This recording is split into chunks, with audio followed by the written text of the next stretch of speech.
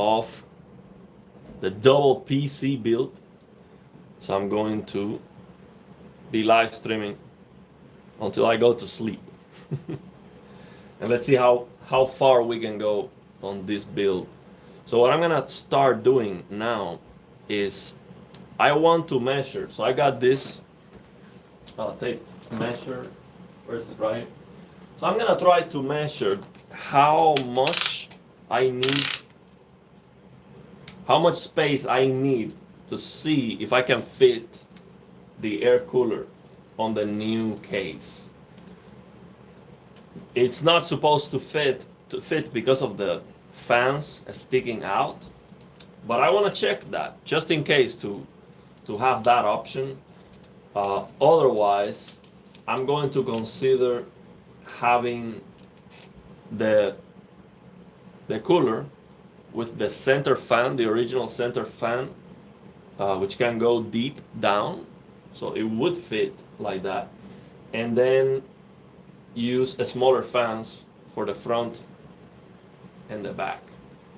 I might do that because the thing is, this is the bigger case, bigger case, 5090 is a bigger GPU. It's like something feels strange to have the 3080 smaller GPU on the bigger case. Yeah, let's see. It's gonna be fine either way. Also, I have the cable management of this case already. So, I mean, I work so hard on that cable management.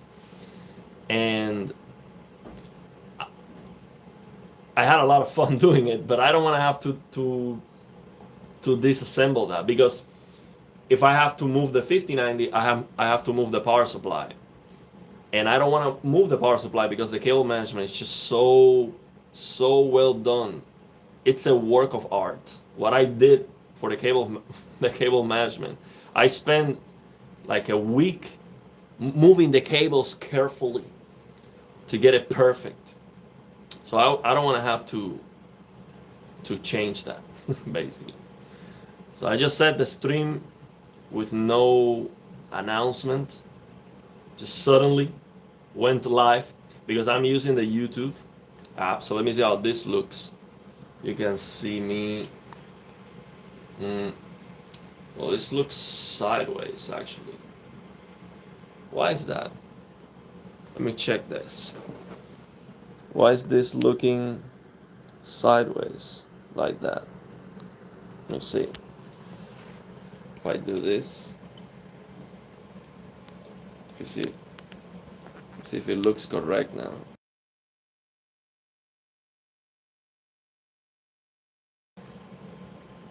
To answer, tell me what it is.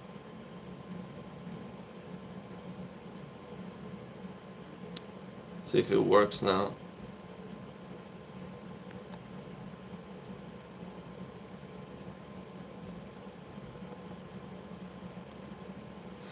Okay, let me figure out this camera situation here.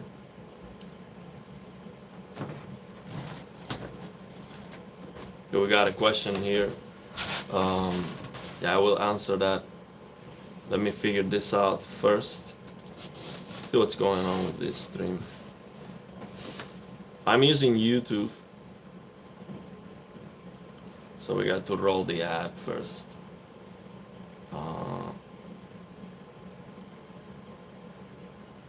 Okay, let's see.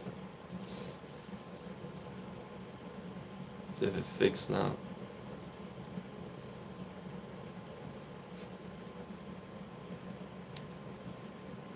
I cannot see anything. I wonder what happened.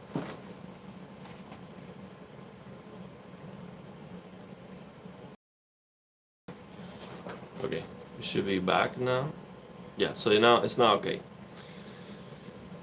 Okay, so welcome again.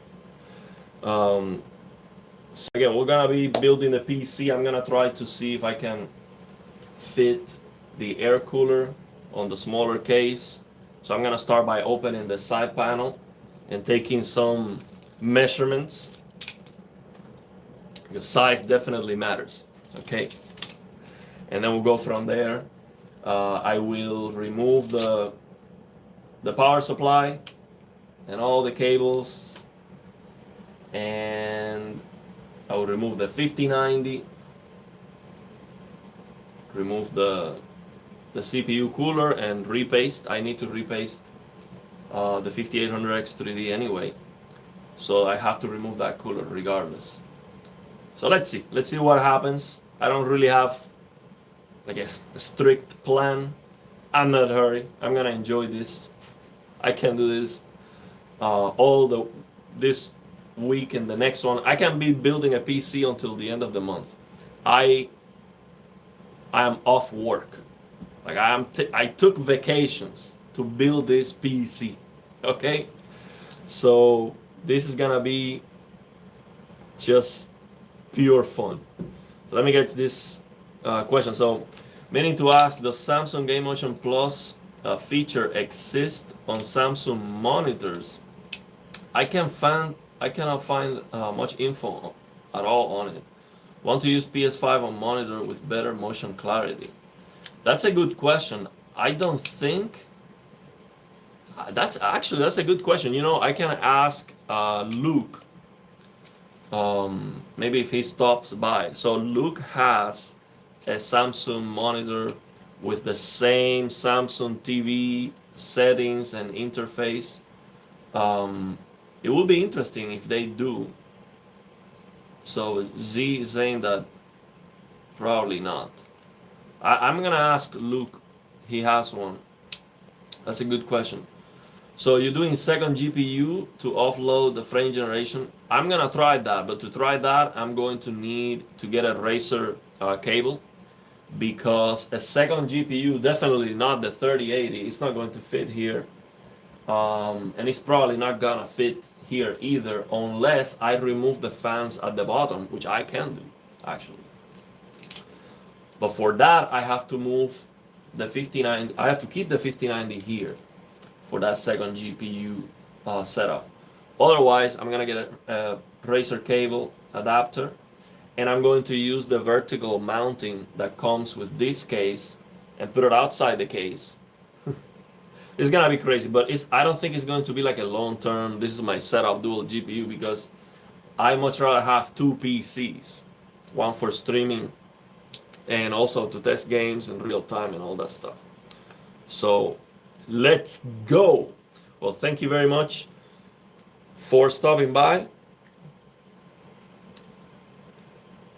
Oh, so you're saying you saw it, Game Motion Plus being grayed out in a video? So if it was grayed out, it was probably because they were using PC mode. If there's a console mode like on the TVs, it would not be grayed out. That's a good question. I'm gonna ask about that. So we've been using lossless scaling and RTX video to max out esports tournaments on my 500 Hz 1440p monitors. If I had an eGPU to offload the frame generation, I could do crazy things. I think that's where frame generation is going to really shine, when you don't lose any performance at all. So you don't lose the base frame rate. Now let me start by measuring, and I try to see if I can fit the CPU cooler, the air cooler, in this new case, just to check. It is not supposed to fit with the big fans, because they are sticking out due to the memory. But maybe I'll try it. I have to open this anyway. Let me unplug the power. So no power.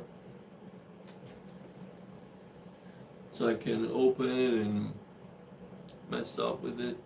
So where it is. Here it is. So let's go. To take this side panel off, it's from here. I don't want to touch it though, because Then I have to clean it. I'm gonna try to not touch it.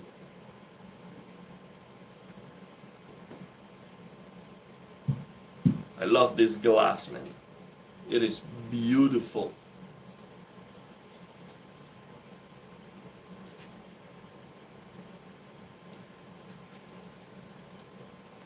I put it right here.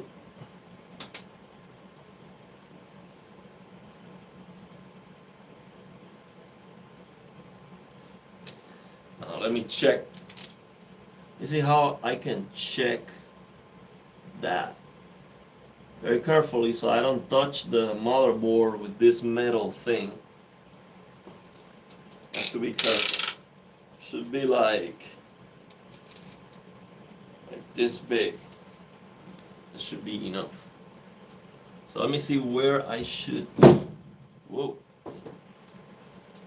What was that?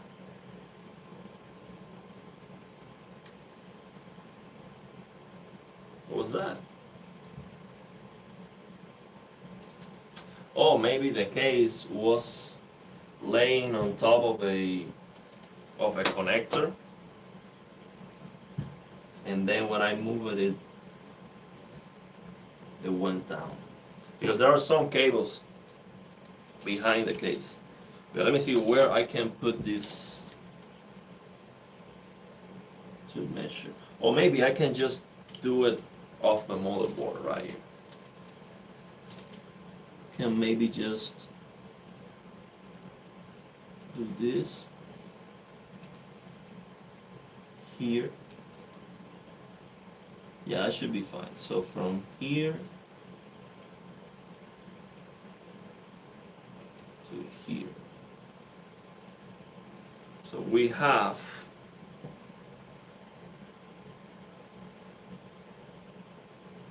8.5 centimeters.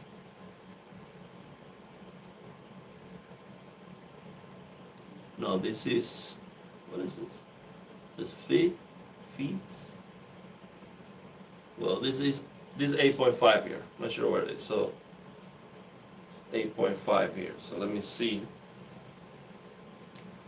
I know where I need it, so that's what's important. So let's see now here. I need this much space.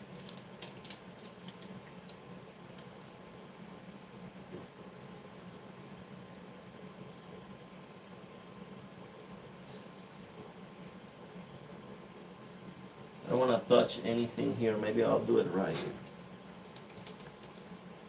Right here where the screw is. Should be fine.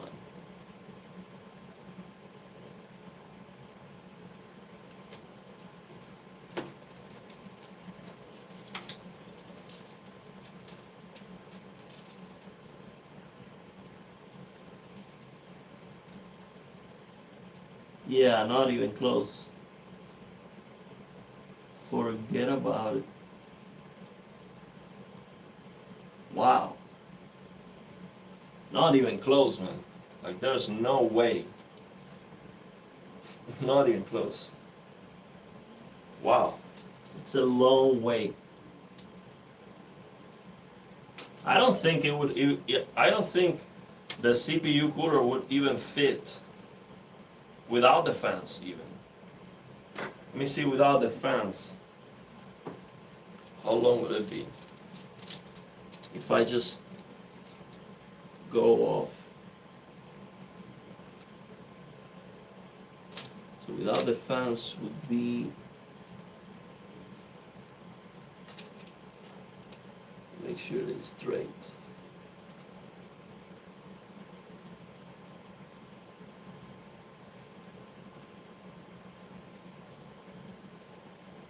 Right here on the 6. So without the fans it's on the 6. Yeah, without the fans, it will fit.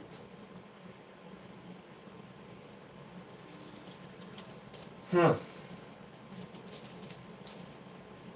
I don't know if I I should try, but I want to because I would really want to keep my cable management. What do you think? How's it going, George?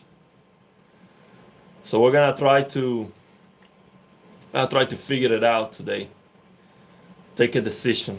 I really want to use the bigger case, man, because the dual GPU could work maybe if I remove the fans from the bottom of the case. It just, bigger case 5090. I think it makes more sense. Somebody said just use the air cooler on the 9800 X3D. It's gonna work. That's a good idea. But this liquid cooler looks amazing. I want to use that on the 5090 PC. So yeah, that's what we're gonna try to figure out today. Yeah, thank you very much, George, for supporting the channel. Already over 6 month membership. Thank you for sending me the supporting bracket for the 9800 X3D. Yeah, so here's the situation. The new case is smaller, and I don't think the air cooler is going to fit. Well, I don't think, no, I already measured. It's not gonna fit with the fans sticking out this much. It would fit with one fan in the middle pushed down. That's going to fit. And then I would have to use smaller fans, or I can just replace both fans and use I could use 2 of these fancy fans, or maybe just 2 of these. The performance of the cooling is gonna go down, but it might still work. Or I might use 3 fans, 1 here, 1 here, and 1 here. I just don't have I don't think I have the additional bracket for that, but no, it's not gonna work because I don't have, a different fan is not gonna work because it's not going to have these, I don't know how to mount a different fan there. But I can use it with a single fan though, and see how that works. That's not impossible. Let's see. So that's the situation. I would like to have the 5090 here. And also I already did the cable management on this case with that power supply, and it is so good, man. It is a work of art, and I would have to completely remove that and do it again. And then do it again with the other power supply, so 2 times. But it's not a laziness thing, it's that I'm so happy with the cable management. And if I put the new motherboard here, I don't have to touch the cable management. All I have to do, I would finish that build so fast. It's just put the motherboard with the liquid cooler, 5090, and I'm done. It should be so easy, like everything is done there. And then I just have to build the 5800 X3D PC here. It will be so much faster and easier. From front fan on the other side. Do it then. The bigger the case for the 5090 makes sense. Yeah. I'm gonna try that. So what I'm gonna do right now, I'm going to remove the 5090. I have to do that anyway. So I'm going to remove the 5090 from here.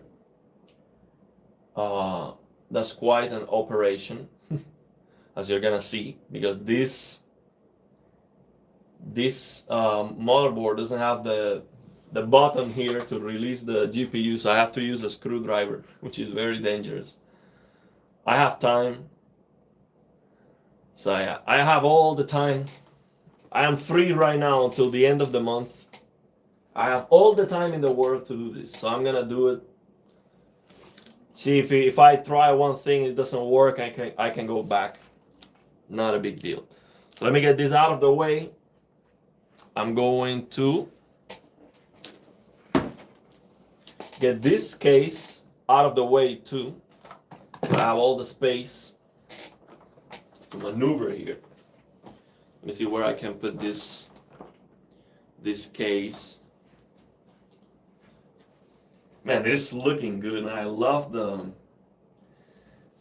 aesthetic of, you know, the motherboard and the liquid cooler. It's so beautiful, man. Love the screen here. Even if it's off, it's just a glossy screen. It looks like a mirror. The screen here on the cooler looks like a mirror. It is so clean. Now, this case, I do like a lot that it is significantly lighter. The bigger one, it is so much heavier. It's not even close. It feels like it's twice as heavy. Let me get these out of the way. And let's get that 5090 out. Let me get the 5090 box. And I put the 5090 box here so I can make sure you can see this well. Yeah, I can see all the table there. So I'm gonna get this 5090 box open.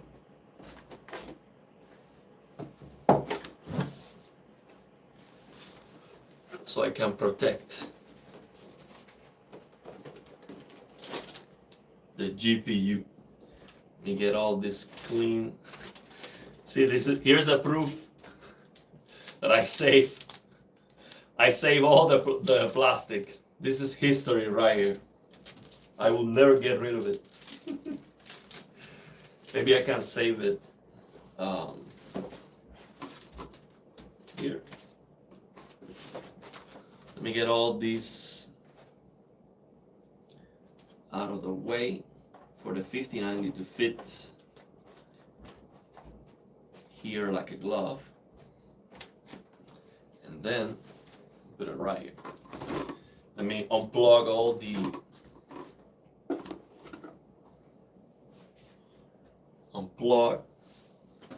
all the cables from the case.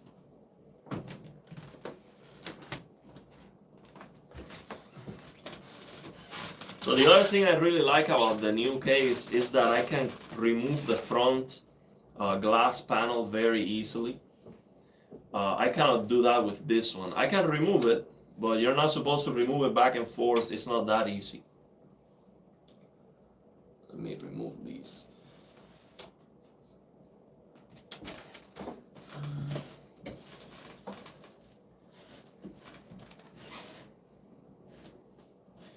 This is a tank, man.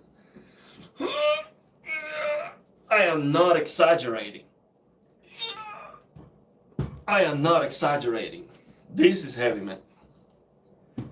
This is 50 pounds, easily, 40, 50 pounds. With a 5090 and the air cooler, this thing is a tank. So yeah, imagine. I think with the 360 it will be even heavier. So yeah, let me get that 12 pin out, man. This connector is such a hazard. Have to be extra careful. Now let me change the camera so you can see this better. You don't want to use the screwdriver. I broke a motherboard latch doing that once, but I don't have another way to do it.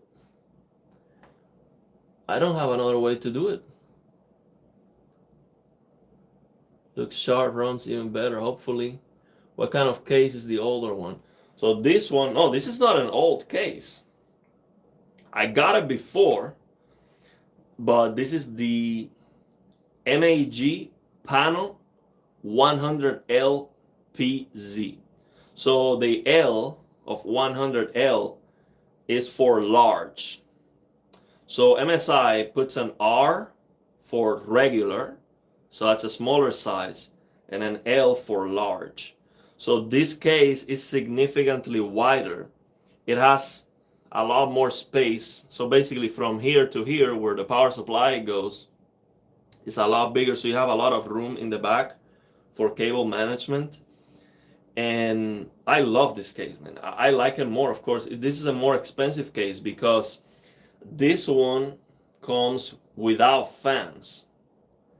So you have to, get the case for like $100 if you get it discounted, or $130 with no fans. And then the fans are more expensive than the case itself, especially if you buy 10 fans or buy 7 fans and a liquid cooler.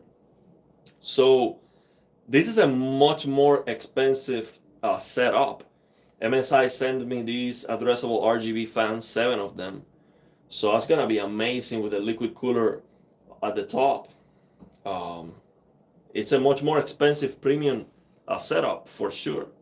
Now the new case is a case that I would buy before I had this, because right now it's like $80 and it comes with 4 fans. So if you think about it, 4 fans could be $10 each, let's say, and they're probably more expensive. So that's $40 already. And then the case is another $40. I mean, that makes sense.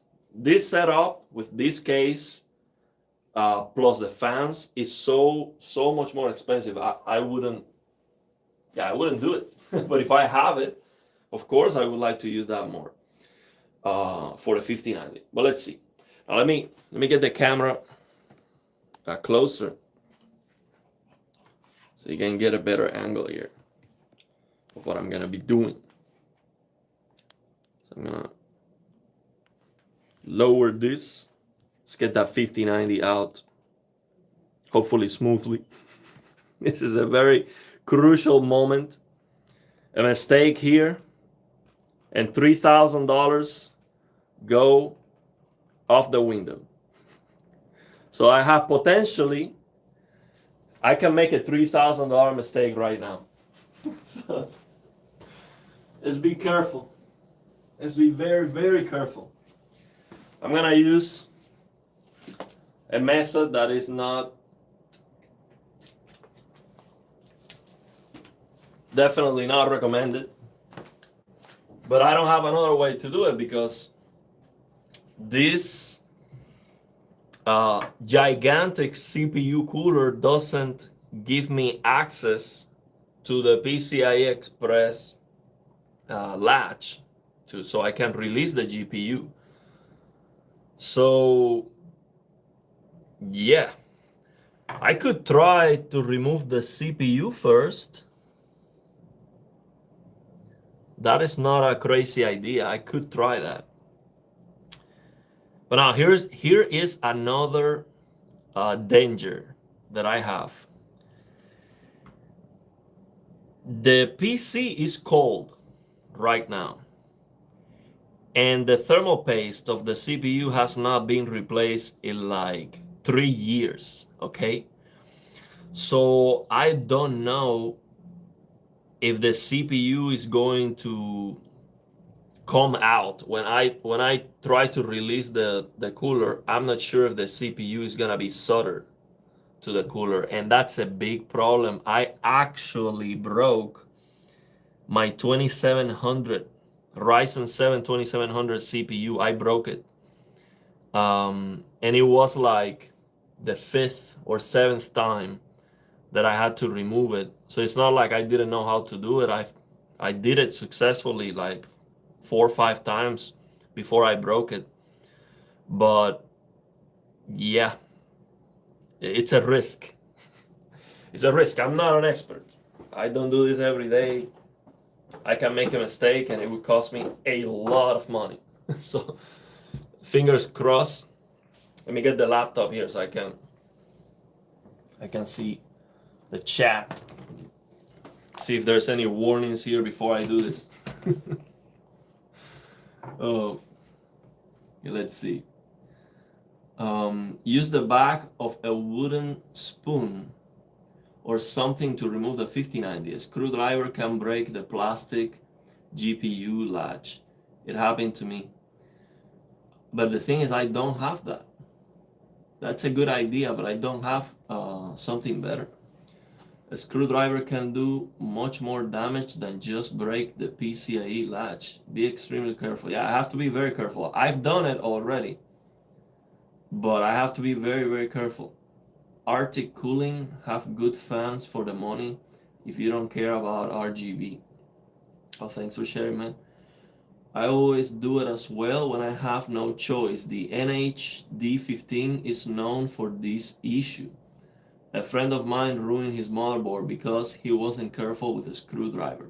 And the thing is, this X570 motherboard, Asus stuff, it cost me $210, which is the same the new B850 motherboard cost. This B850 Tomahawk Max Wi-Fi that I got for the 9800X3D cost the same. So it'll be an expensive mistake too. Oh, there's a space where I meant for the front fan to go if it sits lower there.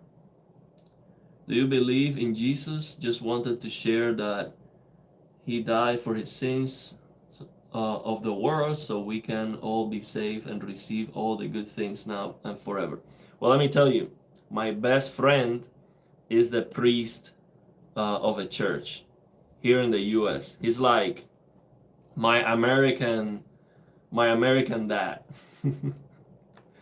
Remove the CPU first if you can. Just remove the cooler first, bro. You need to replace the CPU anyway. Okay, so you think it's gonna be easier to remove the CPU? Let me try removing the CPU fans first and see how that goes. Well, let me get rid of the hazard here.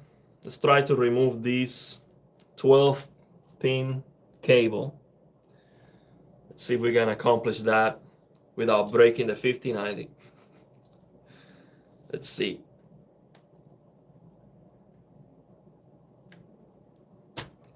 We did it. Oh man, it's so tough, but it was definitely easier than the first time. We got it. Man, I was sweating just for that moment.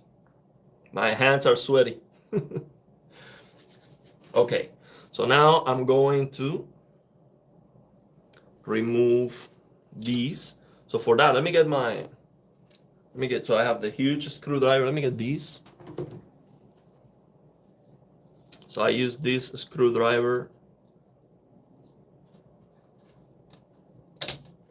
just like that. And this one should be easy to remove now.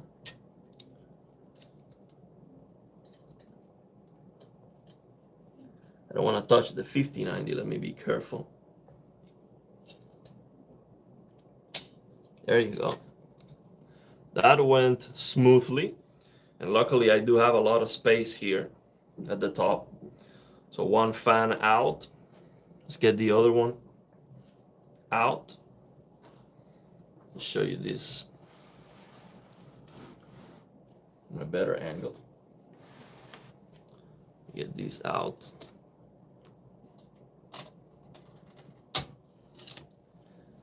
Now,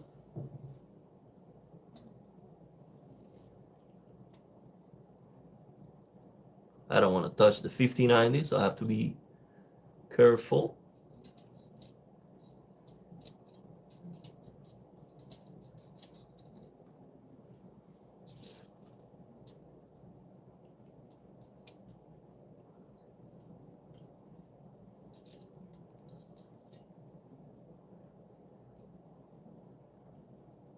I think I'm gonna have to use the screwdriver.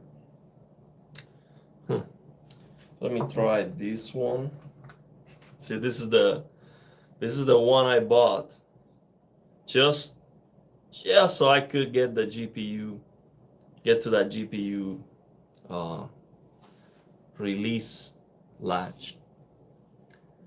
This one, I just need to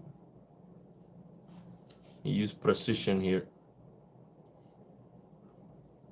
No.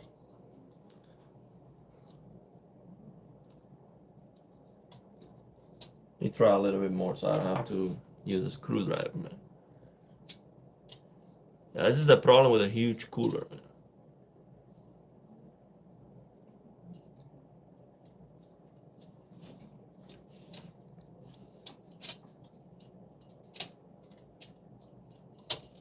There you go, I think we got it.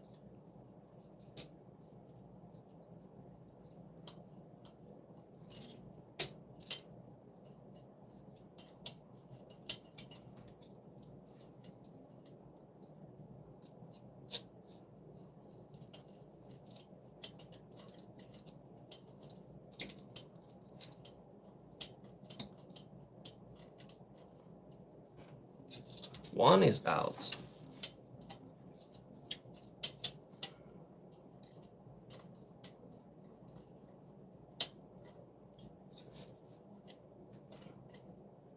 It is stuck, man.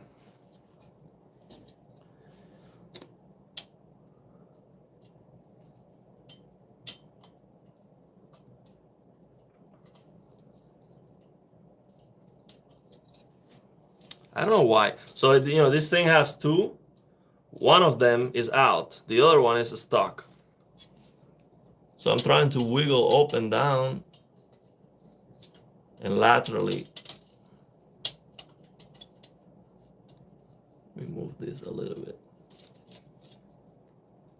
I don't want to touch the 5090 so I don't scratch it.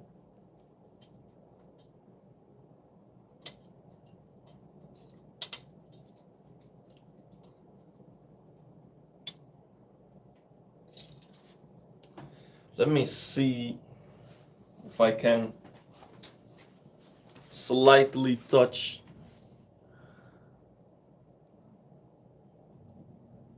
I'm gonna surgically reach.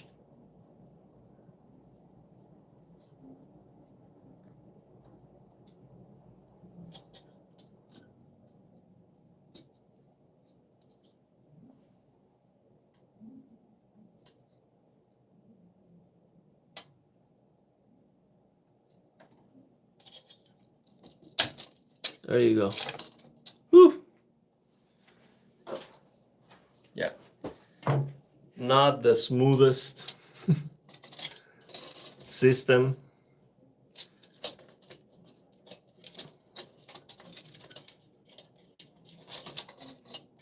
I've done this many times and I always struggle. Let me remove this now.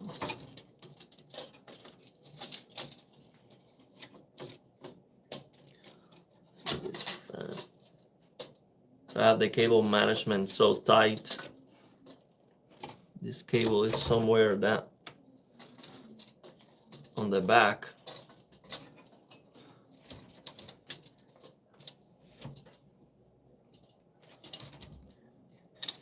Let me remove this. I'll remove the cable for the fan. See if I can.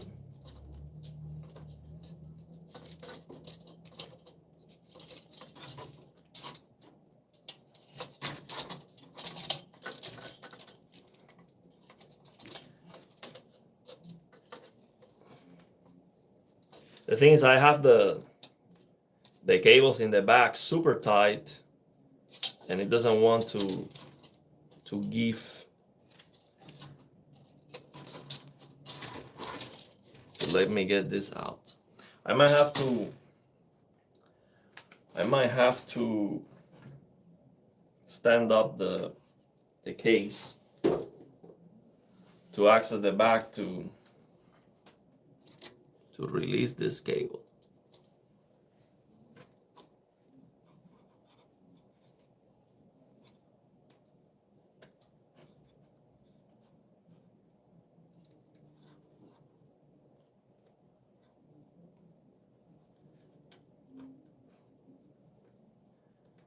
Oh yeah, can you imagine that PCIe was melted? Let me take a look at it.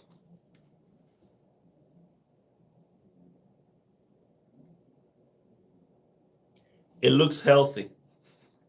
The cable looks healthy. That 12-pin cable is such a mess.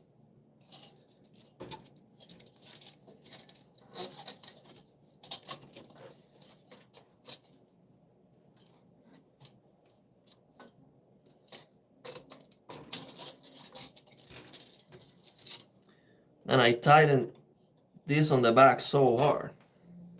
I'm gonna have to open the back to. I don't want to because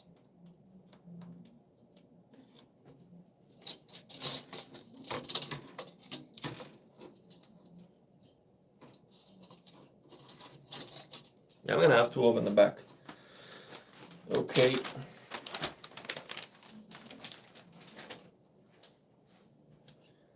So I'm gonna have to hold it with my hands here so it doesn't touch the 5090. And then the thing is, this is so heavy, man. I don't want this to go down and hit the 5090.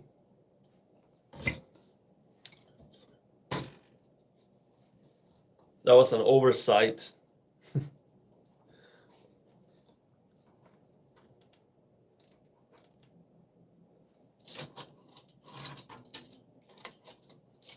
I just won't. Okay, so I'm gonna do this. I'm gonna try to hold these two together here. Tilt the case. Let me try this. Let me see if I have a cable I can use. Yeah, I'm gonna do that. I'm gonna use a USB-C cable I have over here.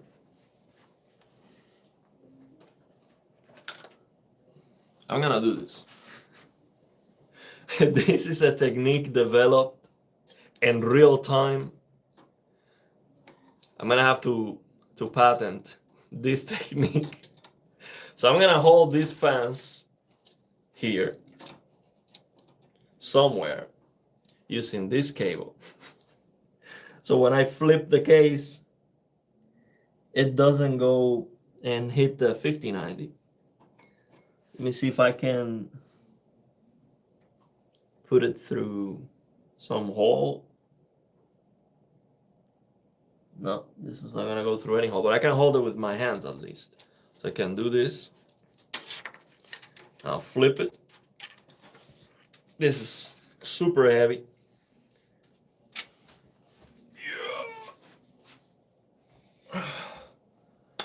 Now let me show you. I'm gonna show you the cable management in the back so you understand what I'm saying. You understand why I don't want to have to remove that. Now work. This is a piece of art, what I did here in the back.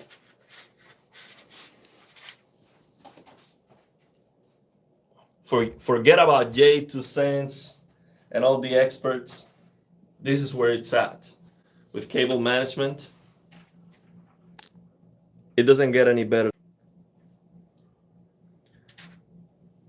So let me make sure I don't touch the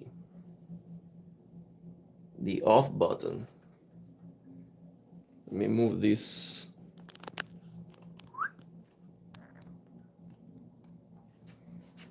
So check this out. I'm gonna show you.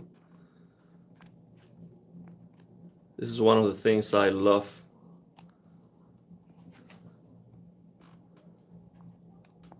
About this case. Look at the cable management there. It's like nothing, right? So we open here and we reveal, oh, there's a screw here. Where was the screw? Oh, there's a screw here that I have to remove. Let me remove that first.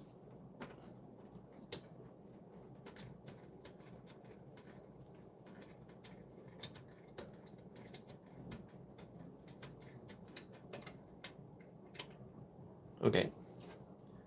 So now, can do this. Look at that cable management. Let me get rid of these.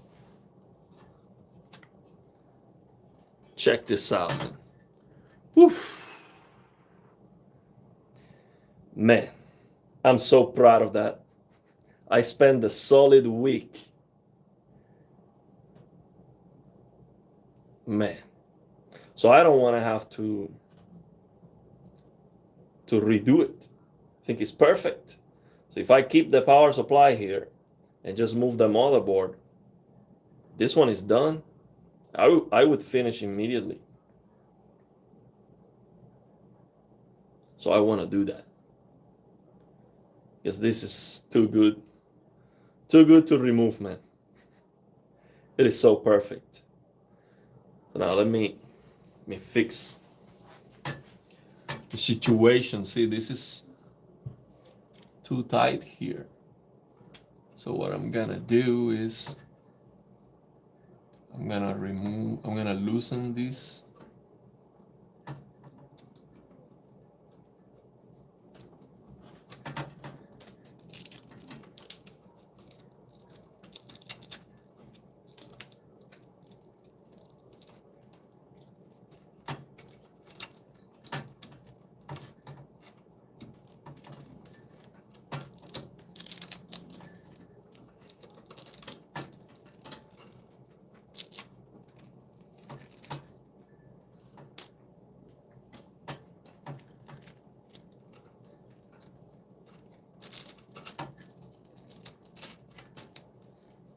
That's it. So now I can remove the CPU cooler. Now let me get this back.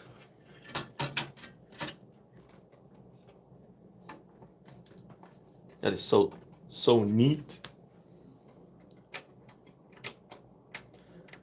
Also, this case has the anti-sag bracket.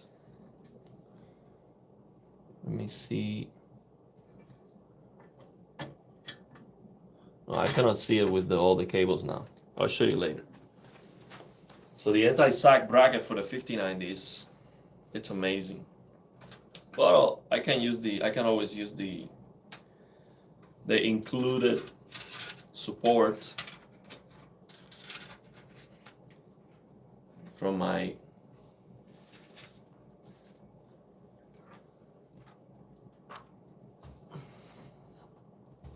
gaming Trio 5090.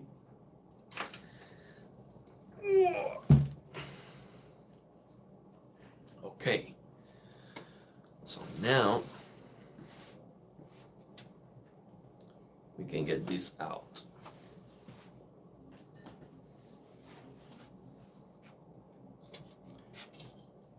I can remove this. See, this technique, it worked. So all you need is a USB-C cable. It has to be USB-C, okay? You have to check the speed on the cable too. Otherwise, it might not work. No, the MSI didn't send me another power supply. So what I'm gonna use the Seasonic that I have from the previous PC.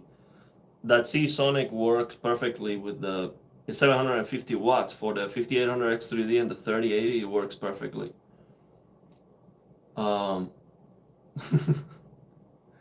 This is like a Super Bowl.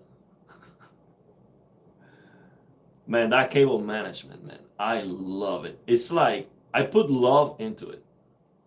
See, these bigger YouTubers, Jace to Sense and all, they are experts, but they've done it so many times. I put love into it. So there was no talent, but there was a lot of love. Not a lot of skills, but yeah, it was all the love of an entire week trying to get that cable management looking good.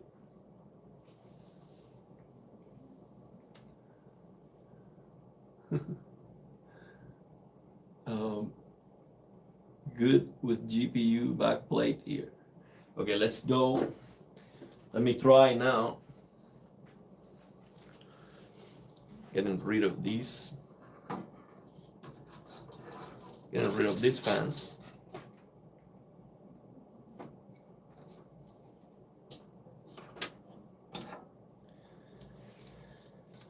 Okay.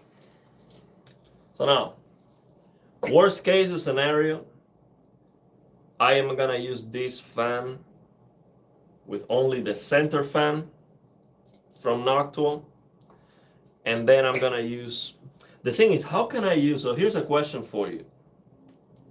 How can I put a regular fan? How can I attach a regular fan to this cooler if it doesn't have this, if it doesn't have these holes here? See these holes? This is the problem. I would need these holes on a regular fan to be able to use it with a cooler. I don't know if I'm missing something, but I don't see a way to use regular fans with this cooler. So let me know if you have a solution for that. But I'm gonna try it anyway, because I really want to keep the cable management and keep the 5090 here, and get the liquid cooler on the top. Yeah, it's the bigger case with the fancy, fans already installed, and yeah, it's gonna be so much faster for me too.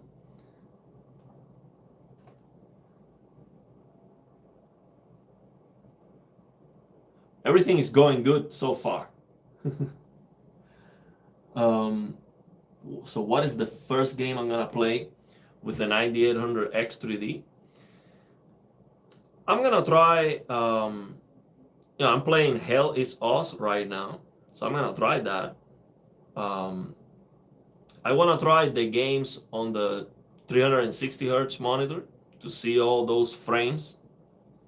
I'm gonna try Rise of the Ronin. That's another game that I'm playing right now, and it runs like a virus. I mean, I've never seen a game where the CPU is 100% maxed out on every single core almost all the time.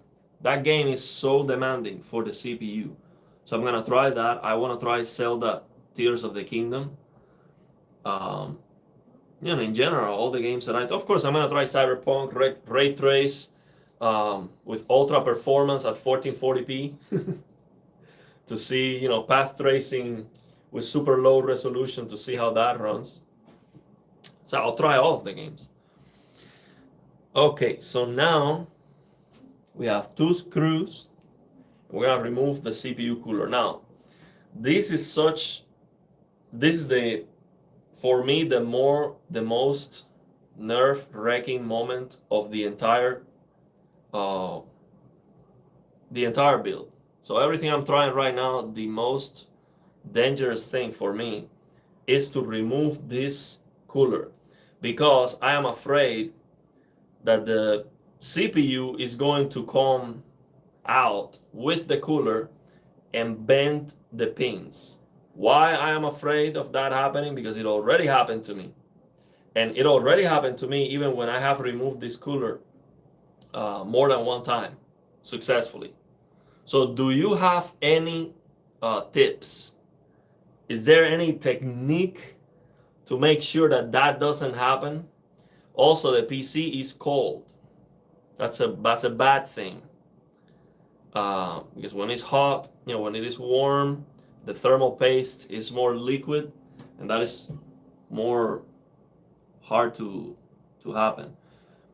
Can you press down on the CPU while you take out the cooler? I can try to, well, I either press out or in. I cannot do both.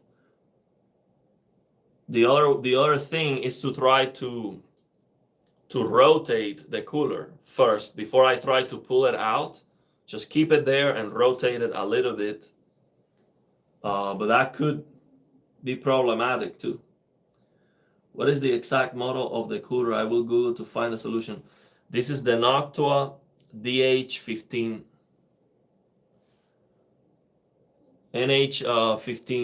D or something. I forgot exactly, but you're gonna find it. It's the big Noctua air cooler. It has been around forever.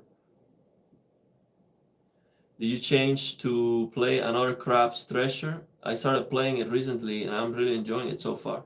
Yeah, I'm gonna try that one for sure. That seems to be a good one. So let me see, Benny. It's 120 millimeter holes. I use Noctua 120 millimeter fan there. Don't remember any issue from the top of my head. Twist it first to loosen the paste. Okay, I'll do that. I'm gonna twist it first. Now let me get my long screwdriver. I have a Phillips screwdriver here that's very long.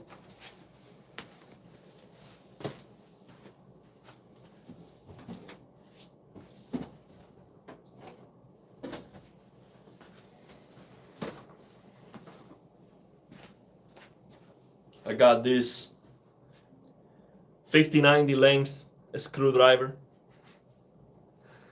for these.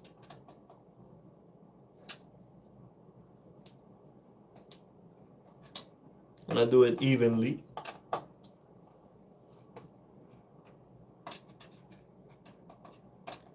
Replacing the thermal paste on this one is so overdue. It's crazy.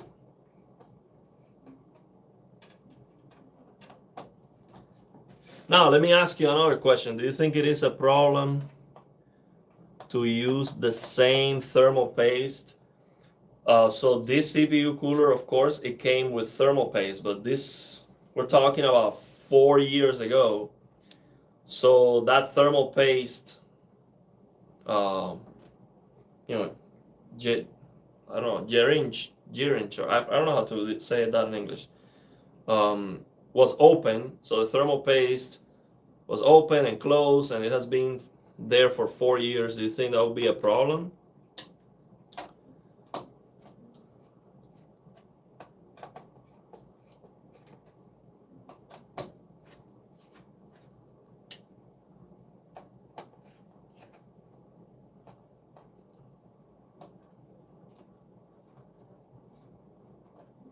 Okay, it is loose now.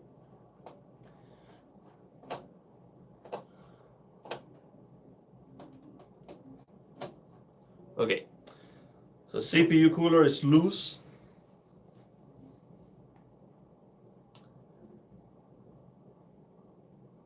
Yeah, the solution is to run the PC until the paste warms up. Yeah, I knew that actually, but you know, I had to wait and all of that. One thing I can try though, I can try to turn on the PC without the fans. Maybe it will give me an error, but that could heat up the... What do you think about that? Should I turn on the PC with the fan, without the fans? Or I can connect the fans, but not cool the CPU? What do you think about that? I connect the fans so the PC thinks that the fans are on, and then I fire up a game, and we go up to like, you know, 80, 90 degrees. That's not a terrible idea, right? I have everything connected. Well, I would have to connect the GPU back for that, which is not something I want to do. I don't want to have to connect and disconnect, and you know, too many times you do it and your 5090 is gonna blow up. So it's kind of risky. Turn it on, do something to make the CPU stress. Okay. See what Buddy says. I mean, you should just leave the cooler and use the AIO. I just walk into this. Use a new paste. Would you use the 4-year-old thermal paste? Just use the new thermal paste. Why are you removing the air cooler? So I'm removing the air cooler to see if I can make it work on the new case. So I'm gonna remove the 5090, the air cooler. First the air cooler, then the 5090. Then I'm going to unplug all the all the connectors, and I'm gonna try to fit this cooler on the new case with only one fan in the center, and then we'll go from there and try to figure it out. So I don't need to have the 5090 active. Download a CPU benchmark. But the thing is, I would have no video. Without the 5090, I have no video. I cannot, do any benchmark. I cannot see to do anything without the 5090.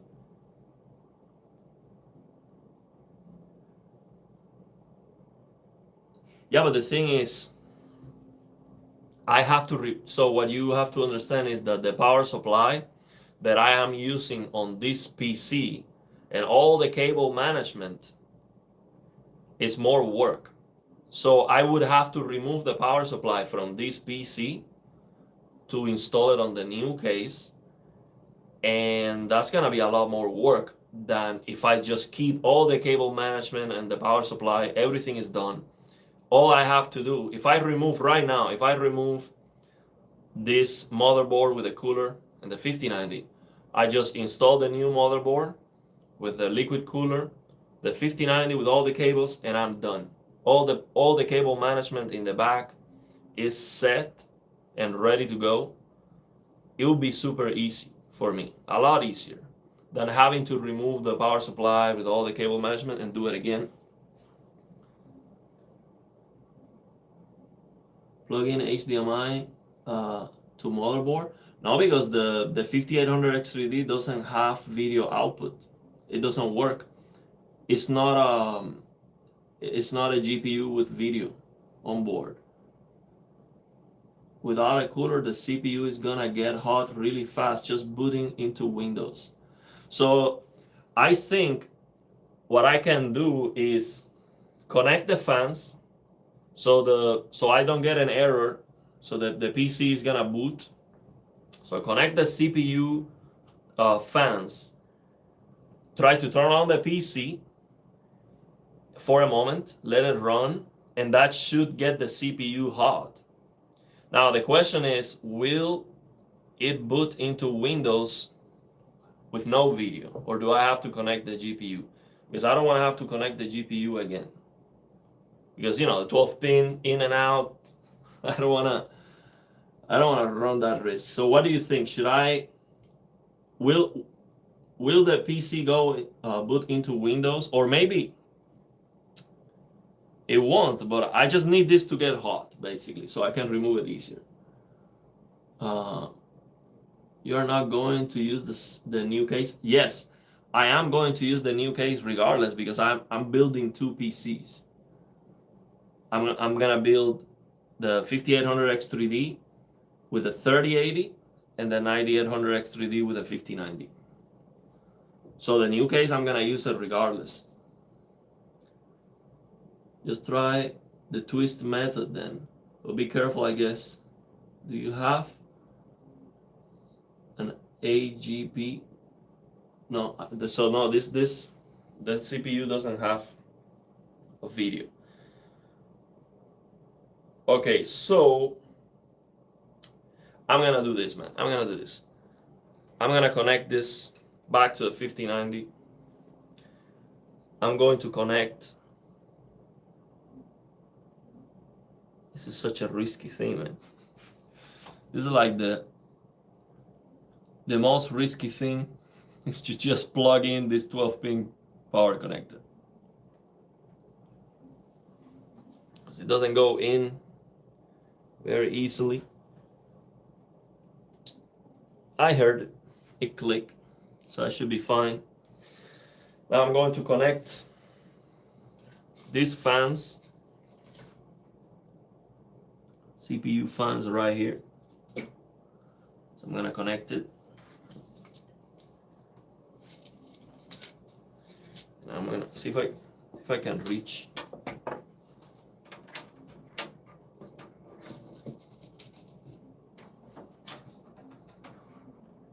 CPU fan. This one.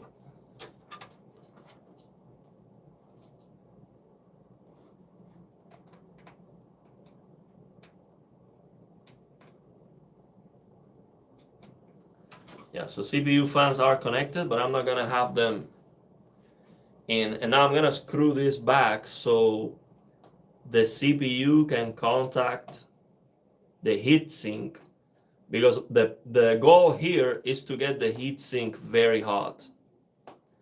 So the thermal paste gets liquefied.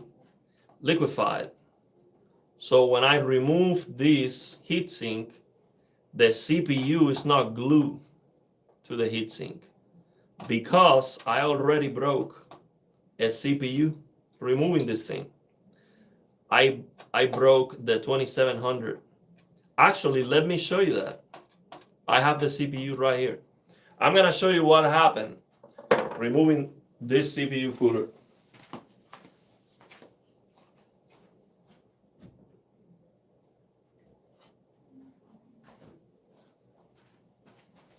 So you understand why this is so risky? Let me show you this. And I wish I could fix this CPU, but I guess I think it should be possible, but it's so hard. See if I can show you this on camera. This is the 2700. Let me show you. This was my previous PC.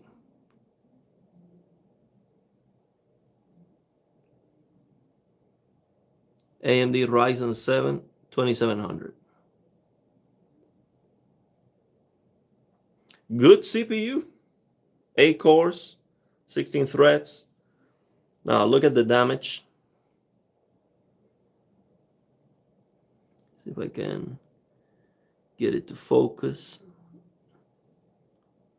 Look at this corner right here.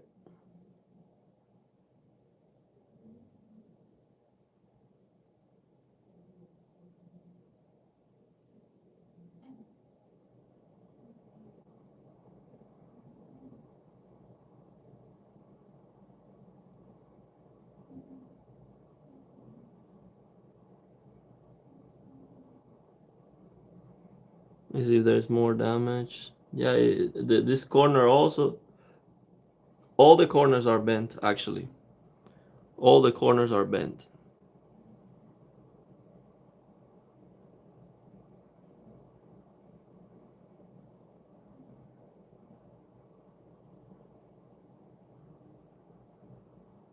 Now, why that happened? Well, it happened because I was trying to use the same B450 motherboard, and I had to update the BIOS. It was a gigabyte motherboard, and it was not working.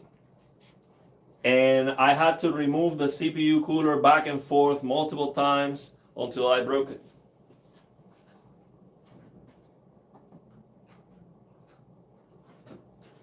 That's what happened. So I don't want that to happen to the 9800X3D because that would be catastrophic. So let me screw this back and try to turn it on.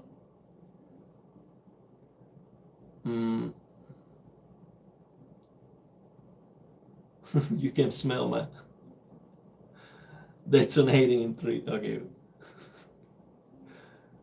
I really don't want to lose the 5800X3D. I mean, this CPU is great. I mean, this CPU, it's okay with the 5090 if you just want to get 60 FPS in all the games. I don't remember a single game where I cannot get 60 FPS with the 9800X3D.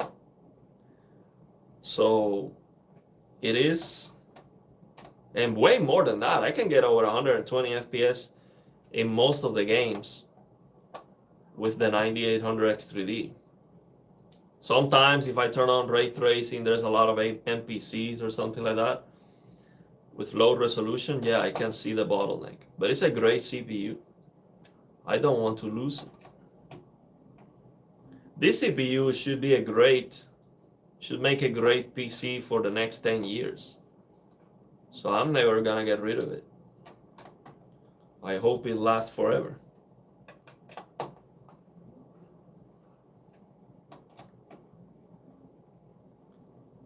So we got the contact back.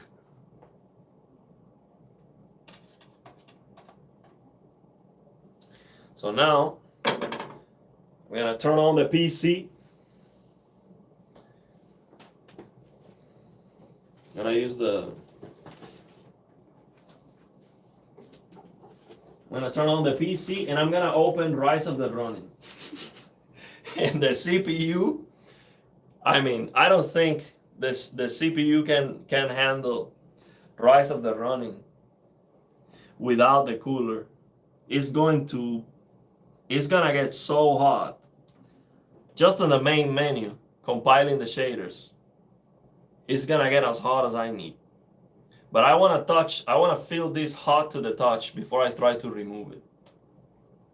I think it's a good idea. So all I need is power. Let me get the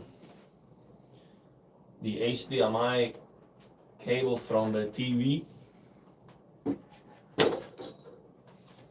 And let's let it burn. Let's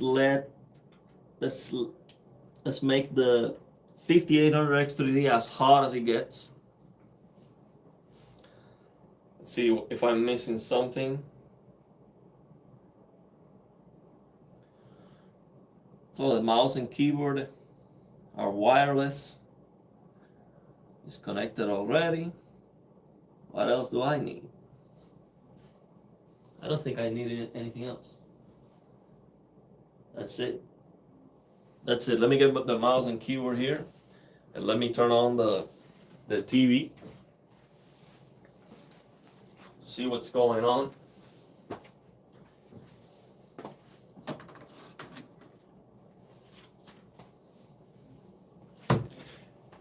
So I'm gonna turn on the PC with no CPU, with no cooling.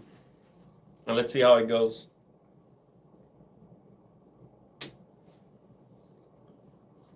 Flip the power supply on.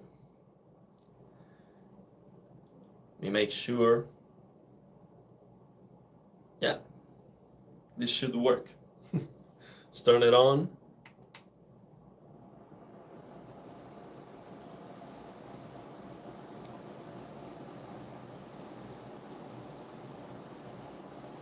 CPU fans are working here. Let's see. Woo. It's like a UFO. Yeah, there's no lights on the motherboard, so everything should work fine now. See if I get video.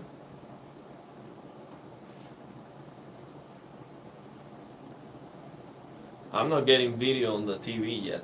Well, that's a Samsung TV, so that's to be expected. It needs to be set up. So it doesn't remember anything. I have to set up the TV like if it was the first day, as usual with Samsung. Okay. You can set up this device manually so you can control it with your smartphone. Do you want to set it up now? No. Okay. Unknown. So the HDMI is unknown. I'm using the PC every day with this TV and it doesn't know. Let me get the keyboard. Where do I have the keyboard? Oh, it's right here.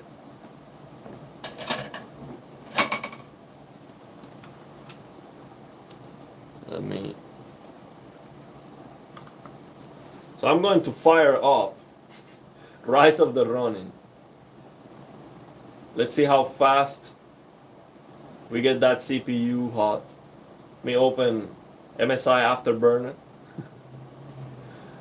I'm gonna check out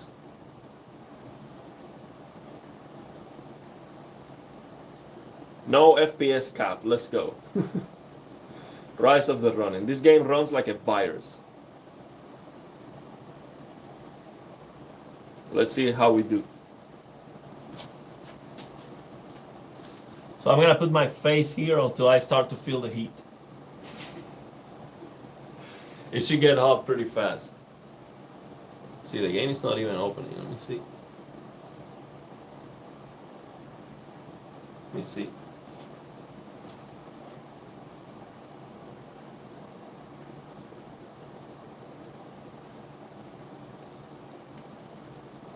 if the game wants to open. Oh yeah, it is opening. Is it crashing? No, it is open. There we go. So I'm looking at the CPU temperatures, 68, 69, 69, 70. So I just opened the game. I'll show you here. Just open the game. Compiling shaders, 67 Celsius. 67. Well, it's doing pretty good for what it is. 67. 66. Oh, I'm impressed. I thought the CPU was gonna go up to 90 degrees very fast. 65, 66. It seems to be stable. Compiling shaders.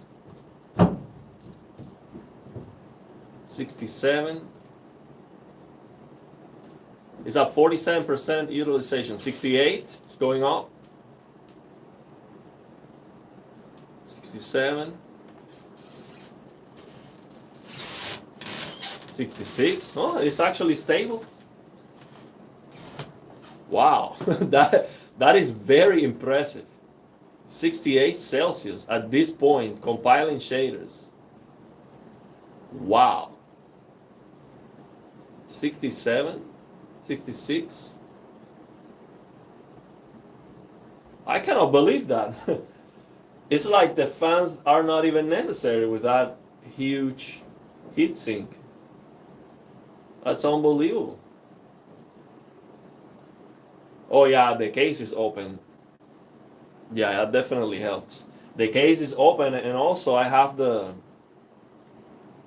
Well, there's no fan blowing. Well, yeah, I have 3 fans at the bottom of the case blowing cool air too. So it's not like we have no cooling. Those 3 fans are definitely making a difference. 68 Celsius still. Let me see if I have a way to zoom in so you can see this. Yeah, I can zoom in. Let me show you.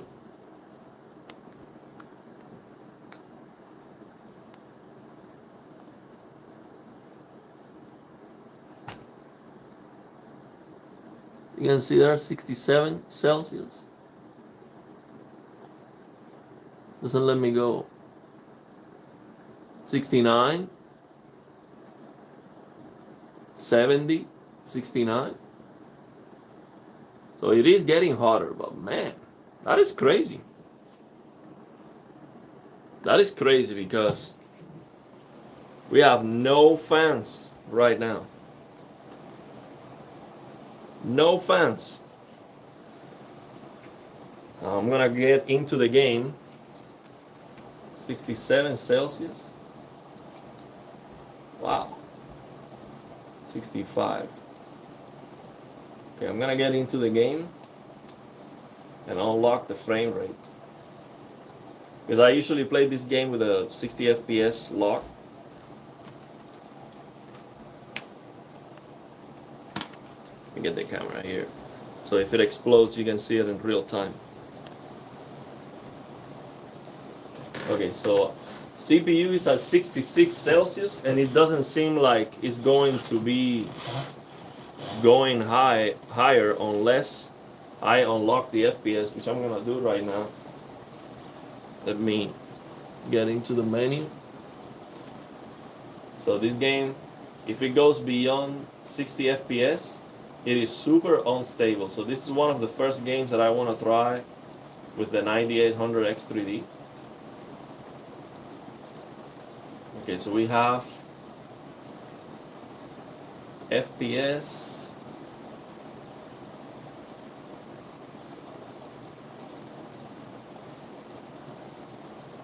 Why is this locked to 60?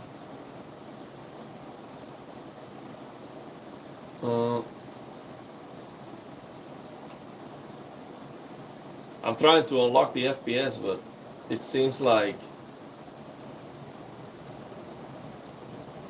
the seems like Windows is at 60 hertz. So let me go and check that.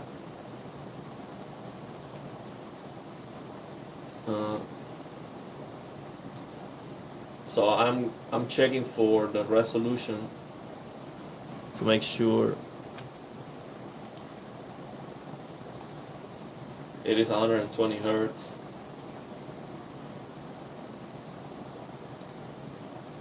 Yeah, it is the resolution is 60 hertz because I'm not using game mode because this TV doesn't remember anything. So every time I turn on the PC, I have to change to game mode and all of that. Let me get the controller.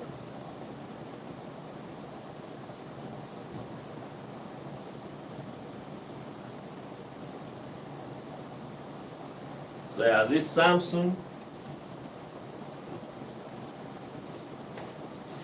I've been using this TV for a long time and it just doesn't remember the inputs at all. You have to select it every single time. So because it's not on game mode, it's not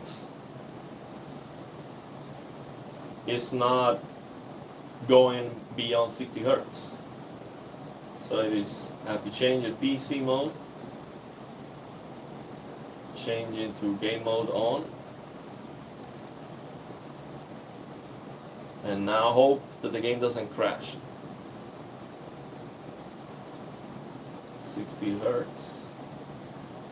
So now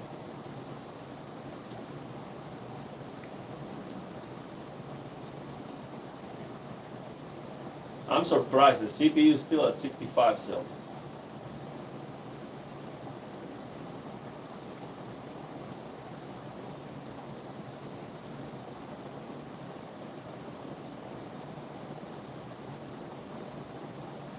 Okay, so now I change it to 120 hertz and I go into the game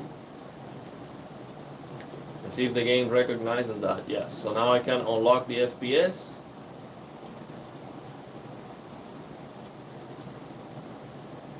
And let's see if the CPU temperature goes up now. Now I'm getting 90 FPS, CPU is going up, 73 Celsius, 71. I'm getting 90 FPS. Let me lower the resolution so I get a higher frame rate.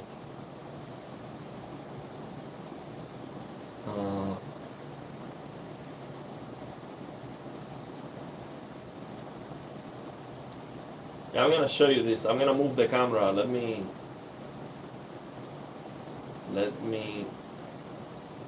change this.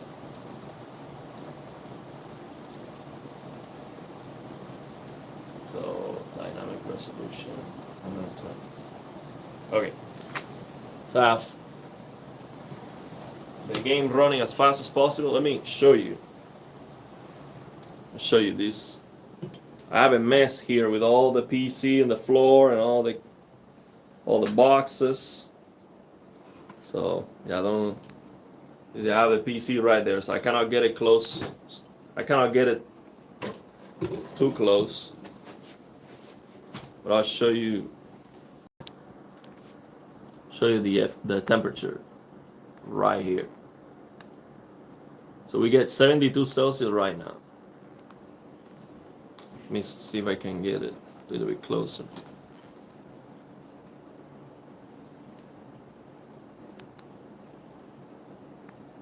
"72 Celsius. Wow. That is impressive, man. 73? I was expecting. Wait. Why is it moving? I don't know. So I was expecting the temperature to go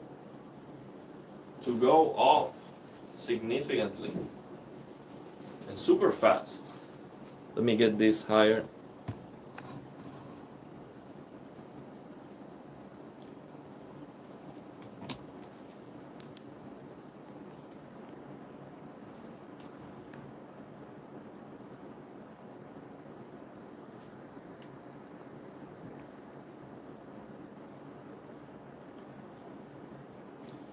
Okay.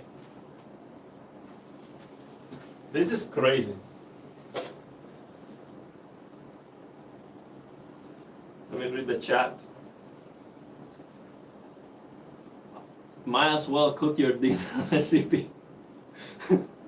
Let's fry an egg. I think this is impressive, man. Because this game runs like a virus. Really bad.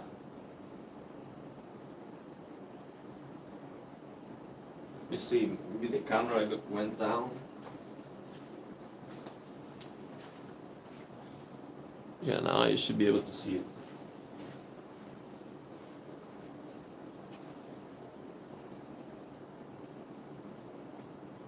This is really impressive.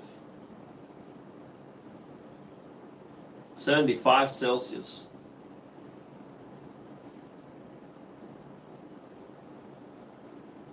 Wow. I think it's the fans that I have on the case that are heating the cooler. Otherwise, it doesn't make any sense. Really hope the overheat protection actually works. It would start throttling the CPU. Basma, you need to swap your air supercooler from Noctua to modern AIO because 5090 under your CPU heat is so much. Install AIO and install AIO radiator to the front. So I will use the 5090 with the new liquid cooler. The air cooler is going to be for the 5800X3D 3080. So we're building two PCs. The TV has Alzheimer, give it a break. Oh man. Yeah, this CPU cooler is definitely great. I mean, we're talking about the thermal paste on this CPU cooler right now is 3 years overdue for replacement. 3 years.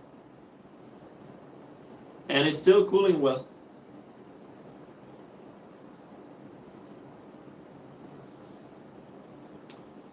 So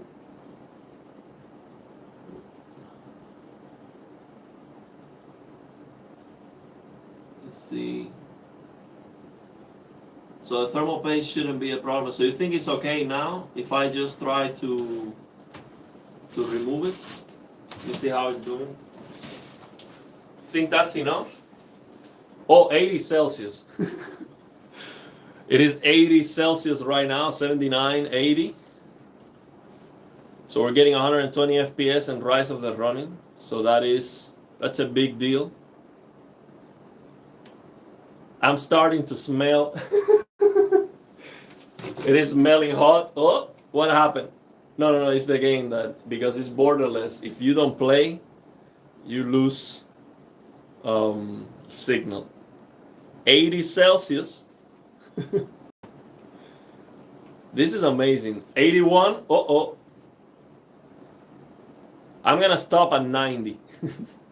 Once it gets up to 90 Celsius, I'm gonna stop it. 79. I mean, it is holding up so well. I am impressed. 82. Oh. We're getting some stutters now. This is impressive, man. Very impressive. We have no fans on the CPU. Only the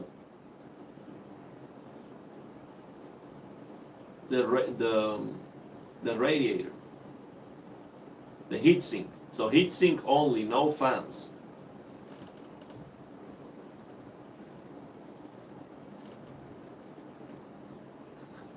$90 watts and 80 isn't good. Move the character around. Think that's gonna make it hotter? Let me try it. Let me get the. Okay, let's move it. Let's play a little bit. 79 Celsius. Let's go. Let's kill some enemies here. I don't know how to play with mouse and keyboard though. I've been playing with the in the same place since the last time we did the live stream on this game. I haven't played it. I like it a lot, this game. 83 Celsius. You're right. So when we start playing, 84. Uh-oh. I'm going to stop at 90.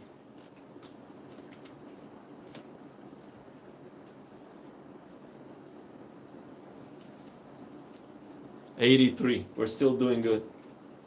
82. Man, this is very impressive. 87. Oh, wow. Now it's going up really high, really fast. 85, 85. Or maybe when I move to a new area. 85.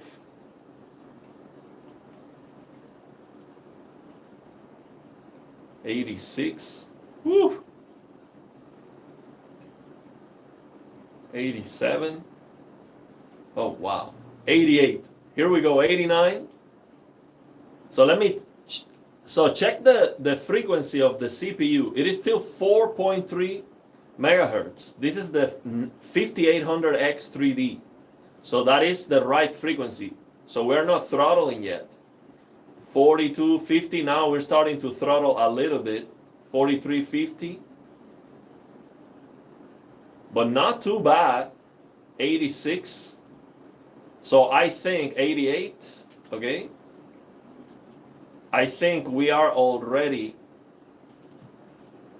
throttling to keep the temperature under control. So this is working amazing. No fans on the cooler. The heatsink, it's a monster. 86. And we're still getting 4,300 megahertz. 4,300, rock solid. 88 Celsius, 87. Wow.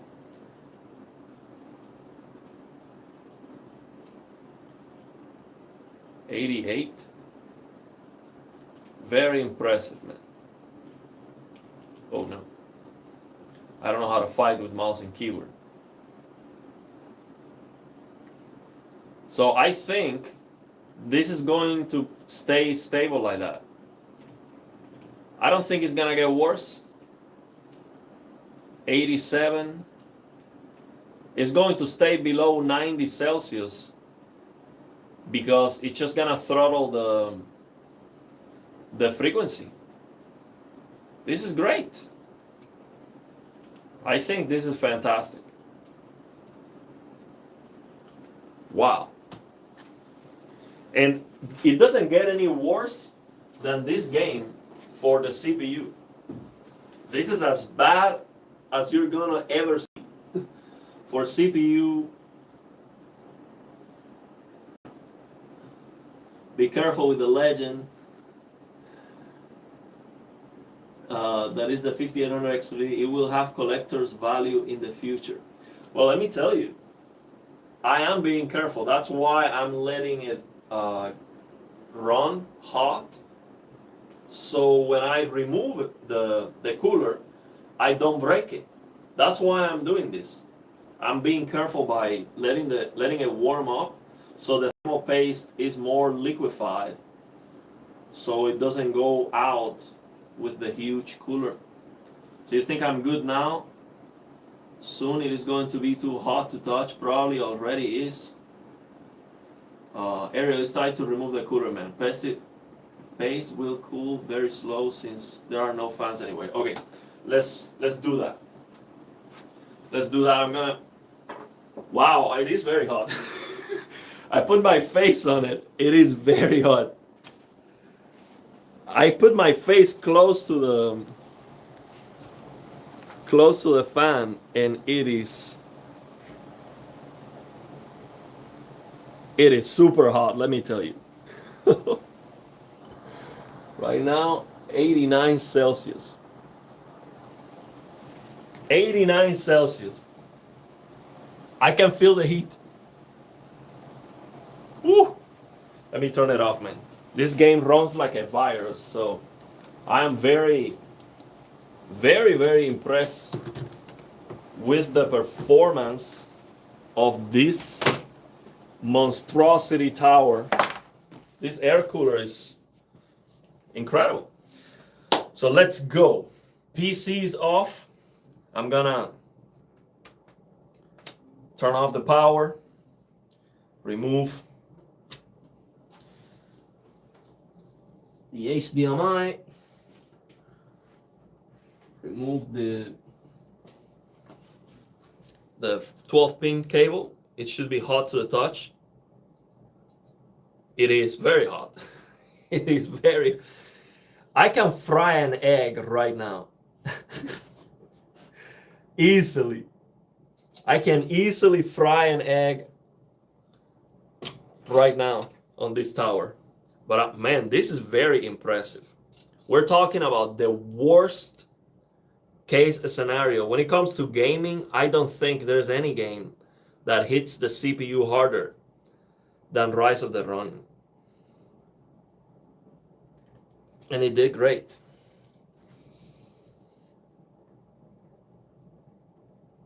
Yeah.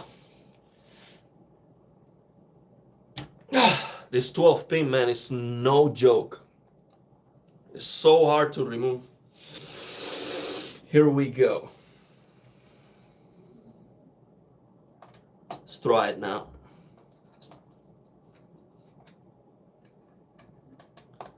I'm unscrewing it evenly, just in case.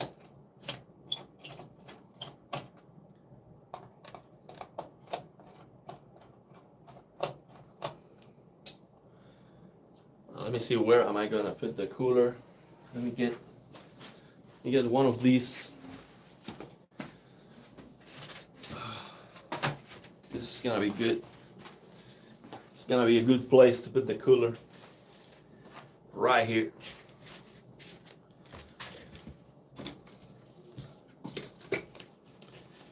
Right here.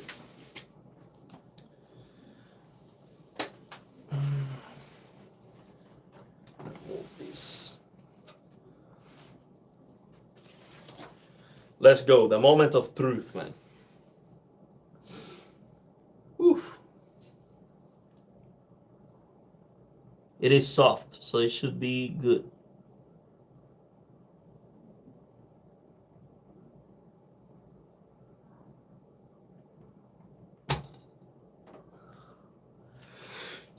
Man, that was good. We did it. That worked amazing. Look at the thermal paste. This is still very hot, but it worked. Woo! Look at that. This thermal paste is 3 years old at this point. 3 years old.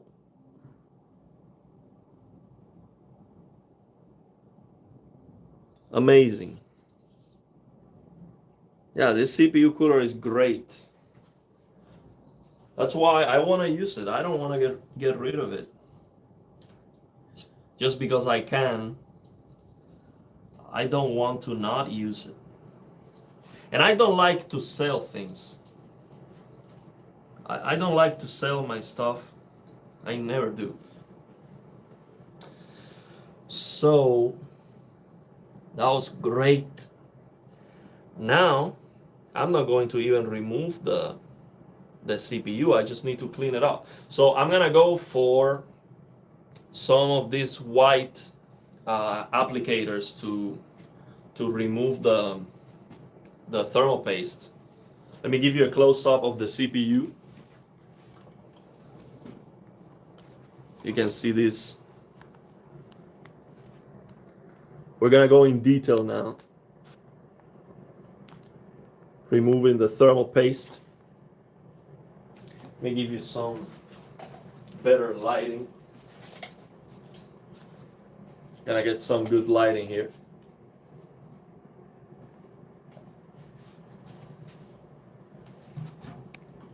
And I'm gonna go for one of these white clippers.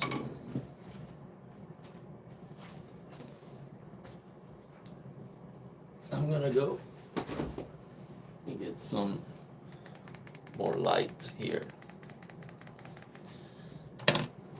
I'll be right back.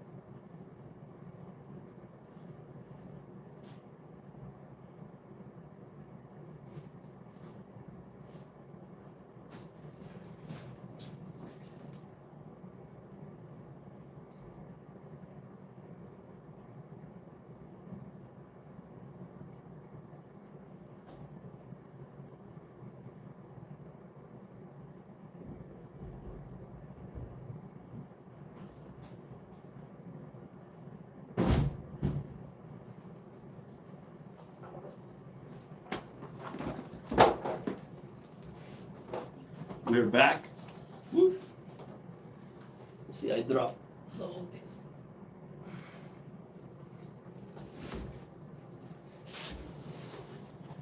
We are back.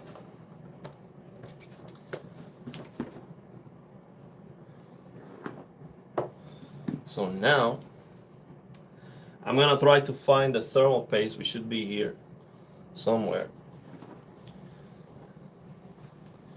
And I'm gonna use these to remove the residue. There's almost none, almost no thermal paste left. Good job, we're doing good. Everything is going good. My cooler didn't stick at all when I took it off. Well, it happened to me, man. It happened to me, and I broke a 2700 CPU, which I'm gonna try to figure out if there's a way to fix it, like a tool to fix the bend things, the bend fins. Okay, so yeah, I'm gonna hurry before the thermal paste starts to get hard.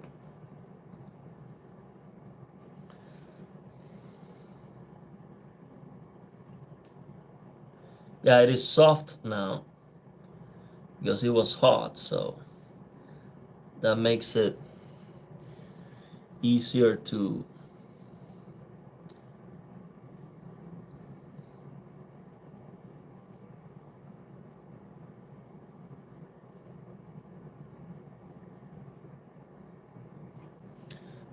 good. I have a bunch of these. I got this at Costco. I have so many of these. It's a huge box that I got at Costco. So I can use these without fear of of running out of them.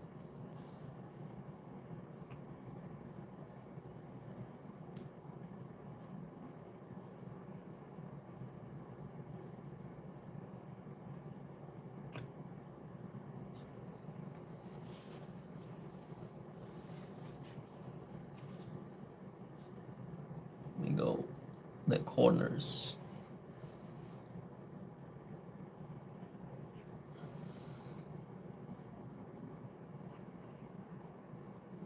Going on the corners.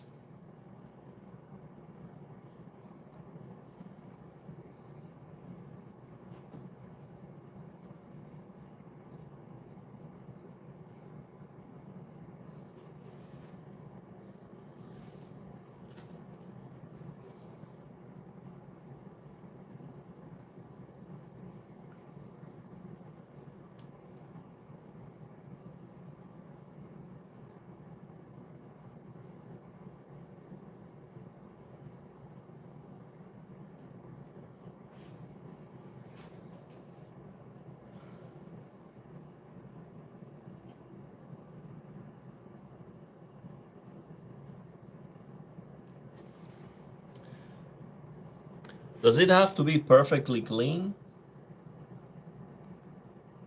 Because I'm starting to see that it's no longer improving too much.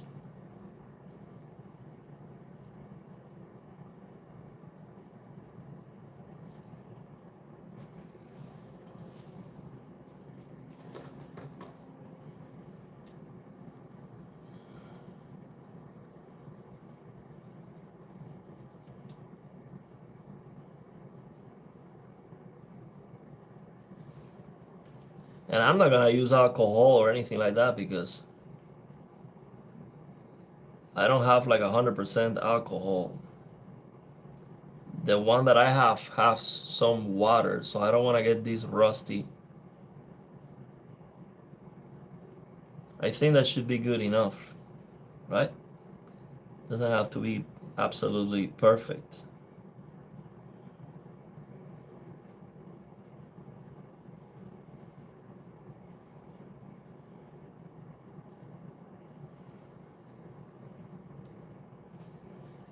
I'll try one more, and then I'm gonna clean the cooler.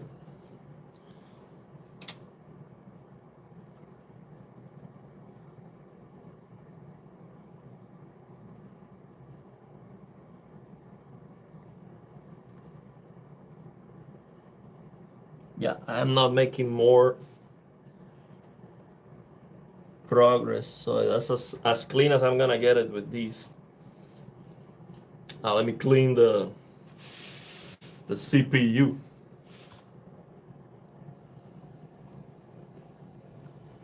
I clean the CPU cooler.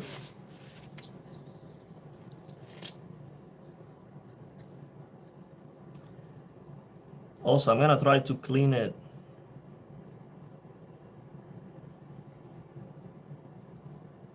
with a blower. So I got an electric blower and vacuum to clean the PC.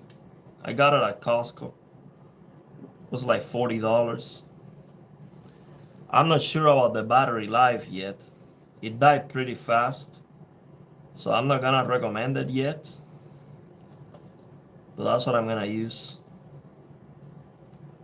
Try to dust this cooler off before I put it back. So this had way more thermal paste than the CPU itself. See if you can see this. It's too low. Let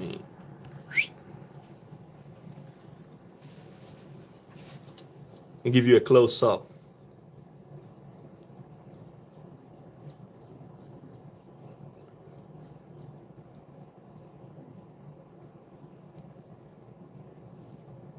Oh, I got my finger dirty. And this stuff is hard to remove.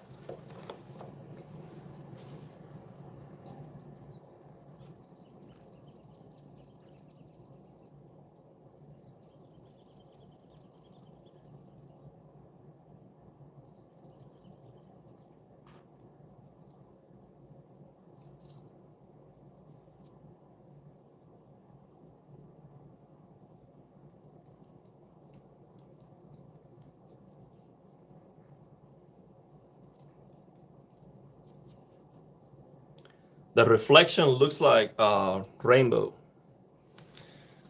It's a color for reflection.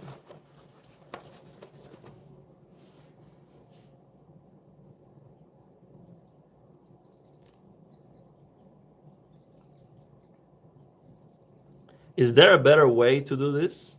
Like a special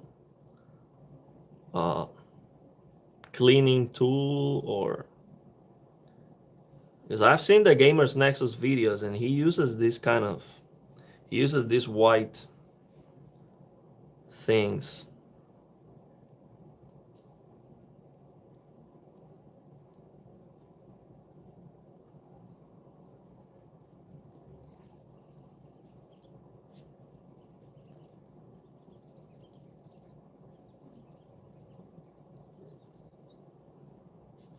I think 3 more should be enough.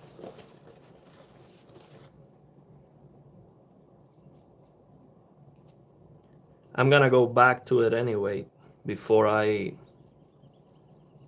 try to repaste it, because I'm gonna blow this off.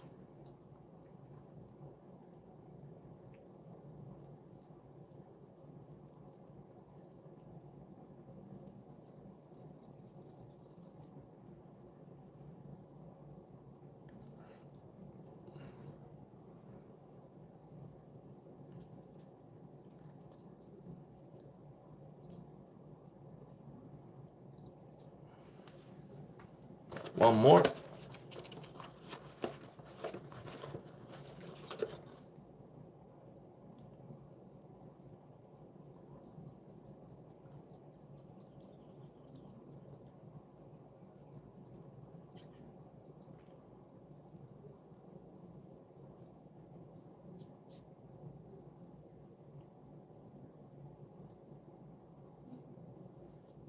Yeah, I think this is as good as I can make it.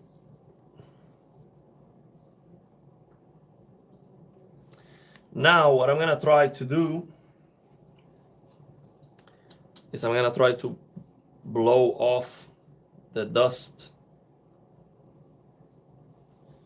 with an electric blower. So let me think. Let me check the chat. We'll go from there.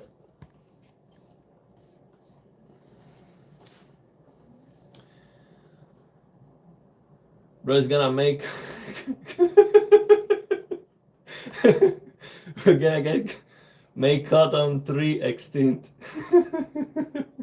I bought a bunch of these at Costco, so I'm rich right now. I'm rich in cotton. I have more than what I can use on my lifetime. You need to have a bottle of isopropyl alcohol just in case for these moments. I do, but it is not 100% alcohol. It's like 85 maybe. I forgot. Do you think it is necessary to use alcohol? You can wipe it with a cloth now, but I don't have a clean cloth. I would need to use a sock or something.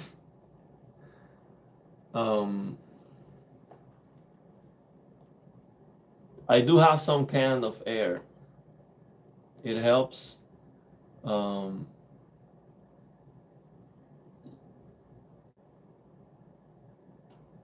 I didn't use water. 90% is the lowest you can use. Okay. So I have that, but I don't know. I don't want to risk putting water on it. I much rather have it not perfectly clean, but without water. But you think a paper towel for the big chunks? Yeah, I do have paper towel. Building PC on drugs would be crazy. Yeah, I don't do any drugs. Okay, so I'm gonna try this. I'm gonna use the Gamers Nexus bought all the USB sticks at Micro Center, and Ariel bought all the Q-tips at Costco. So I'm gonna try this. Let me get the cooler out of sight, so it's not on top of the PC. I'm gonna put it on the floor, and then I'm gonna try to blow off. Let me get this lower, so maybe you can see. So I'm gonna put it here on the floor. This floor is a mess. Right now, this is a mess. It's full of cables. And I'm gonna show you. Let me get, where's the blower?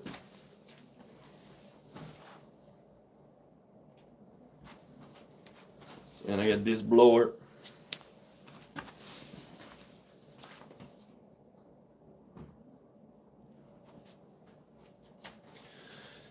So now Let me see if you can see this. Yeah.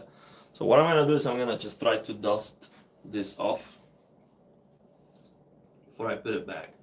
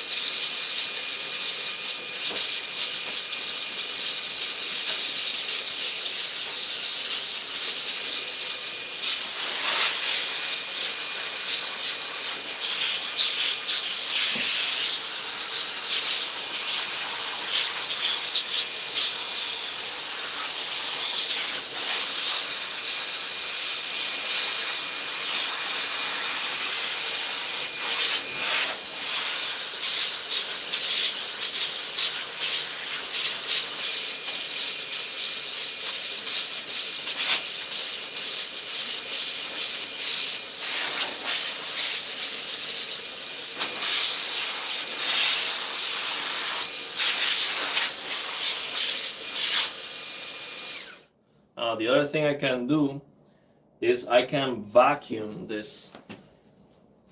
Maybe vacuum helps. Let me find where is the. I'll be right back. Let me get this.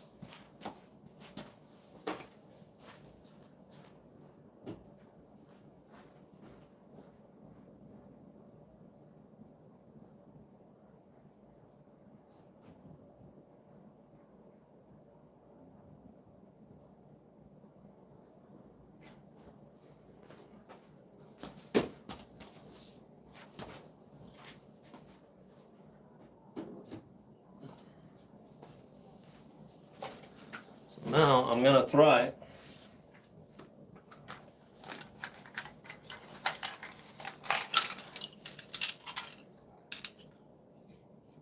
I'm gonna try this for vacuum.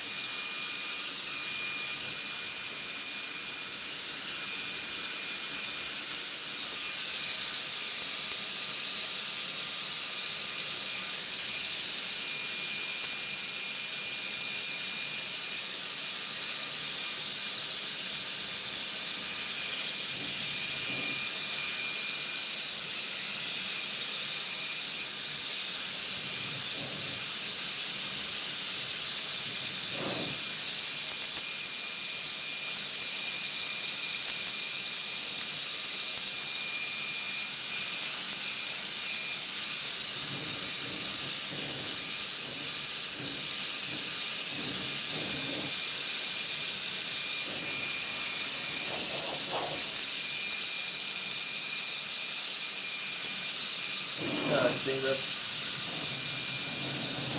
as much as I can do.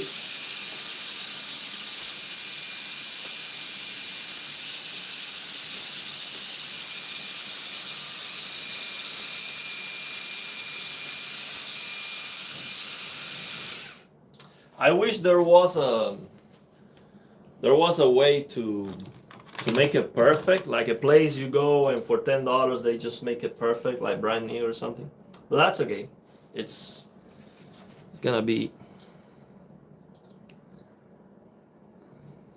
pretty clean.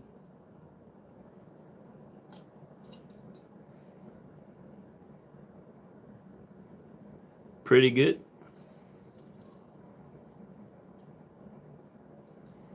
Pretty good. So let's go now and try to get the thermal paste.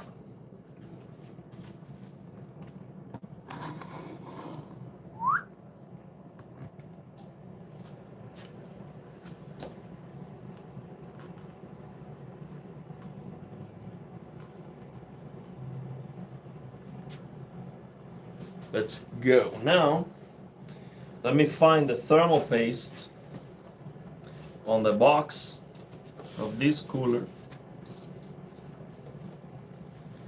See if I can find it there.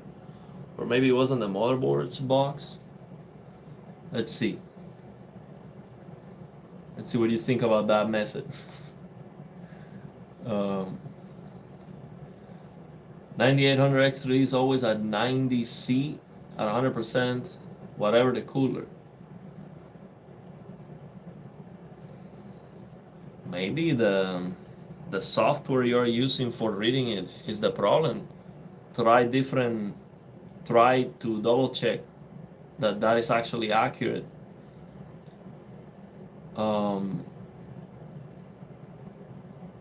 No, I'm not putting the air cooler on the 9800X3D. This is the 5800X3D. So that's where the air cooler is going to go. What I'm going to do is I'm going to remove the motherboard, the GPU, everything. I'm going to put the 9800X3D on this case with the liquid cooler. And then I'm gonna try to see if I can fit the CPU cooler on the new case. The new case is narrower. It's not going to fit with the fans sticking out because of the memory, but I can use the center fan and that should be fine. Actually, after seeing how well this CPU cooler was holding on, without fans, I am confident that with one fan it's gonna be fine. It's gonna be perfectly fine. But I'll try my best to see, how can I improve the cooling.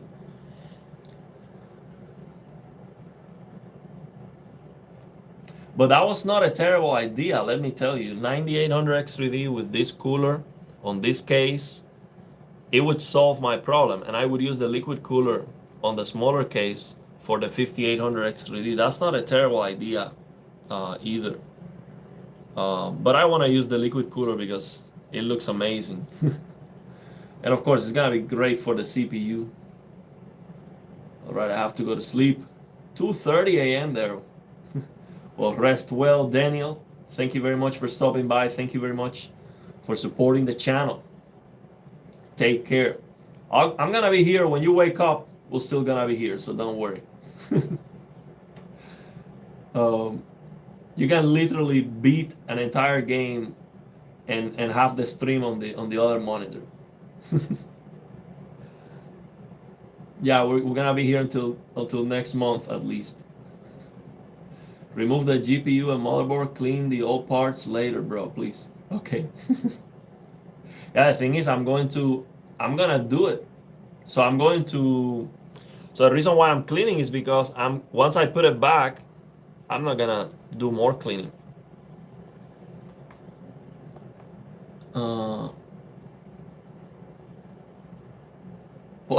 We're gonna spend the whole stream polishing the cooler. Oh man. Ambient dust is critical levels. I do have an air filter. Vacuum is better indoors. Okay. Well, I use both. Okay. So, what I'm gonna do now is I'm going to remove the 5090. And once I remove the 5090, I'm going to dust it off, because once I put it back, it's going to stay there. So for that, I'm gonna place this on the floor. So when I remove the 59, it's gonna go straight. Well, actually, I have to be careful. Oh wait. Let me find the thermal paste first. I have this old thermal paste. I'm gonna check it out. If I see this thermal paste looks bad or something, I'm not gonna use it. But it should be fine. It should be fine. I don't think it's gonna be. It should be fine. I'm not sure if it's here though. It might be on my motherboard's case. Let me see if it is in here.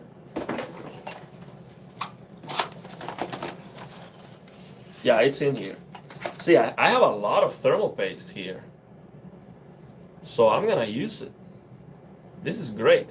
And also, this is supposed to be used.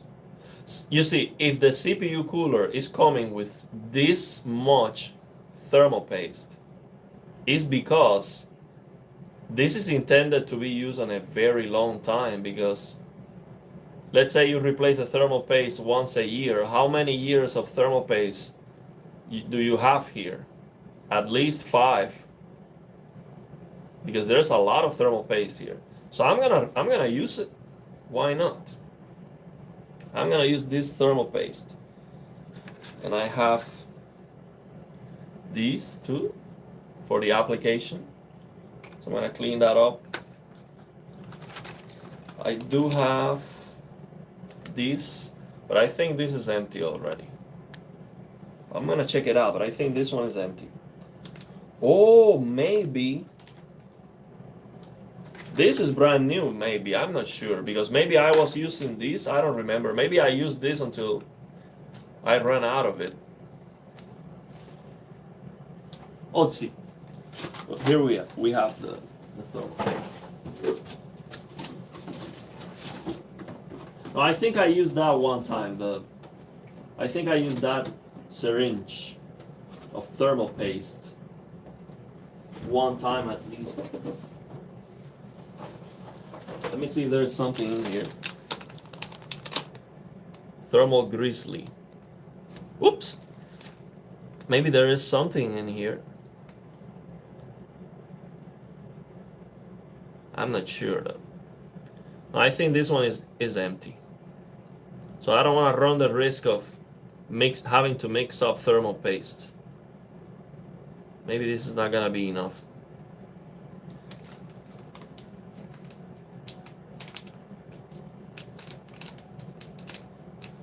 So you're saying Noctua thermal paste is pretty viscous, so probably not hard like some others even after years. That one I think is drier from the start. Okay. Keep that thermal paste for your 9800 X3D. It might run out. You use it on the 5800 X3D. So the 9800, so the liquid cooler came with thermal paste. I have thermal paste for that liquid cooler. It's a small. I'm gonna show you. It came with a small syringe. See where it was.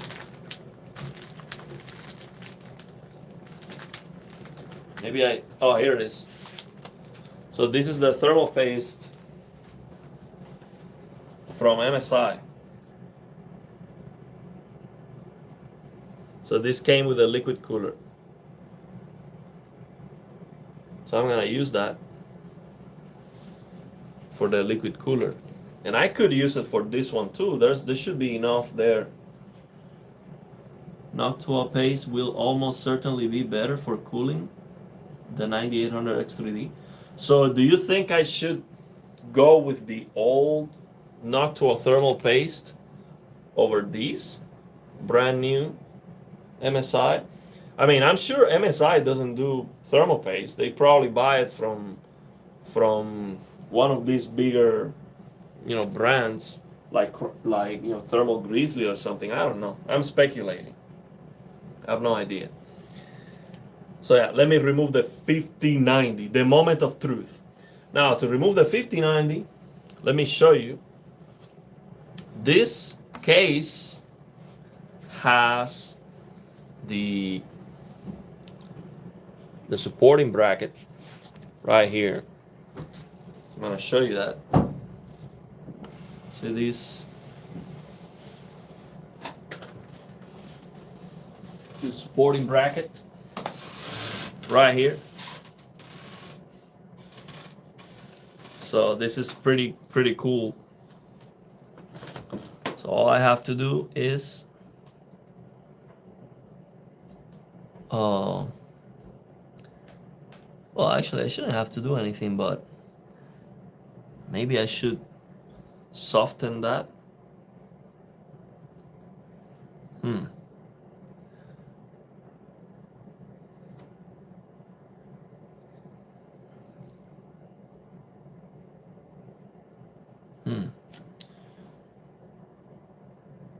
That should be fine. I don't think I have to soften that. Should be fine. So here we go. The moment of truth. Gonna release the 5090.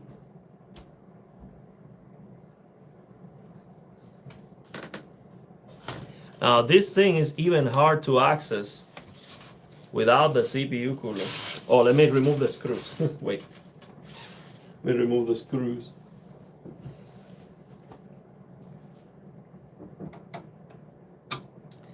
Now, I wish the 5090 had 3 screws instead of 2. So I wish it was a bigger 3-slot. But it's fine. I mean, you have a supporting bracket, is fine.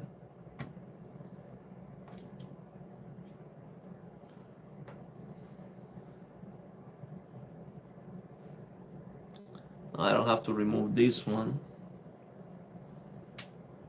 but yeah, I'll keep it there. Okay, so we're gonna, oh wait, let me get this closer so you can see the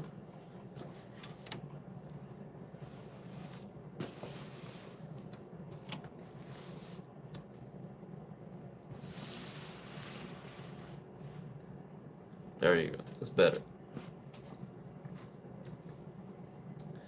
All right. Let me get some lighting here so you can see this better because it's too dark. There you go. A lot of dust. 5090 is dusty right there. I'm going to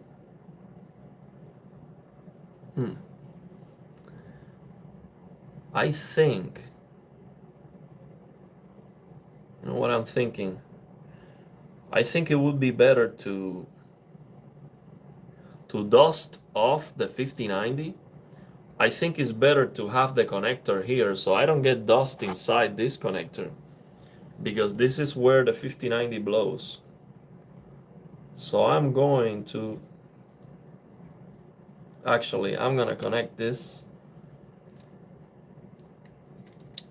just like that, and I'm gonna dust it off right here. Yeah, I'm gonna dust it off on the case. So I'm gonna drop the case to the floor so I don't get this too dirty, and we'll do it there because I don't want the dust to go into that connector. Okay, let's see. So Noctua is better, should still be viable, unless you think it is dried out, but it should be fine. So what I'm gonna do is I'm gonna try that Noctua paste on the 5800 X3D first, and I'll see how it looks. And if it looks good, I'm gonna use it on the 9800 X3D. So Noctua paste usually ranks high in test. It's a safe bet. Okay. Well, but the thing is, the liquid cooler is so overkill for the 9800 X3D that anything should work fine, I think.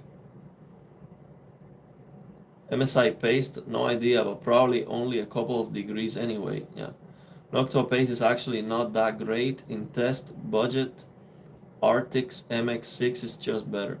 I use MX6, used Noctua before. I have Noctua on my CPU for 3 years and I use it for my older CPU as well. About 6 years old, no worries, works fine.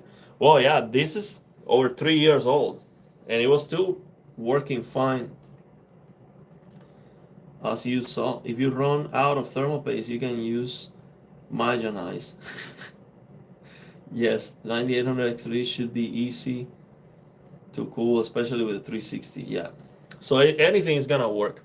So I'm gonna do this. I'm gonna drop this case on the floor, and I'm gonna clean the 5090 with that 12 pin on it, so I don't run the risk of getting dust particles inside the port, because that would be catastrophic. That would be a fire hazard. So that's what I'm gonna do. I'm gonna move this case, which is a tank, and I put it on the floor.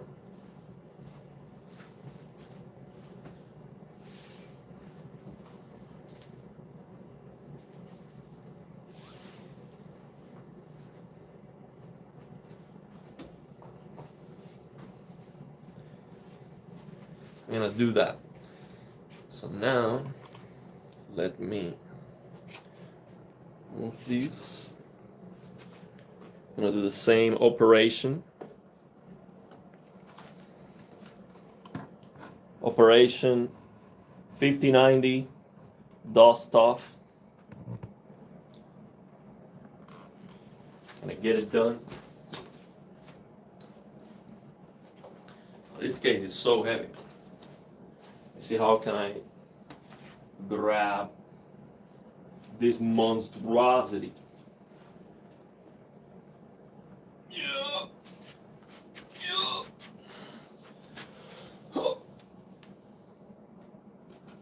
It is no joke, man. Even without the CPU cooler, it is no joke.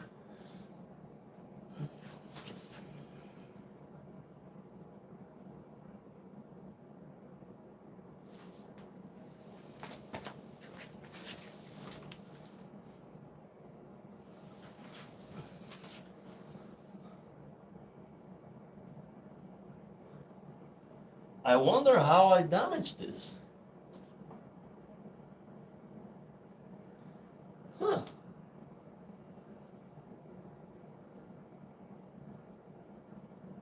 How I damaged this?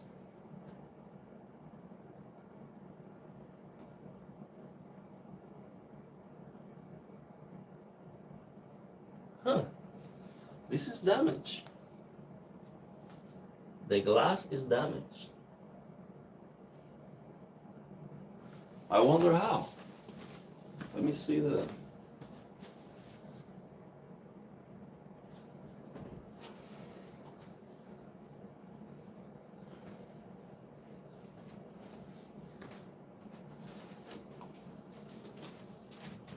Let's see this.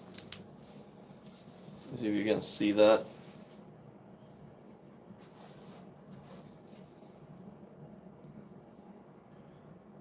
So from here, like this.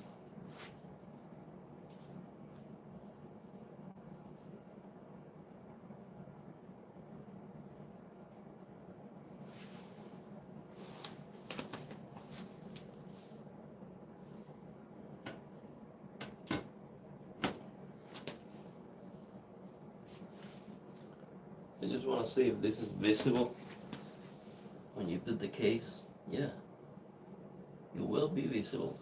I don't know how this glass got damaged here. It was not like that. Huh. Well, nothing is perfect in life. We have to accept it. Man, that hurts. I look at it every day. I don't remember this. I don't know how I damaged it doing what I was doing. I have no idea. So yeah, that's not good. That is not good. I've been extra careful with this. I don't know how it happened. I'm gonna show you. Let me get the camera on my hand. I'm gonna show you this.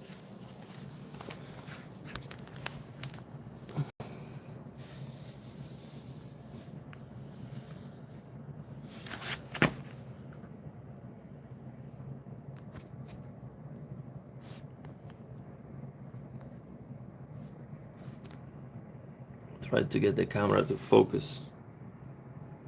Okay. I put my hand here.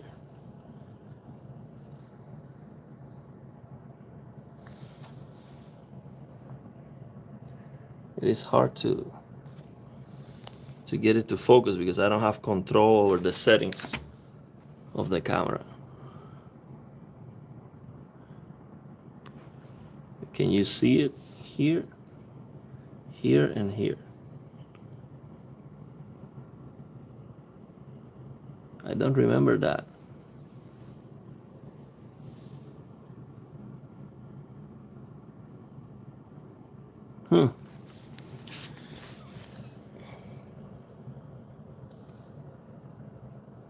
There you go, you can see it better now.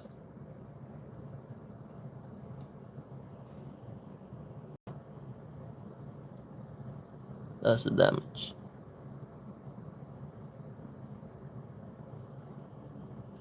I wonder how I damaged that. Because it was not like that. I'm sure it was not like that.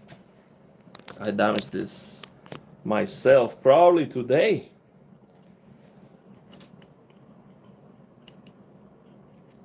I have no idea how I did that.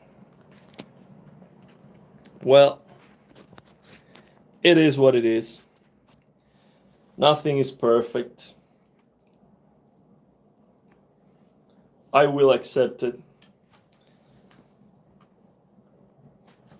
and enjoy it like that forever. I'm gonna clean the 1590. Let's go.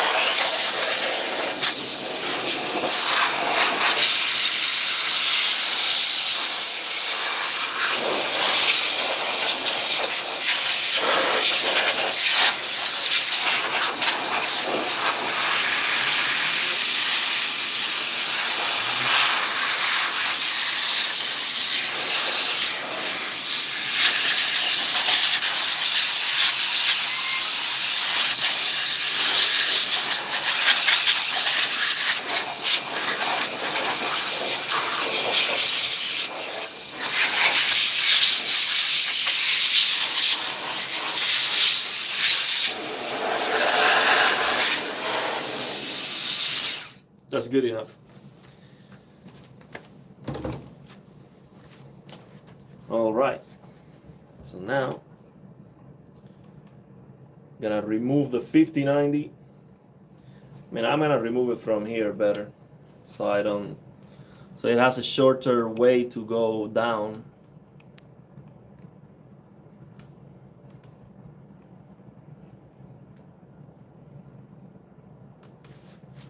Let's go. So I'm gonna remove it and I'm gonna put it right here.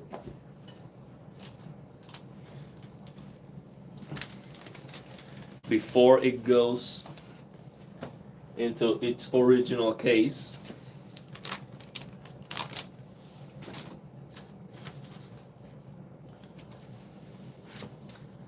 So I'm gonna remove these.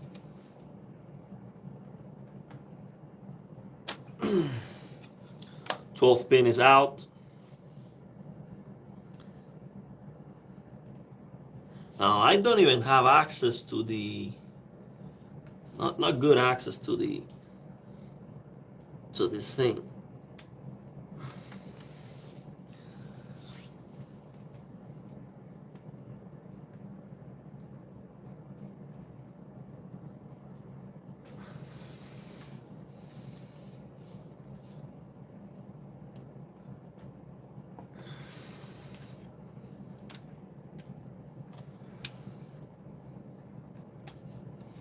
See if I'm doing it well.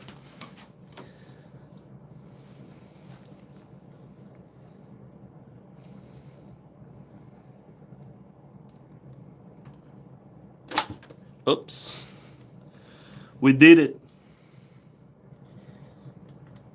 The GPU is just a beast. Look at that brick.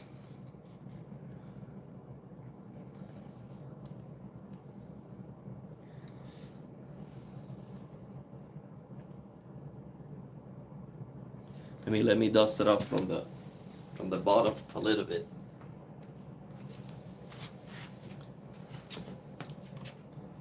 Just a little bit from the bottom.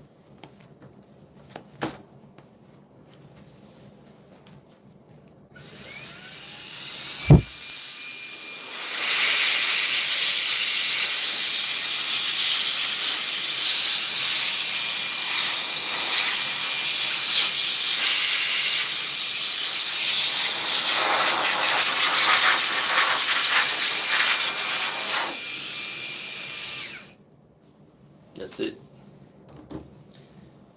So now I put it back on its box.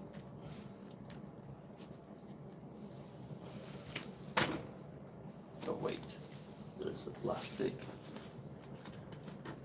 thing in here. So it goes like this.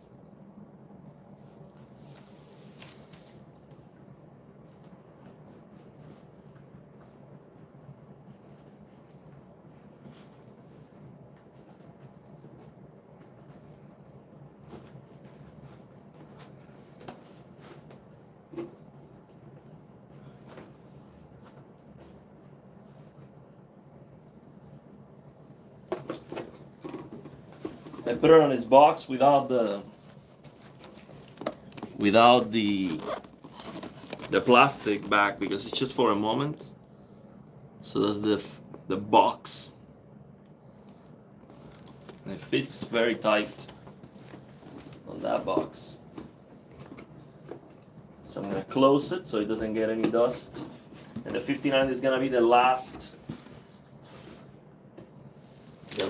thing.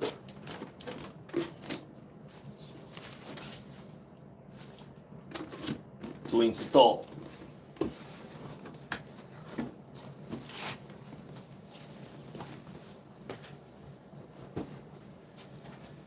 All right. Let me get this back.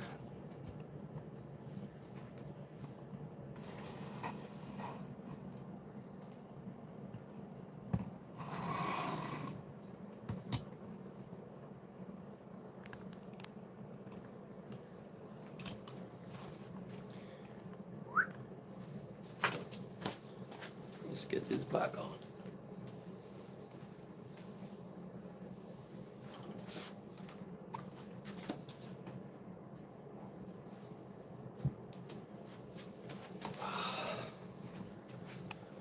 Did it. So now I'm gonna remove the motherboard and I'm gonna put the motherboard on one of these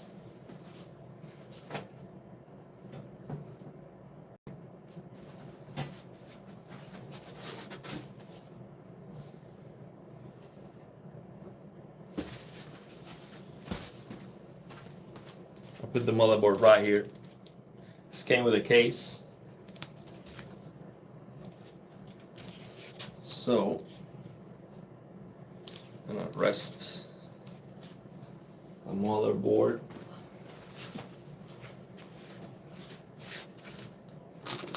here on this table.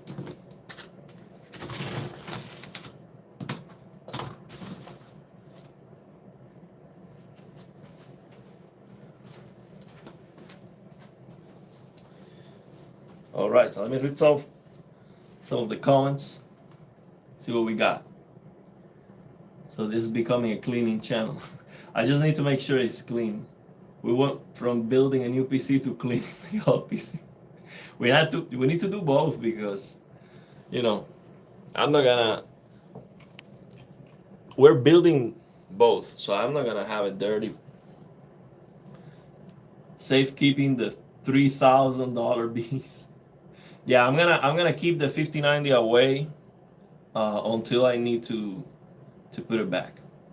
This operation is going to turn out to need more episodes than emerges in room and scrubs combined. Yeah, we're gonna take our sweet time. Always casualties when building PCs.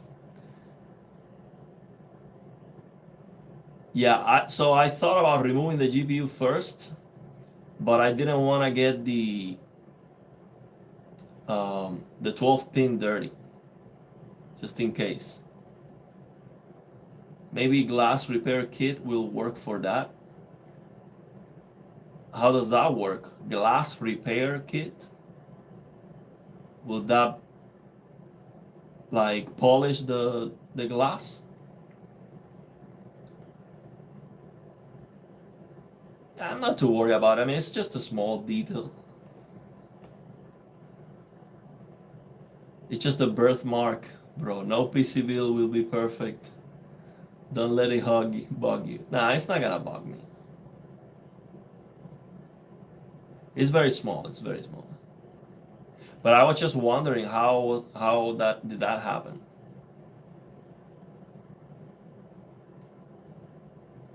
So satisfying. Let's go, man. Like we take. That's how I do things, man. Like I take my time. I'm not an expert. I don't do this every day, so I have to take my time and be careful. Now, what I'm gonna do is I'm gonna remove all the cables. So we're gonna start with the 8-pin connector for the CPU. See if you can see this. Well, yeah. So this is the 8-pin. Easy to remove. Now we're gonna remove, this is addressable RGB. Addressable RGB. This is USB. No, this is for the front panel, I think.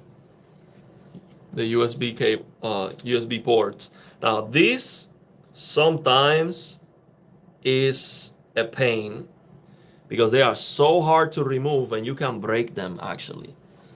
So I'm gonna be extra careful with this one. Let's see if it comes out easy.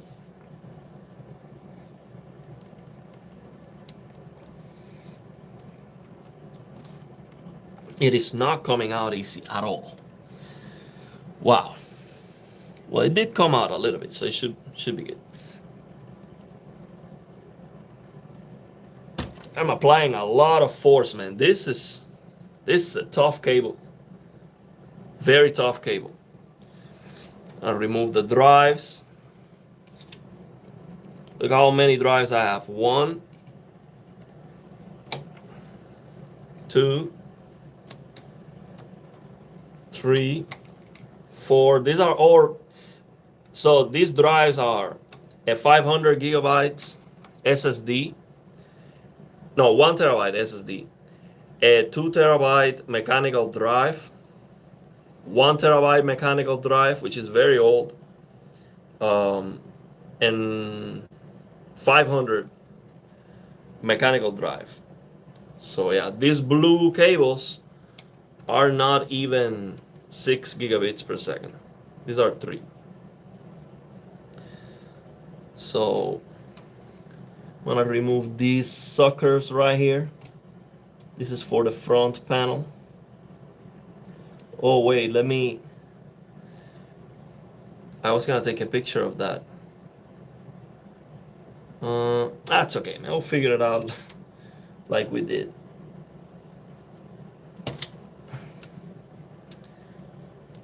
Because these suckers are always a problem. This is audio, I think. Audio and USB.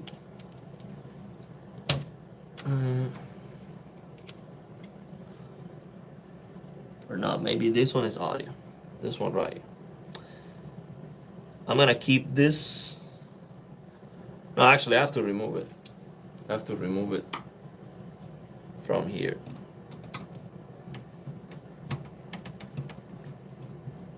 This is a Wi-Fi card. So I got this Wi-Fi card to have Bluetooth on the PC because this motherboard has Wi-Fi 5.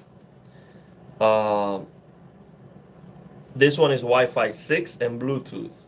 But now the new motherboard has Wi-Fi 7. So right now I'm getting 500 megabits per second over Wi-Fi with these. So I hope with the new motherboard and Wi-Fi 7, I can get the full gig up and down that I have on my internet. So this is one of the things that I'm looking forward the most with this motherboard upgrade.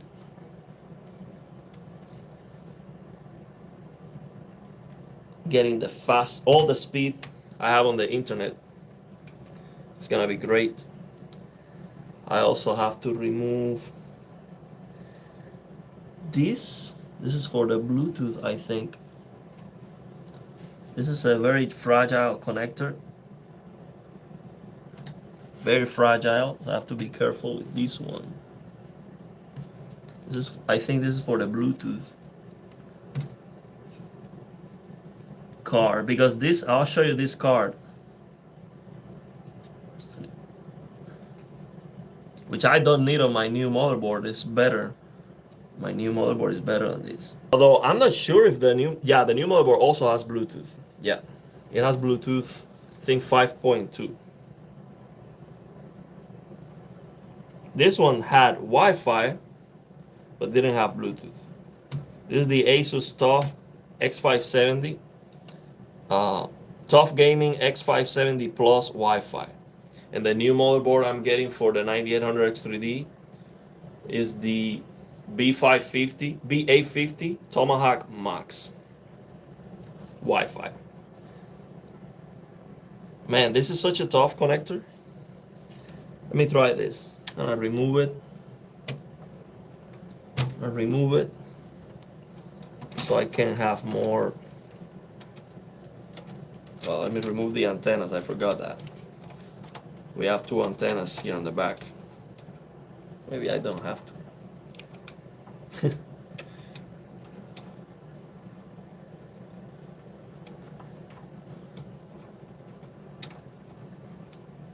That's okay, I'm gonna remove it.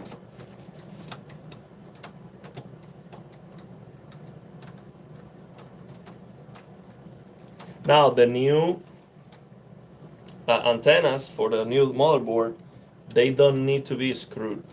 You just push them in.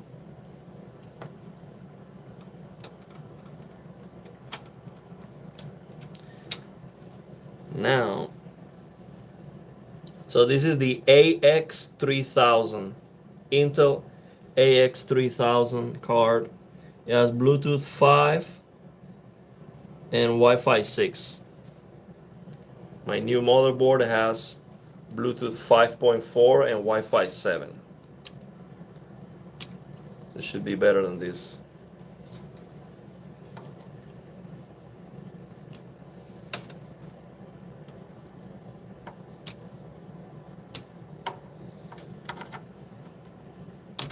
Man,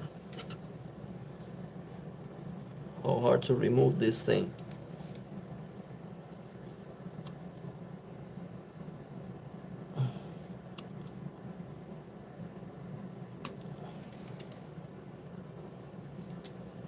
I don't wanna, go. I don't wanna push through the cable.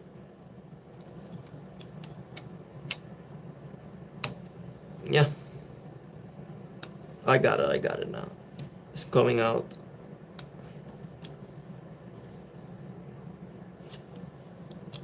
Very hard to remove this thing. Let me show you. This is just a small, I think this is M.2, so you could connect it through M.2, but this is for the Wi-Fi part only, I think. For the Bluetooth part only. This is the Intel AX200NG. I think this is the Bluetooth or the Wi-Fi part only. One of them. So yeah, we got this out. I'm gonna keep it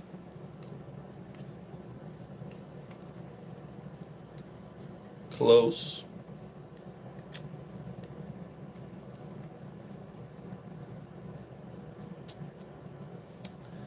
I keep it close. Right over here. And now I'm going to unscrew all the screws from this motherboard. Let's see what we got here. It's not only aesthetics either. Glass repair kit should help mechanically too, like on car windshields, for example. I'm gonna look it up. I didn't know that existed. What is this Wi-Fi call? I'm looking for one. So you mean the kit that I removed? This is the... But this is old. There should be a better one. So if you're looking for one, get a better one than this. This is old. I got this like 3 years ago. This is the AX3000. This is an Intel thing. A Wi-Fi 6 Bluetooth 5. The brand is Cudy. C-U-D-Y. And what you have to look for is something better, more recent now, with Wi-Fi 7 and Bluetooth 5.4. This is too old already. I'm missing this one, the big 24-pin connector. This is a tough one, very tough sometimes. Let's see how it goes.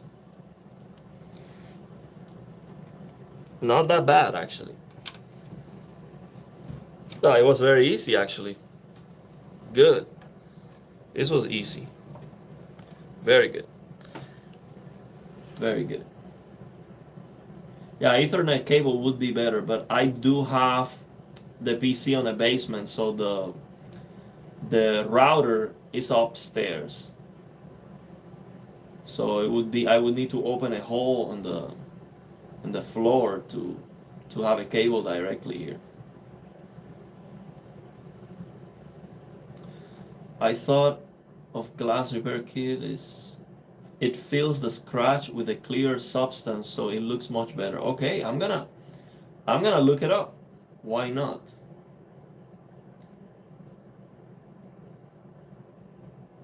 I'm gonna look it up.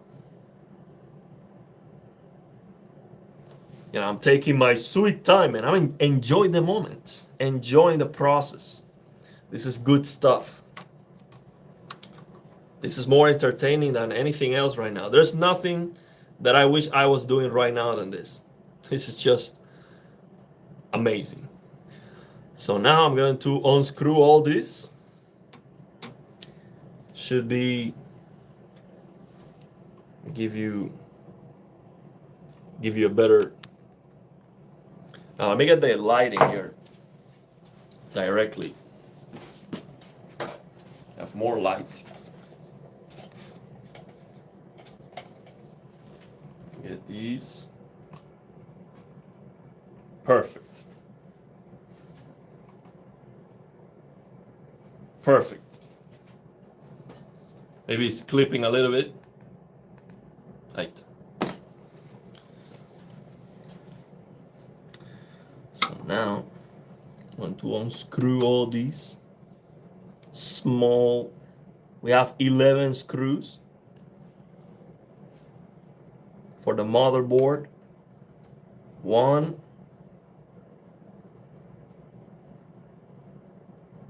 2,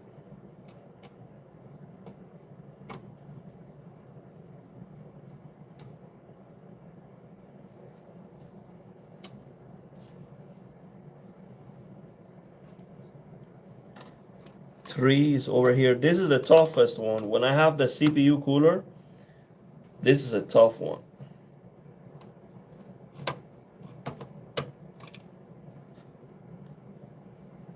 So 3, 4,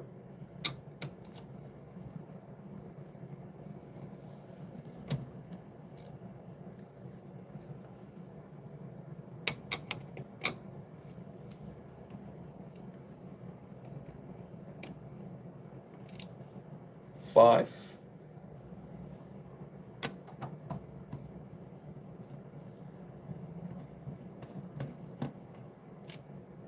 6,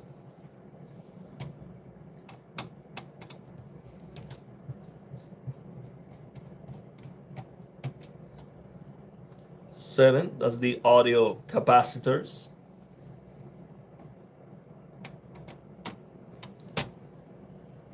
8,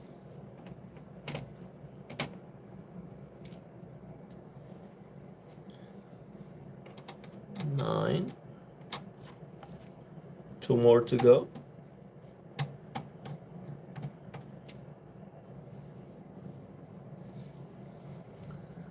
10. Or maybe not. That's it. Why am I missing? So the other motherboard has more screws than this? Let me see. 1, 2, 3, 4, 5, 6. 1, 2, 3, 4, 5, 6, 7, 8, 9. So the new motherboard has 11. 1, 2, 3, 4, 5, 6, 7, 8, 9. Yeah. I think so from yesterday. So I'm going to, let me see. Should be exchangeable to Wi-Fi 7 then, right? That M.2 thing? Probably. But I would get a 1, so 9 is normal, okay. So I would get the latest one. I bought that adapter like 4 years ago. No, yeah, 4, I think 4 years ago. Yes, 2 pops cycles, 1 on each side, and apply glass repair kit. Okay. Now I have it on USB. Okay, so what I'm gonna do is I'm going to replace the main End-Up 2 Gen 4 that I have here, and I'm gonna put that on the new motherboard. So I have a 2 terabyte Gen 4 End-Up 2 SSD and a 1 terabyte Gen 3 M.2 SSD. Or is it 500? No, it's 500 gigabytes Gen 3. So I don't remember where. Let me try. I don't remember what was. I think the Gen 4 is this one here. I think so. Let me try that. I think here's where I have the Gen 4 drive. Well, this doesn't work. Let me try the flat screwdriver here. Yeah. Now, here's the thing. This motherboard, I couldn't find anywhere the M.2 screw that goes in here. So the only thing holding this M.2 is the heatsink. Otherwise, it just completely loose. So a good thing about the new motherboard is that I don't need a screw for this M.2. And I don't need a screw for any to hold the M.2. It's just a, it will just clip right in. So that is a very nice feature. And especially the GPU button. It's gonna be such a...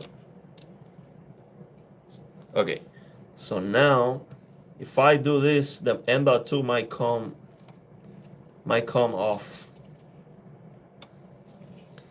completely. Let me be careful here.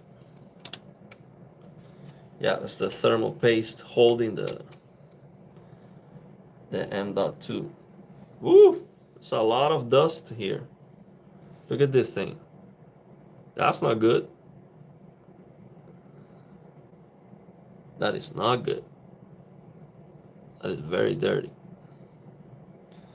So, let me clean it up a little bit. And I use one of these clippers.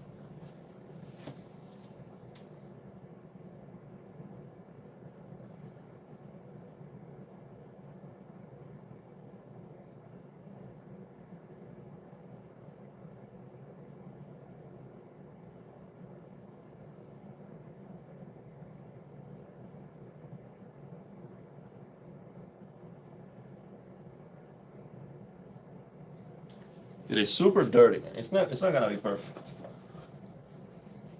And I have some thermal paste on top of the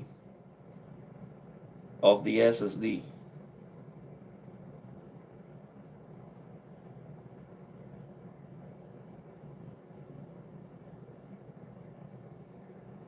That's all I can do. Now let me remove this.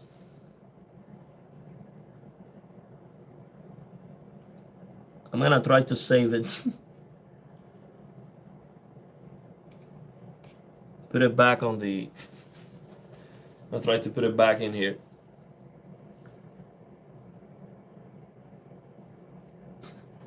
I'm sure this is not ideal, but it's the best I can do right now. Just keep it in here. Let me see. Yeah, this is the 2 terabytes.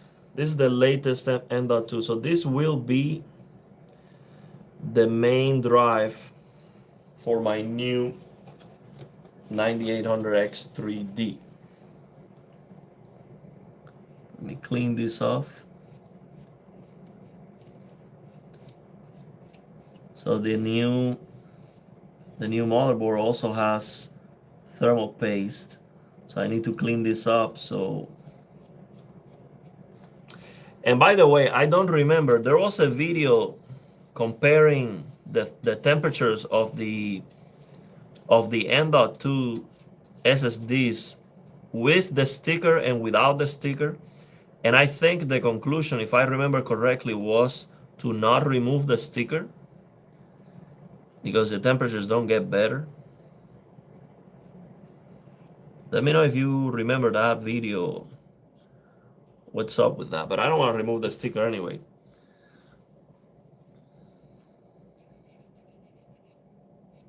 And the SSDs don't perform a lot better by being super cool anyway.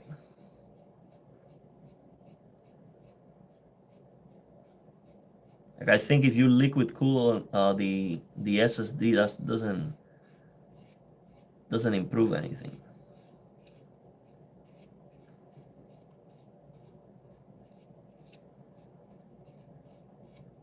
That's perfect now.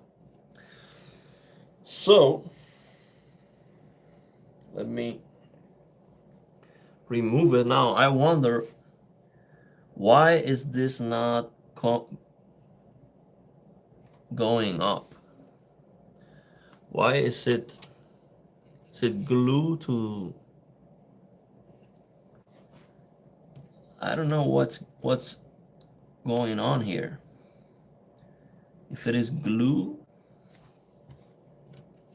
because this is supposed to stick out, I think.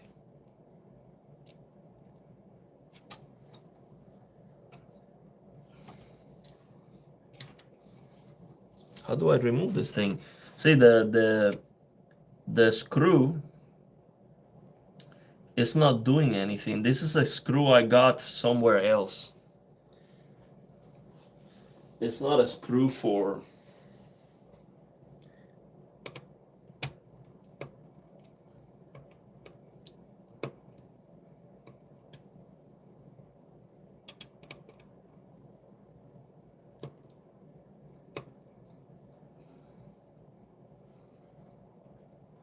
Huh.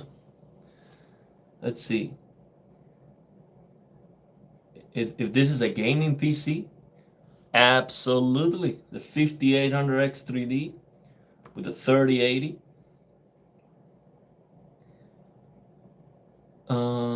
Those X570 chipset fans, I was able to turn mine down in BIOS at least. So is that the reason why we have some dust on the M.2? So I didn't buy a new SSD. And the reason is MSI makes SSDs. I forgot to ask them because really I asked them for the things I really needed. So I'm like, okay, I'm not gonna buy it because I had the chance to get an SSD from them and I didn't, so I'm not gonna buy one. See, I'm gonna buy it later, way later when I have the chance and get a big capacity SSD.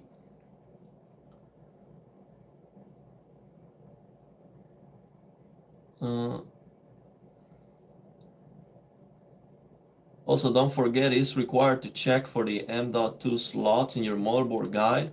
Usually 1 or 2 M.2 slots are shared between M2 and GPU bandwidth, leading to the GPU suddenly running a PCI Express 8X. I think the motherboard I got, I can run 2 Gen 5 M.2s without any issues of lowering the bandwidth for the GPU. But I'm gonna check that for sure. Hi guys, are there any kind souls in here that would be willing to help me out and send me $100 to my PayPal? What? Is that a troll?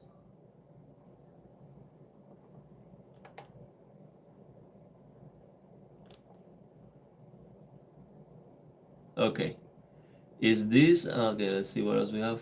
There is another screw.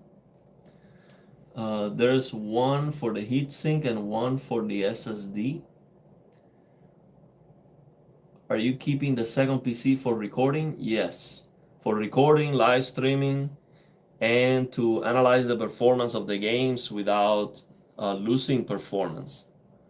So I can show you the games day one running because I have a capture card, which I was not using because with the 5090, the capture card doesn't fit.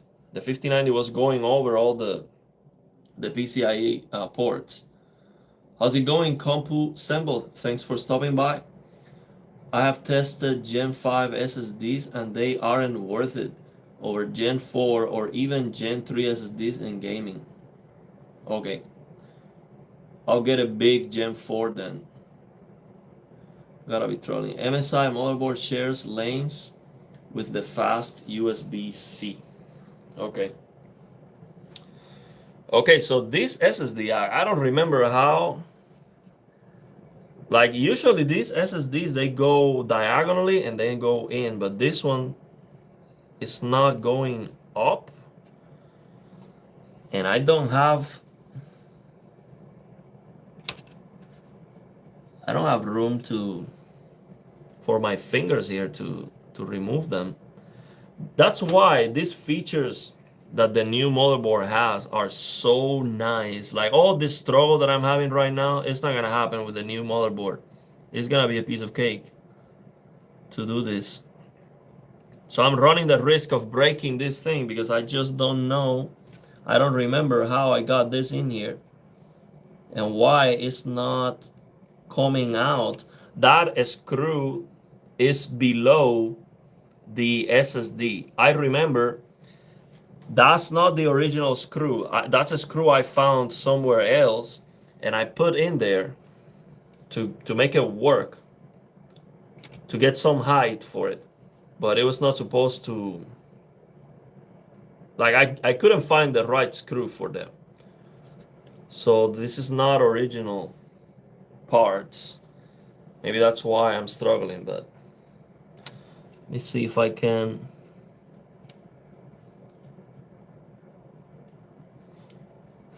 lose this screw.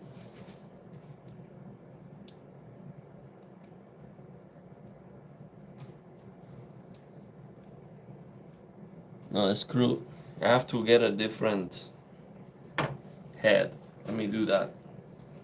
I don't remember where I have the. I'll be right back. Let me find some screwdriver for that.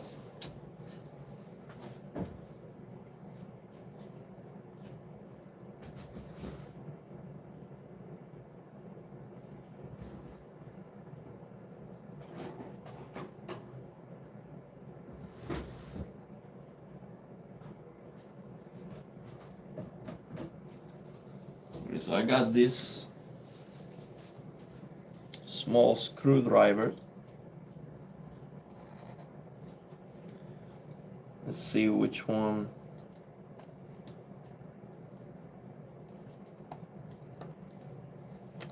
I need.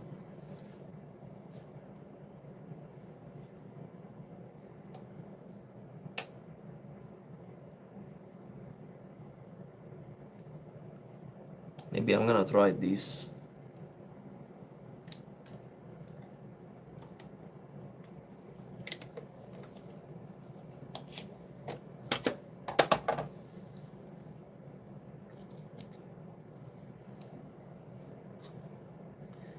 Yeah, that was not the screw that was supposed to go in there. There you go, man. That was very tight. So let's see now. Why is this thing not moving?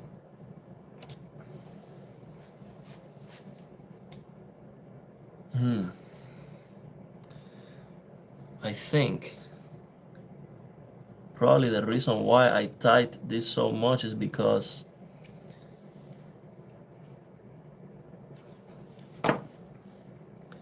this,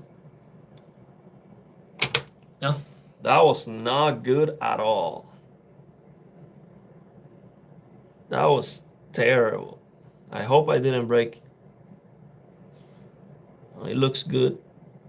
That was not good, man. This, the thing is, the problem is this screw is not original. I found this screw and I put it in there to have some support for the M.2 so I could use the heatsink on top to hold it in place, because I couldn't find the original one.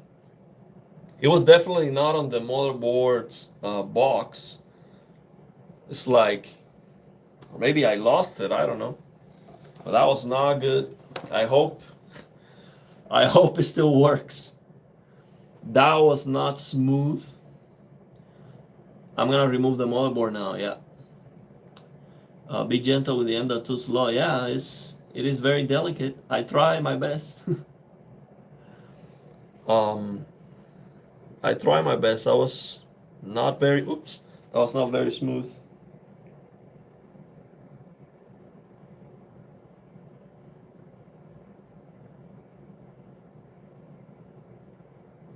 All right.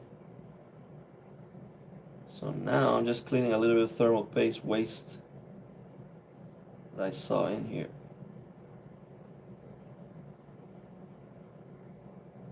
That's it. So what I'm gonna do now is I'm going to save this on a safe place so I can put it on the motherboard right after. Let me get it somewhere where it doesn't get any dust. Maybe the 5090 box, or I'm gonna put it in this box just momentarily.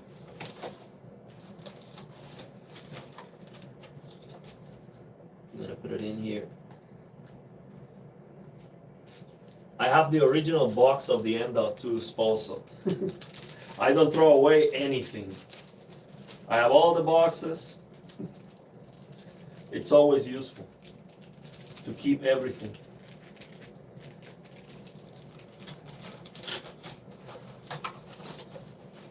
Now, one thing I wonder, actually, if you're still here, Compussemble, if you're still here, let me know if I'm gonna have an issue using the same M.2 with the same Windows installed on the brand new motherboard and CPU, or if I'm gonna have to reinstall Windows to prevent any, issues with the drivers or something like that.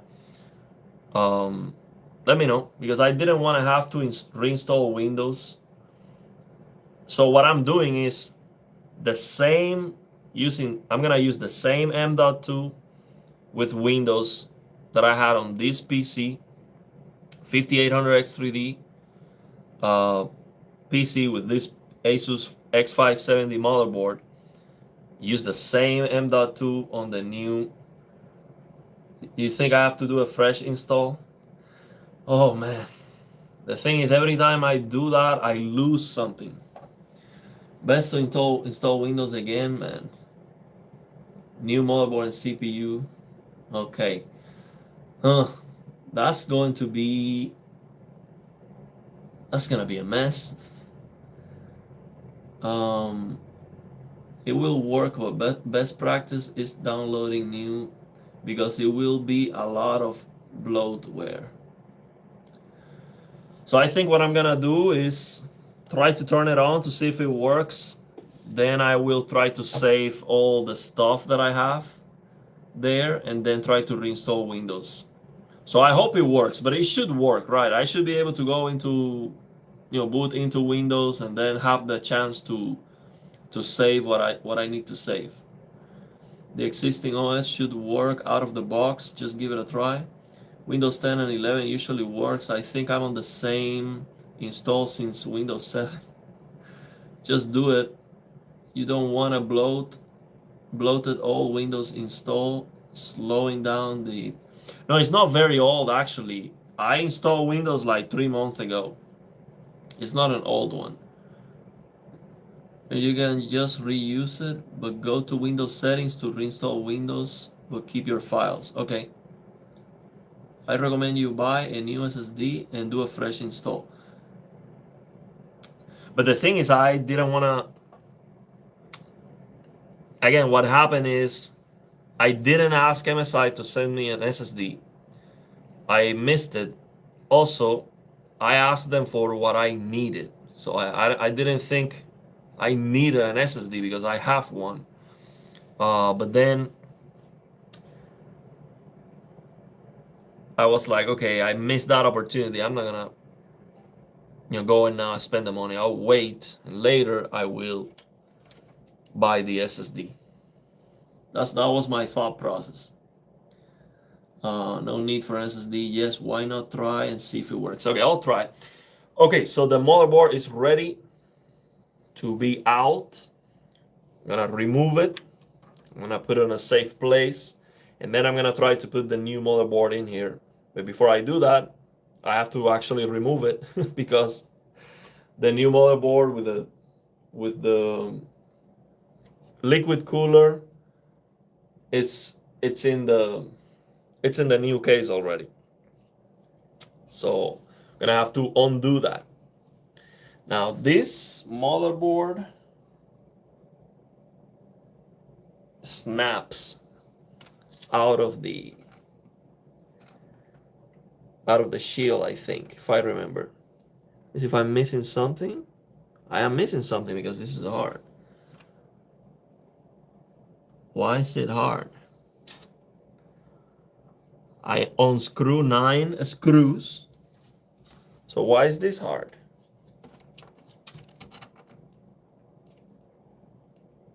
Oh, this? I have to remove this. Oh, that's gonna be a problem. Because I think when I remove these, the metal plate that's on the back will fall. Oh, that's not very good. Oh, wait, let me not forget about putting this M.2 back.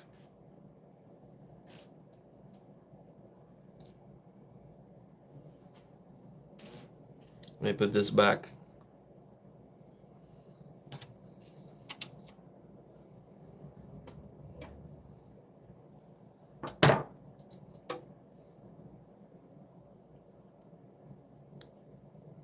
A little bit overkill to use this screwdriver. The screwdriver is longer than the 5090.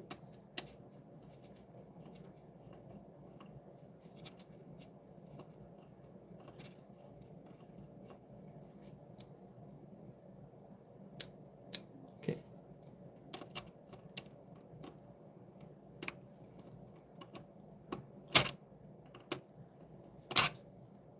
Oops. We got this one. Let's see this one.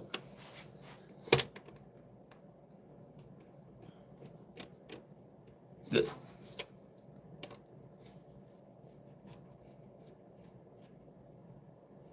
Good. Now I'm gonna have to unscrew these.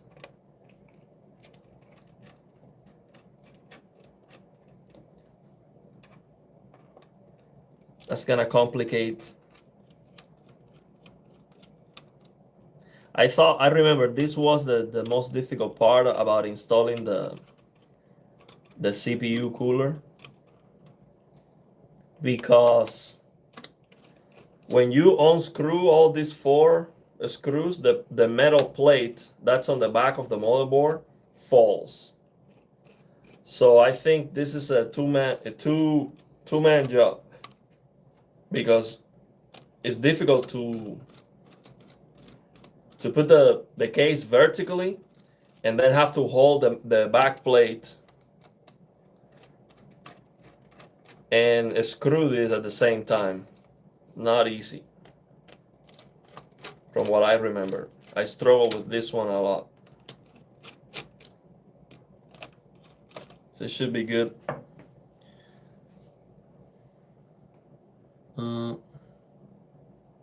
Remove the fan. Equal challenge impossible. Why? Remove the oh, this one.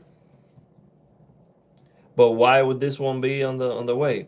Now there is a good distance between this exhaust fan and the motherboard.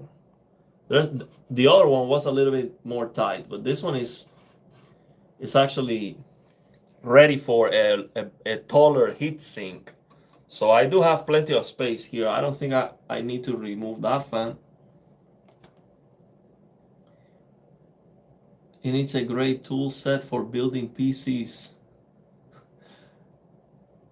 Yeah, I just have some regular screwdrivers.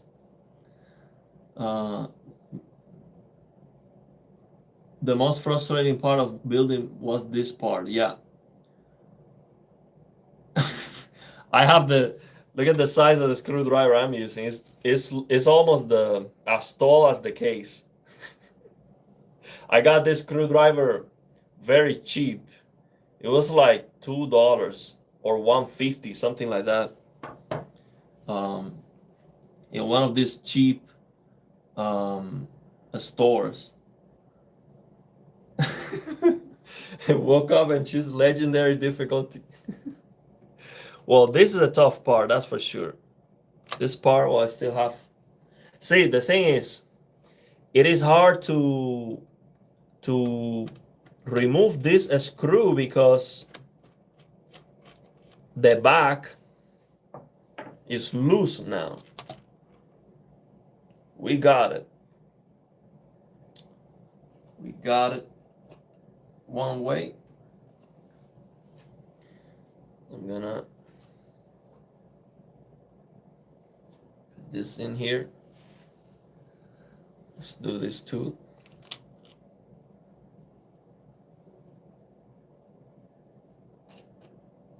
Good. We did it. Now I have to remove, or be careful with the back plates, because as soon as I lift the case, that back plate is going to fall. It's supposed to be loose in the back. Let's see how it goes. I'm gonna lift the motherboard and then I'm gonna put it right there.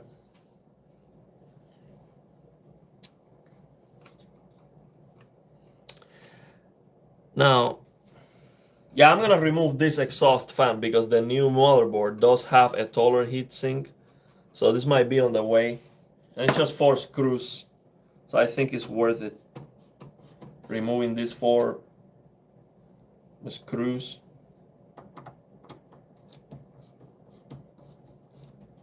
It's not hard.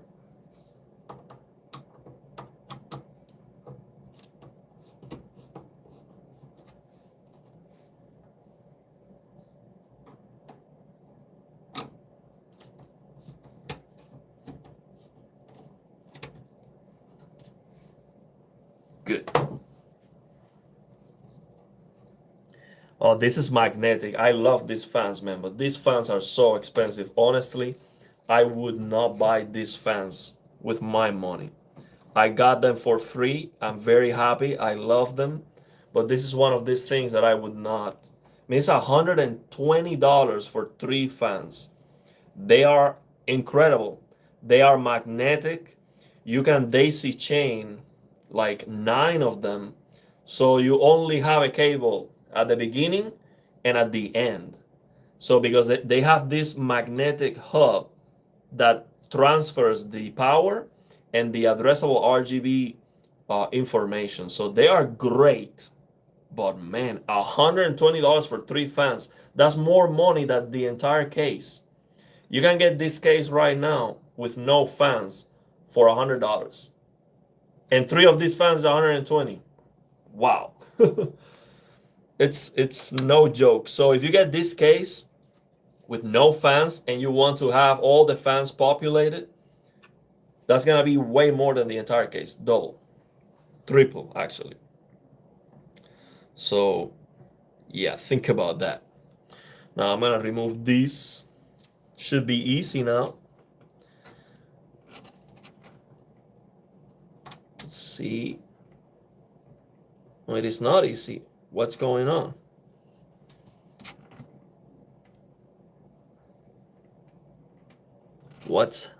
Why is it not coming off?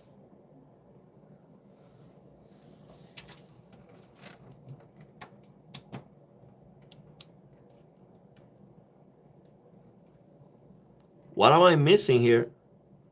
9 screws are out.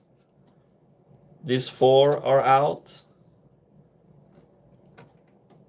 What is holding the motherboard? Huh. What's going on? I removed 9 screws already. I think your fans are expensive. They don't look at the Lian Li fans with LCD. No, man, they it seems like they run out of ideas for PC components, and they were like, why don't we put an LCD screen everywhere? That is insane. A fan with an LCD screen, that's next level. 10,000 hours to build a $10,000 command center. Check for extra screws. Okay, well, let's see which screws I'm missing. I don't see any screw.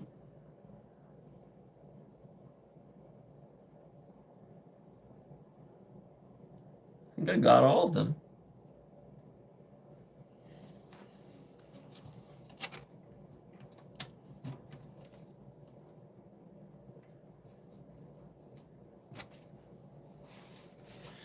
Maybe, oh yeah, let me see.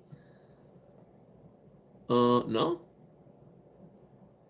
There's no screws here. No.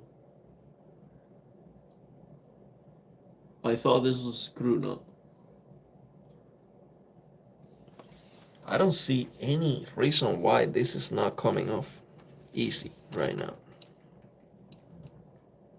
It's like it's not even moving at all.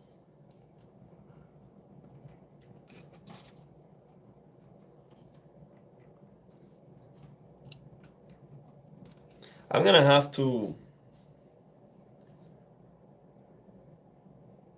raise the case and take a look at the back to see what I'm missing. I'm missing something.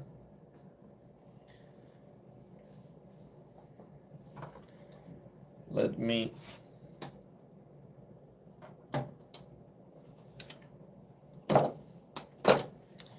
do that. Now, when I do that, I don't want this fan to be going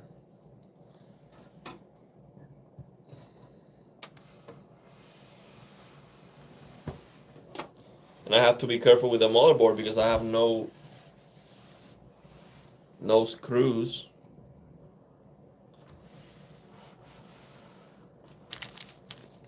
On the motherboard.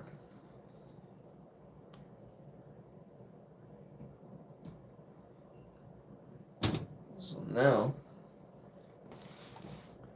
let me see what's going on in the back.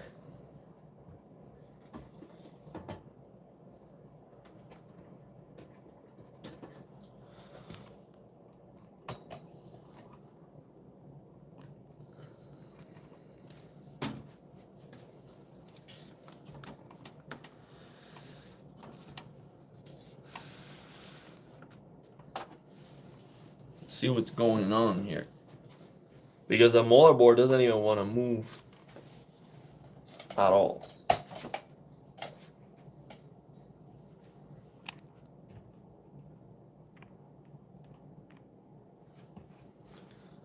So let's see what's happening here.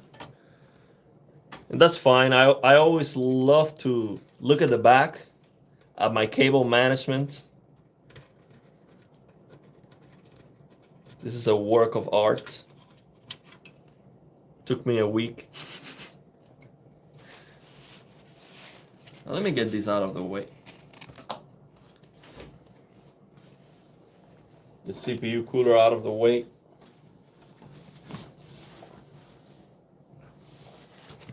Oops.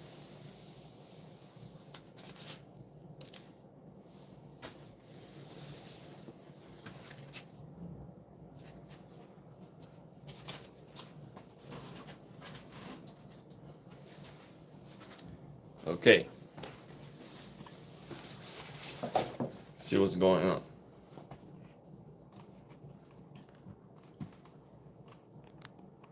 Look at that cable management. Whew. Suffer Jace to sense. Let's see, what is holding the motherboard? Is it No, this is not glued to the motherboard. It's glued to the back plate.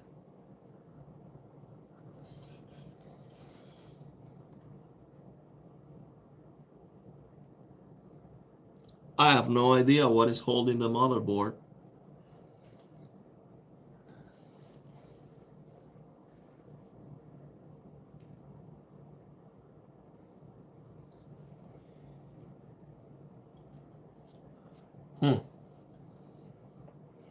I cannot see what's behind the power supply though.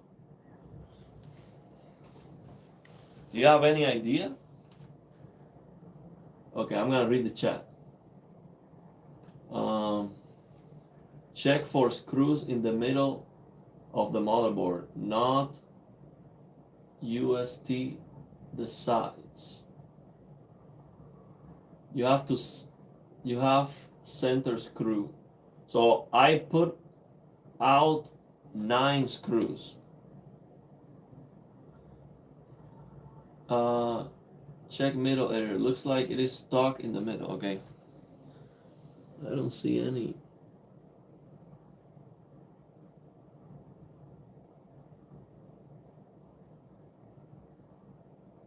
We're looking at the middle.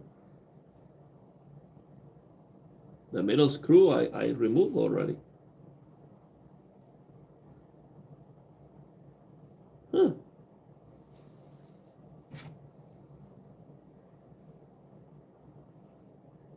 It's not behind the M.2. It cannot be.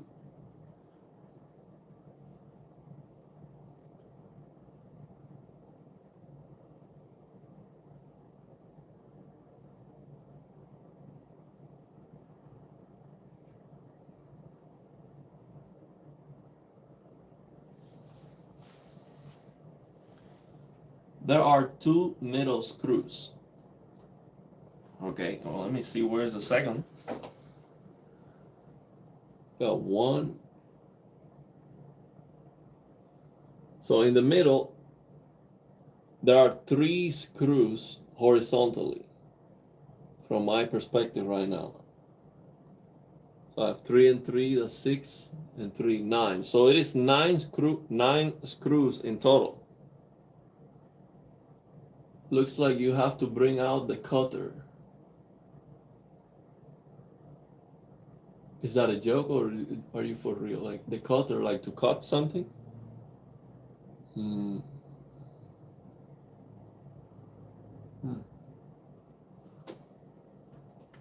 wonder what's going on. Yeah, there's nothing here on the back that I can see at all. The back plate is completely loose. That's not good. I cannot remove it. I mean, maybe what I can do is remove the power supply to take a look at it. I didn't want to have to do that.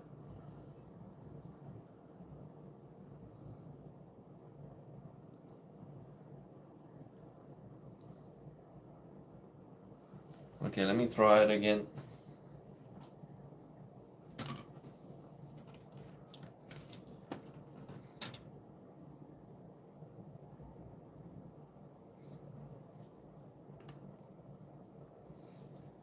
Man, like this is... Okay, let me remove this power supply. Well, before I do that, let me take another look.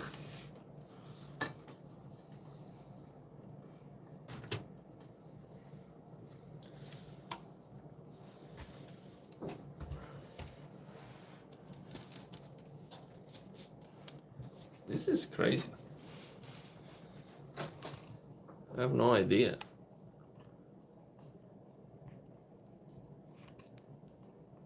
No idea what could be.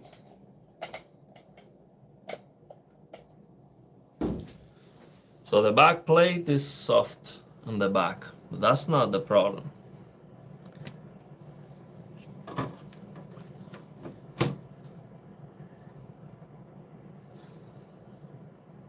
don't think below the M.2 there is anything.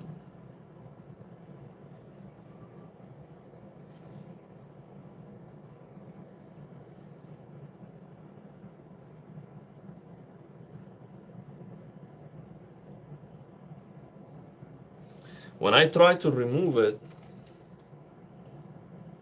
it is super hard from here.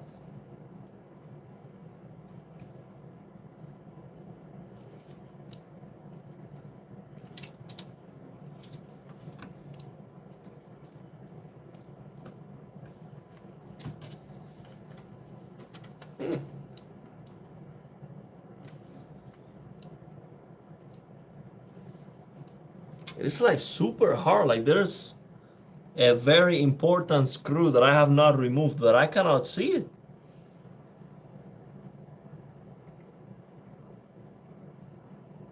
I cannot see it.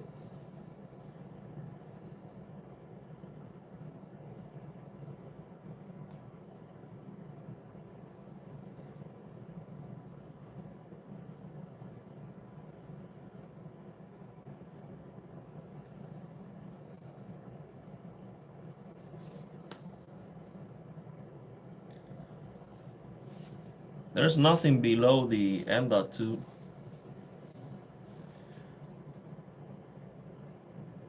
So the motherboard, so this motherboard is the Asus TUF Gaming X570 Plus Wi-Fi. Asus TUF Gaming X570 Plus Wi-Fi. I have done this before. I don't remember having this issue. And the thing is, like, I don't think it's that I'm being too careful. I'm trying to pull it out, and it's not even budging. Like, it is completely soldered.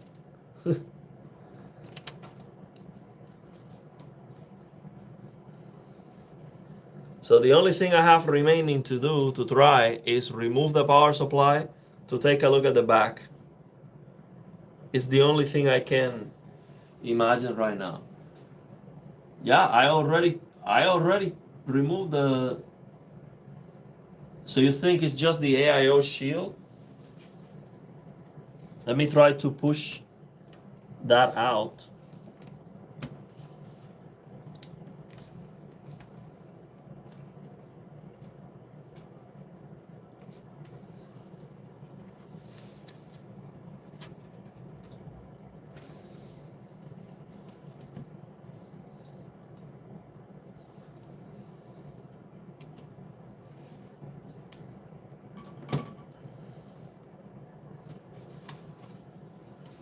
It is coming out. The AIO is coming out.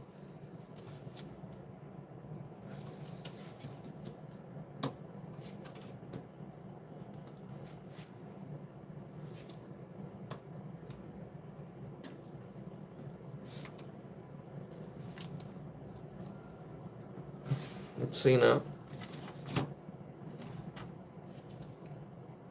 But from here is very, very, very tight. The AIO is already out. See, it's even snap.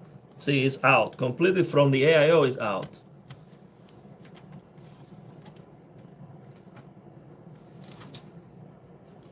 But from here, in this part, it is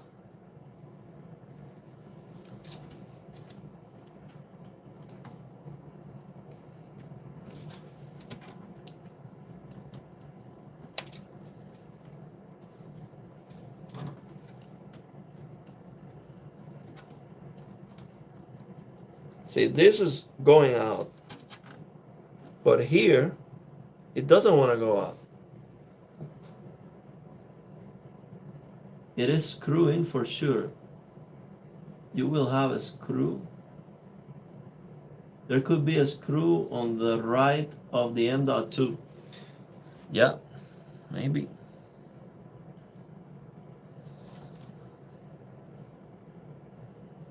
Yeah, the screw, I already removed the screw to the right of the M.2. This one. And I don't see any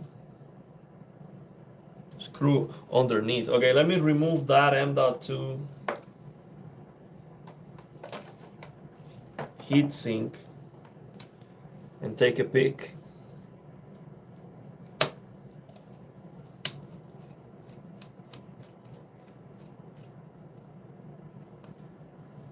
This is the original screw, so let me not lose that.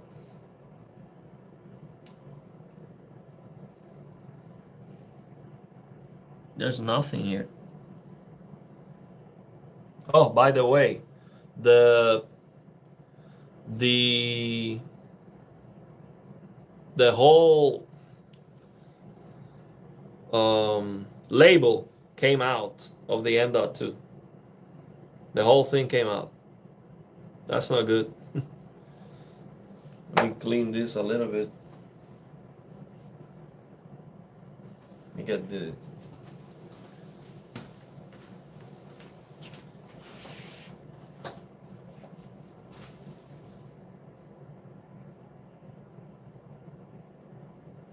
this doesn't clean very well because it's glue.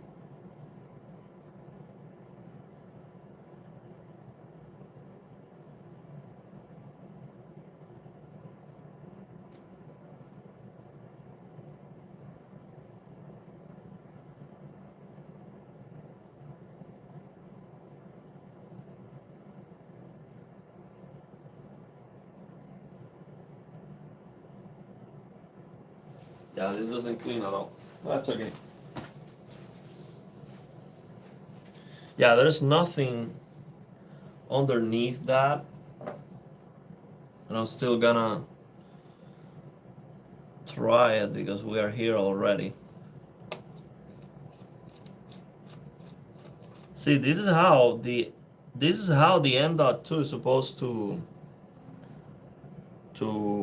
come out diagonally. See, there's nothing there. Nothing there. So it's not that.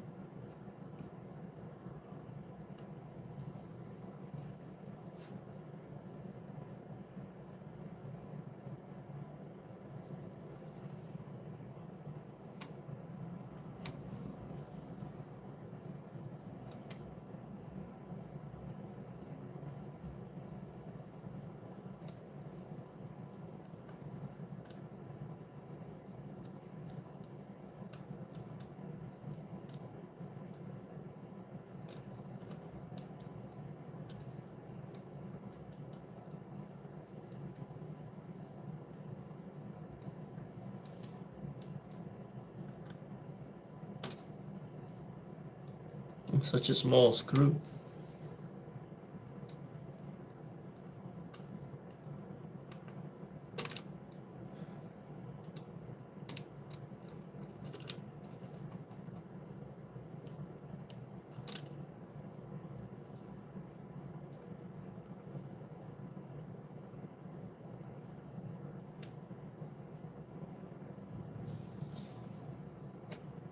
Oh man.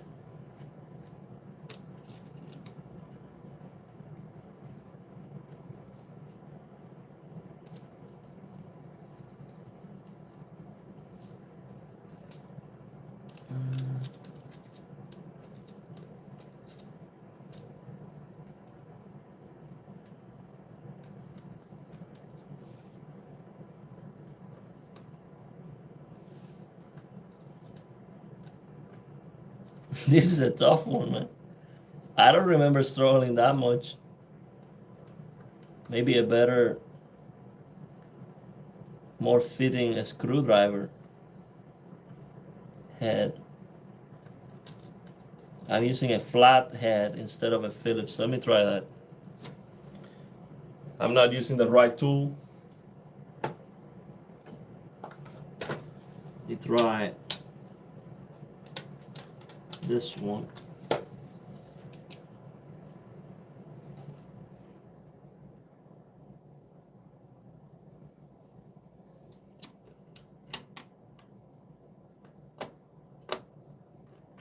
Yeah, I was struggling for no reason. Okay, so that was not it.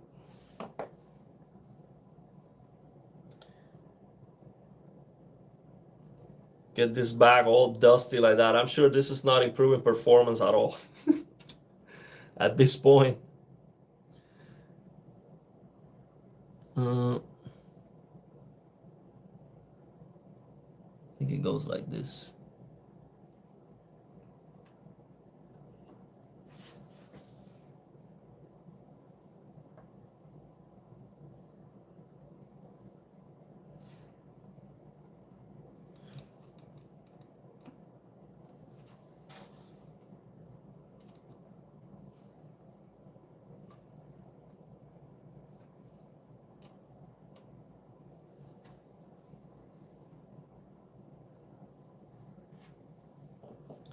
Okay, let's see.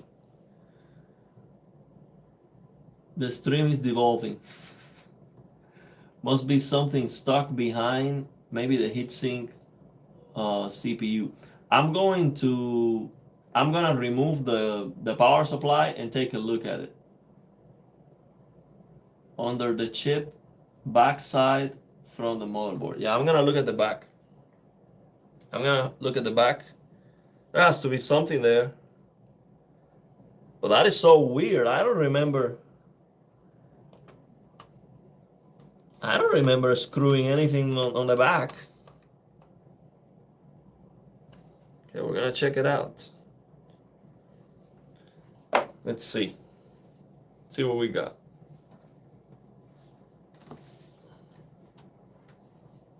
Let me hold this fan so it doesn't drop.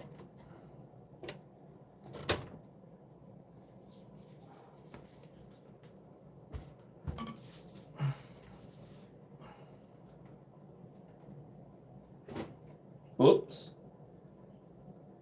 that the motherboard? No. Motherboard is soldered. Okay, so let's check the back again. But this time I'm gonna remove the power supply.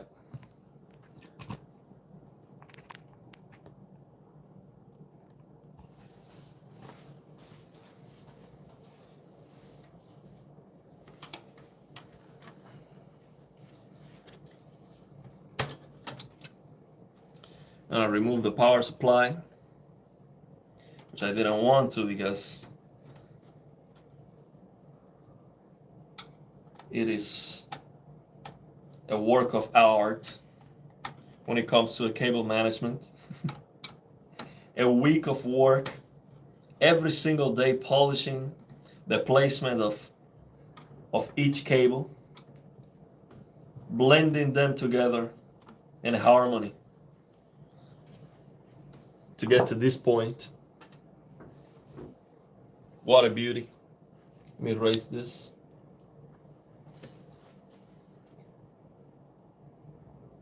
Yeah, this case, I love the space I have in here. Get this higher. Okay, so now the power supply is out. I don't want to remove the cables or anything. I'm gonna try to just remove it to see what is behind it. Just like that. And I'm gonna remove this back plate that is just doing nothing right now. Let me see if there is any. Oh, there is a screw here.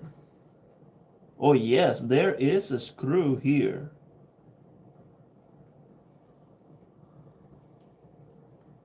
Oh wow. But how do I remove that screw? It's right here where the CPU is.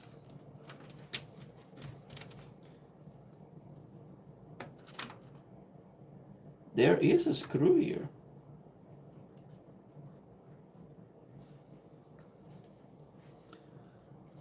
Let me see if that's it. No, it's not a screw. That is no. This is not a screw. It's just the female part.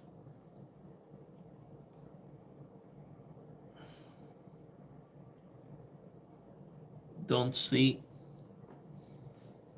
anything.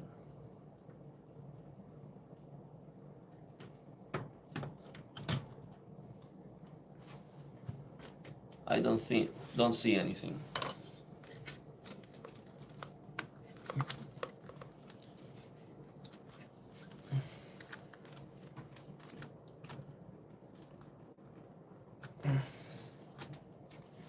I don't see anything.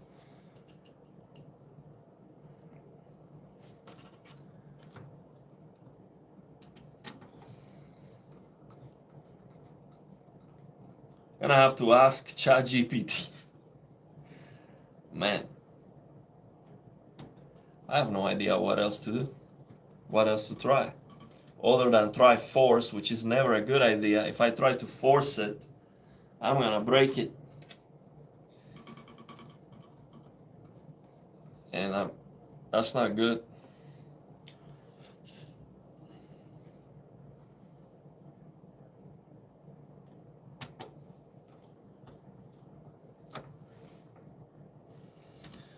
So yeah, it's not.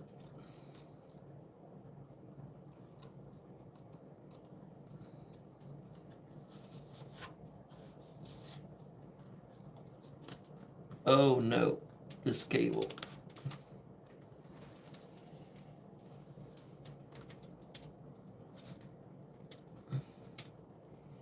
Oh no, that's not good. Let me remove this. There's a cable behind the power supply that is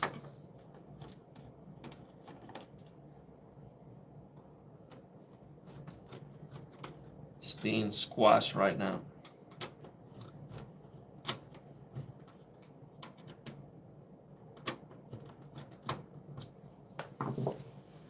This one. This one should have to be higher.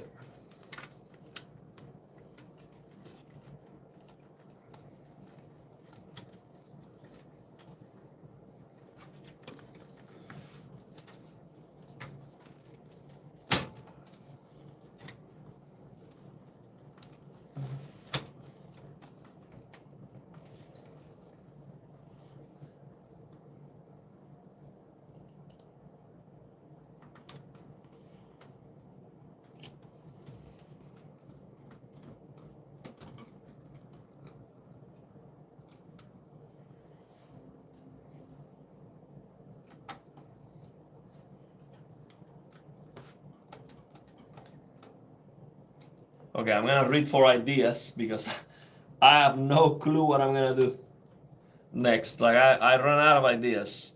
How is that motherboard just magically glued to the case? Like what is holding that? I have no clue. Okay, let me check out. See if we can figure this out. Okay, I am invested and this is causing me emotional damage. Well, I have no clue. So the 24 pin is out. All the connectors for the motherboard are completely off. Nothing is holding the motherboard from a cable perspective. I try to wiggle it, but the thing is, it's not budging. There's one part that is not budging. Pull the middle edge for leverage. What is the tower model? So this is the 100L PZ. Pano 100L PC. MAG Pano 100L PZ.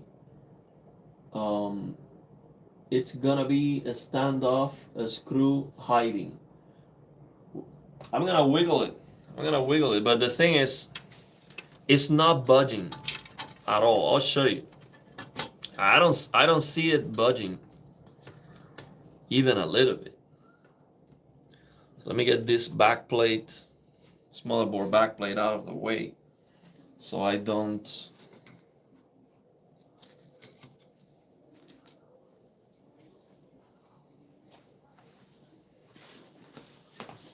crush it.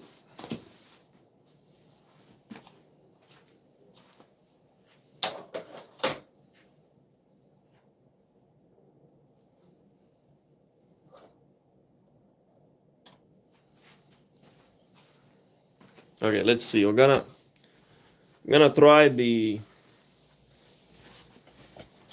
old method and force it a little bit.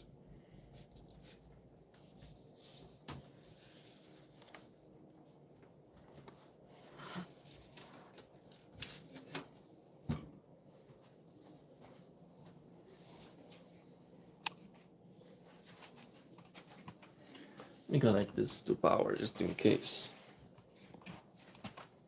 Okay, I'm gonna try to force it now.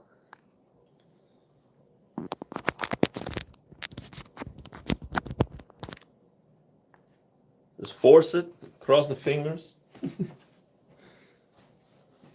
hope I don't break it. Before I do that, let me read the chat, see if we found the solution. I only see 8 screws on the table, need 9 screws. So I remove 9 screws. Pull from the edge near the RAM, don't be scared. Okay, let's go. I'm gonna pull from here.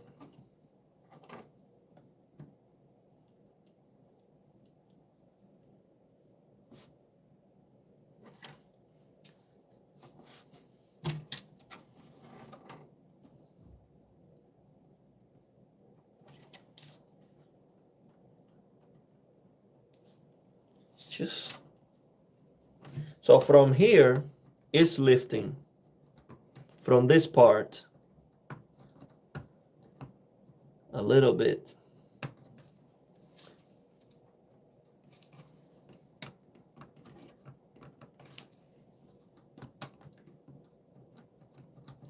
But there is something in here.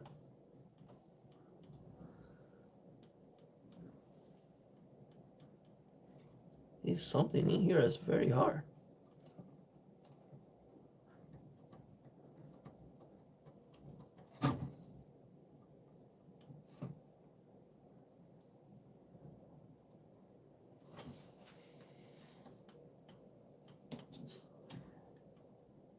Oh, you know what I think it is? I think this one right here is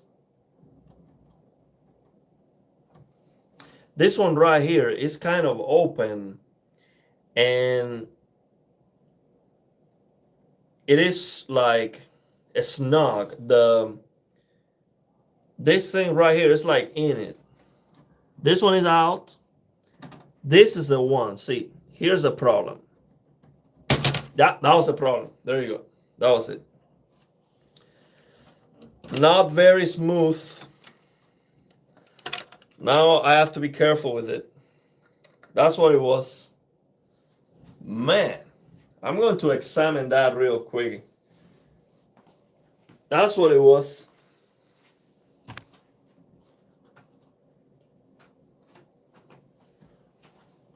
So the problem seems to be that this one here was too wide, or maybe when I screw the screw made it more thick or something, and it was almost soldered to the motherboard. But that's okay. No damage was done, so that's good. We are good. We're in a good shape right now. Let me clean this.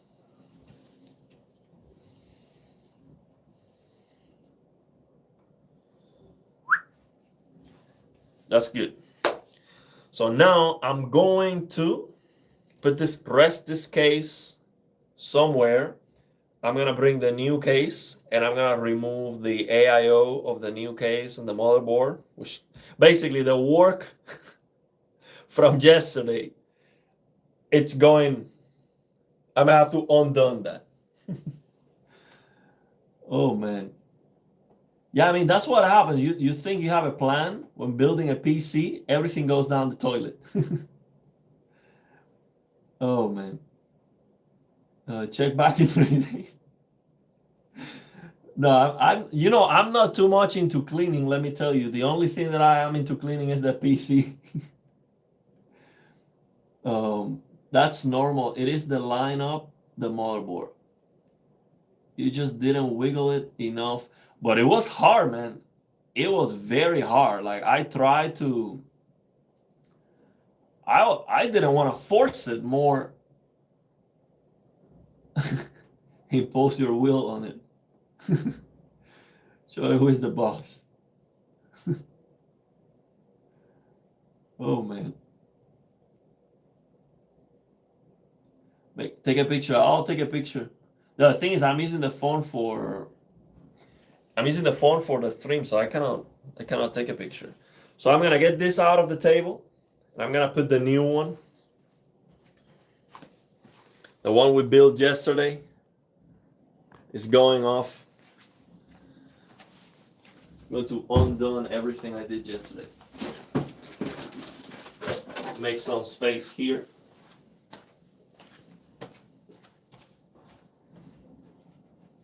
Get this light out of the way.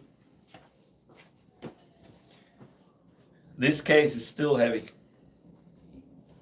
Even without the GPU, without anything, it's still heavy. Now let me, before I do that, let me have this side panel closed. Let me close this side panel.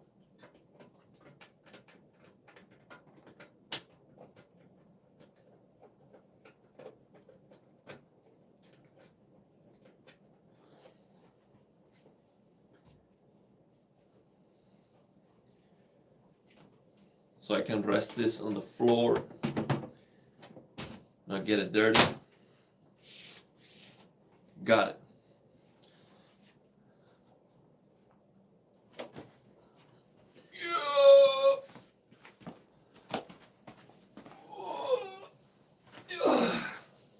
This case is like 20 pounds at least.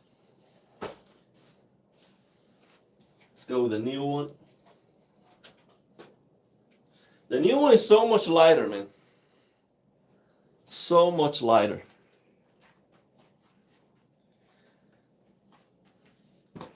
I definitely like that part. That's for sure.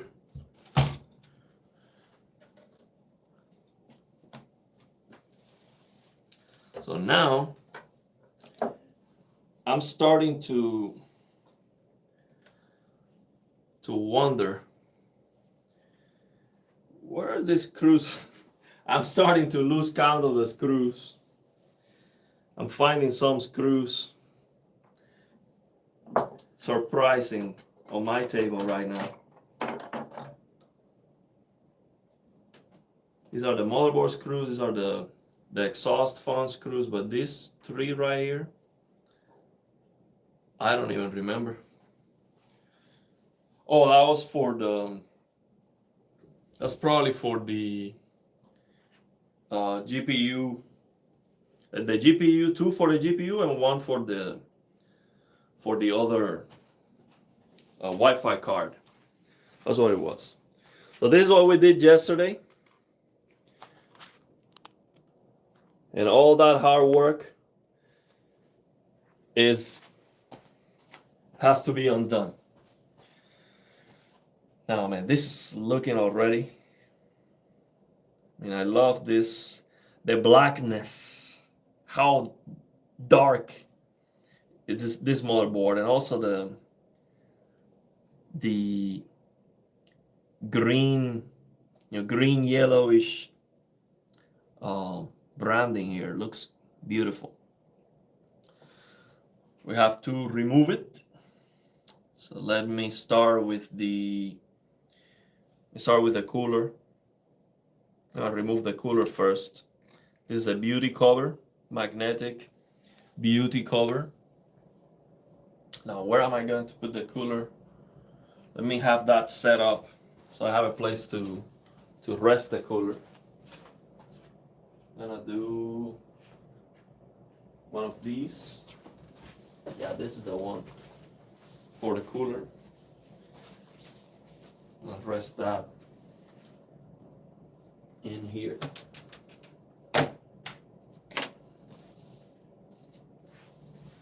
No. Maybe I'll try in here. Just finding a place to rest the cooler before I remove it. So I'm gonna remove this first and then remove the radiator. Always have a plan of how to store screws properly, yeah. Hey Ben, how's it going? So we have Ben on the chat. He was the one who sent me the RTX 5090. Thank you very much, Ben. Is the thermal paste already put in? No, that's a good thing. See, that's why I did it like this yesterday. I presented the cooler without removing the peel and without applying the thermal paste because I knew I might have to remove this. So that's great. So it is not no thermal paste, so no mess. Ben, he spent the past hour trying to figure out why his motherboard was stuck. Was it 1 hour? Man. Yeah, man. Thank you very much, Ben. So here's what we're doing. We got a new case. I'm gonna give you an update for all of you coming right now. So we got this new case with a liquid cooler, the B850 TOMAHAWK MAX Wi-Fi motherboard for the 9800 X3D. Thank you very much to Bobby for sending me the 9800 X3D. And also thanks to George for sending me the protective shield that goes in there. You're gonna see it now when I remove the cooler. It looks so good that it's actually a shame that we cannot see it because I would look at it, I would stare at it. It's just beautiful. So what we're doing is we have a problem. This case might not be able to fit the air cooler with both fans. So what I'm gonna do, because it's not wide enough, but we're talking about 6 millimeters. This is missing 6 millimeters for that. So what I'm gonna do is I'm going to put the air cooler with a single fan in the middle so it doesn't stick out due to the memory RAM, and it should work like that. And then I'll figure out how to put a second fan or whatever. We'll go from there. But the thing is, I want to use the bigger case for the 5090 9800 X3D with this AIO because I already have the cable management done in that case, and I already have all the fancy addressable RGB lighting fans, and these ones have too. This one also have that, but those are fancier. So I don't know how these light up, probably from here, but they do. But the thing is, that case is higher end, it's bigger, it has more space. So it makes sense to have the 5090 there. And then here I would have the 5800 X3D with the 3080. This would be my streaming PC. So I would have the capture card here with the 3080, and I would be able to stream without losing performance, give you day one, gaming performance videos. We could even do them live. So that's the plan. So right now I'm gonna remove all of this, remove the cooler, remove the motherboard, and then I'm gonna transfer that to the case, the bigger case, and then I'm gonna put the 5800 X3D with the motherboard here and the air cooler, and let's see how that fits. So that's where we are right now. I'm gonna remove these. I'm going to untight these screws diagonally.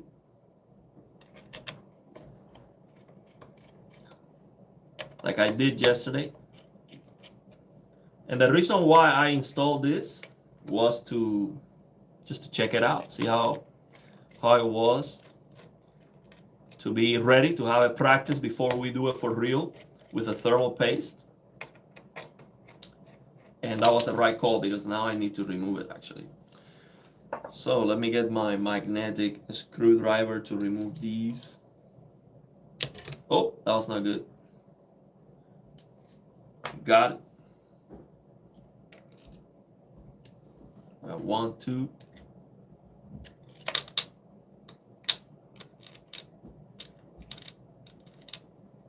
Well, 3 and 4. So that is easy. So actually this AIO is actually very easy to install because the radiator came with the fans pre-installed already. And yeah, this is very simple. I'm gonna get this out. See how that looks? This is what George sent me. Look at this black cover here. This looks amazing, bro. I would like to be able to run the PC and look at that. See, it's so beautiful. I wish there was a way to have like a transparent cooler or something to just look at it. AM5 9800X 3D CPU, man. This is the brain of the command center. 100% community founded. Amazing. So yeah, it is ready. So now I'm gonna get these screws. Do I have to remove these? I can keep this, right? Yeah, this is not holding the motherboard or anything. I can keep these. Now I'm gonna remove the AIO. Now if I flip these, maybe keep it in here. Yeah, I'm gonna flip it.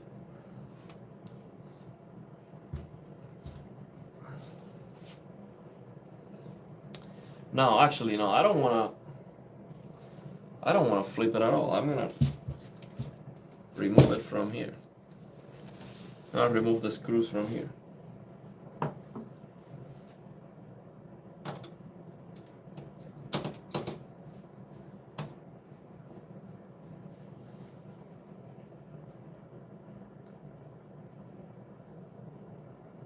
Let's see. Thank you very much, Ben. No, this community is just the best. Usually people.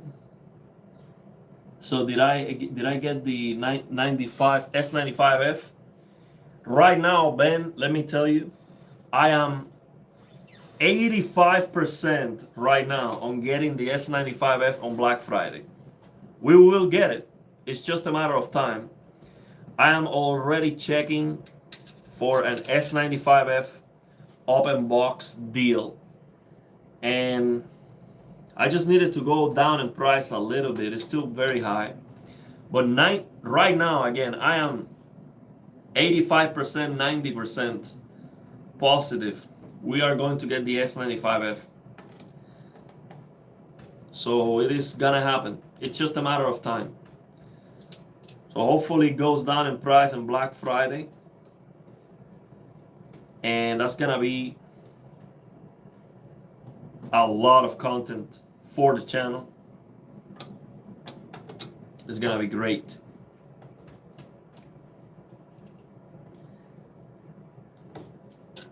And we're gonna remove the matte finish, that's for sure. I'm gonna take that off in real time. I'm gonna do a live stream removing the matte finish, the whole process from scratch. If the live stream is 10 hours, I don't care. 12 hours long, 16 hours long, whatever it takes to remove that matte finish.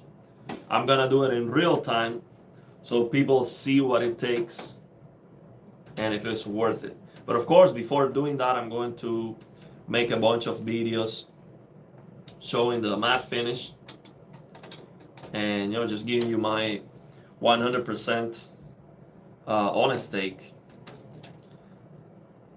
I am biased, like I don't like it. You know that already, but how bad is it is the question. Can I live with it?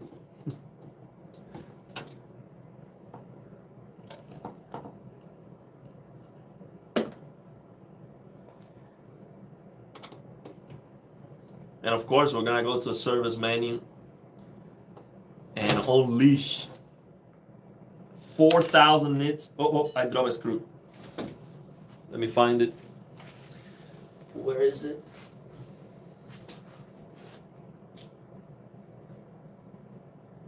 Oh, here it is.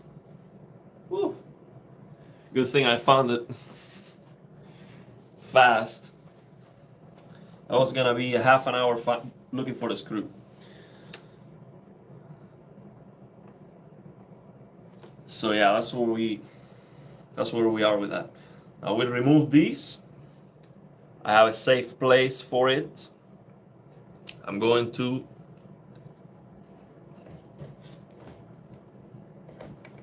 move these to a better place. Now MSI sent me these liquid cooler with an LCD screen right here. That is so overkill, man. That is next level luxury. 360. It's painted black, looks beautiful with an LCD screen. It has all the cables inside the tubings, so there's no cables here to see close to the CPU, and it's supposed to only need one cable to install it on the motherboard.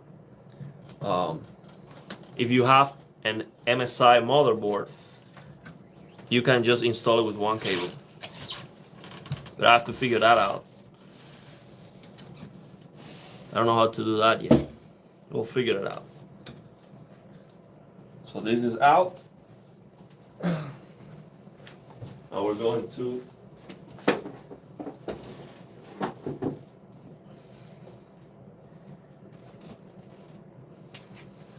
gonna take off the motherboard.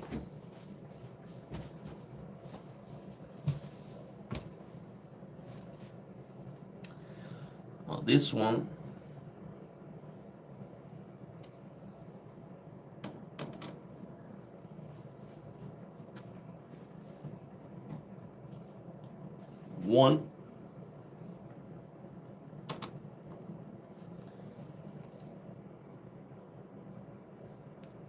do you need to put liquid on that cooler? No, it's already there. I have never done a build with liquid cooler. Mine, I have not done it either. This is the first time I'm going to use a liquid cooler. This liquid cooler, when it comes to the installation, you don't have to do anything. The fans are already pre-installed. You don't have to put any liquid on it. It's very simple. I mean, you saw how I took it off. It's very simple. All you have to do is put these 4 double-sided screws and then just put the cooler, and then there's another spring screws that go on top of it, and that's it. And just just the screws you have to put it on the case. Very easy, just especially with one of these cases that is exposed already. You don't have to do anything fancy there. It's a lot more difficult to install the motherboard than to and put the CPU and all that. That's a lot harder.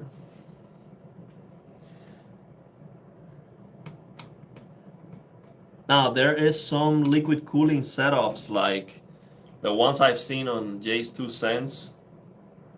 That is next level. With you have to cut the tubings manually and all of that. That's like super hard to do. They look the best, honestly. I mean, when you see the tubings with colorful liquid, it looks like a PC from another planet. That would be a cool thing to try one day, but that takes a lot of expertise.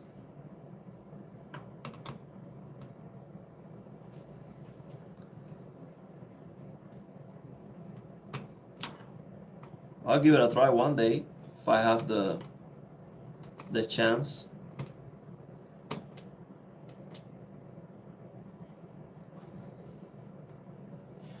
So 1, 2, 3.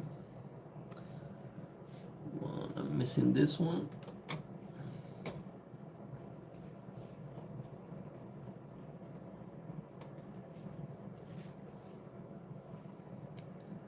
This one.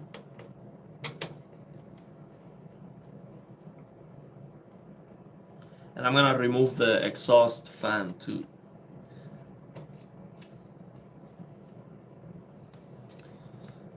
Okay, so 1, 2, 3, 4, 5, 6, 7, 8, 9 screws. Now I'm gonna remove this exhaust fan and we should be good to go.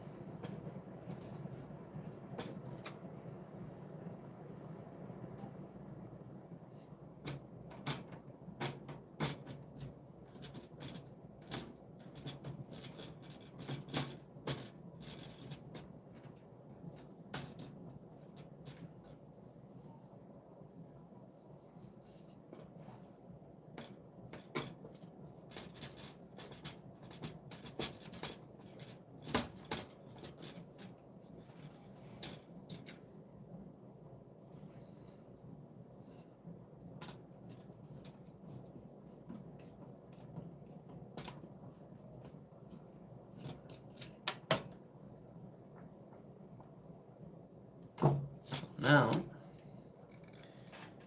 I'm gonna put this aside. I'm gonna remove the motherboard. Now, this motherboard already has the back plate for the AIO installed already, so it comes out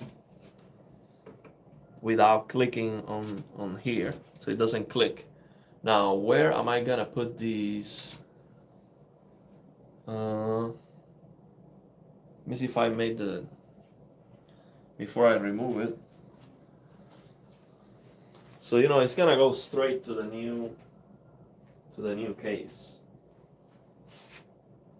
Yeah. I'm gonna put it in here. Yeah, I'm gonna put it on top of the box, and then I will put the new case here and then install the motherboard. Easy. You can see, check it out. This motherboard. Man, I really like how that protective support looks on the CPU, man. It just looks so premium. That dark black fitting perfectly on the CPU like a glove. Really like it. Oops. Let me get these out of the way. Well, actually, you know what? I'm gonna try. No. Actually, let me try this first. Yes, this is the question. I know the new motherboard is gonna fit. I know the new motherboard is gonna fit on the bigger case. The question here is, can I fit the CPU cooler in here. So I'm gonna try that first. Let me read the chat.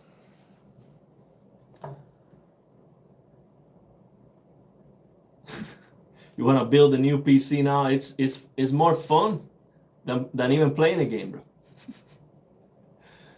And I'm building 2 PCs, so I have double the fun. I'll stick to my trusty D15. It is no looker, but so dependable as we saw before without the fans. Well, let me tell you, the logo of this channel is 100% the look of this cooler. And I have not changed it, and I might never change it. I think this cooler looks amazing. Now, the thing is, that air cooler, the heatsink over time gets a little bit rusty, and it loses the shine of a brand new heatsink. But if there's a product, or if there's a way to get it back looking shiny like new, I think that looks amazing. And the Noctua fans have that weird color, whatever. I'm sure they made some black fans, so that aesthetically that's the only thing that could be better about that, but it looks amazing. And the performance is great.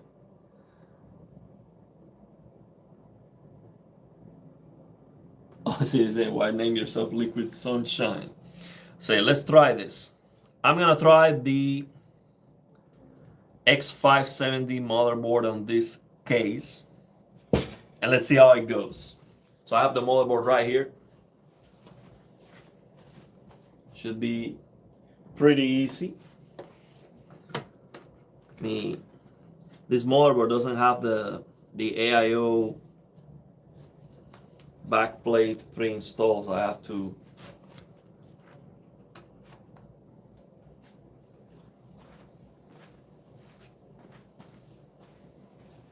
hold it. Okay, let's see. Oh, let's go. It's right in there.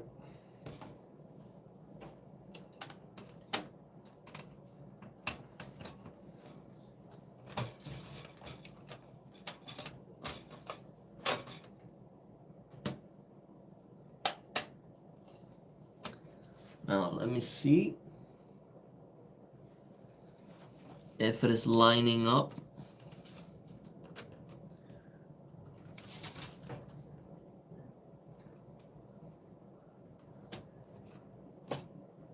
Oh, I see it already. It's right here.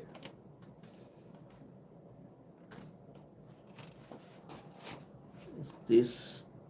That's why it is so nice to have the AIO already pre-installed, so you don't have to go through this.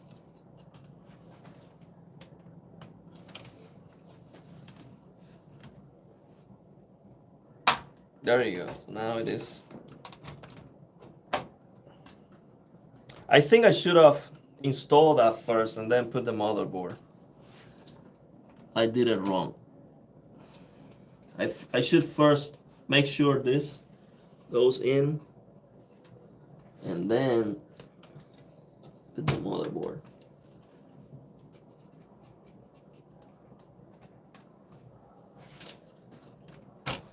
There you go. That center screw is in.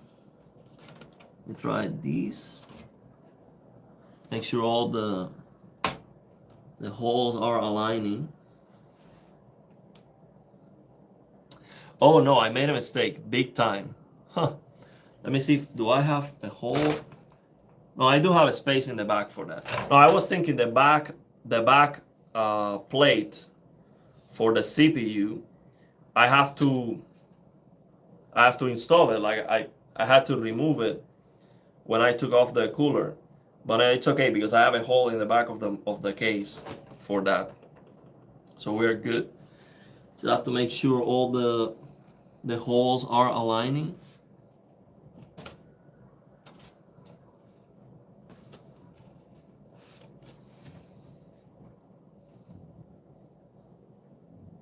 I'm gonna quickly dust this off a little bit.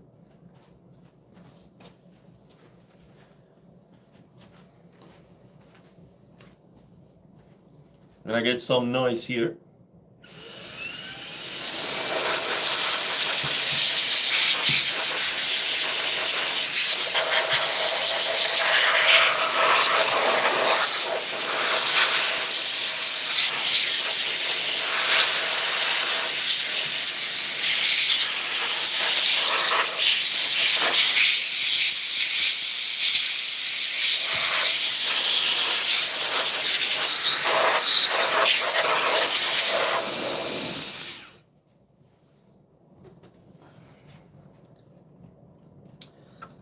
Now this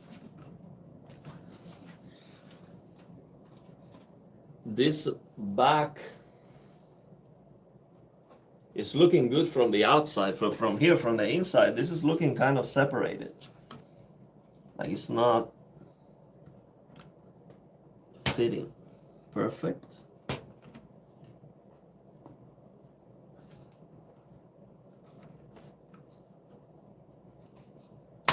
There you go. See?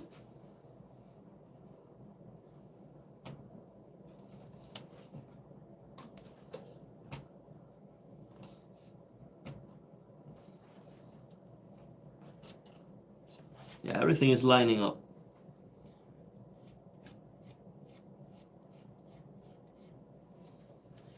All right. So let's screw in the motherboard. It's easier to just switch motherboards and the power supply and redoing all the cable management.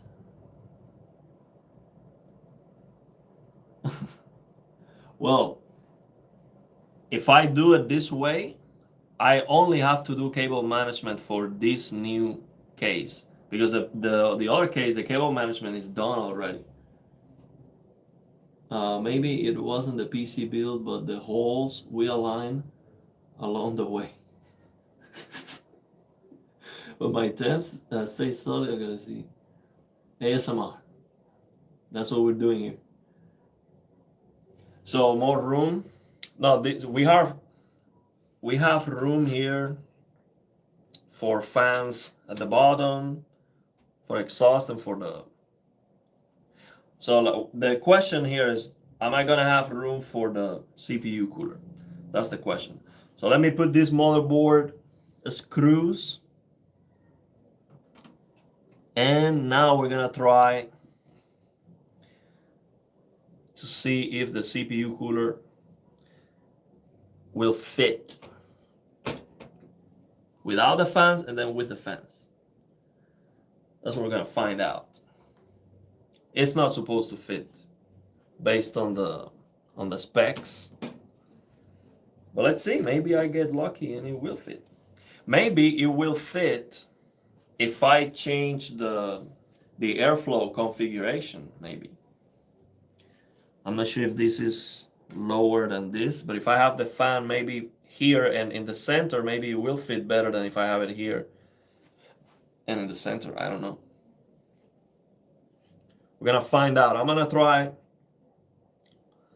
all possibilities. If I have to change the airflow of the entire case, I will.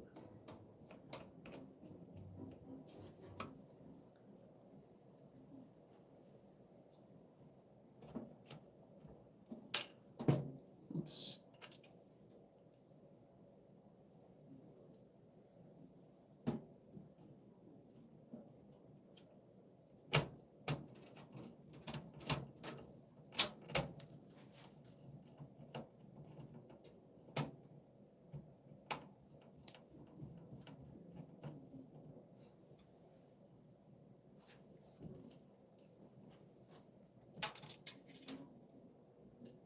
So I think the technique, you see, after unscrewing like 32 screws, I think I figured out the technique. If you have a magnetic screwdriver, all you have to do is place the screw first and then just go down like that. Instead of trying to aim at the hole, you can just go straight down with a screwdriver, and in that way you don't lose the accuracy.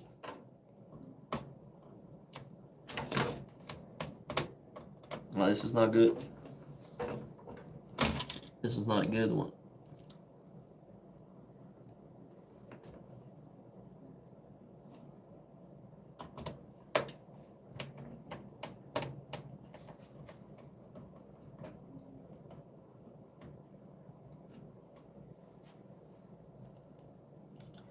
So now, after having these two PCs, after I get the S95F, I don't need anything else in life, honestly.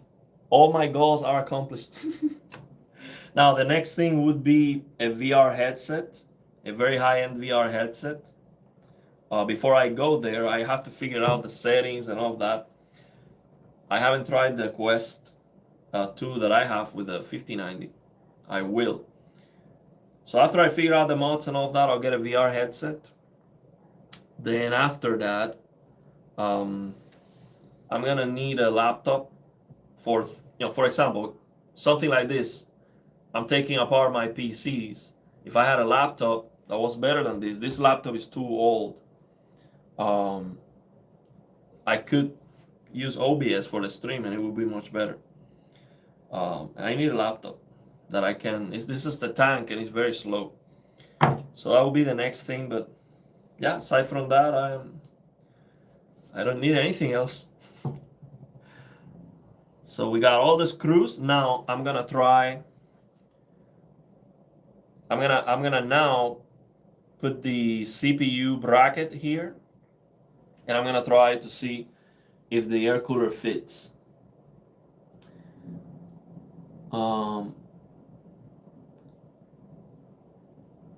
So why swap the cases?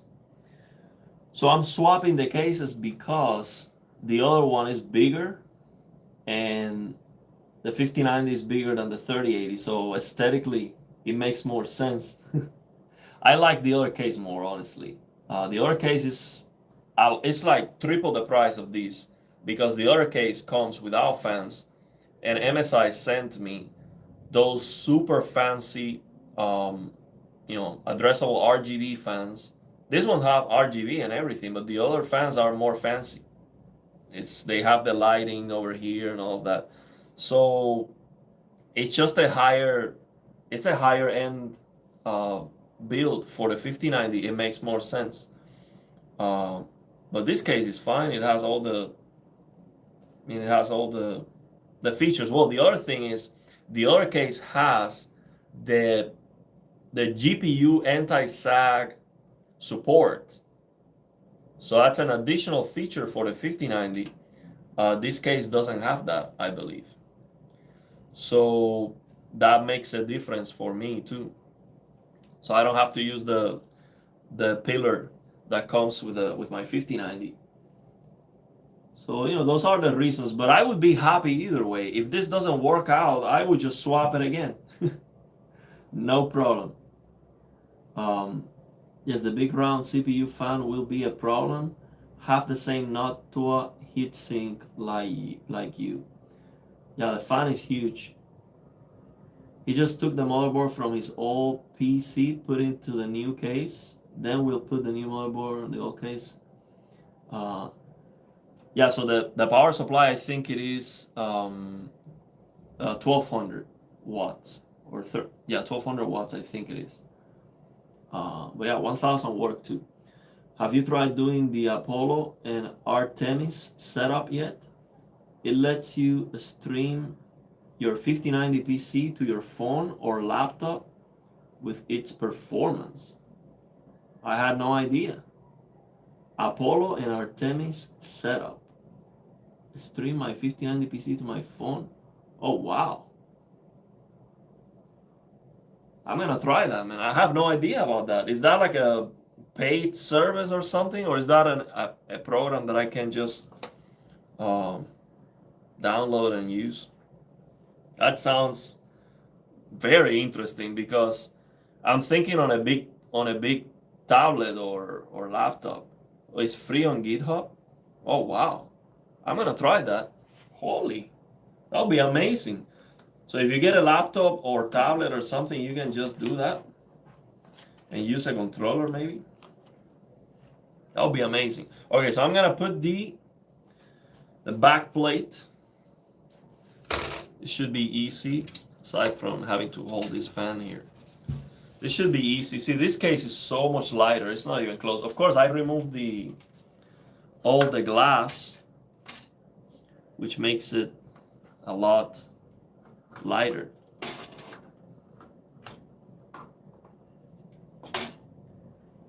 But yeah, this case is better in that sense. It's a lot lighter. It's like half the weight.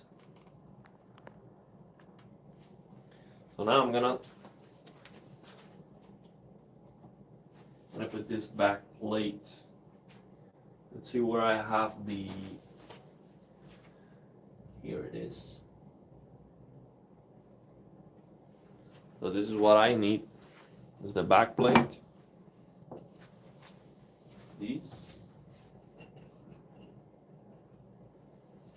So I think this is the hardest part about installing this big Noctua fan, because I have to hold the back plate here.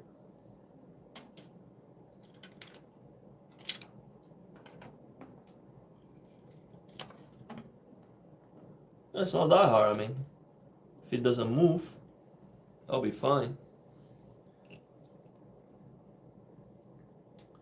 So this would go this side up. So I'm gonna,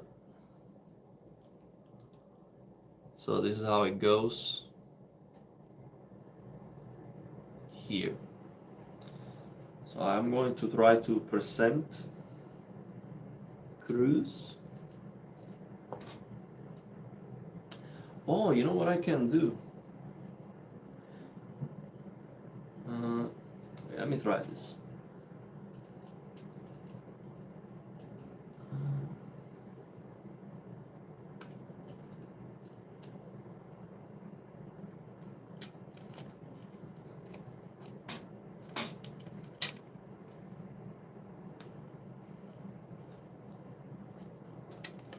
Okay, this is the tough part. Oops. Yep. This is the tough part. Okay, so I think I'm gonna try it this way. I'm gonna use the single screw first to hold it, install the other three, and then install that one. So I'm gonna use a single screw from the other side without the supporting bracket, without anything, just to hold it, and then everything else should be easy from there. I think that's a good strategy. See, now it's not going anywhere, so I can actually do the rest. I'm gonna try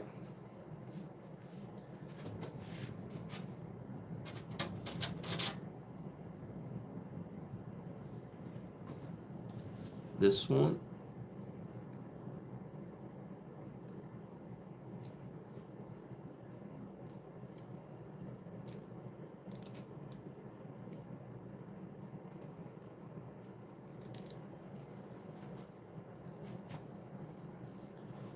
You can, let's see if you can, I cannot see well this thing goes down.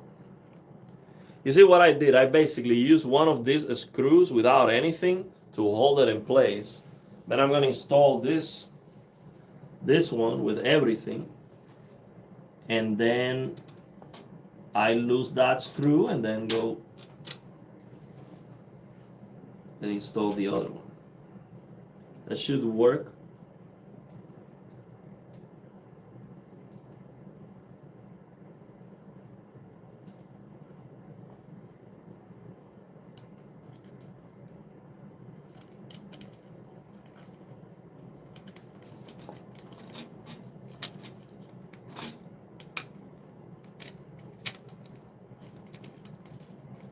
So otherwise, I would need to call someone at home here to help me.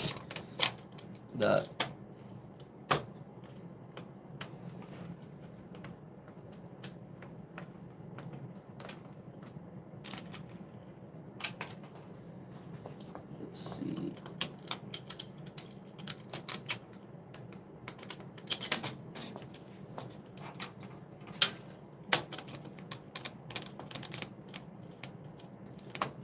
As soon as I have one in, everything is gonna be easy.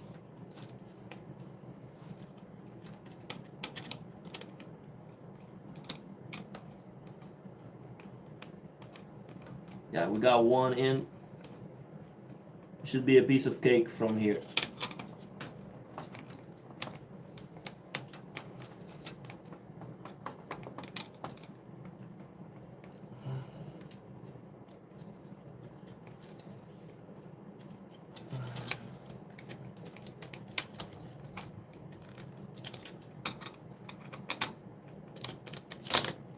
There you go. Got it.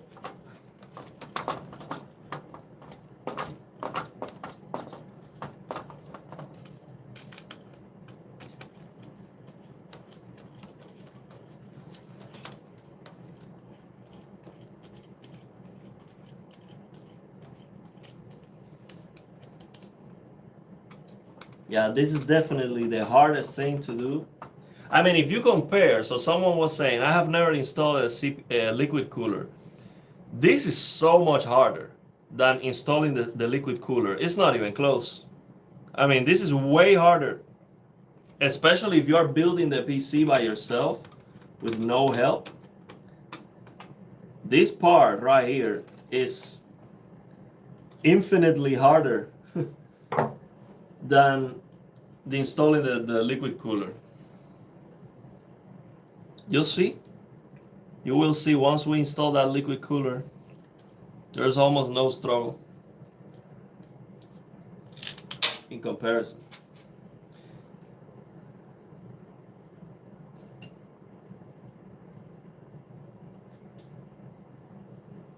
Now these two should be easy. I'm gonna show you that part now. Let me move this. I'm gonna show you that part. See, we already have this, and it is holding the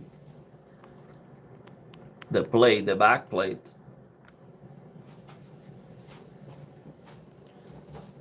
So now, see, because the thing is, this contraction here is loose too. So if this was tight some way, it would be easy, but because this is loose, it's harder to, see, it falls. See, screw falls very easily, and then you have to start all over. I mean, I think this is something that they could definitely improve. Just the only thing they have to do to improve this is make this tight with a screw. Very simple. So this being loose like this on the screw makes it so much harder, because you have to hold it with your hand, and you have two of them. So how can you hold both and the back plate at the same time? It is super hard to install. And I think it is unnecessarily hard. They could fix this very easily. Oh well. It cools the CPU very well. So that's what matters. So we're gonna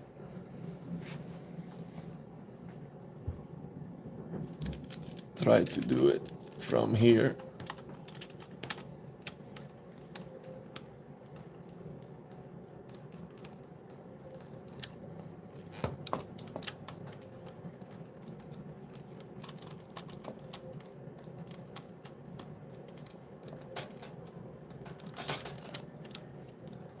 We got one, so this should be easy now.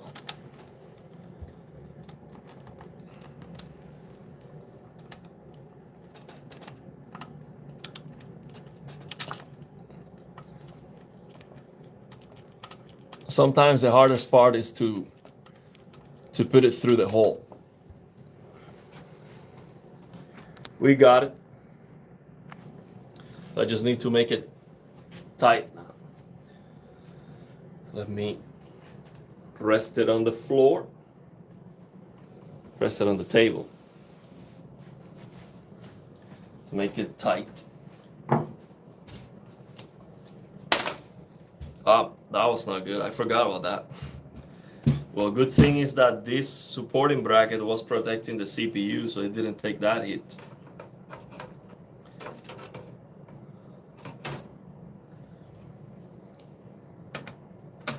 Yeah, this is definitely not a good system.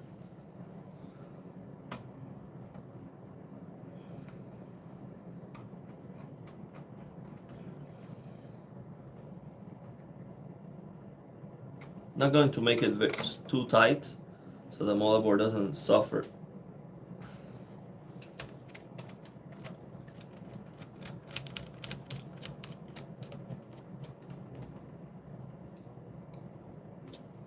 That's good.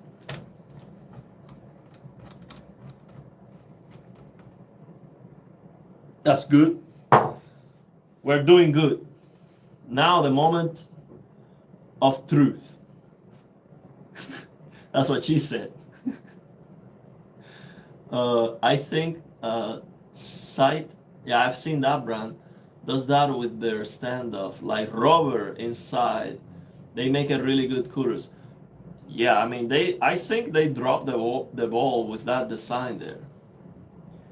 She could say it one. I think they dropped the ball. I mean, it will be so much easier. See, this plastic below, all they have to do is make that plastic part of the screw, and that's it. So when you screw this in, you are actually getting the screw through the plastic support. That would make it perfectly tight, so you don't have to be with this thing in your hand and both falling apart. That is so hard. That's the hardest part of the entire build, I think. So now let's try that huge monster CPU cooler, and let's see if the case is gonna close with these. Let's try it.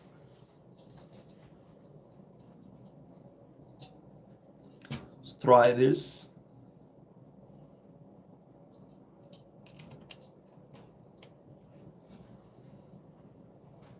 No thermal paste.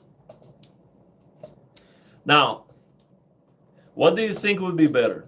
No thermal paste on the CPU and both fans, or thermal paste and no fans? I would bet thermal paste and no fans would be better, because I just tried that and it worked.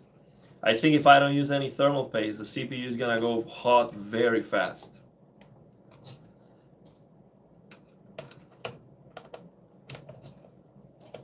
So let's try this. I don't have to make it super tight, just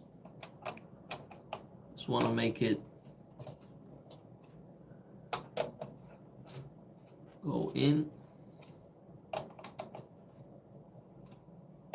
It's good. Okay, so let's try. Where is the case?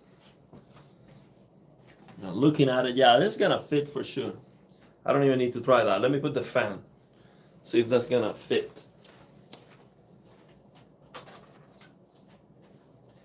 Let me get the case.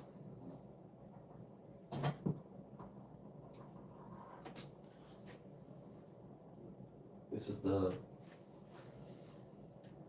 top. This is the side panel. Get the side panel of the case right here.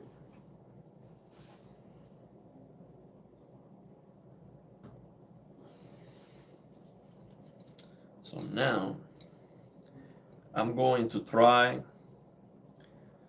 both fans, just presenting them. It's supposed to go this way.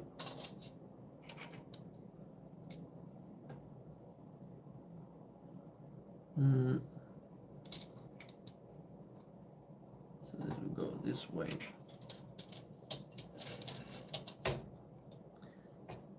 And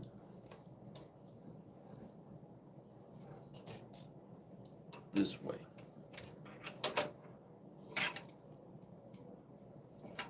this way. Oh, wow, I think it's gonna fit. Oh man, if this fits, it will be amazing. Oh, wait, we have this, we have to flip this. Why do I have this mark?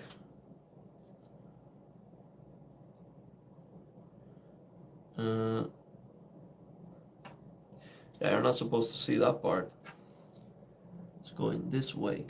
So it'll be like this, and like this. So this goes down, so you don't see the cable. So I'm gonna. Okay, let's get this cable out of the way.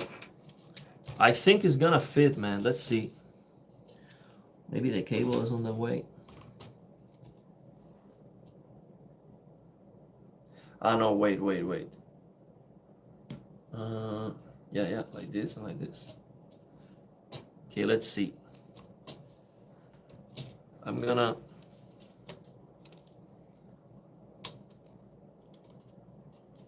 put this here.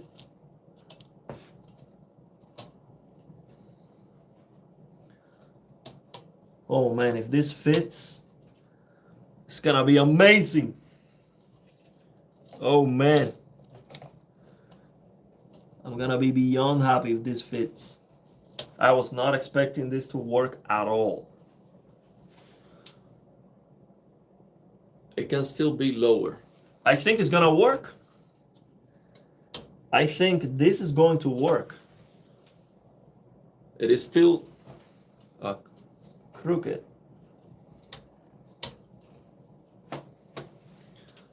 That's fine, let's try it. Oh man, if this works.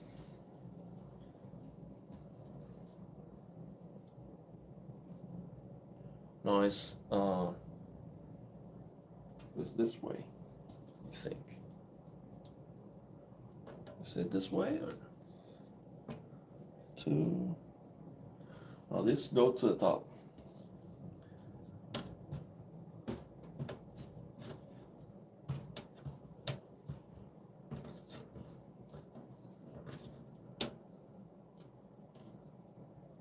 No. So 1, 2, and 1. And 1 in the middle, 1, 2, 1, 2. Yeah. It's like this.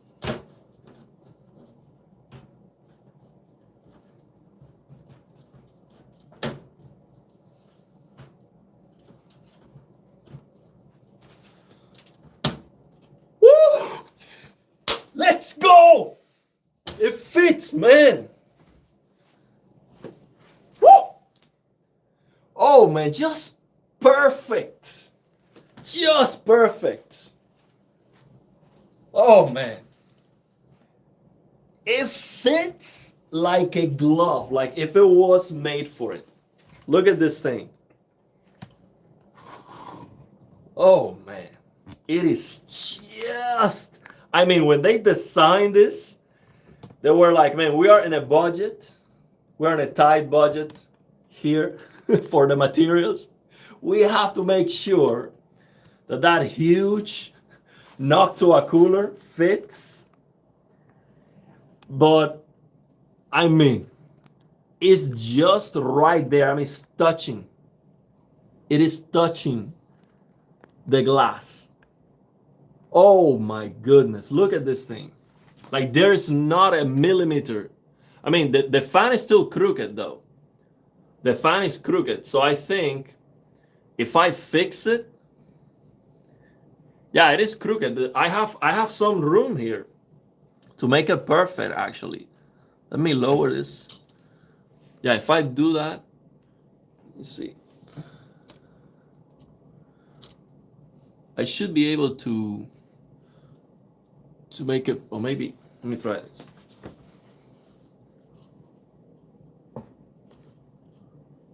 And let me tell you, I searched this on the internet, and there's not a single proof out there of this fan being able to fit this case. I searched on ChatGPT, not a single video or proof that this will work. So I was sure this is not gonna work from the numbers, from the specs, everything. Look at that. Perfect. Absolutely perfect. Not 1 millimeter. Of course, you need the low profile RAM for that. If you have taller RAM, it's not gonna work. But man, look at this thing. The reflection. You can see the RT reflections at the top. Just perfect. I'm gonna line it up perfectly, so this is proof. Here is the proof. You can absolutely fit this huge Noctua D15 air cooler on the 110R. The MAG Pano 110R case. Let me line this up perfectly here. Man, this is a big deal. I think MSI should update their specs sheet and include that you can actually fit this fan. That's a big deal. That is a big deal. So basically you can do anything on this case. That's the biggest air cooler. You do need low profile RAM though. It's not gonna fit. Or maybe it is so tight that once I have the thermal paste, it's gonna be too tall. Maybe the thermal paste is gonna push that. So is the fan pointing the right direction? Yes, it is. That's how it's supposed to be. Yeah. Fan won't vibrate that much. No, it should not vibrate at all. Think we got it, man. Just, it fits like, I mean, there's no way. There's no way. I thought this is not gonna fit. Like I just look at it. I tried to gauge if it was gonna fit by looking at the other case, and I'm like, yeah, there's no way, because the other case is significantly wider and it is very close. I thought there's no chance I was gonna be able to fit this. No chance. I think this is little tight on RAM. Man, she's gonna vibrate like a song. Always good to buy low RAM. Never know when it will come in handy. Absolutely. Absolutely. Hopefully it's quiet. I think it should be quiet, man. I think it should be quiet. Hope the glass doesn't rattle from bumping into the fan. And you know, if it rattles, I can just put like silicone on top of the fan or something. You know, we can fix that. I don't think and it's not touching right now. It is not touching.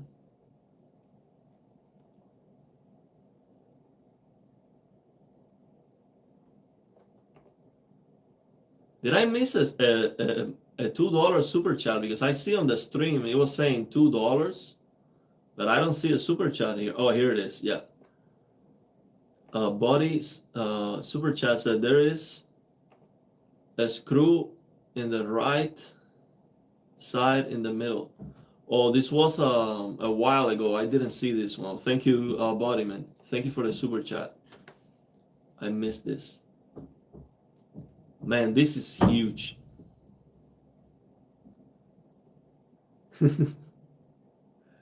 So no thermal paste, because I was just trying. I was trying to see if it works. Now that I know it works, I'm gonna add the thermal paste.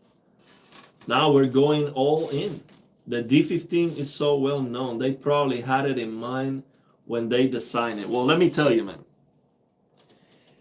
The level of precision to make this cooler fit, the level of precision, if MSI can pull this level of precision on every single case, we're talking about, you know, next level machinery. I mean, look at that. It's not even 1 millimeter.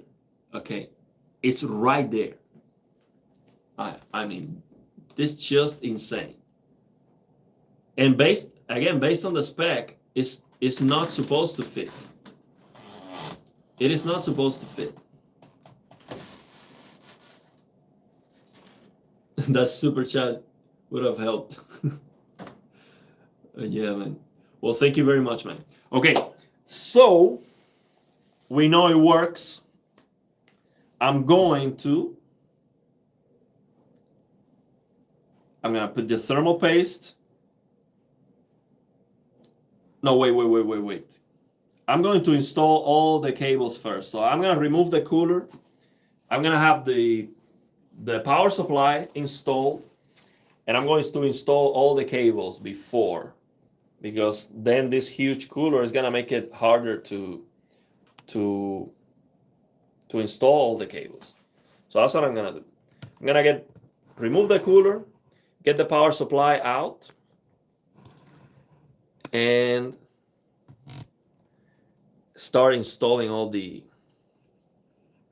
cables. Let's go, man. This is gonna be perfect.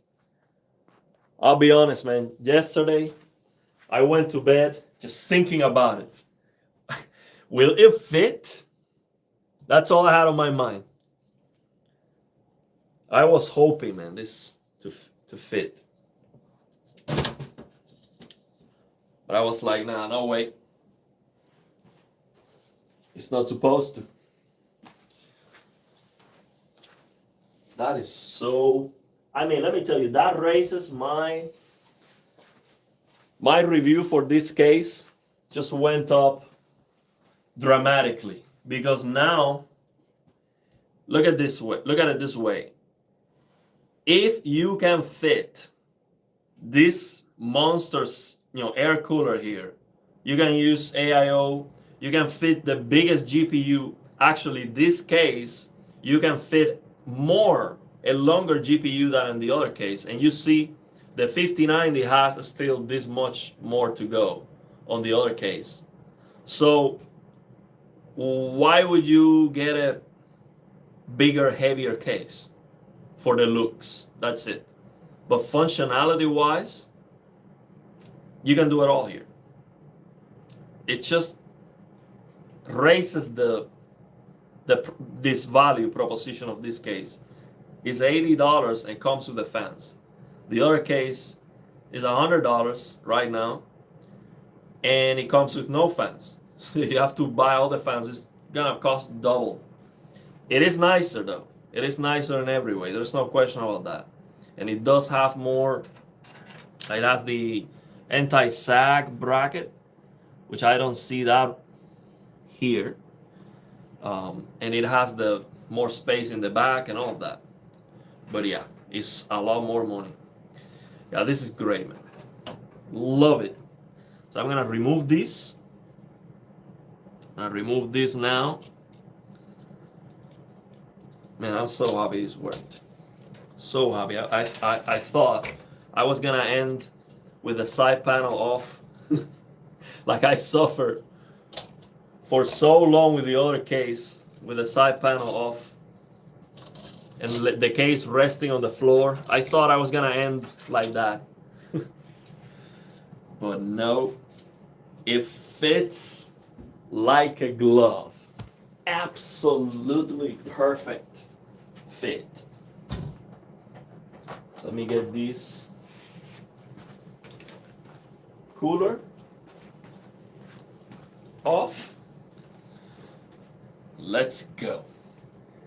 Great, now let's build the 9800X3D PC. Well, we can do that actually. We can finish that faster actually. We can do that very easily. We can do that. Now, the reason why I wanted to build this one first was to test the thermal paste. I wanted to test that old Noctua thermal paste to see first how much I have remaining, if it looks good and all of that. I wanted to try that here first, because if it's good, that's the one I'm going to use on the liquid cooler for many reasons, because you're telling me it is good, and also so I don't have to open this one that is brand new. I'm not gonna open a brand new thermal paste because this is gonna last me a lot longer if it is closed and unopened. So for that, I have to build this one first.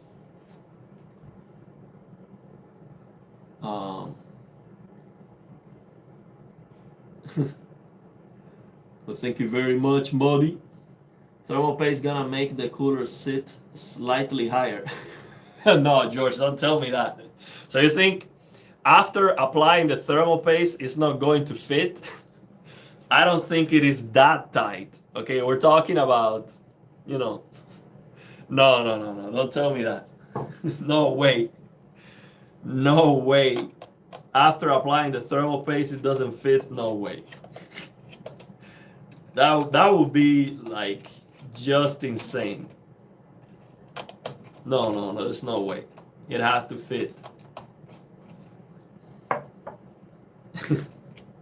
That would be crazy. You see, I still have a little bit.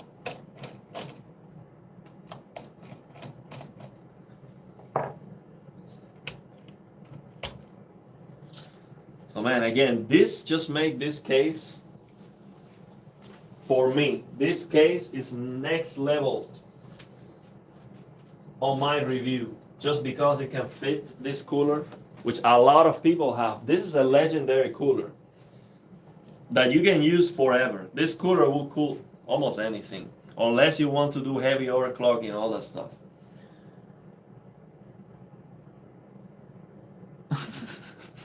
No, man, don't tell me that.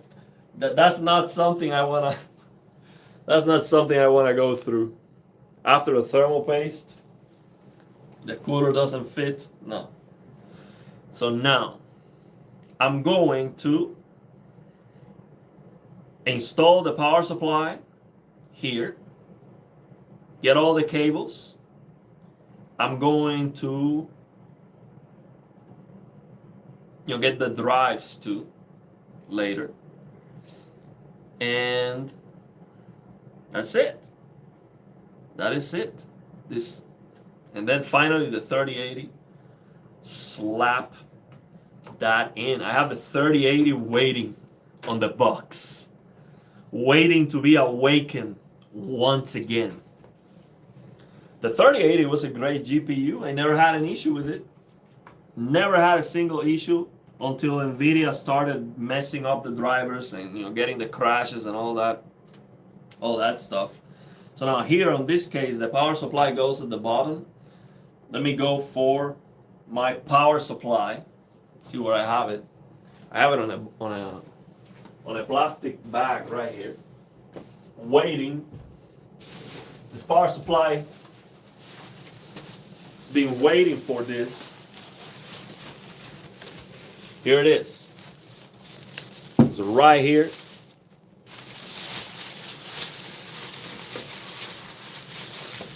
That's the power supply.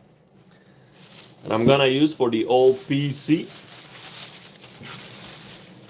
This power supply is 5 years old. 5 years old. I used it for the 2700 PC. Never had an issue with it, of course. Seasonic Focus Plus, 750 watt power supply. It is a gold, rated gold. Now let me get the cables. I have more cables over here. You get all the cables I need.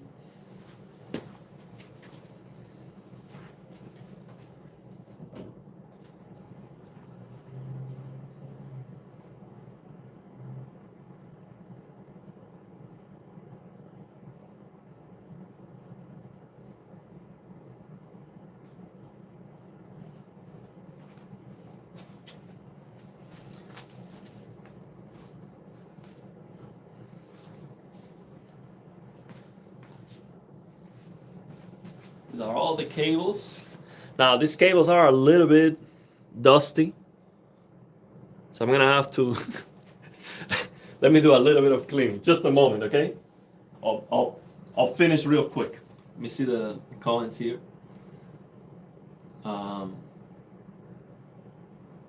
Overclocking isn't worth it anymore for modern CPUs and GPUs. Yeah, this X3D, I mean, definitely the 5800 X3D is, you can overclock it.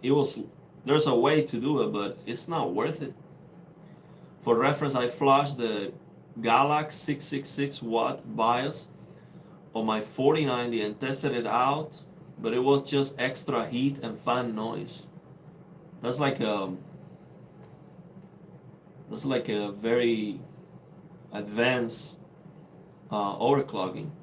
The TOF 3080 is beautiful. I got the Strix 3080 Ti version, but I prefer the TOF. Also, it only needs 2 8 pins. Mine needs 3. Yeah, the 3080, the build quality is fantastic. The TOF, the build quality is metal. Everything is metal. I think it doesn't get any better than that. What video card is going in this? 3080 RTX 3080 12 gigabytes Asus TOF. That's the one. I'm gonna clean this a little bit, just real quick.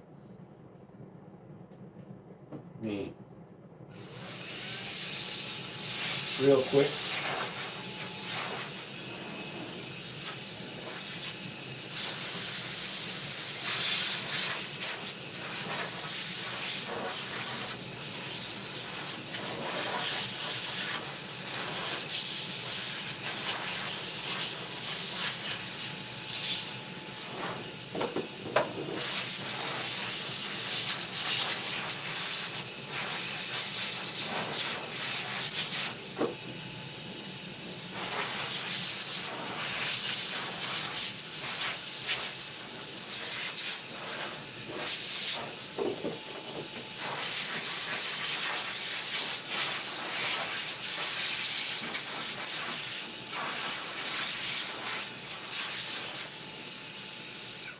Done. We're done with that. So now I have all the cables that I need for the power supply.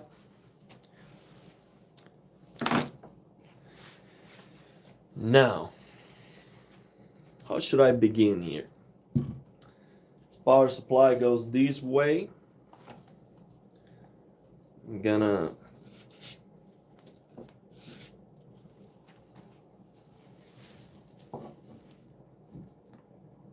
let me give it a quick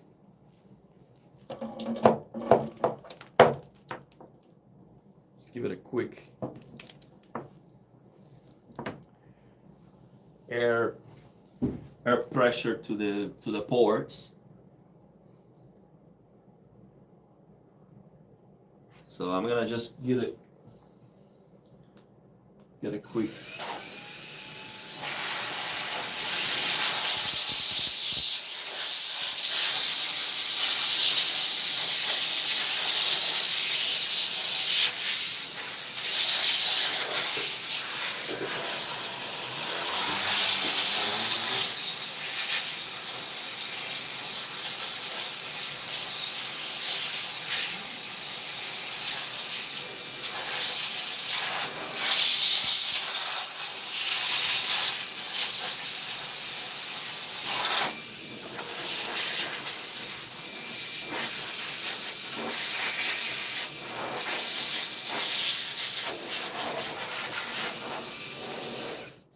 done.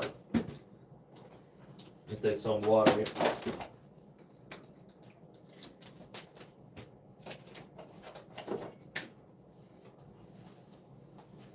Let's go, man. Now this case, I'm feeling so much love right now for this case. That's unbelievable.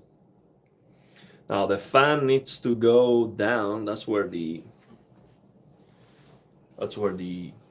mesh is.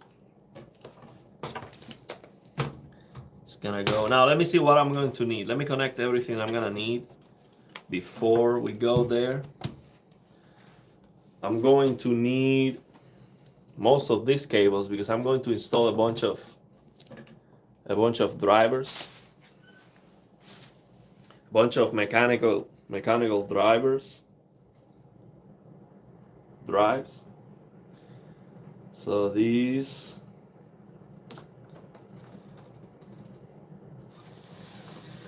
I'm gonna need these. We can see that. Yeah, so I'm gonna need this CPU, PCIe, peripherals, SATA. Okay, so this is what I'm gonna need. Peripherals, SATA, mullets. Okay, so this is what I need right here. I'm gonna need these.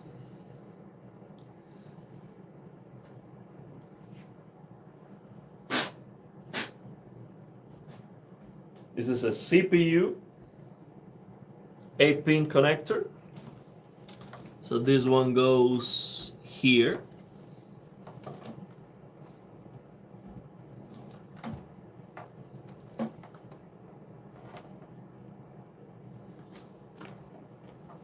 I shouldn't do that.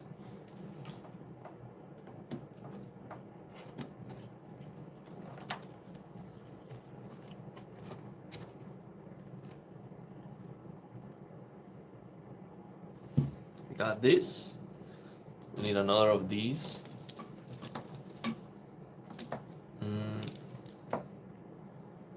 We have here. I don't think I need these.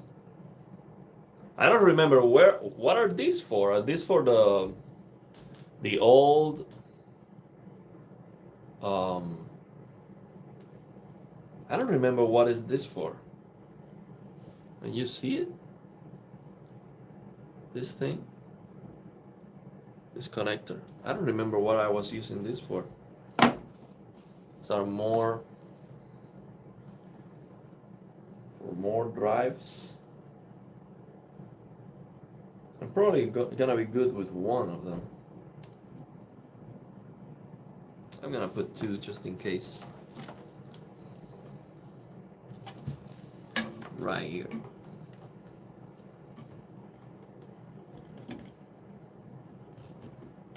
I have a bunch of mechanical drives.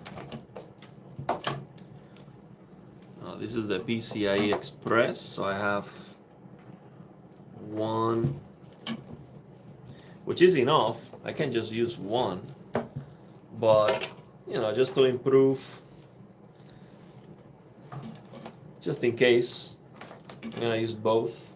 For the 3080, I'm using two of these, so I could just use one and then, you know, bend this is okay, but I was using these. It's supposed to maybe reduce the coil whine, but still my 3080 has a little bit of coil whine, so that's the only, you know, thing that I don't like. Which, by the way, the 5090 has no coil whine. Okay, so let me read the comments. See if you know what this is for.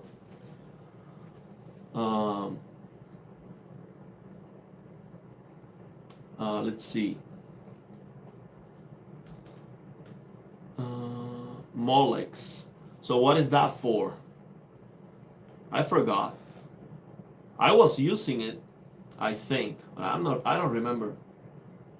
I'm not sure. I used to flash modded GPUs, BIOSes, custom fan curves and such. Haven't looked into it in a long time. I remember flashing my Radeon HD 6950 to an HD 6970. Those are the days where they locked the performance with software. No coil whine on my Asus 5000 series 2. Well, that's great. I don't think it has anything to do with the brand. It's a lottery. It's a lottery from what I've seen. So I don't think I'm gonna need this. So I'm not gonna connect it. If I need it later, I will just add it, but I don't think I need it. So we have everything we need. We have 24 pin for the motherboard, 8 pin for the CPU, the 6 pin for the GPU. I have 2 of them. This is the 8 pin for the CPU. So this is all good. Let's get it in there. Plenty of space here to get this in there. These cables are already kind of cable managed.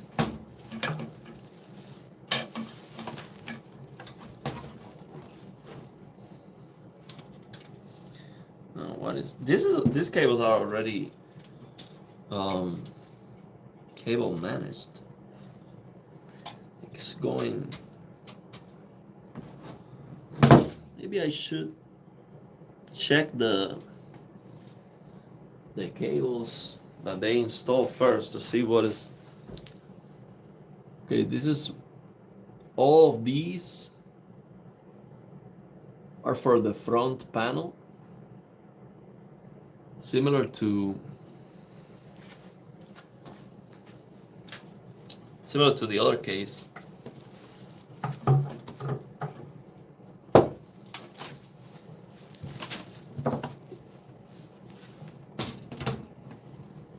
Okay, let's go.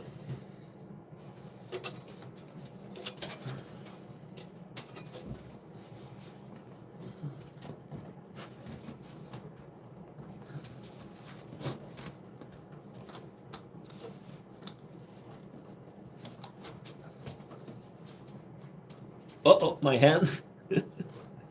I trapped my hand. Uh-oh. How did I get my hand in there?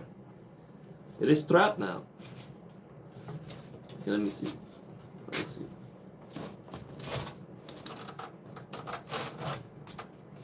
Good. Beautiful.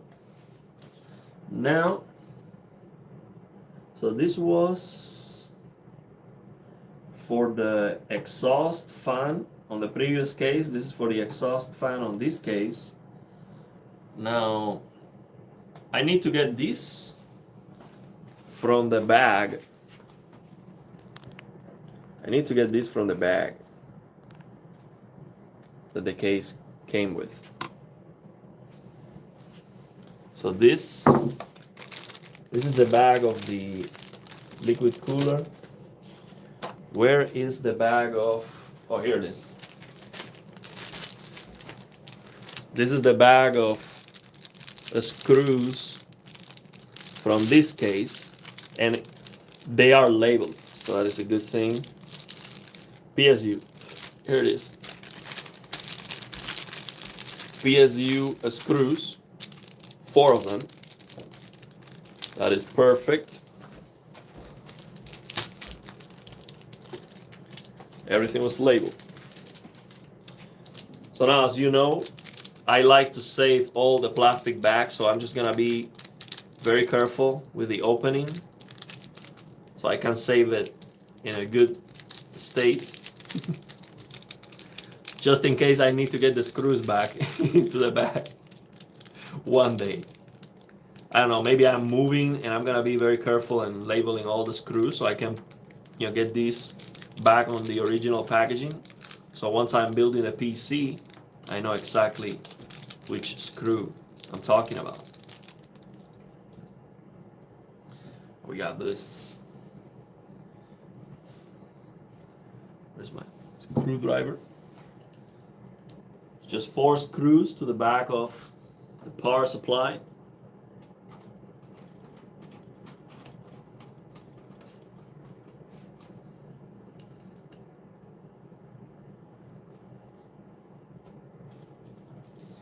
They always have a different placement for the screws.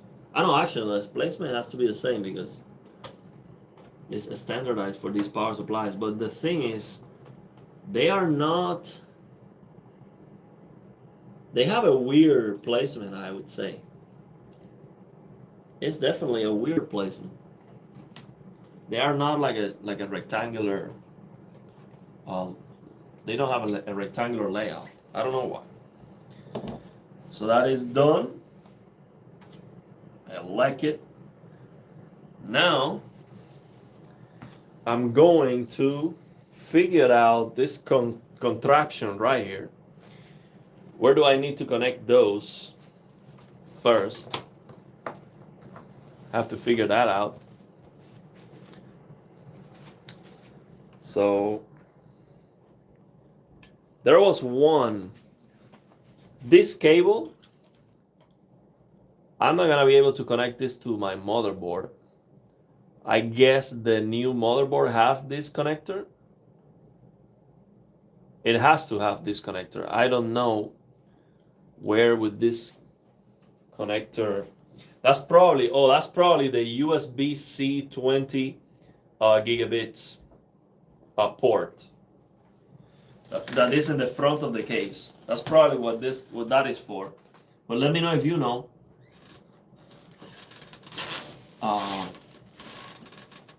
Chips are tuned to peak performance out of the factory today, and you need to increase power consumption massively to get 1 or 2 FPS more in game. Yeah, especially with memory, with the RAM, people go crazy with the RAM, timings and all that. And here's the thing, for me, the biggest hassle is you go through that to get 1 or 2 FPS more, and then you're not sure if the system is fully stable until you get your first crash, and that could happen, 2 months of usage, and that just doesn't feel right, man. So you don't know if it is 100% stable, and it's not worth the hassle if you don't get a big improvement. Coil wine is a lottery for sure, but your chances are better if you get a basic GPU with less power phases like P and Y. So your chances are better. Okay, better of getting coil wine. I have a PNY 4090 and my friend has one too. Both our cards have tiny wine. So do you mean that having a less robust power delivery gives you less coil wine, or the other way? Yeah, NVIDIA GPU boost 3.0 from Pascal onwards.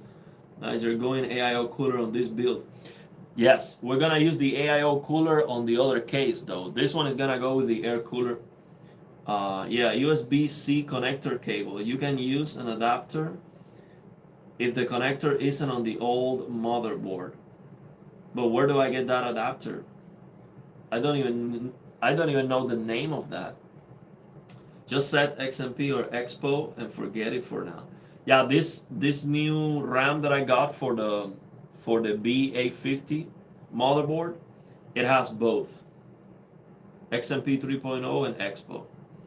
I think XMP is more for Intel on that RAM, and Expo is, I think from what I search, Expo has more fine tuning of the secondary timings than XMP. So it is more deep, more overclock for peak performance with AMD.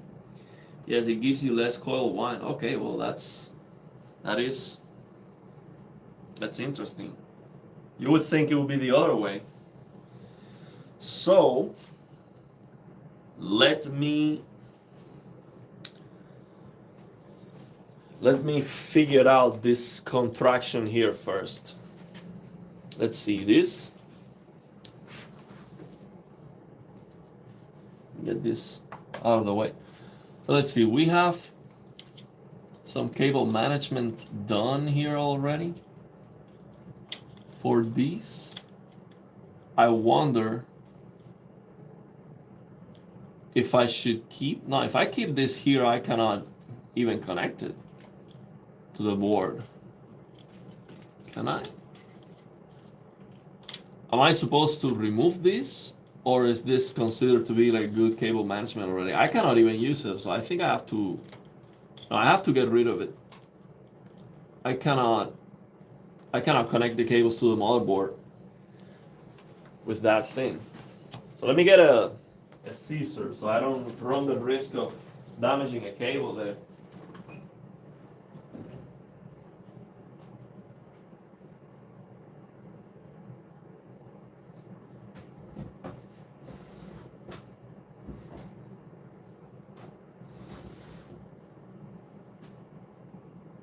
Well, I need to go upstairs to get a scissor. I'll be right back.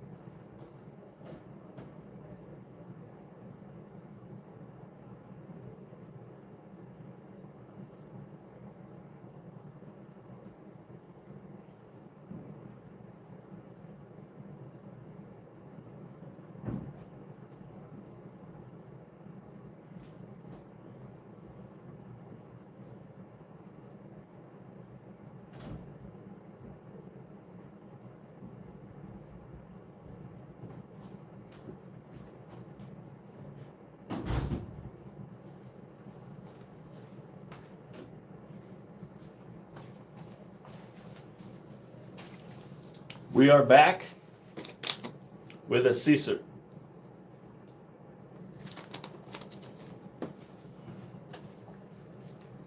See, we got any comment?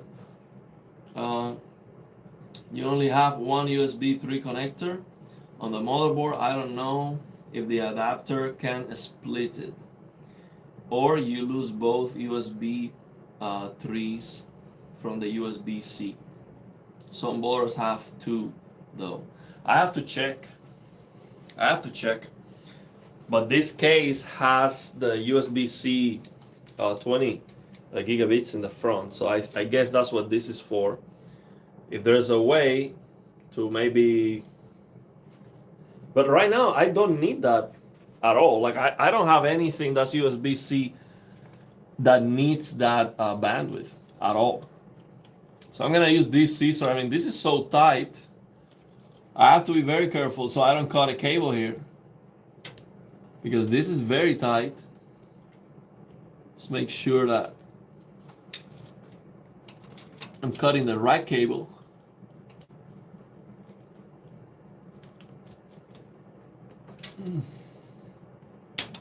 There you go.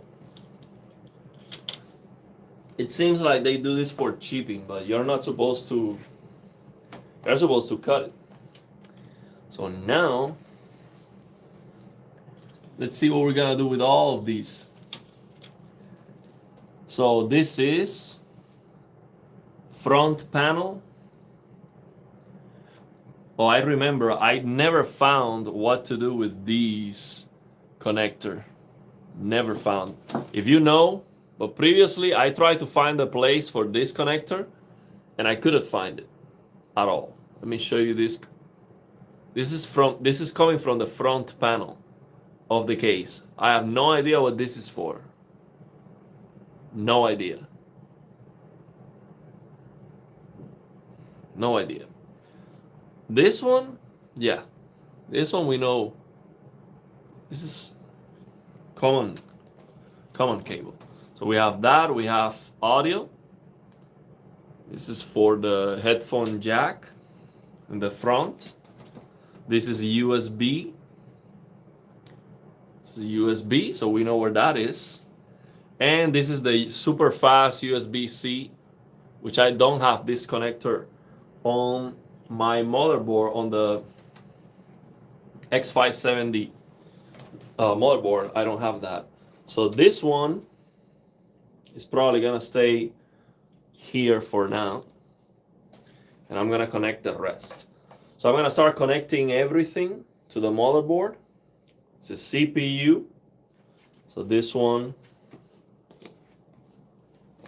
I put this one straight up. CPU.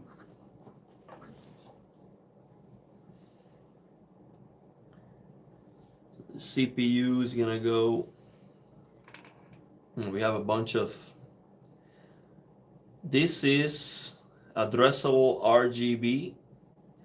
This is fans. So this is to connect the fans of the case. So basically, with this case, we get these. Let me show you. We get these. Get this out of the way. So they give you this thing on the case. This thing. Let me get this back in.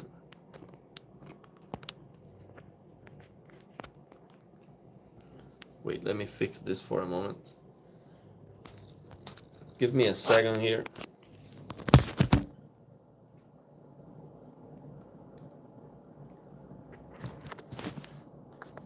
I was just fixing the thing I'm using to mount the phone.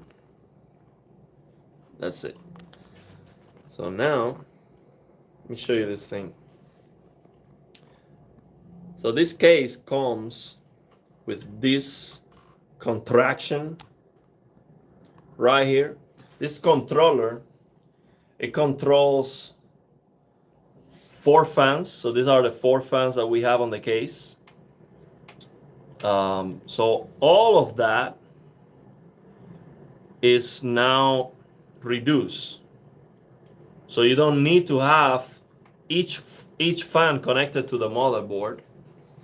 And this thing keeps dropping. So that makes it better.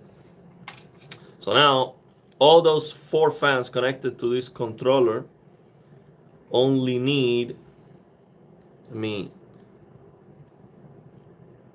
lose this. They only going to need this connector.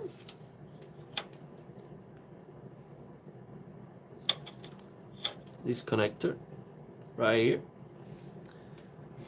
And so that's for the power and the PWM. And this one is for the RGB. Now, I don't know if these fans are addressable RGB. I don't know exactly. And this one too. So this is this one is for the PWM. This one is to connect to the motherboard to control the speed of the fan. So speed, this one is the lighting, and this one is the power. That's how it is. So 3, so correct me if I'm wrong. I think that's how it goes. So the cable management for the 4 pre-installed fans is good. They tied the cables here. They're going all this way. Let me show you. So they did a good job on the cable management for those 4 pre-installed fans. So it is going. They have one cable coming from here. It is very tight to the floor coming up. So that cable is probably from the bottom fan. And then they have 1, 2, 3, 4, 5. It's a lot of 1, 2, 3, 4. Oh, because this is PWM and then power. No, RGB for each one of them. RGB for each one of them, and then PWM. Oh, who cares? It's already there installed. So we have LED too.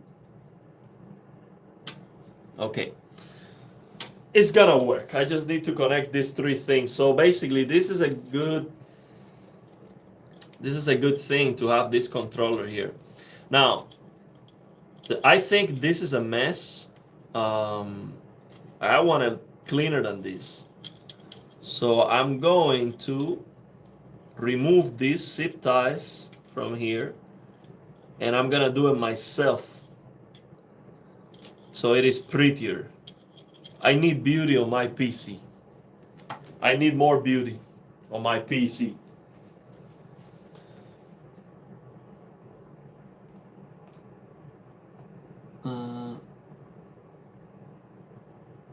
Guess you can put an adapter on the USB 2 header too. Not the greatest speed, but for a gamepad or something, it doesn't matter. Okay. Sounds good. Okay, so I'm going to cut these. It's not terrible. These 2. Yeah, these 2 cables are coming from the exhaust fan. Actually, why do I have this exhaust fan hanging here? I'm going to screw this exhaust fan already. It doesn't have to be hanging.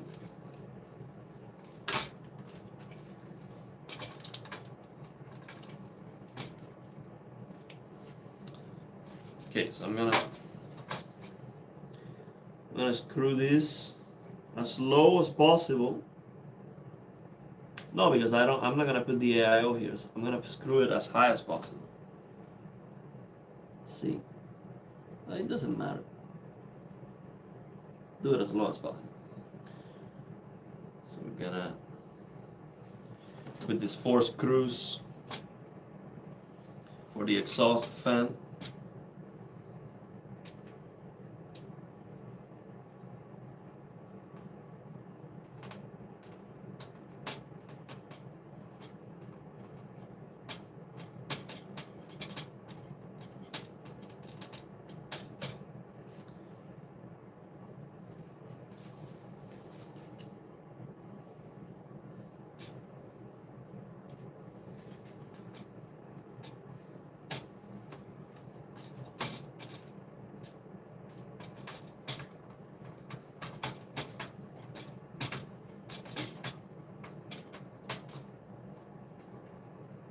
Good.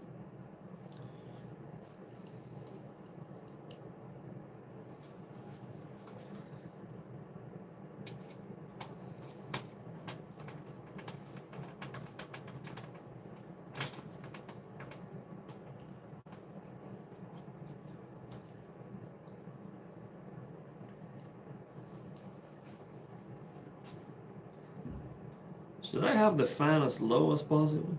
I think I'm gonna have it for aesthetics. I'm gonna have that exhaust fan right in the center. I want to have these right in the center.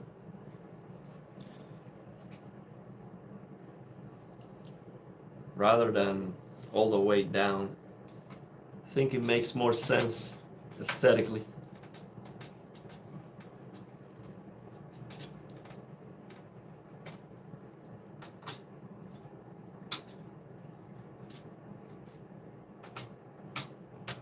So let's go right in the middle. Right here.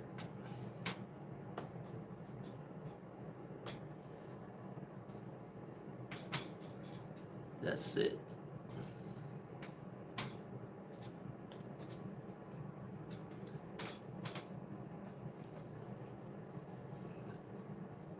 Maybe in the future I'm gonna get more fans, so the case is fully populated.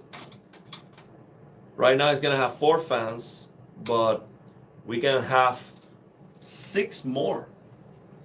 3 at the bottom and 3 at the top. So I might do that in the future.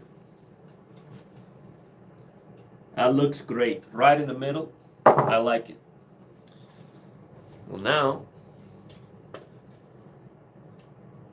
I'm gonna figure out this fan cable management situation. So we got these.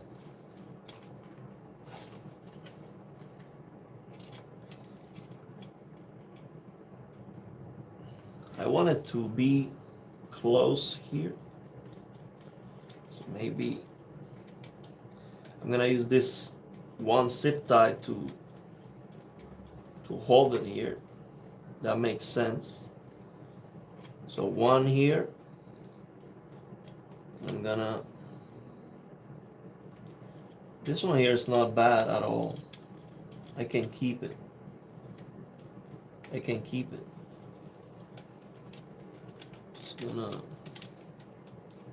Just gonna make it a little bit prettier.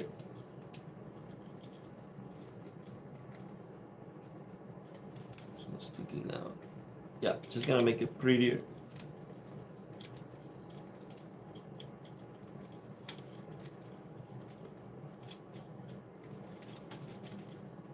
Making it shorter.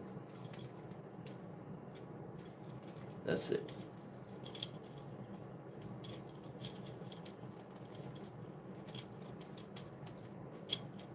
That's good.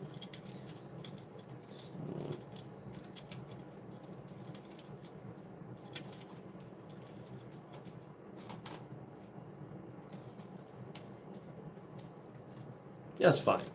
I'm not planning to do the perfect cable management for now. I'm gonna get it working, and then I'll work more to make it prettier. I think that's fine for now. I'll fix this contraction later.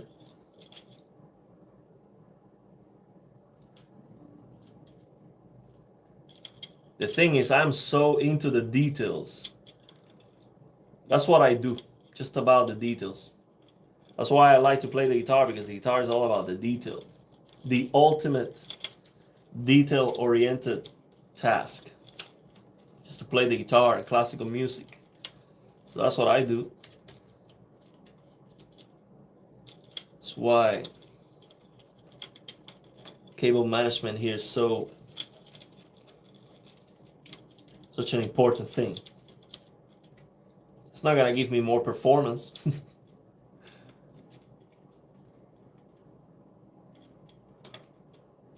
Yeah, I'll improve it later. That's good enough for now. So let me get these connected to the motherboard. Let's see where.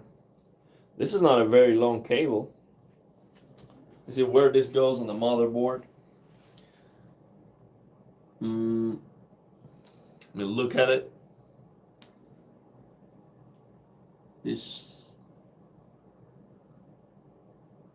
If this is supposed to go to the bottom, the cable is not long enough. Oh, no, this is power. This is power. It just needs one of these. This is just power. Yeah, I remember. So this is how it goes. One of these. So this doesn't go to the motherboard. This is power. Now these two, they do go to the motherboard. This is fan to control the PWM, and this is addressable RGB. So that addressable RGB is right here. So I'm gonna have this cable go from the top, maybe. It's right at the top. I have two actually, one over here and one at the top. So this one, I think it's a good idea to get it through the top. Through the top. This makes more sense. And I'm gonna go underneath all these cables so it is more hidden.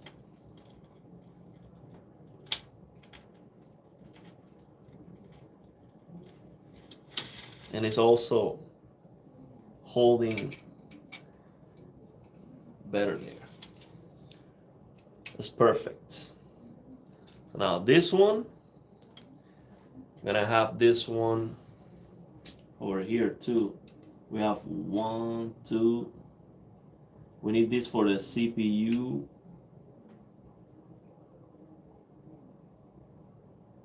One, two. Yeah, I can probably use. So the CPU only has one. Let me see. Let me double check. Yeah, CPU only needs one. So I can use the other one. So that's going to control the speed of the fans, of these 4 pre-installed fans from the motherboard. So I'm gonna hide this one too. It's gonna go underneath all these cables.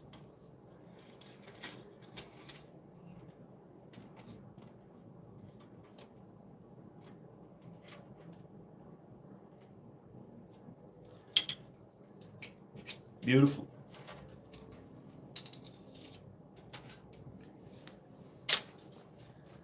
So I can already connect them, but I'll wait until I flip the case to connect them. So this one's gonna stay here. Let's see what else. Of course, motherboard, 24-pin cable. Now I was using these to be able to use the power supply for the secondary GPU. So what this does is that it bridges what it needs to be bridged here. So the power supply thinks that this is connected to the motherboard. So it turns on by just turning on the power supply. By just flipping the switch, it turns on the power supply. But I don't need it now because, of course, this is going to be connected to the motherboard. But I'm going to save this. This is a very, very important thing to have with your power supply. I'm not sure if all the power supplies come with that. I'm gonna save mine for sure. Let me put it in a good spot. I'm gonna save it right here. Now that 24 pin is gonna go right through here.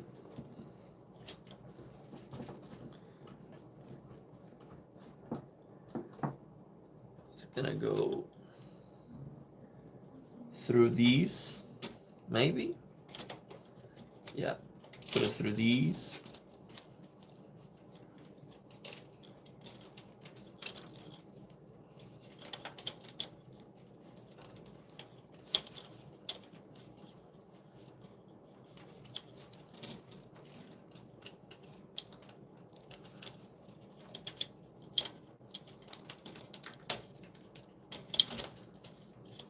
It's the biggest, this is the biggest connector we have. on the PC.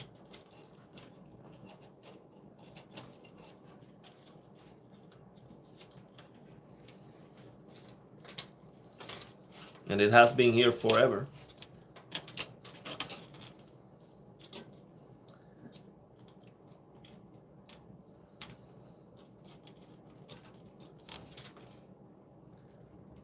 That is perfect. Now what else? See what we got here. GPU. So this the GPU is gonna be right here. So I'm gonna go through here. So I'm gonna make them go through here, and then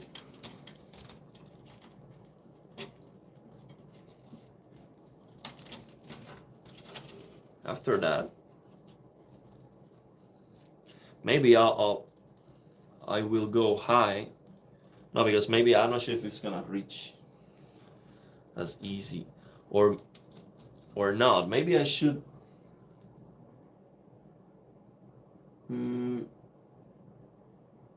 No, I'm gonna go from the bottom here. I'm gonna go from the bottom. Yeah. It's gonna be cleaner. It's gonna be cleaner to have these connectors for the GPU to go from the bottom right here. Well, actually the power supply is in the way for this hole, so I would have to use this one, which is okay. That's about right. That's where the connector is gonna be.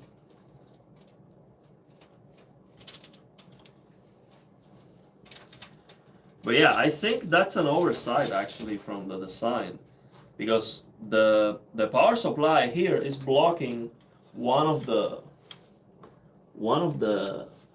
holes that we have. So maybe these GPU cables are gonna be on the way, because the only hole that I have available for the rest of the cables is gonna be this one. So if I already have these two big cables, it might be too crowded.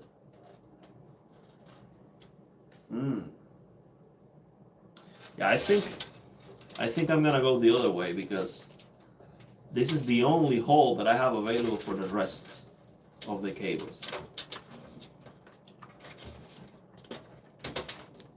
You check. Yes, max out the fan capacity. Max out the fan capacity. Yeah, I'm gonna do that. I'm gonna do that when I have a chance, because it just, it looks better, the case with all the fans. So I'm gonna do that. And I'm gonna buy it myself. I'm not gonna ask MSI to send me fans, because I don't need that. That is something I want, but I don't need it. So I'm gonna buy it myself. Let's see. So I'm gonna do what I was gonna do. Let's get them through here.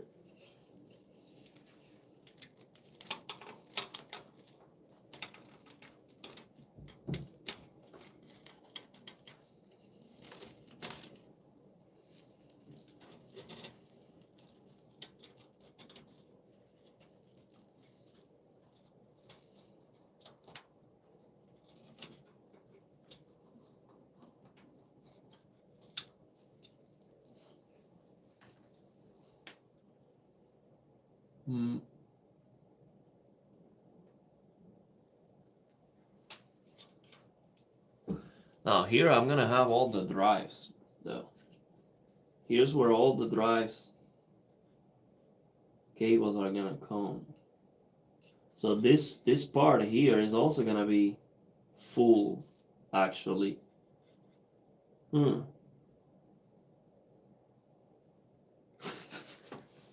We're going back and forth in the same challenge, but yeah, I think I'm gonna have to, or maybe I can do this. Not sure if it's going to reach. It's gonna be ugly if I do that.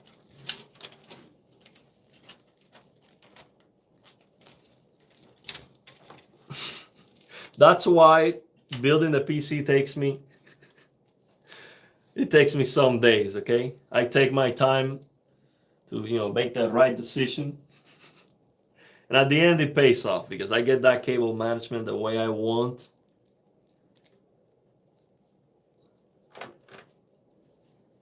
Okay, so yeah, it's gonna go through here. So I need that space on the side for all the SATA cables, and I have a bunch of them. I'm gonna fully populate all the SATA cables.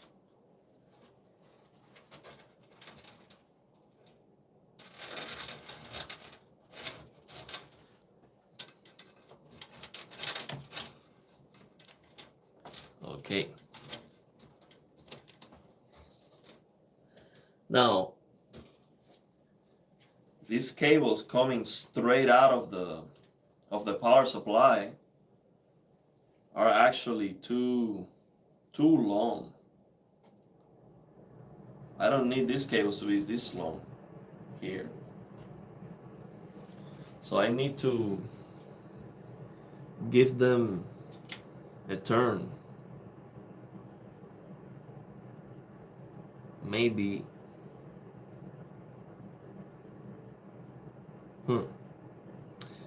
Yeah, I think what I'm gonna do. Here we go again. Half an hour to decide what I'm gonna do with the GPU power connectors. It's a tough choice. It's a tough choice. It's a very important decision in life that requires time. So I think what I'm gonna do is I'm gonna have them turn from here. I'm gonna put them through these, but the other way. Yeah, I think this makes more sense.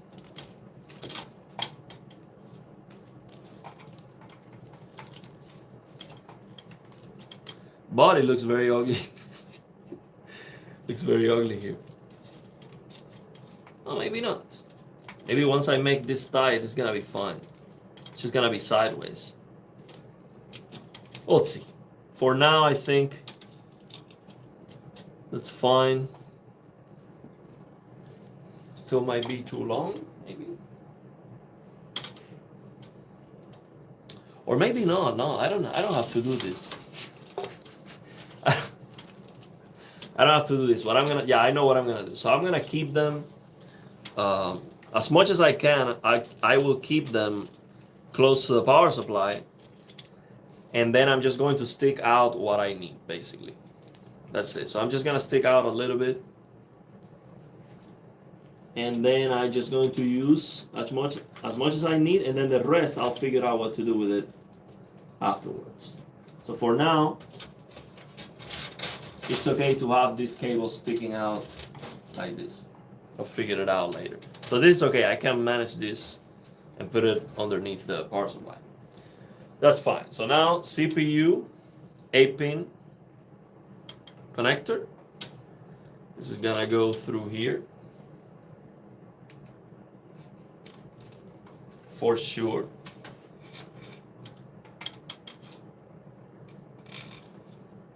Now, it would be better if I can cable manage it from here. Yeah, it's gonna reach. So I'll do that later. Okay, I will keep it close. It stays in here.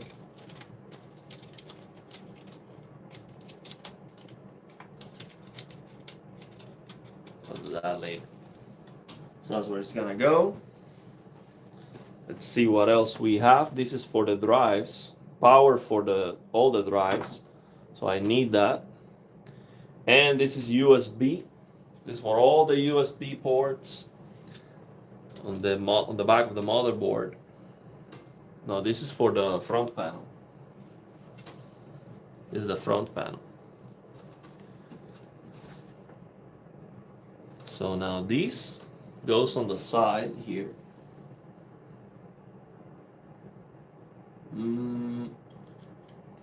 So this is gonna go.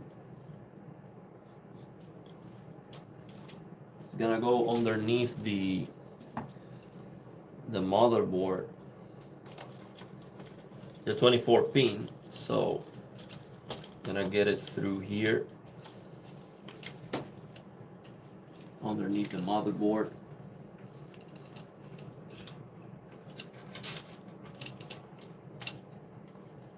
It's gonna go this way. It's a very long cable.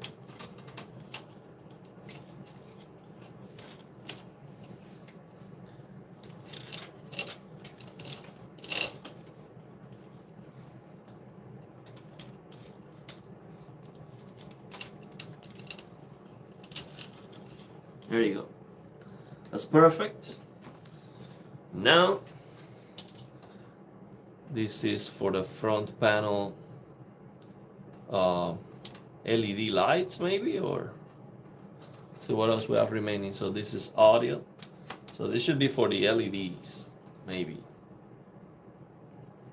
Not sure. But this is gonna have to go down somewhere. So I'm gonna put it through here.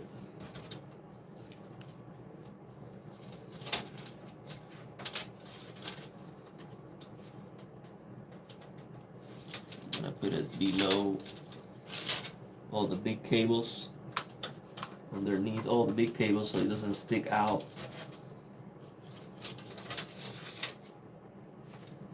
Perfect. Okay, let's see what else we have. This is audio. So audio goes in here, but it doesn't fit. I think this doesn't fit through here. I think that was an oversight on the design. We have this hole here, but you cannot access to it because of the power supply. So it's definitely something to say against this case.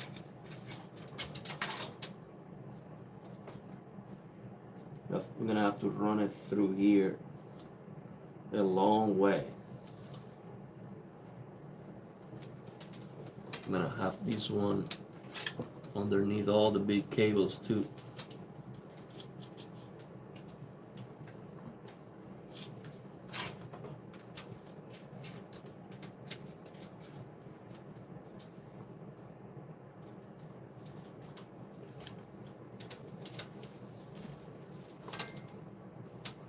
Good. And that's it. See if I'm missing anything. I think that's it. These are for the power for the drives and power for the fans. So I'm gonna use maybe this one, which is the shortest one. I'm gonna use it here.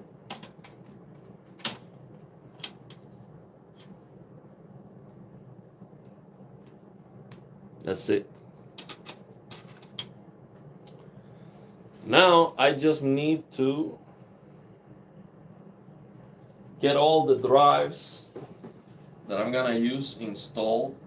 Install all the drives. And then I'm gonna flip it. Connect everything.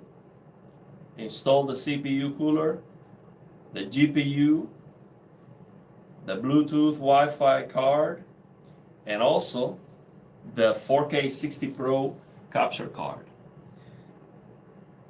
That's what we're gonna do. Okay, let's see if you have any comments here. Thank you for sharing Thank you for stopping by, sharing your thoughts and opinions, helping me with the build. Let's see. I missed a bunch of comments. Okay, let me read this.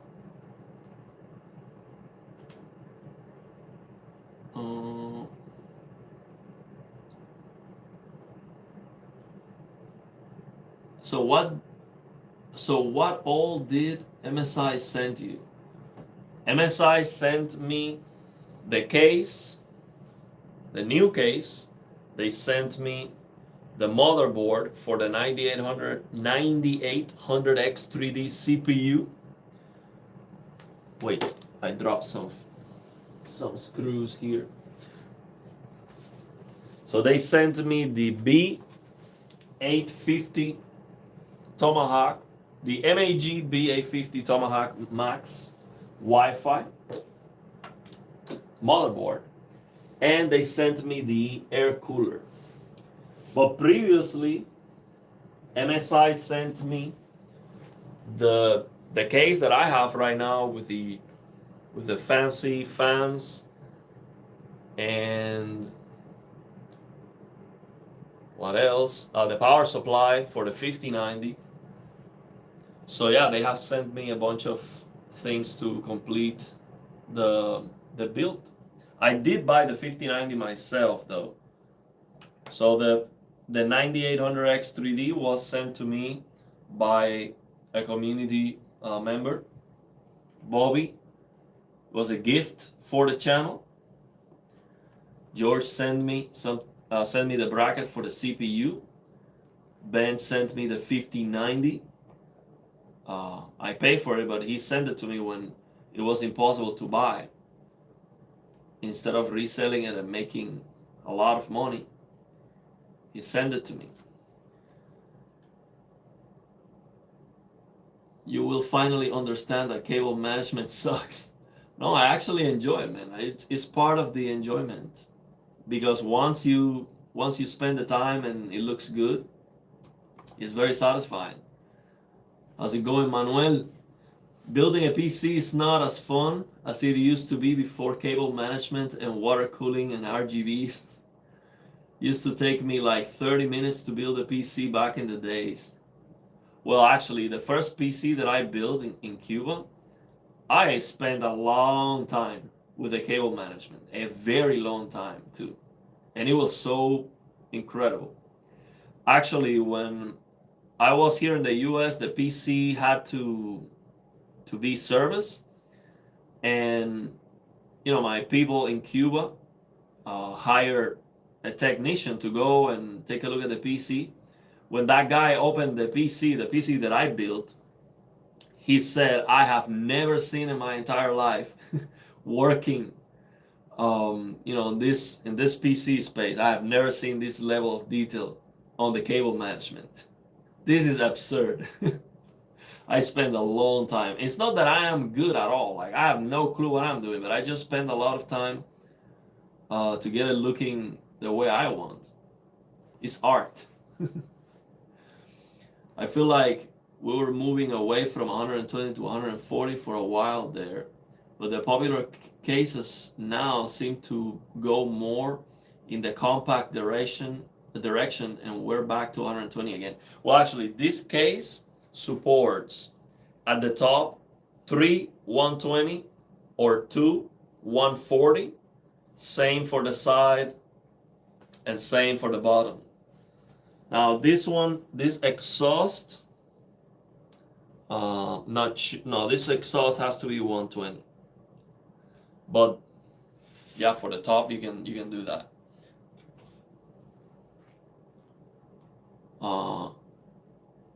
Am I the only one who doesn't spend forever doing cable management? All I do is make sure it orderly somewhat, then close the panel. George, you need to give it some love, okay? You need a little bit more love on your PC. It's a $10,000 command center, okay? Keep that in mind. It's good that you don't make a living from building PCs. I would not. I would not do this for a living. That's for sure.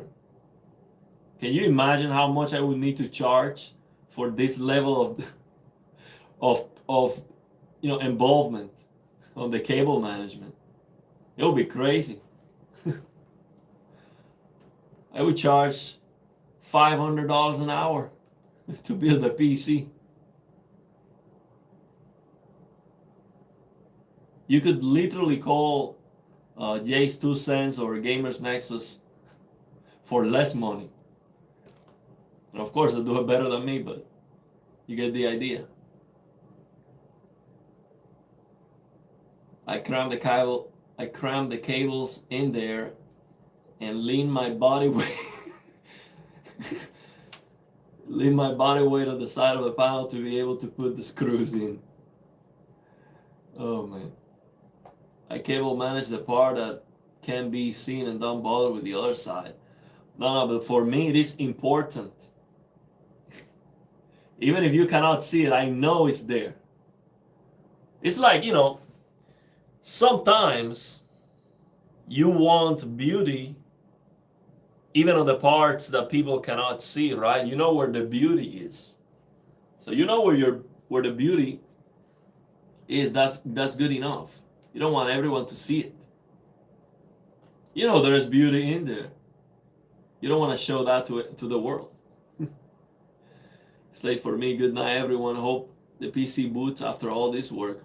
It should work. Yeah, this is the same PC I was using, so it should work. What you gonna do? The cherry on top would be the Samsung S95F. It's gonna happen, let me tell you. Right now, I am 90% getting the S95F on Black Friday. I just need to get a good deal on it. 360 QD OLED to test the limits of the CPU. Oh, for sure, the 360 QD OLED is gonna show what this CPU can do. I looked at yours and ordered the Intel AX210 Wi-Fi PCIe.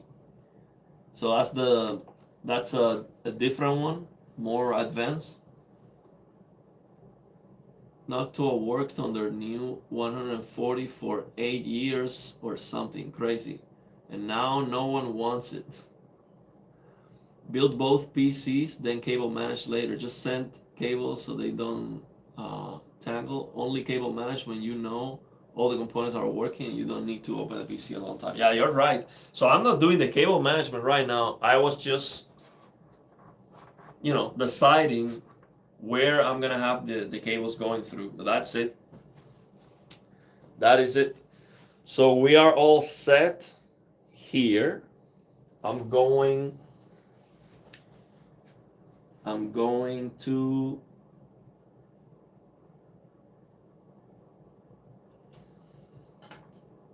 let me see. Oh, the drives.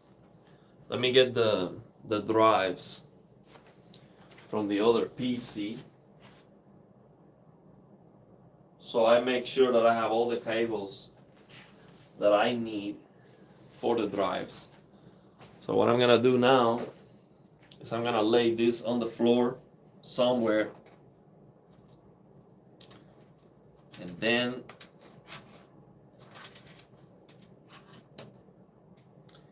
I'm gonna put the other case in here, and I'm gonna get all the drives out. I'm gonna decide which drives I'm going to keep on the 9800 X3D PC right now.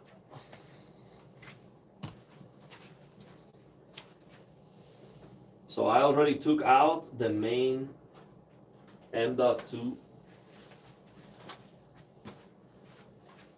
SSD.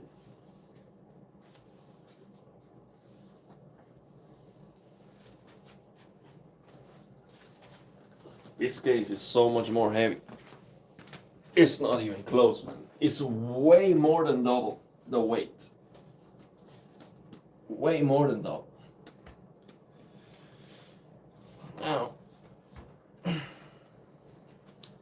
I'm gonna remove the drives.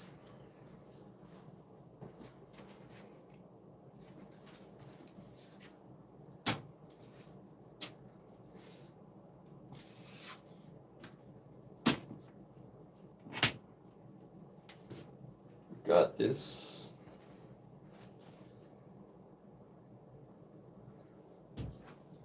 Take some water.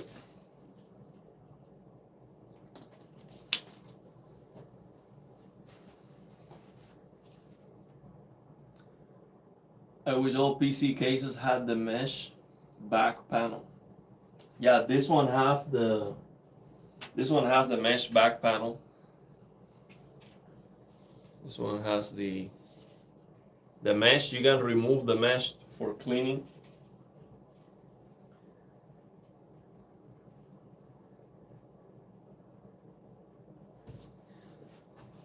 The new one, let me see, this is the back panel on the new one. So the new one doesn't have the mesh. It has this. It doesn't have the mesh.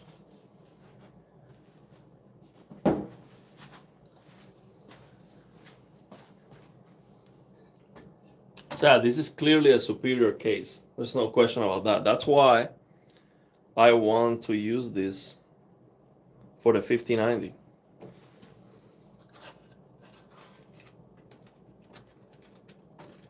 It makes sense. This is bigger, more space, more stuff. Makes sense. But I was gonna be very happy with the new case for the 5090 too. But if I can do it better, why not? Now these are all the drives that I have. This can be removed. So let's see what I'm gonna do. You can see here. So these are the drives. Now, this is a 2 terabytes mechanical drive, and this is a 500 gigabytes. Let me see the RPM of this mechanical drive. 5400 RPM, I think.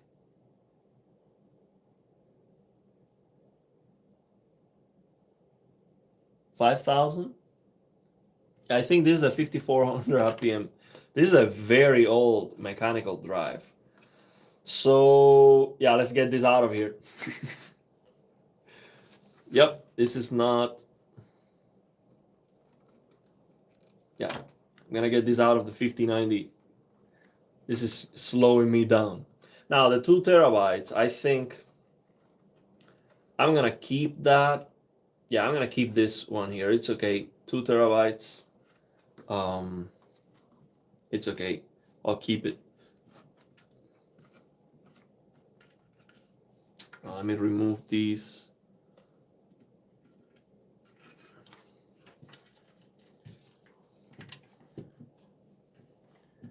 This is very, very nice.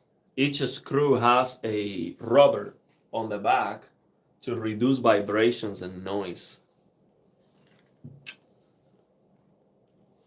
So we're removing this old mechanical drive. 500 gigabytes mechanical drive. Can you believe that? Who in the world has a 5090 with a 500 gigabytes mechanical drive that is 5400 RPM? That is unheard of. It's probably the only one in existence right now on a 5090 PC. How much would this drive cost? $10? Probably you try to give it away and no one is gonna come. Not even for free. If I try to give it away, I don't think anyone would be interested in that. Yeah, we've come a long way.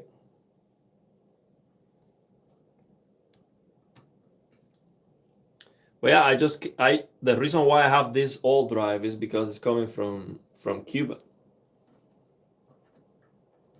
So I'm gonna get it out of here.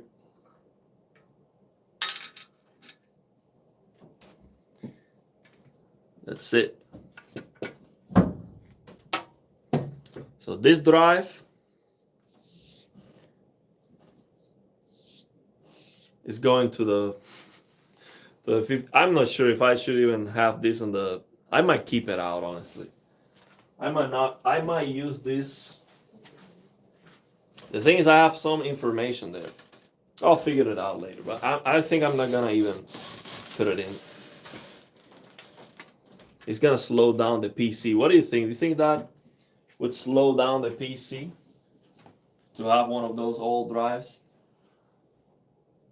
5090 demands M.2. So M.2s only.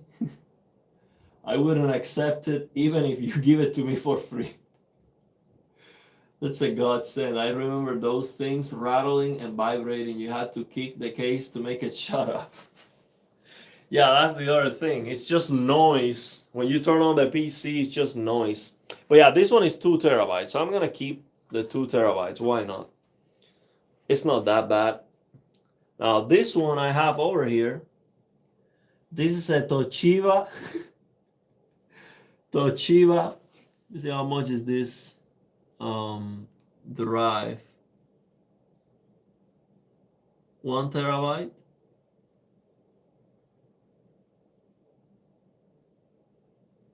And I think this one is 1 terabyte. So I'm gonna remove this one too. Let me make sure.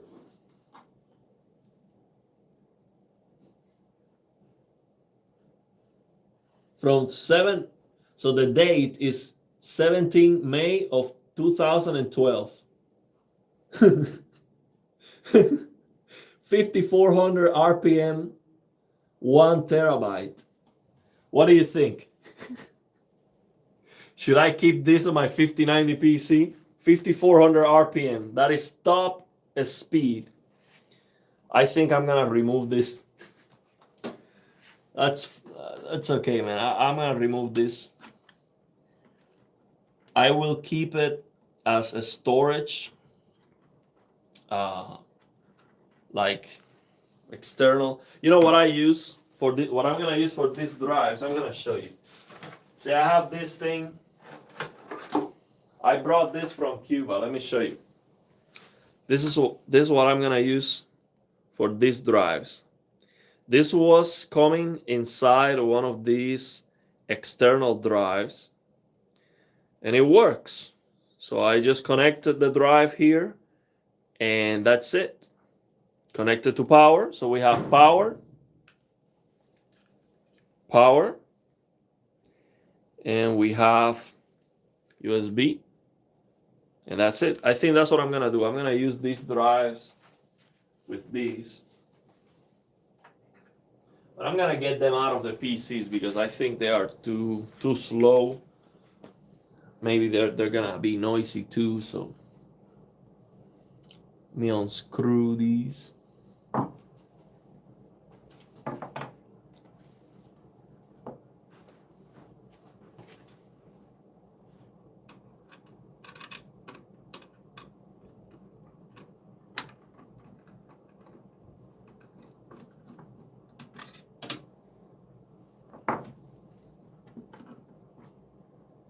And also, I was using these drives with this blue cable, which is very, very ugly, extremely ugly.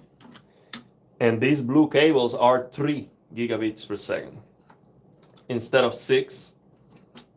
But it's okay because this is a 5400 drive, so it's okay. Let me remove the screws from these so I can get it out of the case. I think what I'm gonna do in the future, I'm going to get a massive SSD. So what I did is I got a 20 gigabytes external drive, That is a mechanical drive. So that basically solved all my storage needs for now.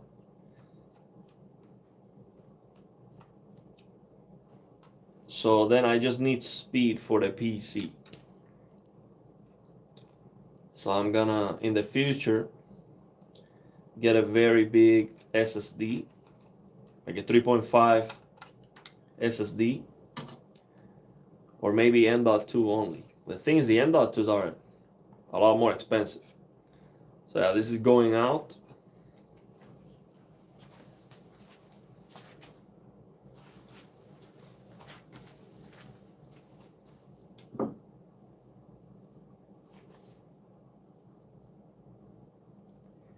So now, actually, let me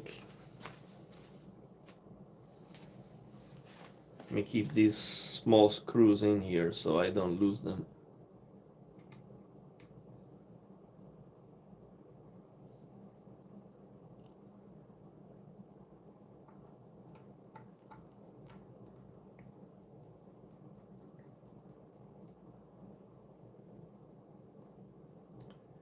Or I can put all these drives on the 5800X 3D PC. Just get them out of the 5090. I might use the storage for the videos. When I record gaming gameplay videos and all that, it should be enough speed.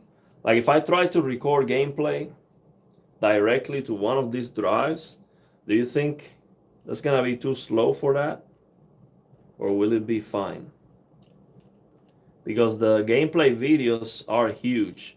It's like 1 minute per gigabyte. If I record gameplay using MSI Afterburner, 1 minute is 1 gigabyte. So those are enormous videos. I'm not sure if one of these old drives will be good enough. Oh, these. I'm gonna save these.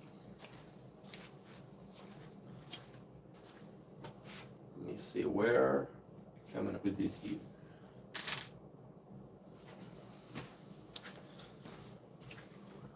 Good, so I'm keeping this.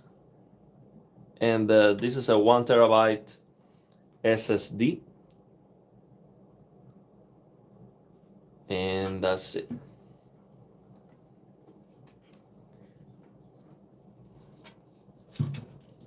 That's it. That's all I'm going to have on these 5090 PC 9800X3D. So I'm gonna remove these two blue cables that are extremely ugly and very slow. I brought these cables from Cuba.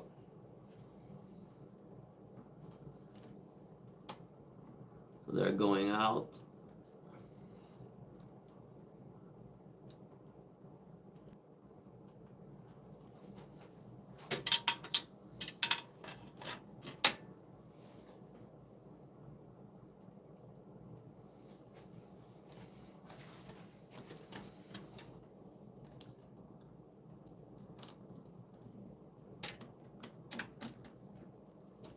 Now this is so tight that I'm not sure if I'm gonna be able to squeeze them in here, through here.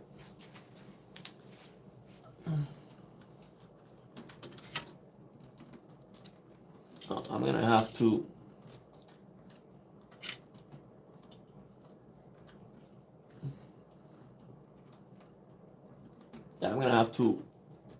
get this loose.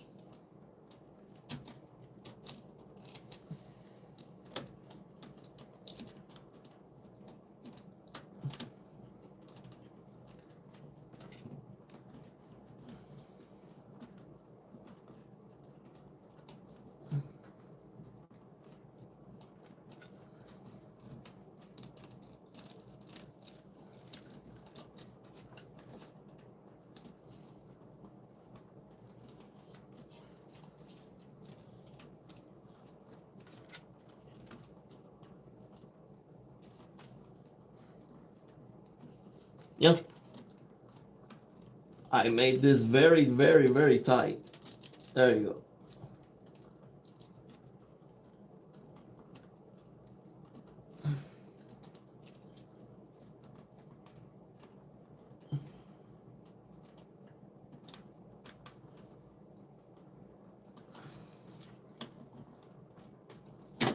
Good.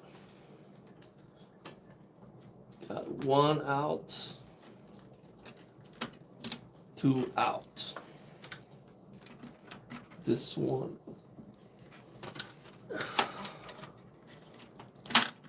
There you go.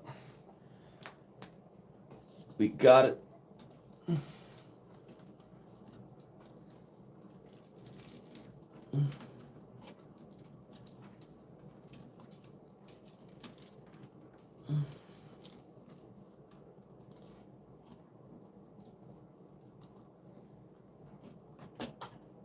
Perfect.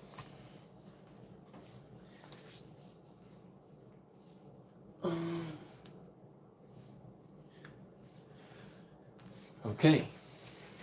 So now, okay. Let me read the chat, see what you guys saying, and then we're gonna go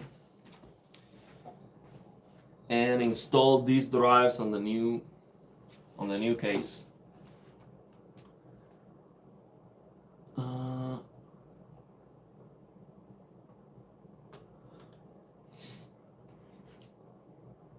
That's a godsend. I remember those things. Okay, we read this. So we saw this already. Get SSD even if it makes you bankrupt. Okay. Wait, Plasma doesn't have an SSD. No wonder streams are so hard to set up. Yeah, I do have an SSD. Next up, Ariel gonna reveal he's using Windows XP. You can use any SATA cable version, speed doesn't change. Well, actually, you say that because you're used to the new stuff. The cables, those blue cables that I showed, they are not capable of the full 6 gigabits. They are 3. So they would bottleneck an SSD. A SATA SSD. So those are older that maybe maybe you've never seen them before. They are very old. I bought an 8 terabyte SATA SSD for $340 on Black Friday 2023. Now they are like twice as expensive.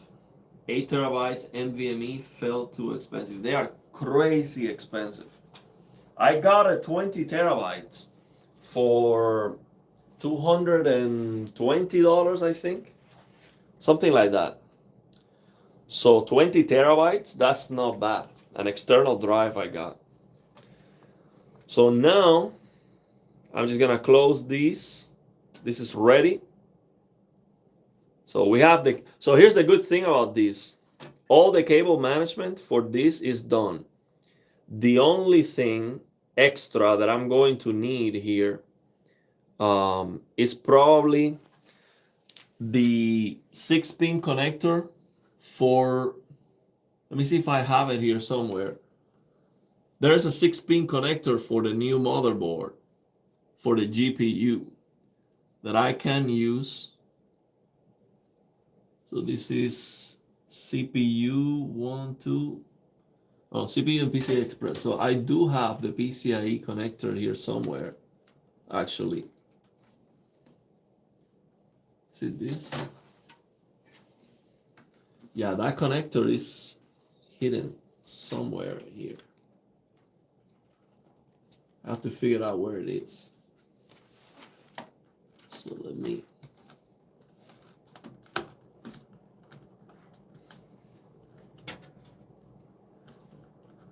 So this new motherboard, this is something that I have never seen before.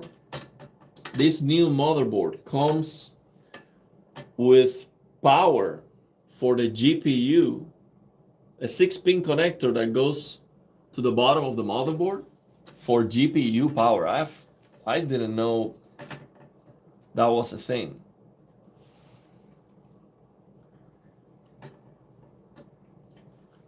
I have to figure out where is that cable? Is it inside here somewhere? I have to.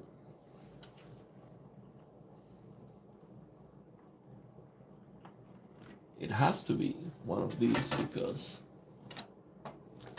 yeah, it has to be one of these.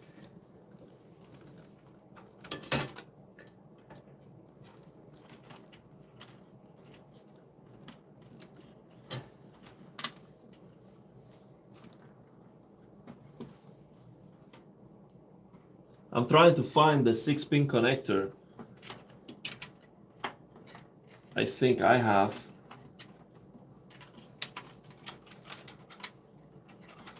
Here somewhere. Inside this cable management glory. Yeah, here it is. I see it. So I need to get it out of here now.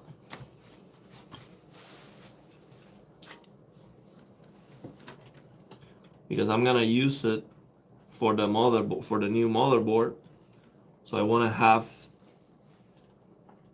this cable out and ready to go. So when I put the motherboard, I don't have to open this back again. Once I close this back, it's gonna be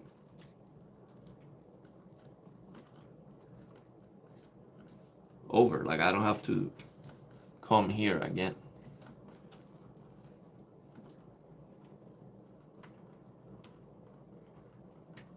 It's right here. It's hidden right here. Did a pretty good job. So maybe let me loosen this a little bit. I'll do it again. It's not that hard. There you go. Here it is. Here's the here's the cable. I did a good job hiding it. Now I'm missing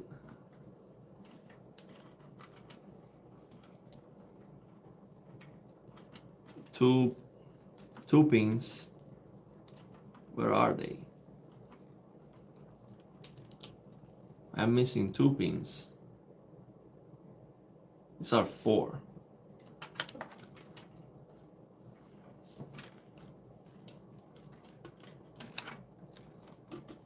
Wonder where that is.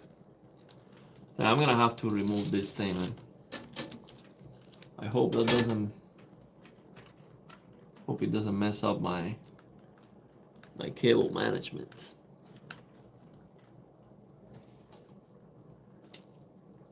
I knew I was gonna need it.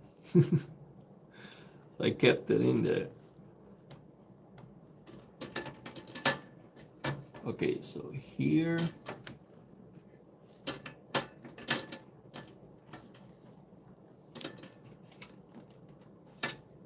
There you go.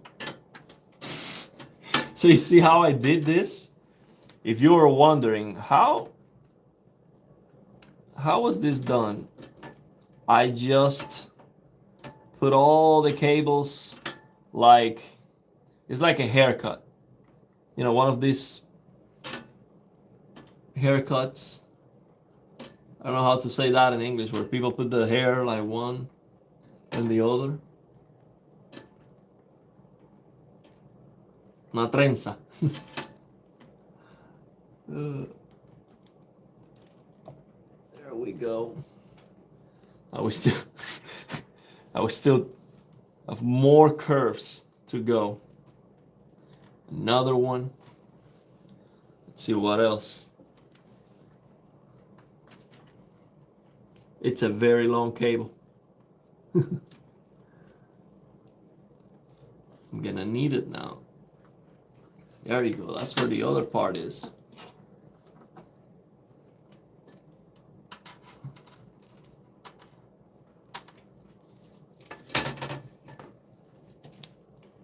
Okay, so the other part.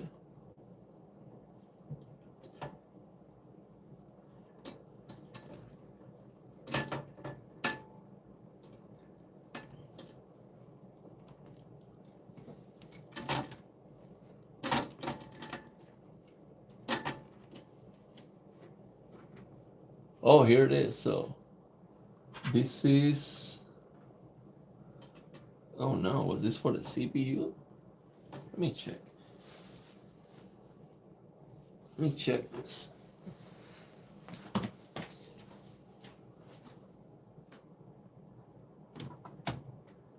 CPU. Oh no, this CPU was using 8. Oh no, that's for the CPU because this CPU was using 8 pin and then a 2 pin. So that's why I did the split. This is not the cable I was looking for, actually. So let me see, where is the cable I was looking for then? If it's not this one, coming from here, it is this one. Let's see where this one.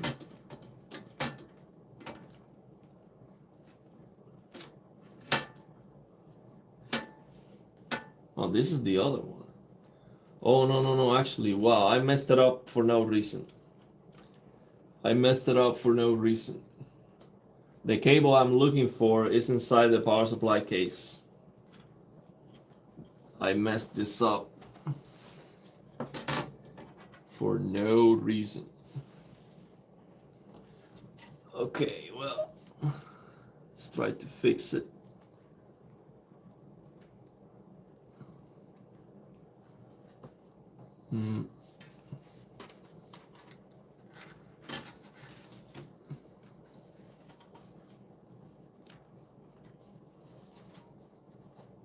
Well, but no, actually, that's for my... Well, I'm gonna wait until I put the motherboard here to know the cables that I'm gonna need. Because maybe I'm gonna need this one too. Yes, maybe I'm gonna need this one too for the top. So if that's the case, I might have to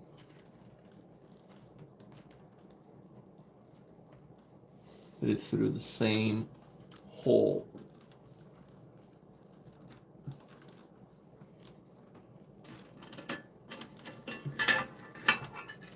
Yeah, that was a good idea. Just remove this thing.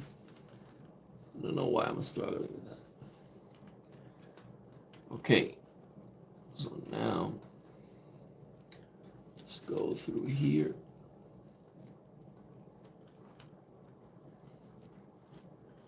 Good.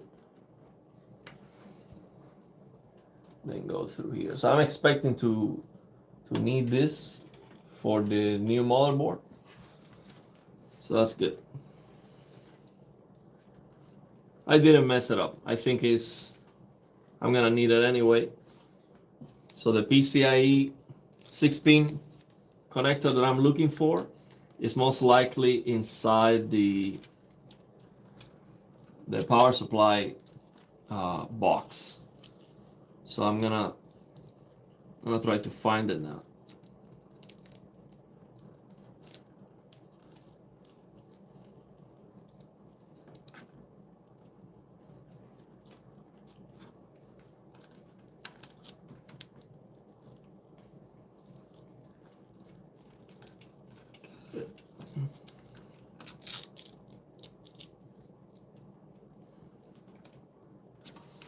There we go. Now here. Now before I do this one, let me find that cable on the power supply box. Just right here.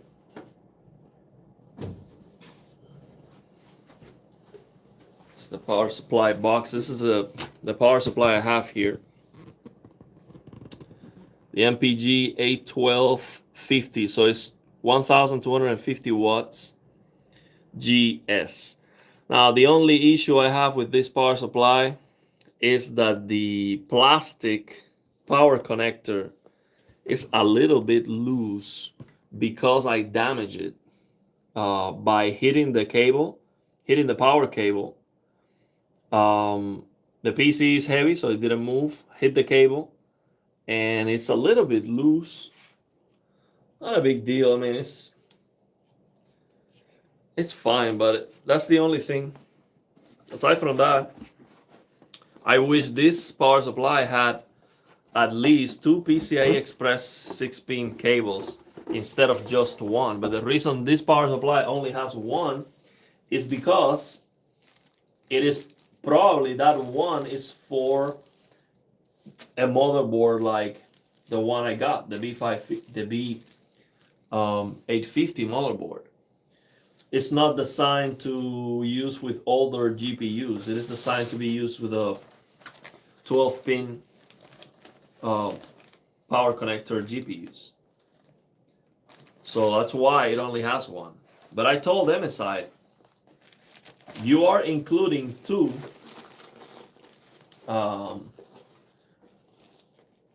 what was it? So you're including two cables that are not necessary. You could include this one, who would be useful instead. So they're like, okay, we'll take that feedback to our headquarters. So this is the PCI Express cable I'm gonna need. So I'm going to add this cable here. It's gonna go in here. There's a space for it right here.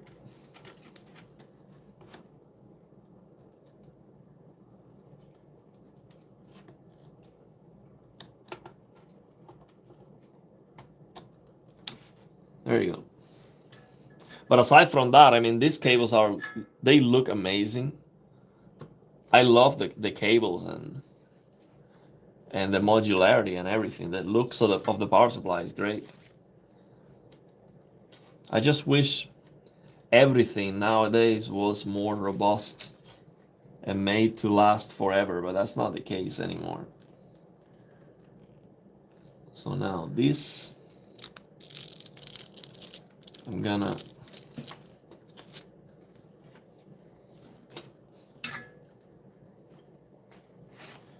try to put it through here. This one's gonna go to the bottom of the case for that GPU power connector, which is very interesting. I wonder why these motherboards are coming with that GPU power connector if the GPUs have their own power connectors. Is that to not use the PCIe Express power connector and only use that? Let's see, I'm gonna put this through. I'm gonna put it through here. For stability, maybe. That's why they do it. Let me know if you know why they added this power connector for the GPU. If there's a good reason for it when it comes to performance, stability on the overclocking or whatever, there has to be a reason why they did that, for sure. So I'm trying to hide this behind the 24 pin so it looks better.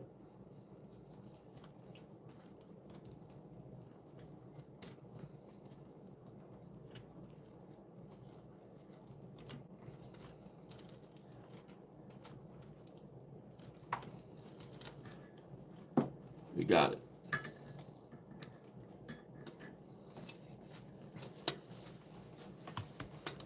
Now it's going to look beautiful. So this 24 pin connector is the main attraction here for this cable management contraction.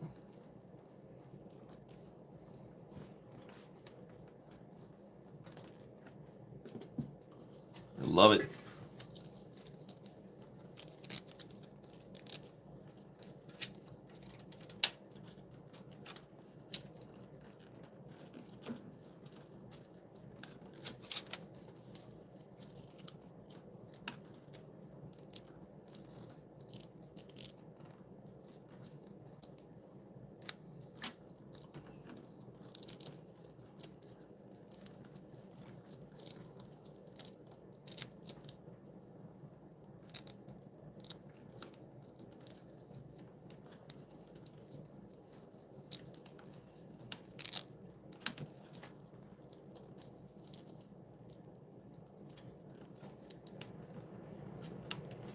Good.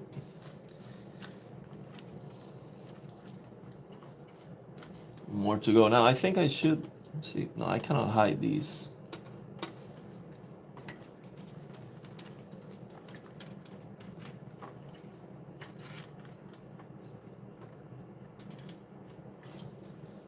That's it.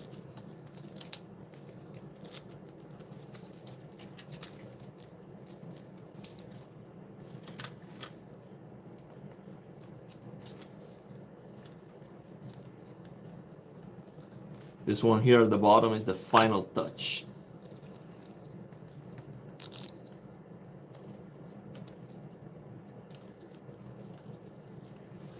Nice. So I'm just gonna put this cable through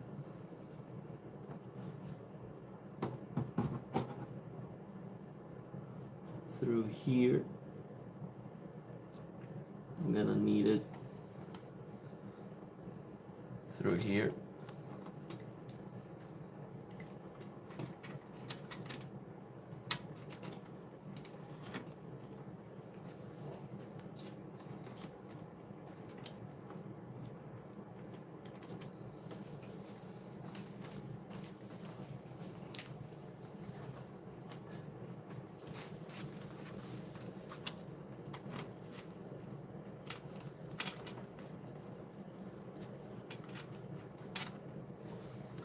Good.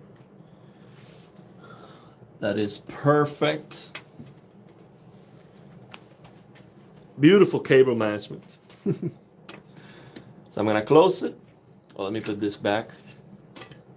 I'm gonna close it. And then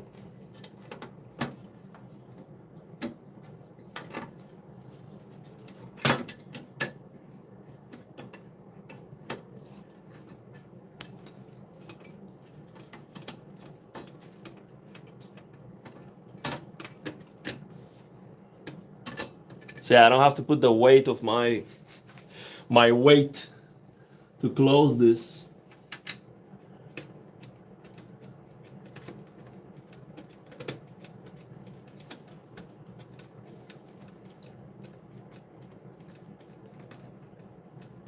It's closed very nicely. Oh, I forgot.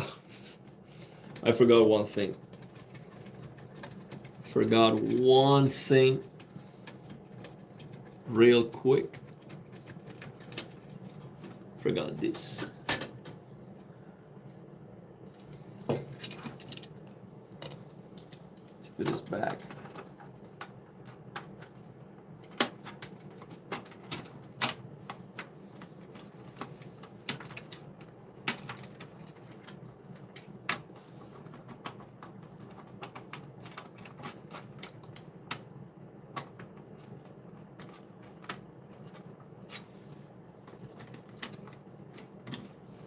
Wait.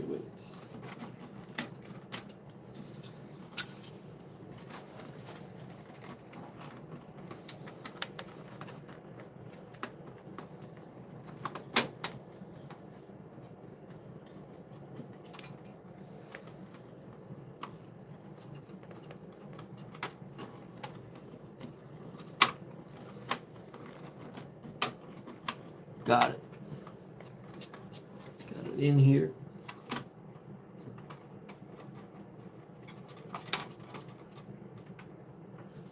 Okay.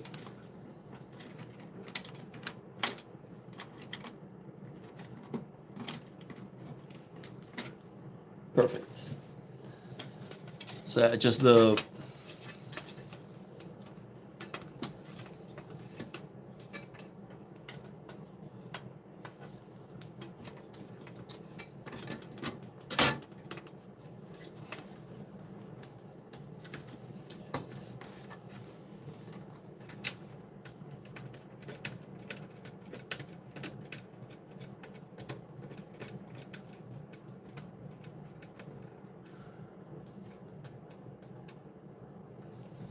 okay.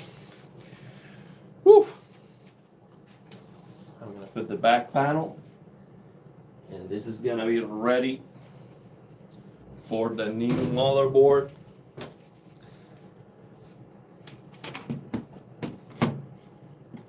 the liquid cooler, and everything. Now for the liquid cooler, I just have to remove the top.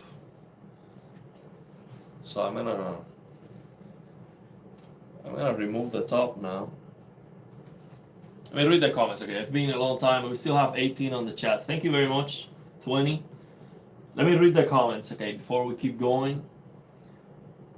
This is a epic long live stream.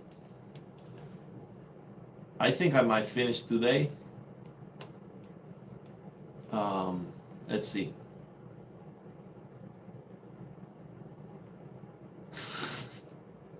We turn into a cable management channel.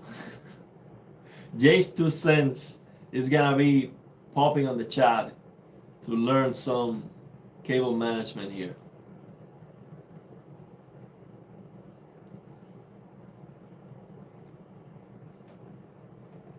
Don't worry, I think we're gonna get it done.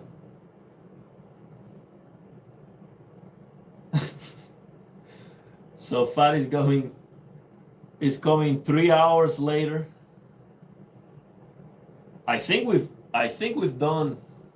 We're going very far already. We have so far. I mean, both PCs are almost done actually. We're going very good. Good God. I think we're gonna be a world record stream. We're gonna test the limits of YouTube. 6 hours and 40 minutes. Oh no, follow one guy who is doing 12-hour streams every week. One connector instead of 4, or whatever the 5090 would have needed. The NVIDIA 9090 GPU is gonna be mind-blowing. Well, we are ready with this power supply. We have two 12-pin connectors. Ariel, I just woke up after falling asleep for like 2 hours. Have you booted up? If not, make sure everything works before doing the cable management and other work. Now, I think everything's gonna work.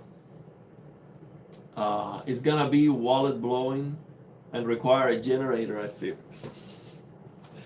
So now before I do that, no, actually I'm gonna keep this height fan. Let me get this top off because we're gonna need that anyway. I'm gonna remove the top panel. This one also has a mesh. The new case also has a mesh at the top. So this is gonna be super easy to install the AIO on this case. Actually, I could do that right now, but I think I'm gonna have the motherboard installed first. So yeah, I should do that now. Install the new motherboard here. Yeah, I'm gonna install the new motherboard here already. Yeah, I'm gonna install the new motherboard here. I think we are ready for that. Let me get this out of the way. This fan, exhaust fan out of the way. Get these cables here. This one's here. All these cables ready.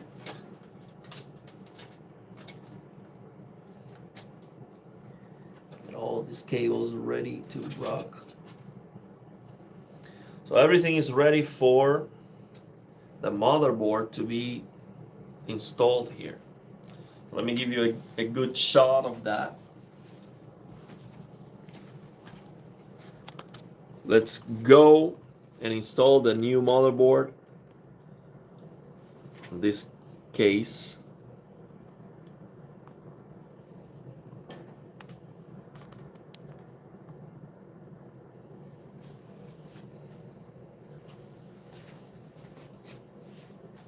let me take some water.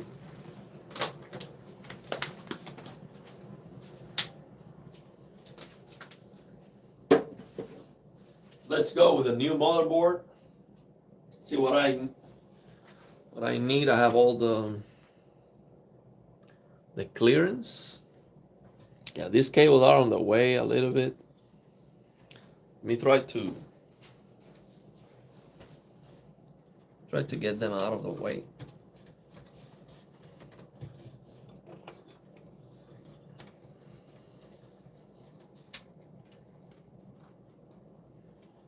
Might need to put these two together. I'll see. I'm gonna get them. I'm gonna hold them.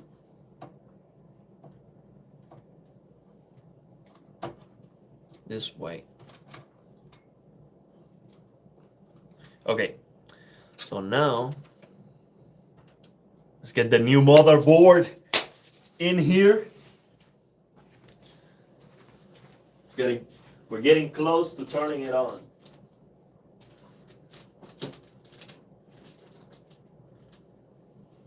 We're getting close. Oh man. Look at this kit. This kit is a beast.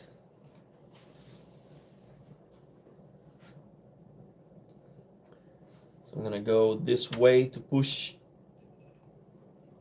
these cables.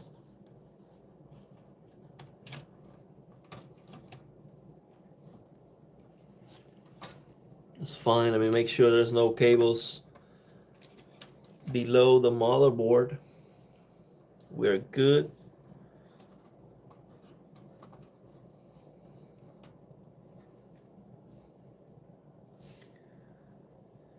Now we're gonna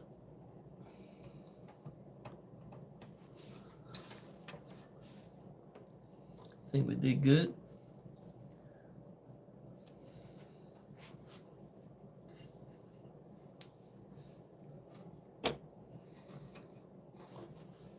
I think it's in place.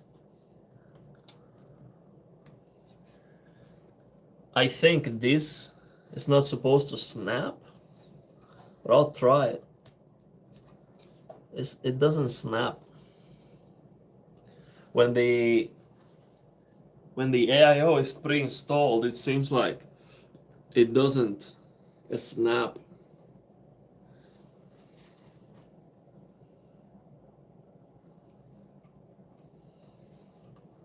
It just fits perfect, but no clicking sound.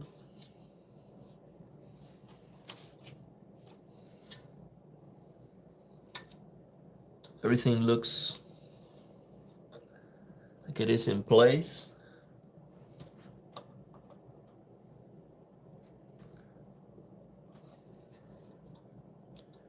Just making sure.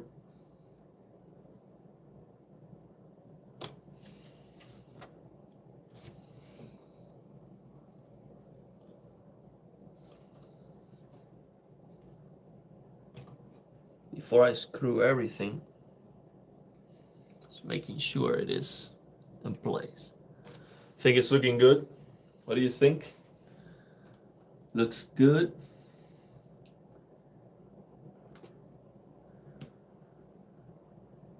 I see you were able to remove the motherboard at the end. Let me guess, a screw felt.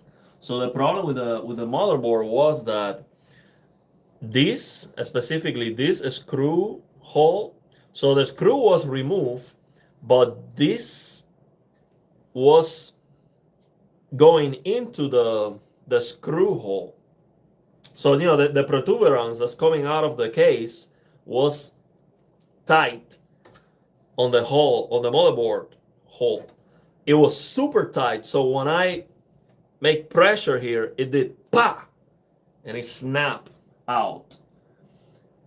And I detected this is the problem, and then I did the pressure there. So I was able to, so it's not that I tried to pull the motherboard out.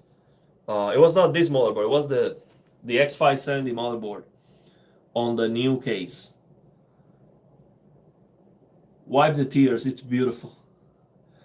I'm so happy for you, mate. Love building computers. That's a huge part of getting a new computer, assemble it to your own Absolutely, man. And we're building two PCs, so I'm double happy today. Building two PCs, man. This looks so beautiful. Look, let me tell you, George, this is such a beauty right here. I wish I didn't have to put a cooler on top of it because I just want to look at this. See all the perfect black surrounding the CPU, and it fits like a glove. It is just perfection. I wish I could just look at this. Have like a transparent, shiny, glossy cooler here somehow. So I could just look at the GPU, no thermal paste. Look at the CPU. AMD Ryzen 7 9800X3D. Thank you so much, Bobby, for sending me the CPU, man. What a gift for the channel, for me. Just absolutely amazing. This is gonna give me so much content for gaming, for games, testing the performance. It's gonna be amazing. Now let me get these two together.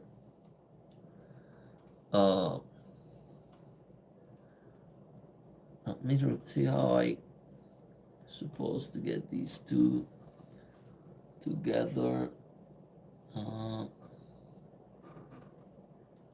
CPU. Yeah, this is. There you go. We got it. So now everything's looking good. I'm going to screw the motherboard, and then I'm going to connect. Now, where's my screwdriver? The one that has the magnetic. Because this one is not magnetic. Where is the screwdriver? Where's the screwdriver with magnetic point?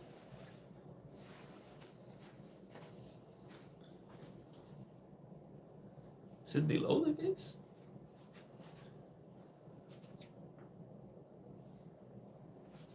I don't know where's my screwdriver.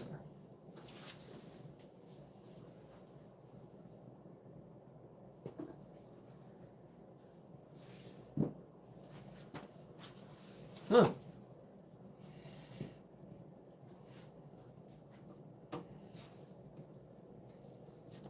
Cannot be below the case.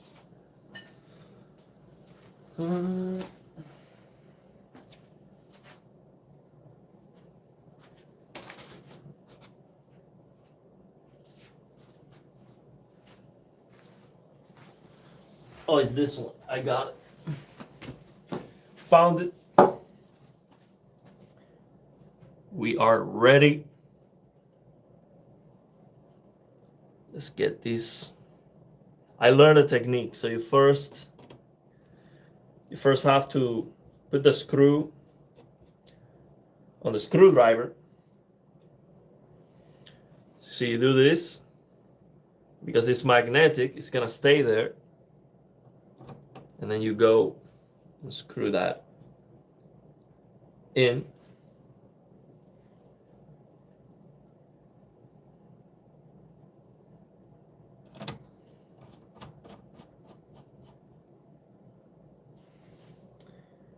Perfect.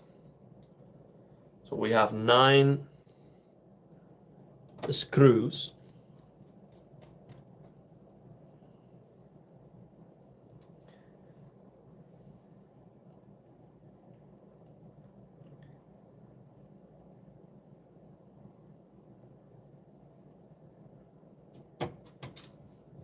And I don't want to drop it because if I drop a screw, I have to flip the case and open it again.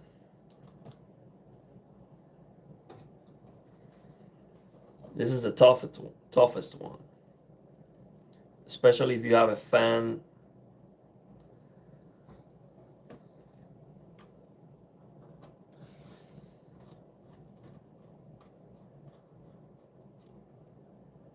Perfect. One over here.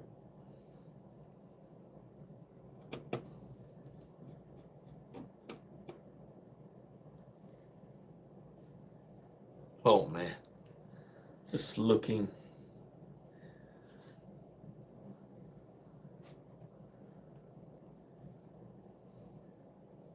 Get this out of the way.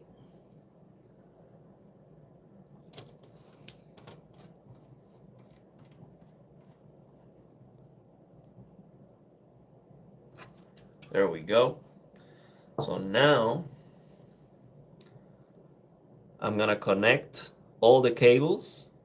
Then I'm gonna put the AIO. I'm gonna install the AIO, and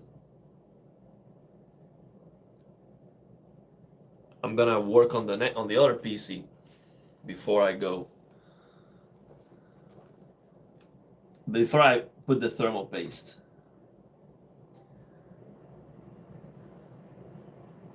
Man, I appreciate the detail. Mine is also covered by the cooler. I appreciate the detail, man. It is so amazing. And also, it is functional because now I can apply the thermal paste without having to worry about getting the thermal paste through these gaps. This would be a very hard thermal paste application for me because I'm gonna go into detail trying to spread the thermal paste perfectly, and all these gaps are just problems for me. Now I don't have to worry about it that much. It's not a problem to spread thermal paste between the gaps. Not a problem at all. I want to build a new PC soon. Looking at this, let's go, man. Bobby and Ben are the real MVPs, man. Well, you too, man. You've been supporting the channel for over 6 months. Thank you very much. Let's connect all the cables. Let's go with the 24-pin power connector for the motherboard. Let's get that snap. It's one of the most important ones. This one is a tough one to get in sometimes and to get out especially.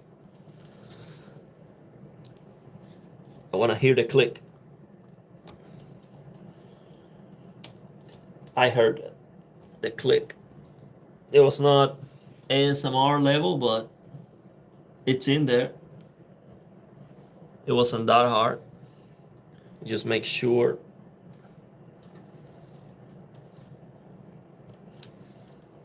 Man, this motherboard with this button to release the GPU, which by the way, right now it is unlocked and ready to go in. And the M.2s, actually I'm gonna install the M.2 also. After I finish the cables, I'm going to install the M.2. So let's go with the CPU power. CPU power. I'm gonna go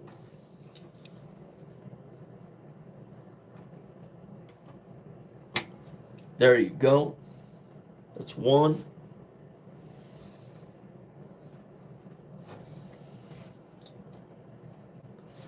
Let's go with the two. Now this one, I need it to be a little bit longer here. There you go. It has to be longer. I have to work on the cable management for this one to be beautiful. For now, we're just gonna connect it.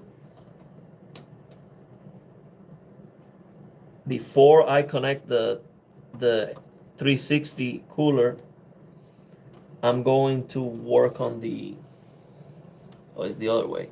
I'm gonna work on the cable management of these. So it is beautiful.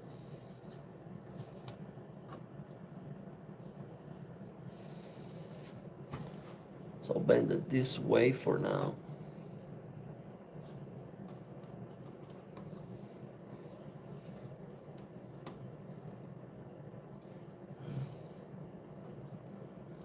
This is not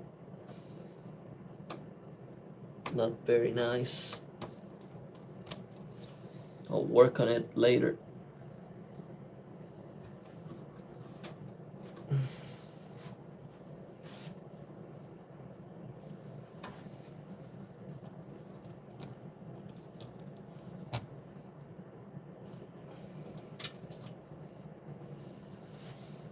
I didn't hear it click very nicely. It did, but it wasn't too loud. Let me do it again. I just want to make sure.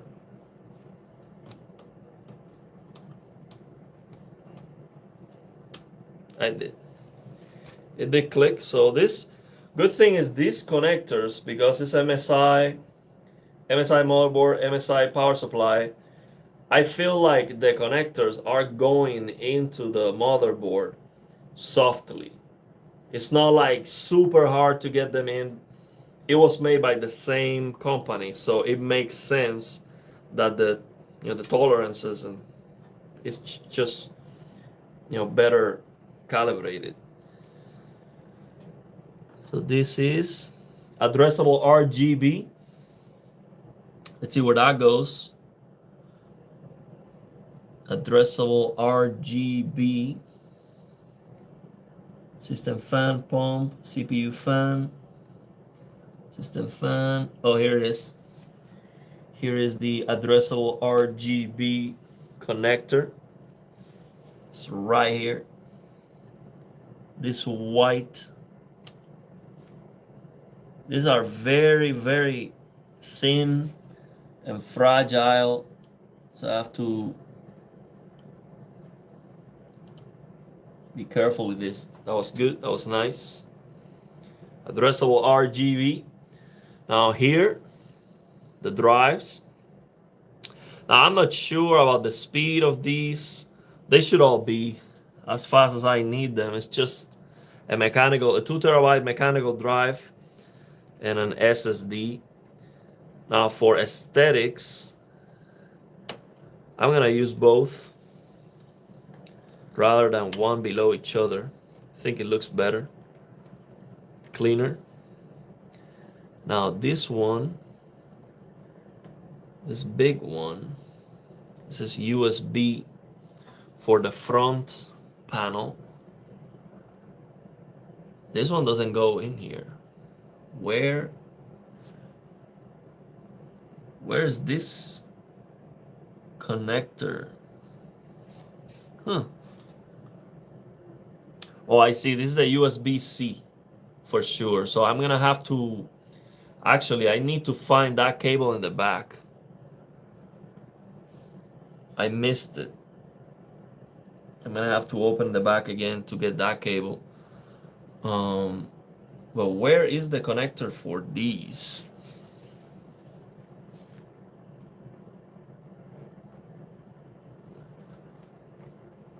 Under the SATA? Oh, below that? Oh, wow. You know what? I like that because it's gonna make the cable management better looking. Instead of being vertical, it is actually horizontal here to the side of the SATA cables. So I like that. Let me get it to the right side here instead. I like it. So it's gonna go in here. Perfect. This makes the cable management more beautiful. This one.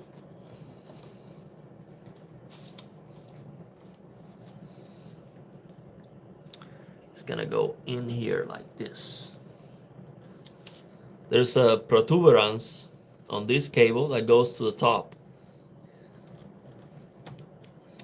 Let me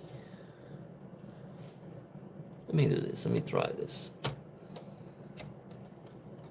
These two SATA cables go here.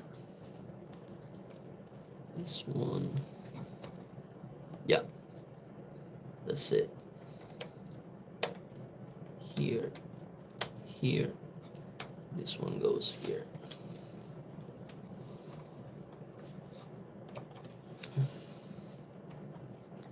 It's gonna be hidden by the GPU.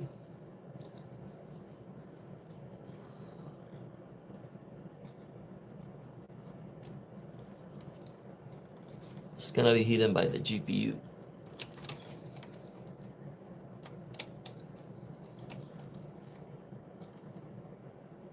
Man, perfect. So I feel like this motherboard is working better for the cables of this power supply because they are MSI. They are clicking and going easier, softer, like less hard on the. I feel like this should go underneath this.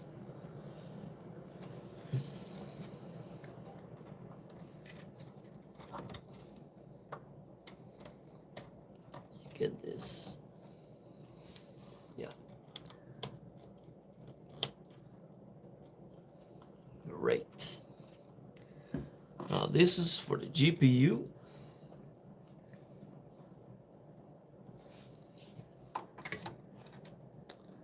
Now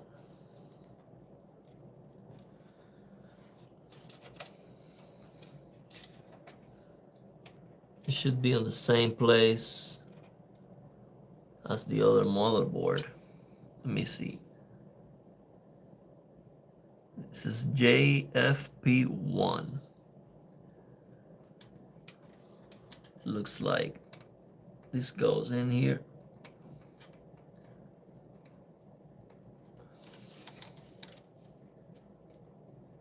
Yeah, it fits perfect, so it should go there, right? I'm not gonna read the manual unless I need this two pin connector should go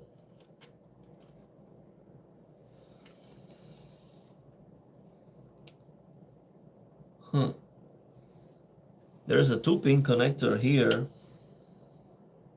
You see, I'm gonna need your help on this one. Where should I put this 2-pin LED connector?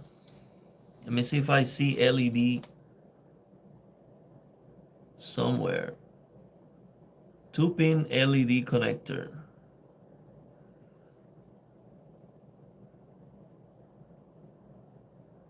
Is it one of these?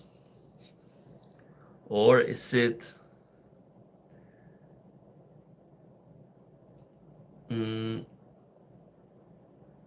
there's a 2-pin connector here on the where the 6-pin, the 8-pin connector for the GPU is. Okay, let's connect this one. This one should be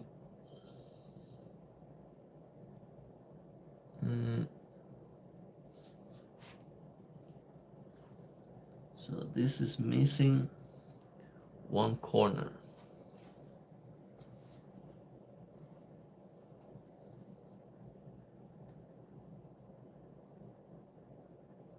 This one, this USB. Well, actually, the motherboard says USB, so this is gonna go right here.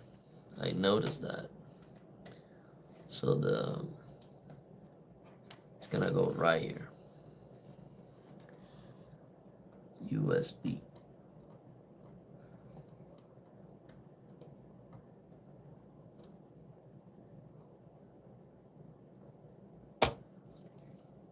Yeah, that's where it goes.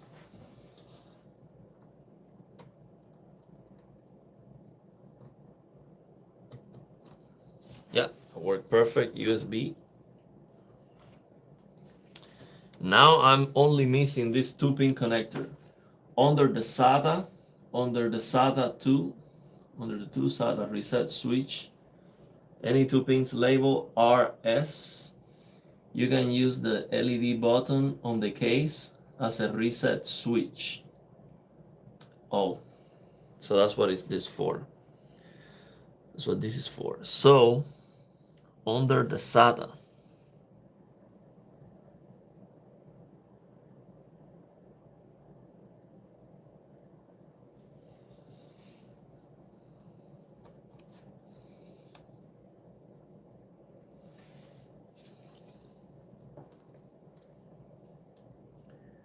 in one of these,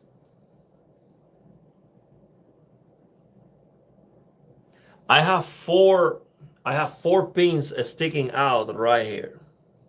But this is a 2-pin connector, so now how does this go? I don't see LED. So this says LED, but I don't see LED label on the motherboard. JB8 OCFS1. I don't see LED here anywhere.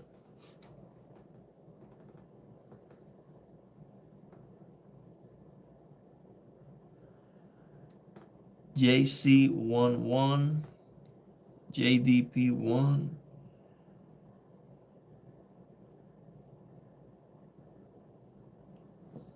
The only two pins sticking out that I see here is on the side of the PCIe power connector.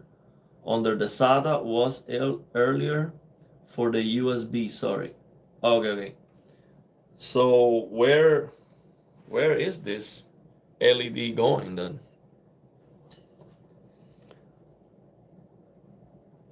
I guess it's this one, but I wonder why. So the only 2-pin connector that I see on the entire thing is right here. So I guess that's where it goes, but not sure. I would have to check the manual of the motherboard. I'm gonna leave it there for now. It shouldn't explode. Now let's see where we're gonna put the USB. So this is another USB. It's gonna go in here. I need more.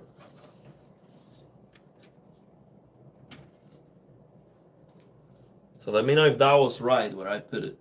Maybe it is for the light strip on the case. Plug it into 2 of the 3 pins of an RGB header, since it's probably just white and not addressable. No, actually, actually, it is addressable RGB. So it is probably for the case has here at the front the MSI logo with a strip, and it is addressable RGB actually. So you're saying put it on the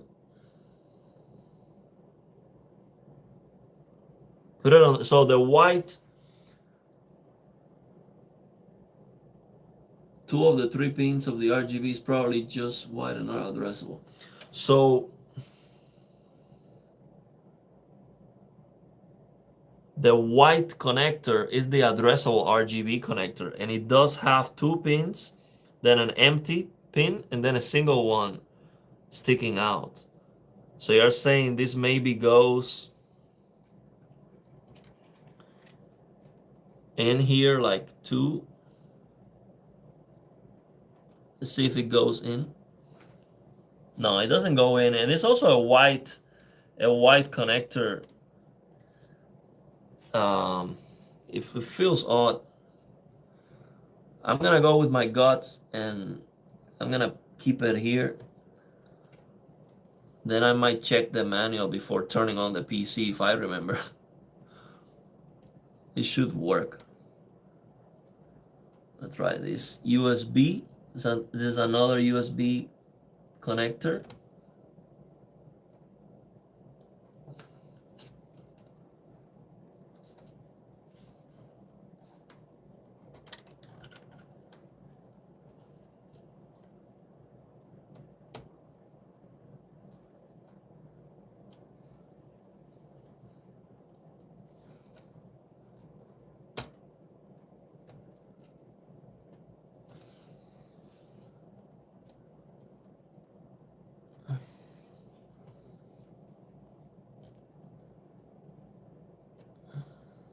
Good.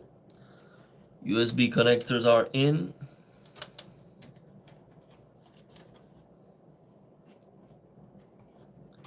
Audio. So this audio one goes in here.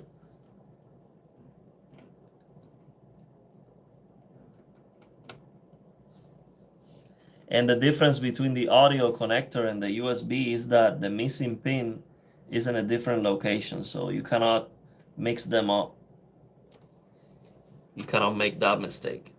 And now finally, the power connector for the GPU. Now these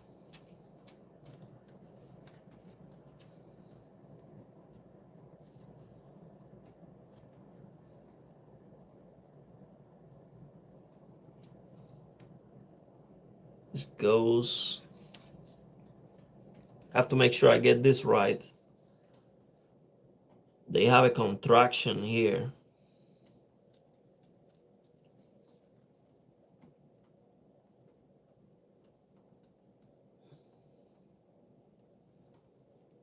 No, this is not right.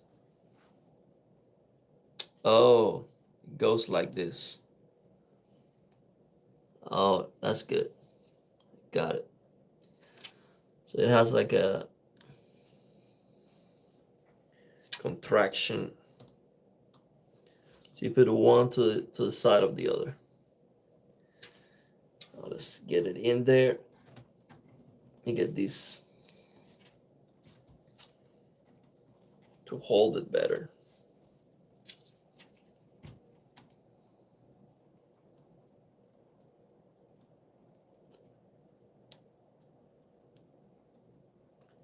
I wonder why this thing has to cross to come to the right spot.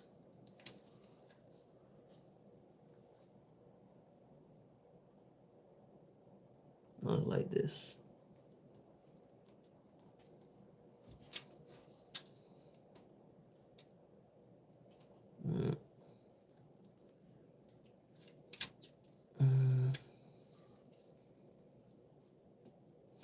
Okay.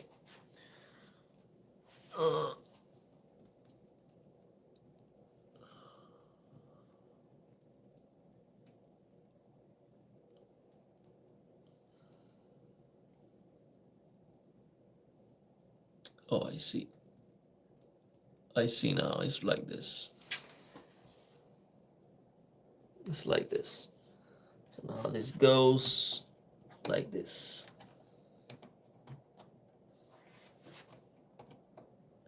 This is probably not 100% necessary.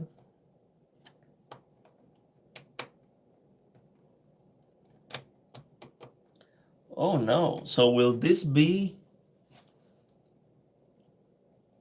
So maybe what I need here is like one of the CPU connectors and not this one. Because it's not going in.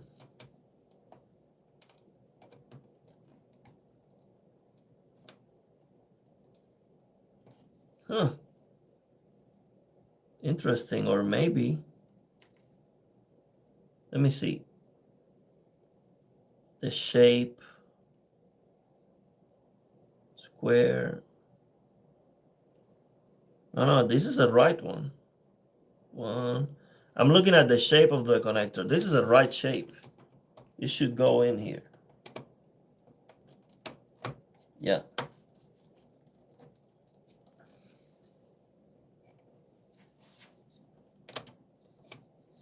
What if I do it in parts? Do this first. I'll do this.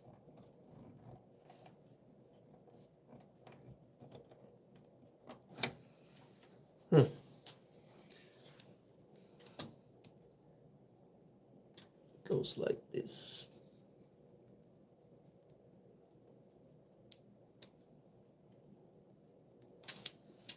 I don't know why I'm struggling with this. It should go in easily.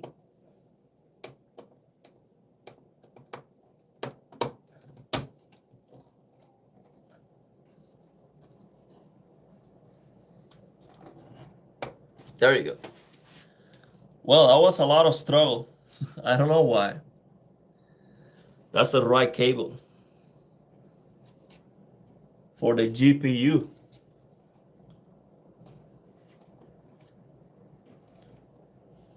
probably just a detail. Might not be 100% necessary to use this cable. Just get the manual. Yeah, I think I'm going to need the manual to make sure that this LED is right. So I don't blow up the whole thing. Let me see, where is the manual? Where is the manual? I have such a mess here that I don't even know where the manual is. Oh, probably. Let's see.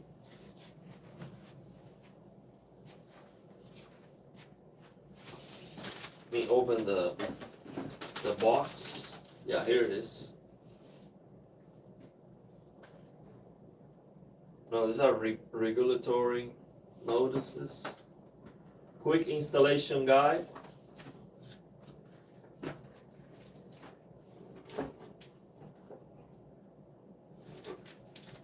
Let me see. I don't think that detail is gonna be here, but I'll check. You see, I don't remember seeing the big manual inside the motherboard box.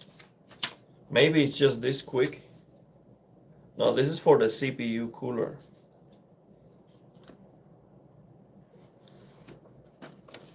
Oh yeah, the LED. Let's see where the LEDs go. Yeah, here it is. So this LED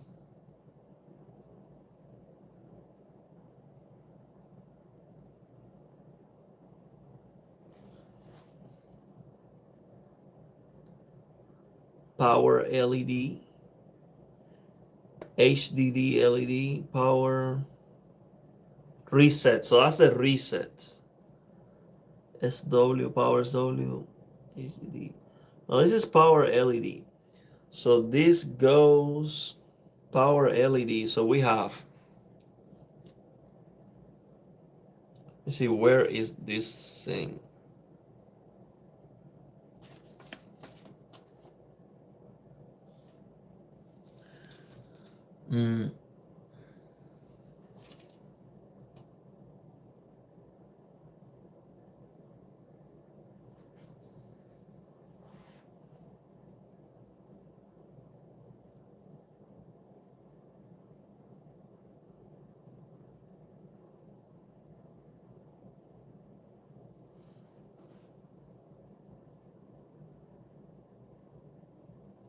I don't see the connector that they are referring to here.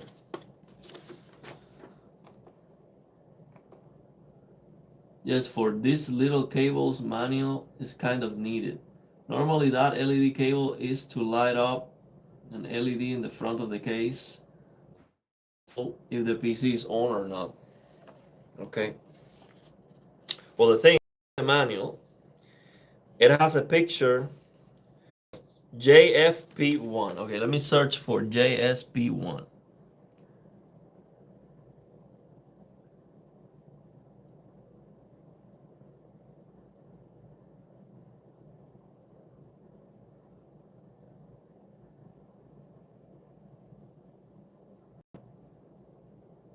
JDP1. Yeah, RGB1. I don't see that one. That's weird.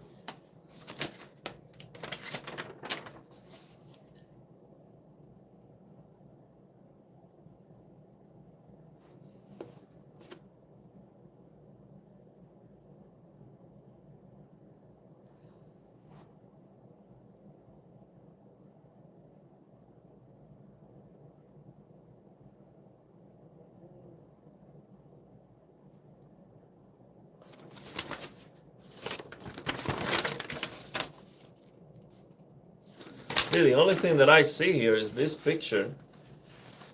And this picture is showing this connector, which I remember from the previous motherboard. This connector, I remember that. But I don't see it here on this motherboard. I don't see that connector here.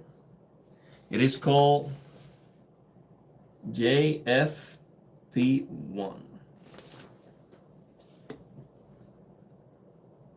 JFP2. Oh, okay. I see JFP2, so JFP1 should be close. Or maybe that one is gonna work. So I know how that looks. So it's just 4 pins without the plastic on the back, because those are for the fans. System.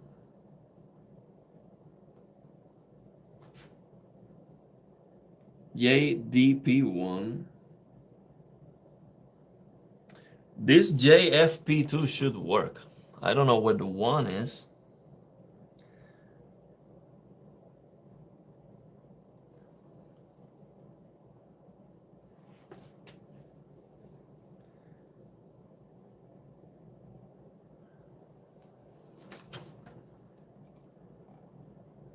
System fan 6. System fan JRGB. System fan. It should be here. This JSP2. It should be here. Where I put it, right here. Let's see what it says. PWR1. PCIe PWR1. Yeah, this 2 pin where I put it, I don't even see any label there. So I'm gonna put it in here.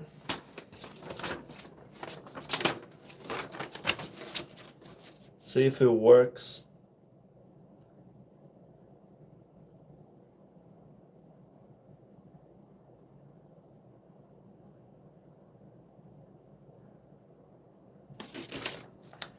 Should be either on the right or the left.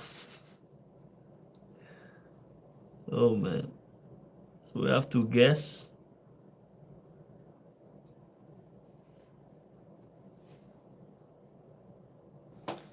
We're guessing here. Normally the so I have to. Thing is, this manual is not showing the right. I mean, this is the manual of this motherboard, and I don't see this port anywhere here. I see it on the previous motherboard, and it was over here somewhere, but I don't see it on this one.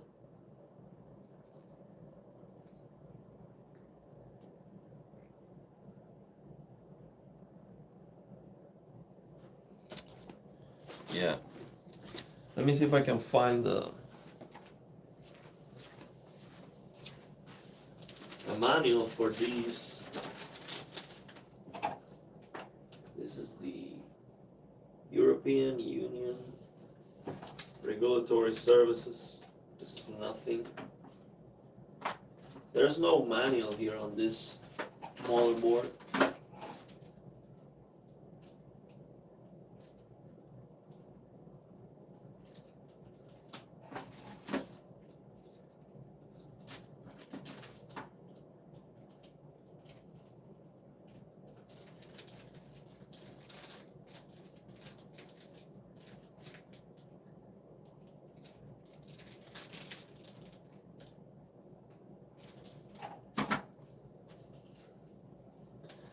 I don't know. There's no manual on this motherboard. And I cannot use my phone now. I would have to use my PC to search. This is the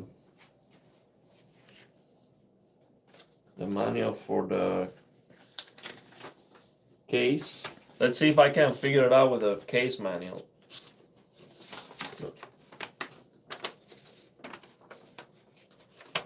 The other side of the motherboard from the back. Okay, let's see. This is another manual. And it's explaining the same thing, which is basically this connector right here, which I don't see on this motherboard. This is the usual connector that I have seen on my two previous motherboards. Actually, that's a very standard connector, but I don't see it here on this one.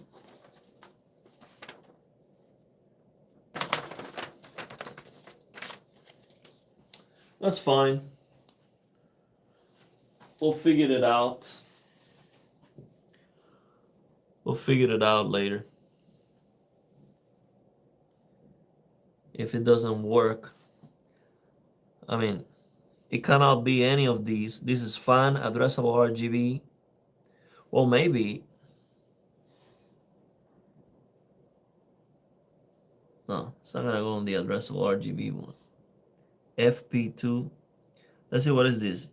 JFP2.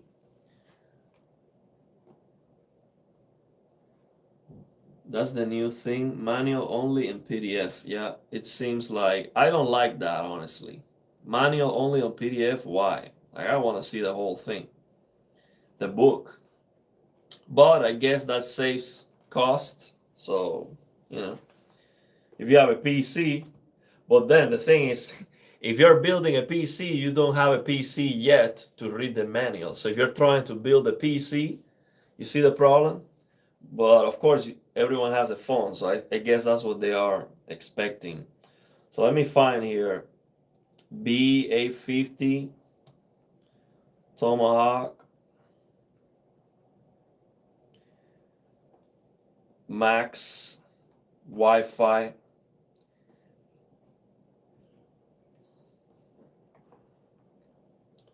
Let me try to find the LED.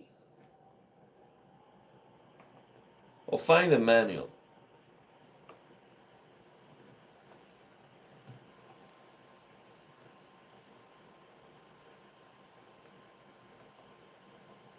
I'll try to find the manual.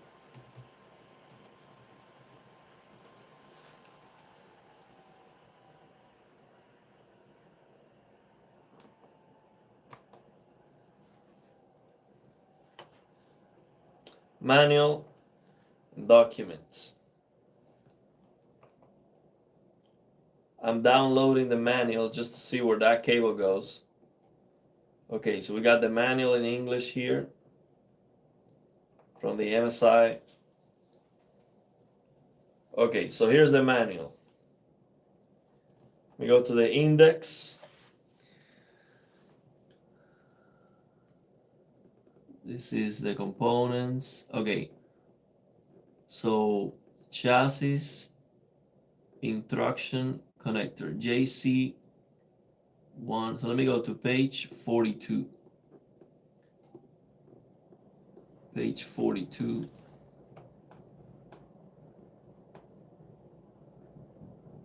We're gonna figure it out now.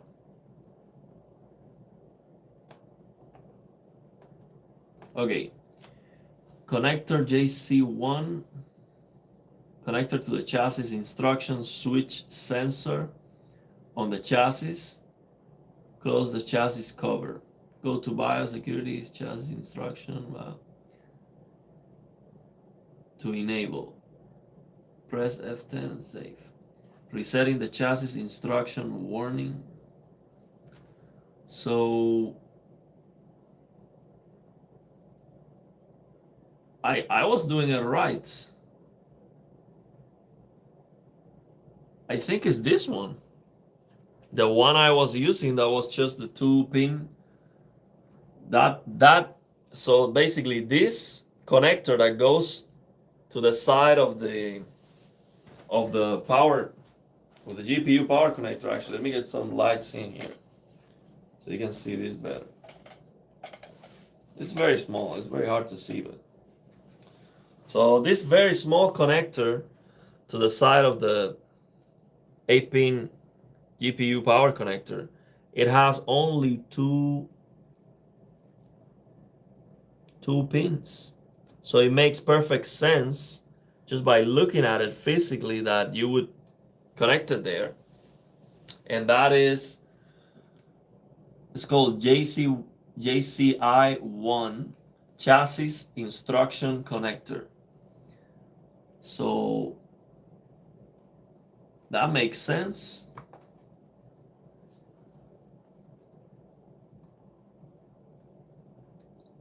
Okay, let's see.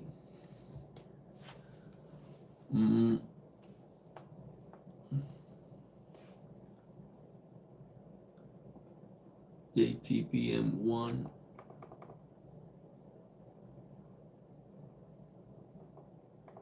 I think I did it right. Safe boot, jumper.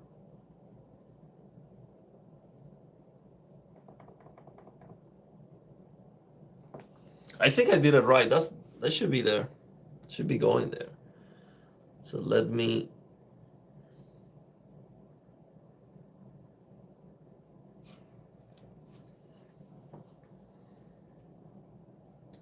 Yeah, let's keep it there.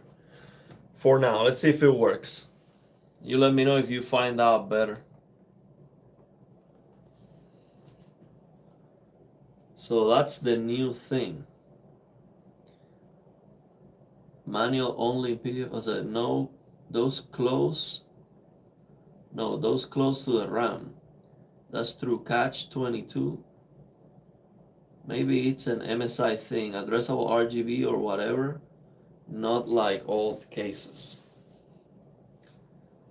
I don't know what this is for. Let's see if it works.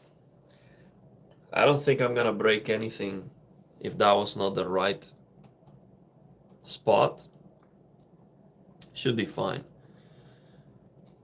So we have all the cables connected, but I'm missing one cable actually. I'm missing the USB-C for the front panel. It goes in here. I have to search that in the back. Let me do that. I have to open the back to find it because I forgot about it.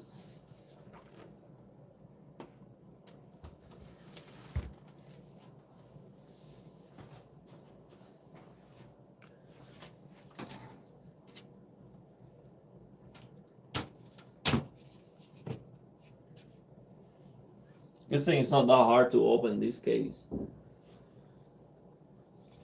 Just have to unscrew this with my hand.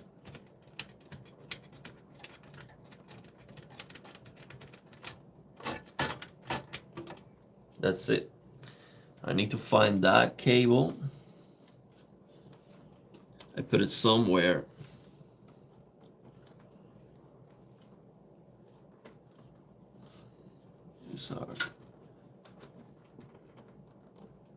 It is this one. Let's see where it is. I'm gonna have to step back.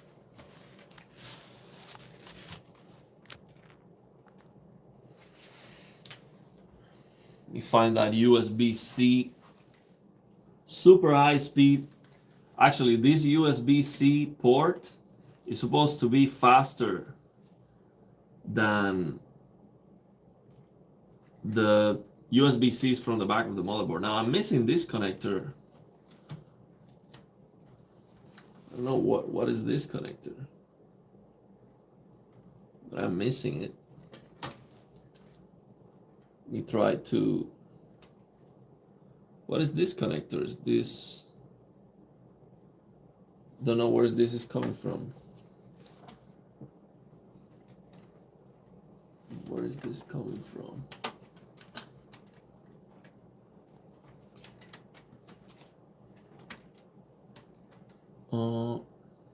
Let me see, where is this coming from? Well, I'll figure it out later. Let me find this first. The USB-C connector.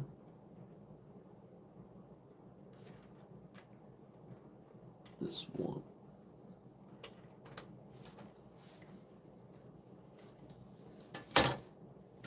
I hide it somewhere. Oh, here it is. Here it is. This is going to come out this way.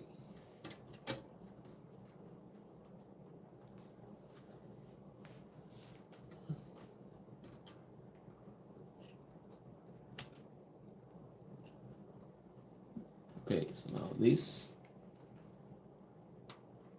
Oh, let me see this. Let me see if I can find where this goes now. These two connectors, I think I was not using them with the old, with the previous motherboard, because I couldn't find a way to. I couldn't find a spot. But now maybe with these I can. Let's see, we got these.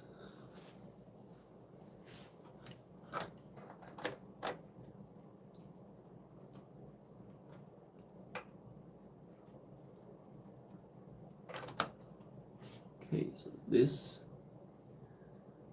is gonna go in here.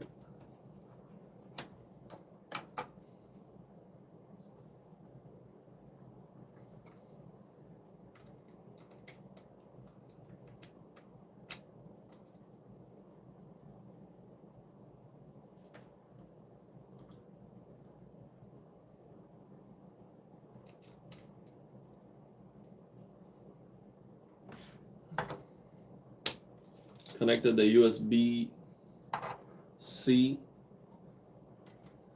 Got this. Oh wow! So this USB. Oh no! Wait, I made a mistake. This goes to the controller, I think. Not the other way.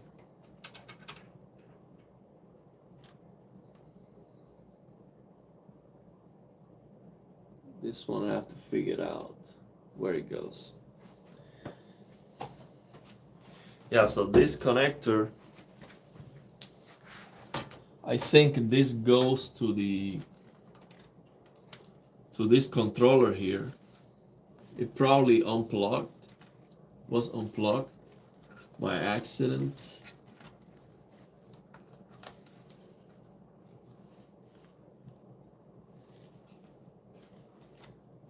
Goes here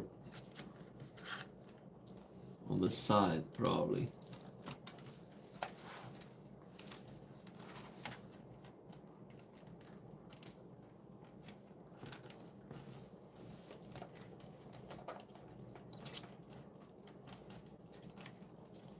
Let me unplug this for a moment so I can.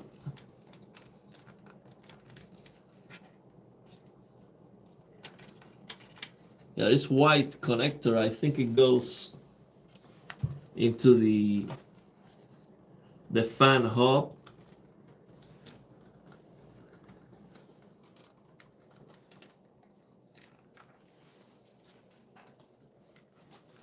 Let me see, like. Oh, you cannot see anything. Let me snap this.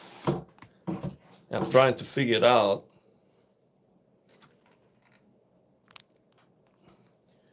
Where? I'm trying to figure out. I found this white cable loose, and I guess it has to be the cable that goes in here.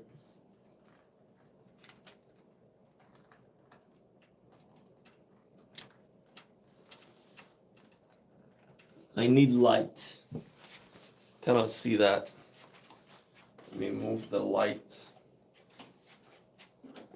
this way.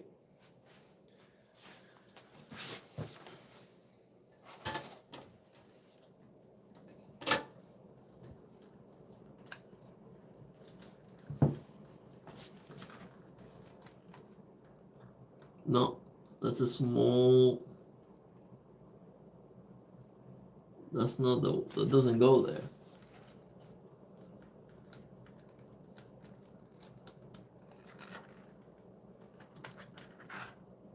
I wonder what is that for?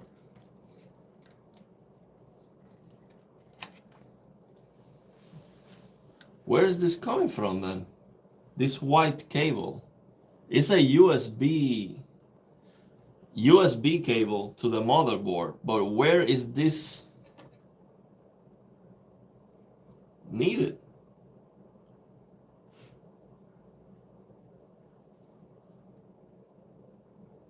Oh, this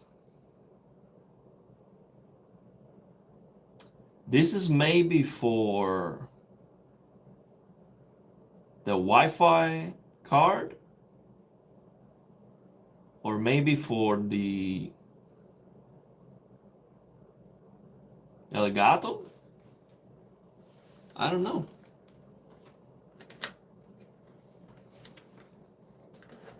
I'm gonna keep this cable out. Maybe I'll figure out what this cable is for. It's connected to the motherboard though. I don't think it's gonna hurt.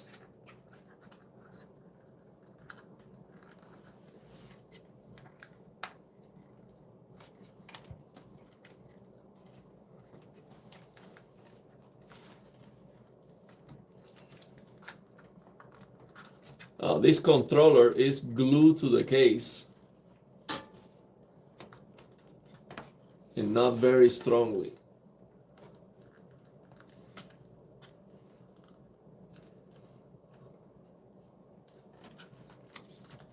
You make it higher.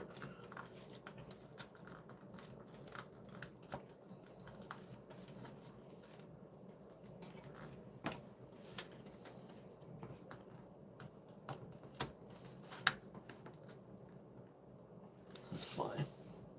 Okay, we'll figure this out later. If you know, let me know. Is this going to the fans? Maybe. I don't think so. No, there's only one cable coming out of the fan. This is not going to the fan. So I don't know what this is for. I have no idea. Let me show you this cable close. So maybe you know what this is.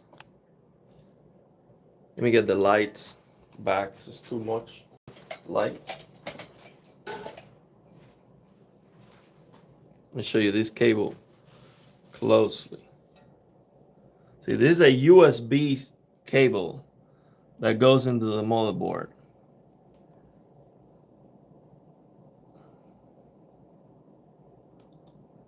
USB cable.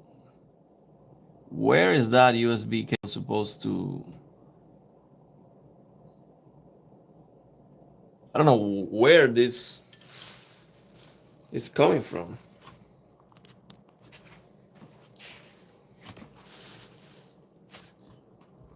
It's not from this controller. So yeah, I'll just keep it here and then see if I can figure it out. Just a loose cable. We'll figure it out later.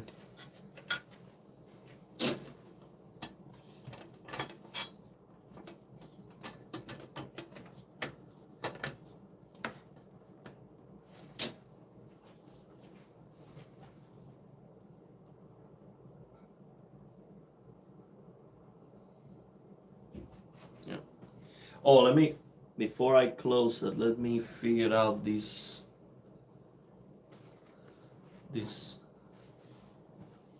cable management here for the 8-pin power CPU. 8-pin power. Let me read the chat, see if someone knows. Let's see.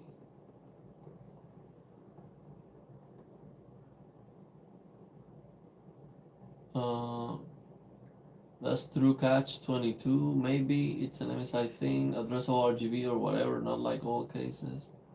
Where does it come from? I don't know. Let's see. Let me fix these. Fix these cable management here. because this is an additional cable that I didn't need before.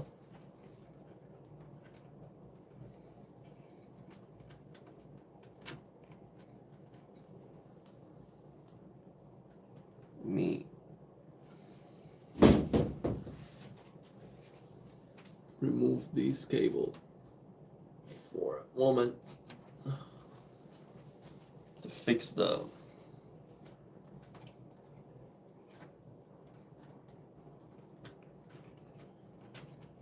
cable management for the CPU power. 2 8-pin CPU power connectors that go here at the top.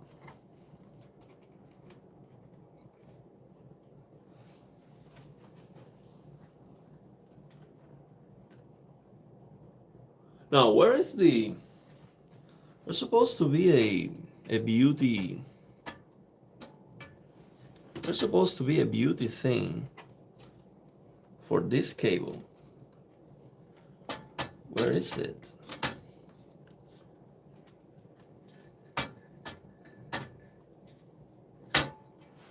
Let's see if I can find it. Because all these cables have a beauty guard. For some reason, this one doesn't. That is strange. Let's see if I keep going down here. Yeah, here it is. Here's the beauty thing. So I'm gonna try to pull this up through this mess.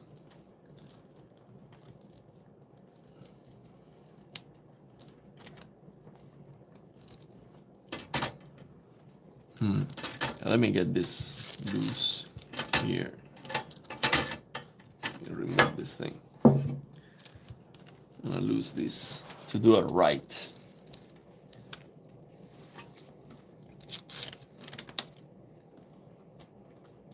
I get this cable.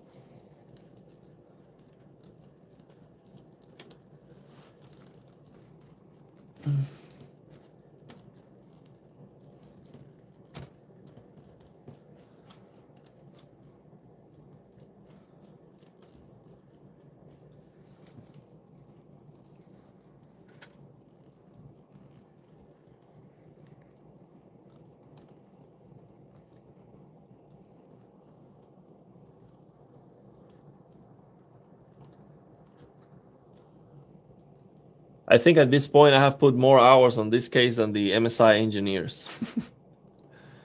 There's a reason why. Got this cable through this one.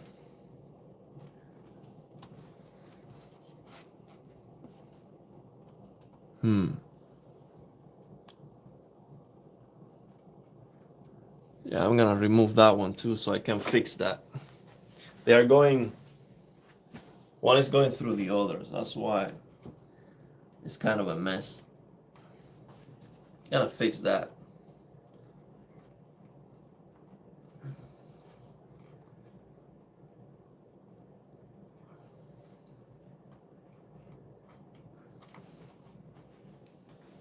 I'm gonna fix this cable management here. I'm gonna make it perfect.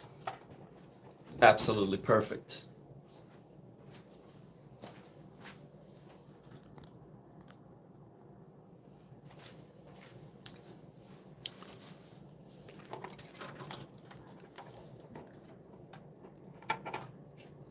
Okay.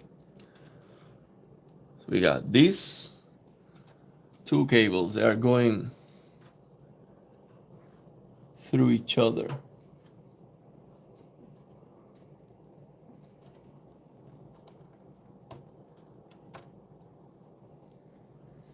See, this one is going through here.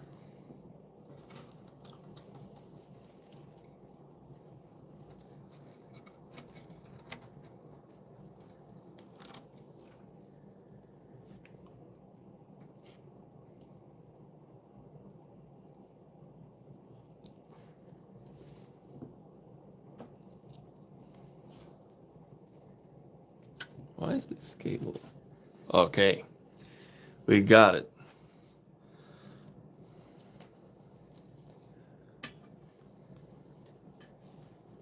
Now this, I just need this. Good. So I'm gonna do the same with this one.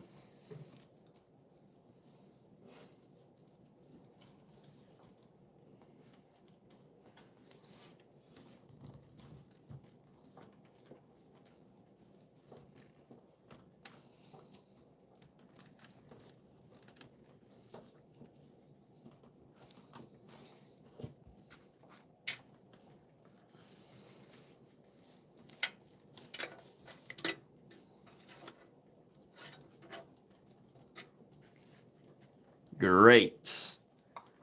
This is exactly what I was looking for. And now I'm gonna go behind these.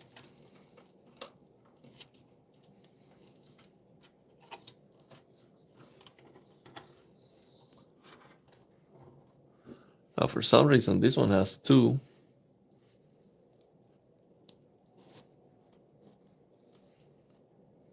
That's good.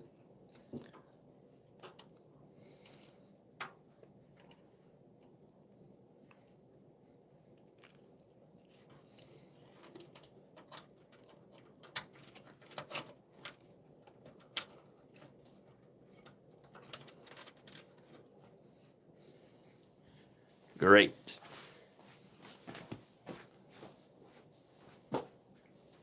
Now I'm gonna connect them so I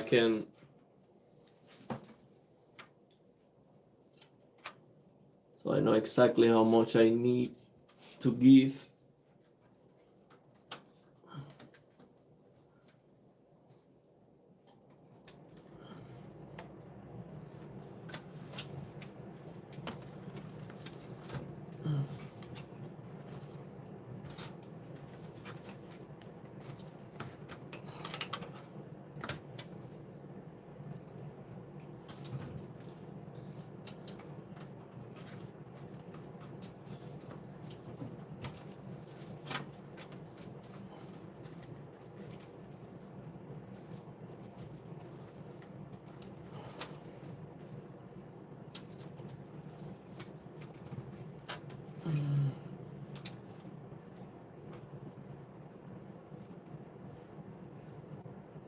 Okay.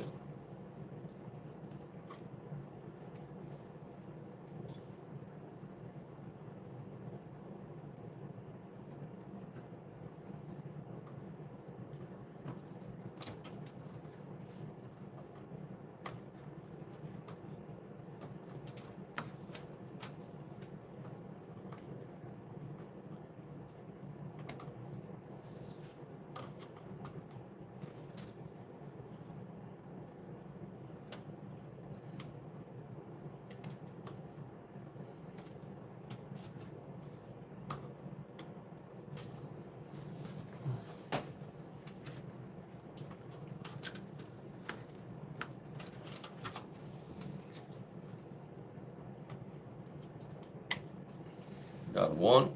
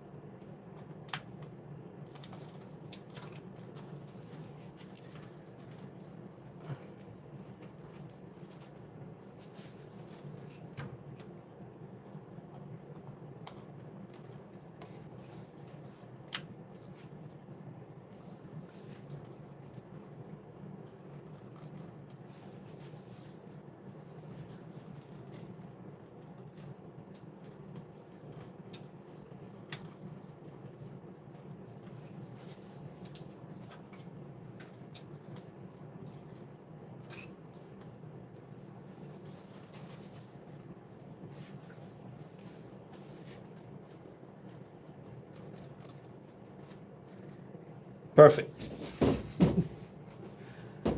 That was half an hour for the CPU power.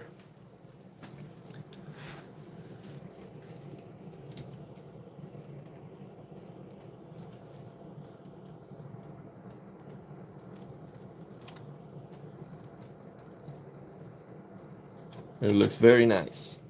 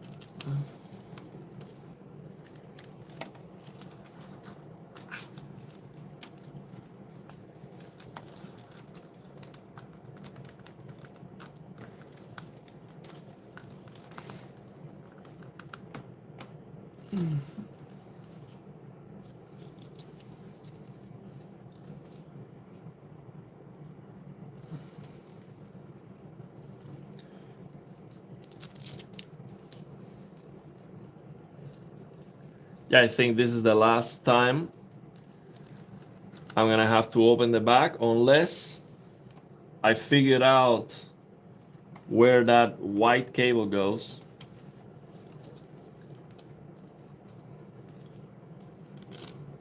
Or something doesn't work.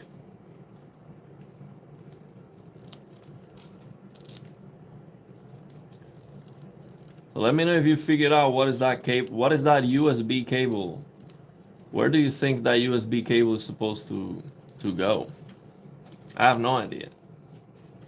I don't know why it was loose.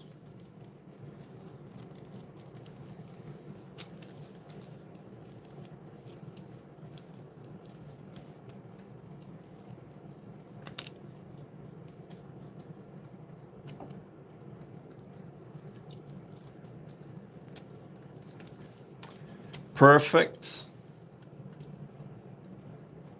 Love it.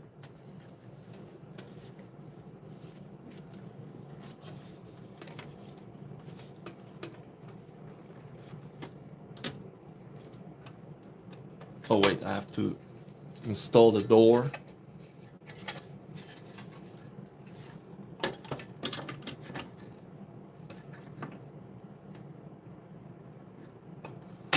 Install the door. It's ready to be closed.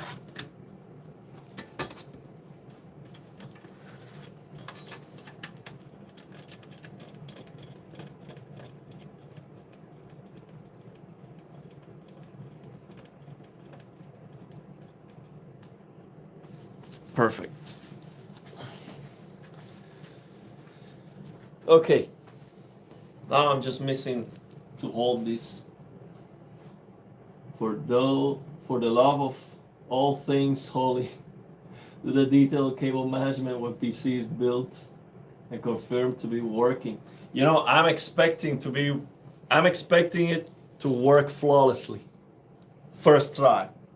But yeah, the thing is, I'm not going to do the cable management for the other PC. I'm gonna make sure it works. But the cable management for this PC was done already, so I just wanted to keep it perfect. But I had to change some things, like I had to add these 4 pins for the CPU that I was not using before. So that's why I had to make some small changes, like, you know, the drives that I removed and all that. But the cable management was done already, so I didn't want to lose that. But don't worry, we are done.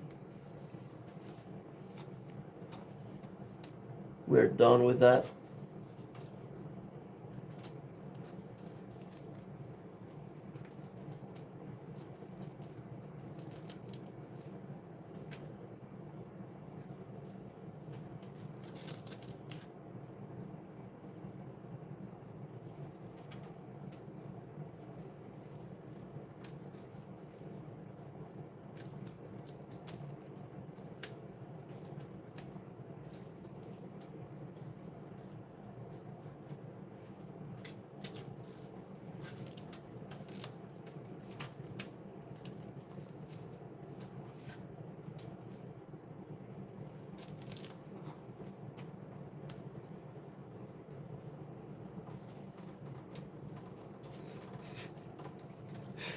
This is as advertised, 10,000 hours. 10,000 hours to build a PC. We're going for the record. Testing YouTube limits. That's good enough for now. I will retouch it at a later date. That's good. Good enough for now. That's good. So now I have all the cables on the motherboard. What I need is to install the AIO. I'm gonna install the AIO. Let me flip this. I'm gonna flip this.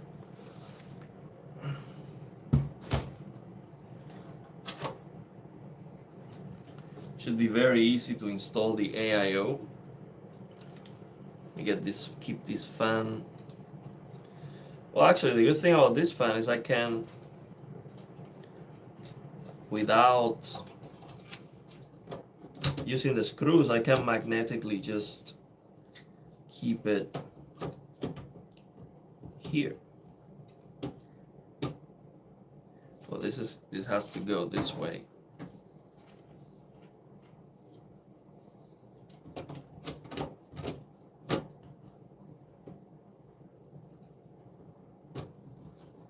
Because it is exhaust.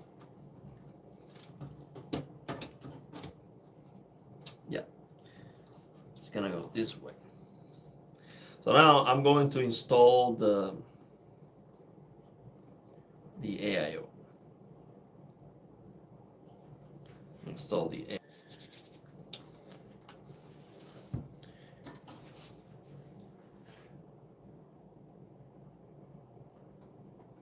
Okay. So now I'm gonna go for the big liquid cool LCD AIO.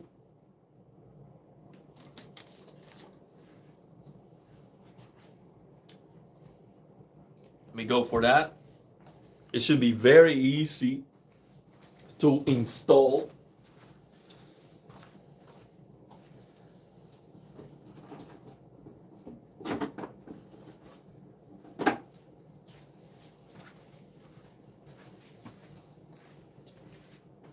Now let me give you a good shot of this. I'm gonna rest this somewhere. Let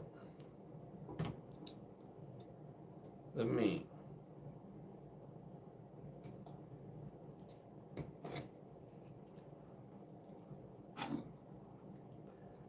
I'm gonna rest this here. Should be fine.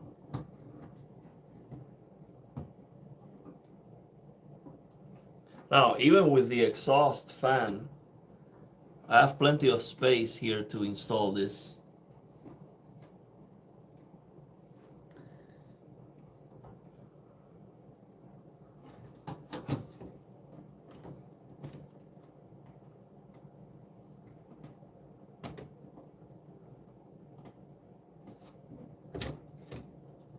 I was just moving the CPU power connectors. I'm gonna rest this. So this is resting over the CPU power connector, not a very good thing. Well, let's go. Let me give you a better angle here.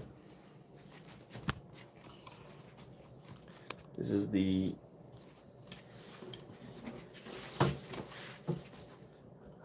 This is a guide to how to install your liquid cool 360 AIO quick and easy. This is the quick and easy tutorial. I'll show you how to do it. It just takes a couple minutes.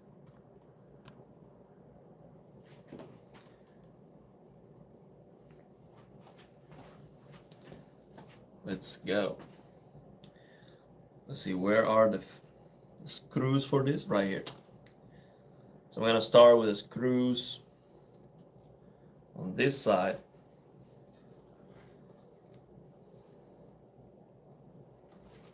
So I relieve the weight over the CPU connectors.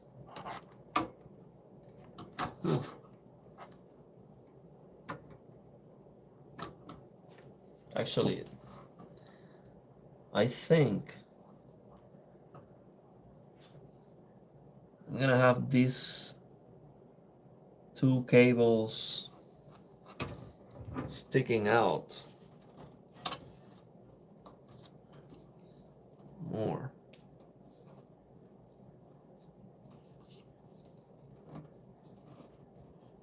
Shit.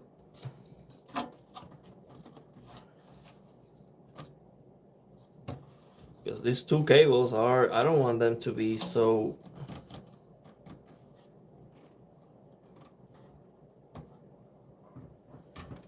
holding all the weight of this AIO.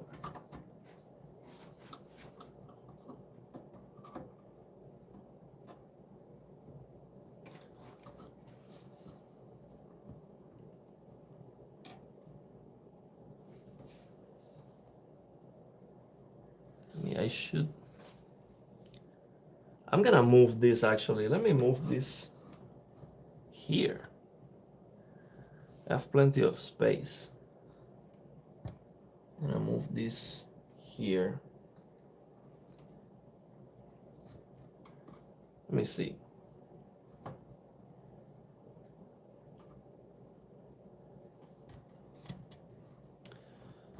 Should I put this flush?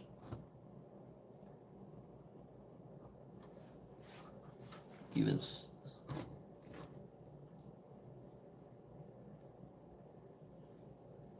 okay, let me start screwing this, and then I will decide where to put it.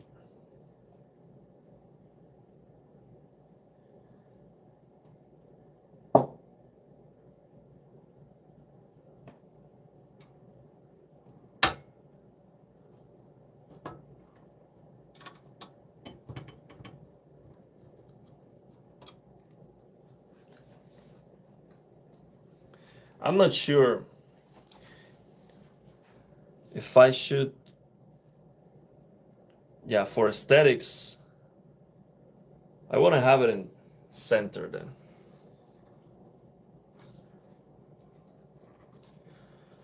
These two CPU power connectors are very, very tight. I think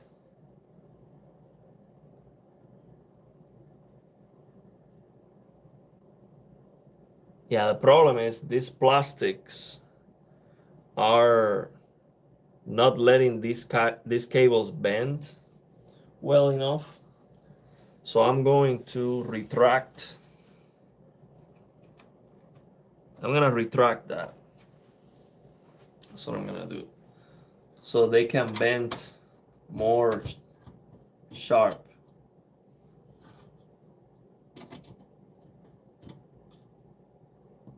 Otherwise, I think the port is suffering there.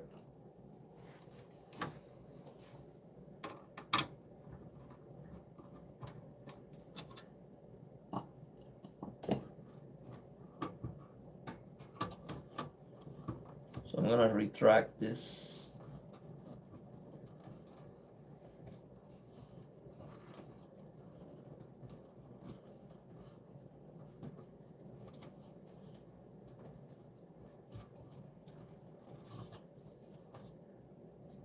Yep.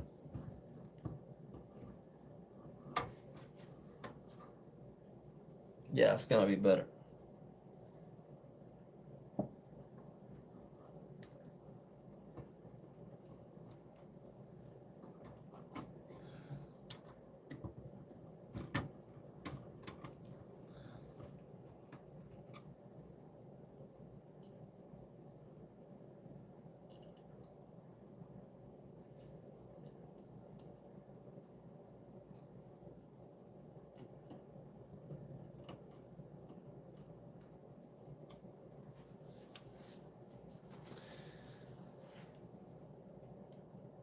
Sounds like a train going by when you're not talking. Some kind of fan noise. Yes. The hum nearly put me to sleep. If after all this there still isn't 16 times the detail. We're gonna get 16 times the detail based on cable management alone. So that fan noise that you hear is actually a good noise to sleep because it is an air filter. Because I am using the PC on the basement, I have a very powerful air filter to purify the air on the basement. So that's the noise that you hear. I always have that on and it's automatically. So it automatically detects the quality of the air and it turns higher or lower depending. See, now it went down. That for me, let me tell you, I highly recommend you. I have 2 air filters in this home. I highly recommend you get an air filter. The difference on the quality of the air is so big that anywhere I enter, I can notice if the air is pure or not, because I'm used to breathe, pure air. It's such an important thing. You will appreciate it as soon as you try an air filter. You're gonna appreciate that. So I highly recommend it.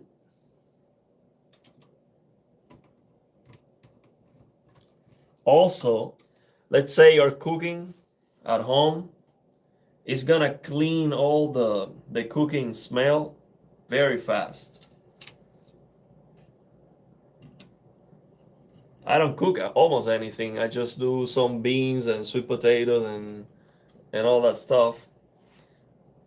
But my family does fry some stuff, and yeah, it helps a lot.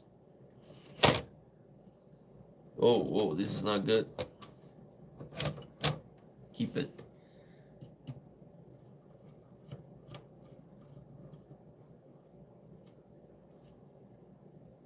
So now I need to move this. I need to find the perfect spot for the radiator. I want it to be centered.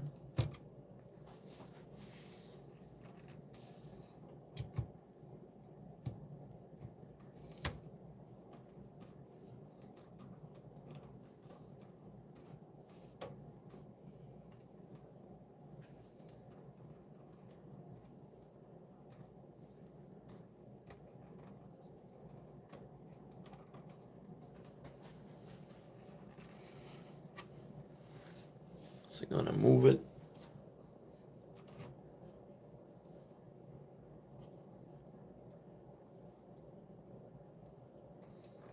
That's the sweet spot.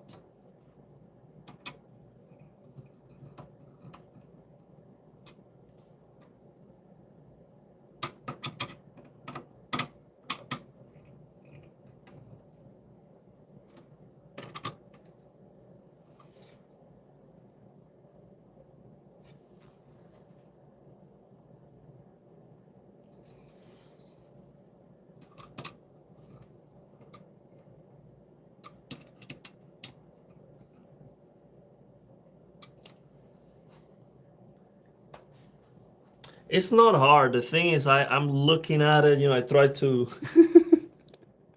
to find the center. It's not that hard.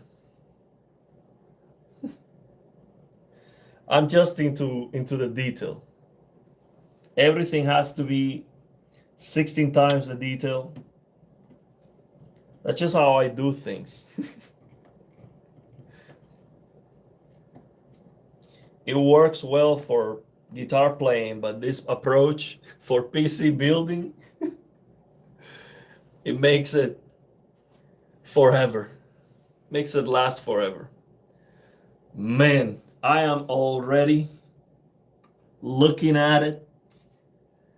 Let me tell you, it's looking good. All the fans populated. George was right. I need to populate all the fans on the other case. It has to happen. It looks so good. I have to do it. And I'm not going to ask MSI to send me fans. I think that would be an abuse. I don't need them. I want them. So I'm going to buy them myself. Not now. One of these days, I want to throw some money to my PC. I'm first going to get the SSD. Bigger SSD. So basically one day, once I don't have anything else to spend on my PC, I'm gonna get some fans to fully populate the other case.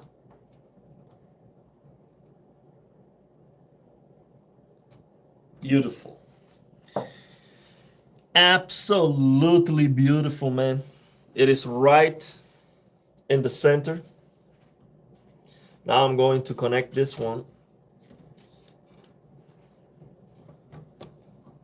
Let me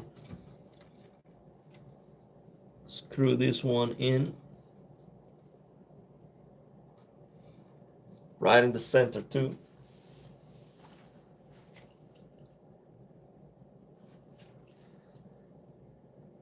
We're making some progress. The 5090 needs to breathe pure air. We're talking about 16 times the detail. It sounded like I was on a night train. I work overnight, so seeing plasma online was a pleasant surprise. Whoa, we're gonna be here for a while. We still have a lot to go. I have a small air purifier, like a foot high, $50, ionic something, RGB, of course. Let's go. I need to breathe. You see, for that deep breath at the beginning of the video, it has to be pure air, otherwise I will get sick. Now, this is not the right screw. I'm missing one screw. Oh, wait. I'm missing some screws here. One. Yeah, I was missing one screw for the radiator. And I think I'm missing one screw for the... You know that feeling when you finish building the PC and you wonder, where is this screw supposed to go? Am I missing one screw here? Yes, I was actually missing one screw for the motherboard. Actually, let me give you some light. This is too dark for the camera, I recognize. I was missing one screw for the motherboard. Also, let me move these a little bit.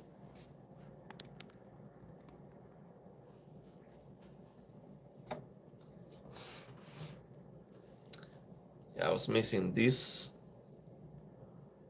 motherboard screw.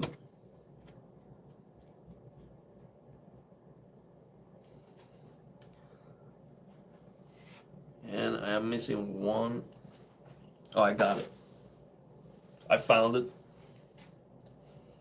I'm gonna screw this exhaust fan.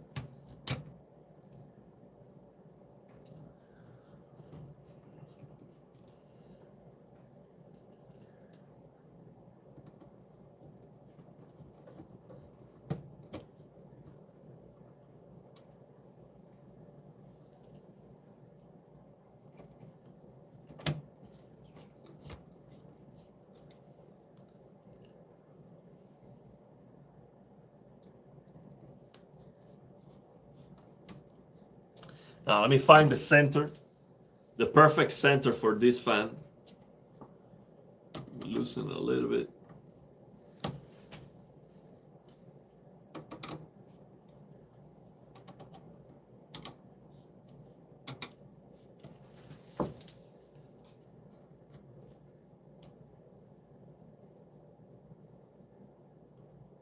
Two.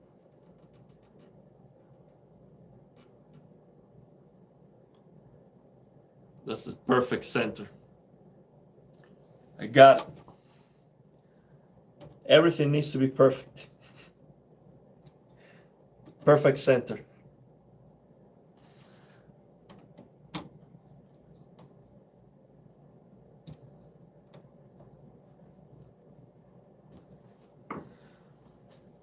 Okay, so now I don't want to forget about these.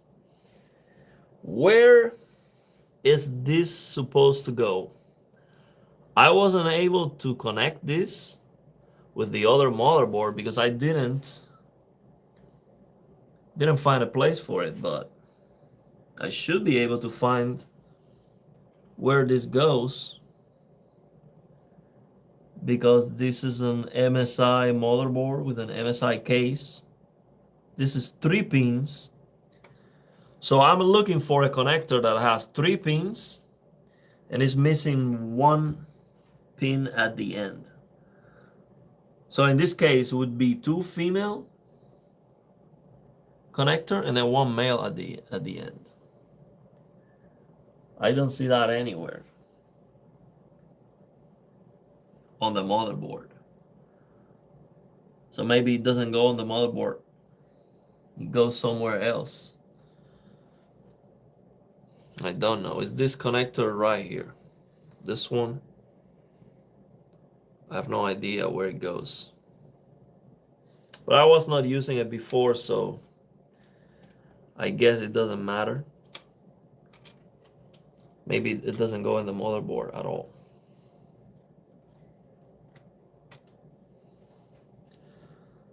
That's it. Let me see if I'm missing any connector.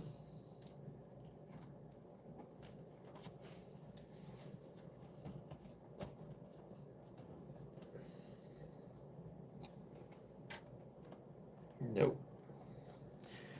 Everything's looking good. CPU power.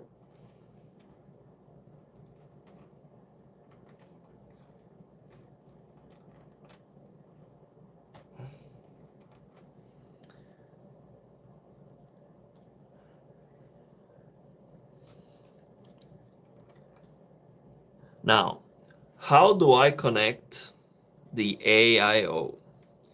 I watched a video from Hardware Unbox. I think it was from CES coverage. And he was checking out this liquid cooler. And he said, with an MSI motherboard, you only need 1 cable to connect to the motherboard. With a different motherboard, you would need 3 cables. So now here we have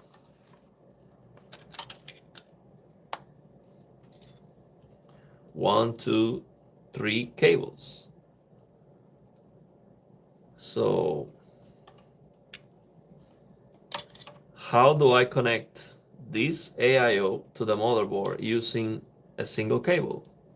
Which one of these is? This is a regular PWM, fan controller cable. This is USB. And this one, I have no clue.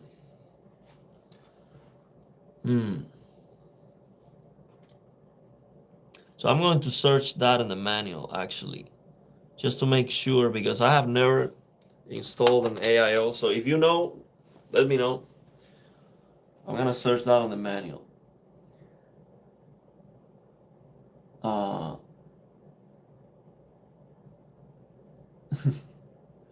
I've been modding Skyrim for 5 hours, listening to his stream My game now has 16 times the detail. I'm gonna check the manual for this, man, because I don't want to connect it wrong. It's the first time I install an AIO. Let me see, where's the manual for this? It's the motherboard, Wi-Fi.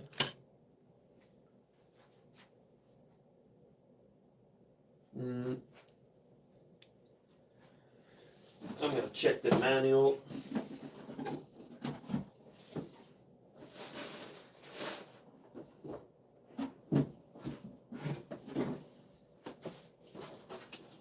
Okay, let's see.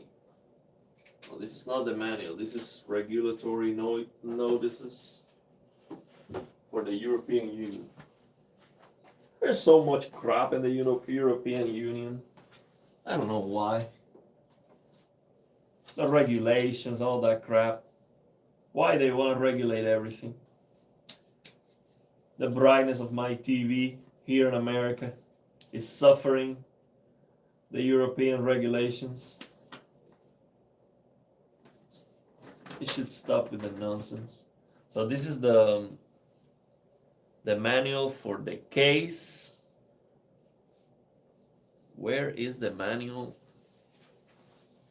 for the AIO? I'm not sure if there was a manual for the AIO.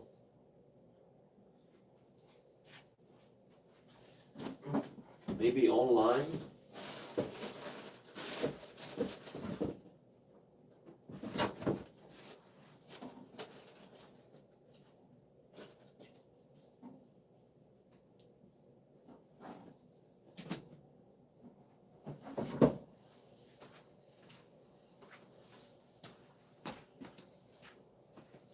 I'm gonna have to look it up online because I cannot find it. I have such a mess in here.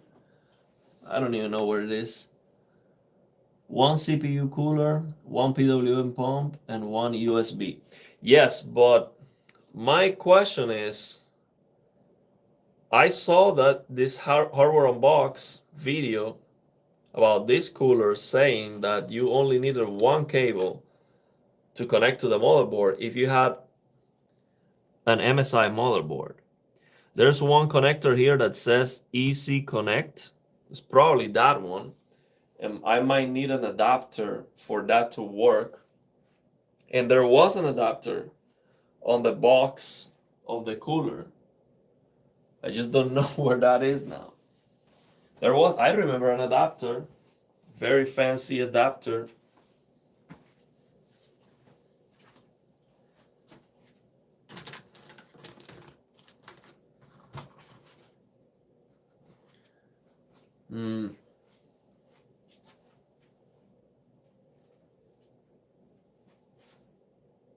I wonder if I put that inside the case box.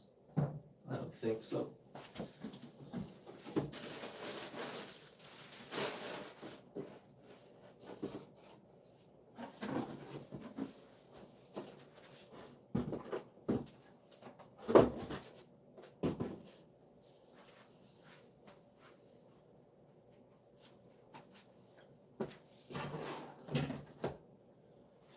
Huh, I wonder.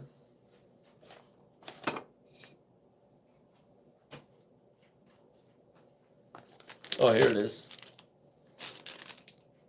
Yeah, here it is. This is the adapter. Let me get it out.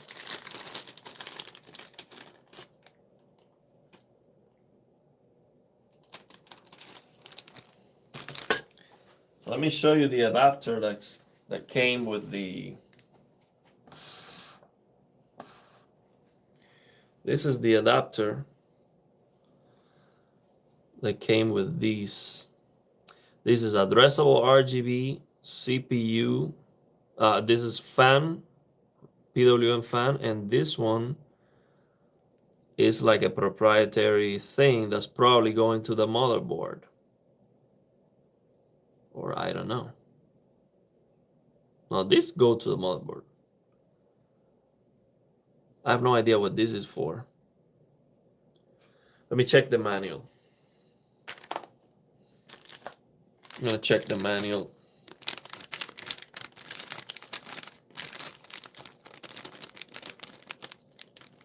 Online probably because of EU. Yeah, man, this regulation crap is ruining everything.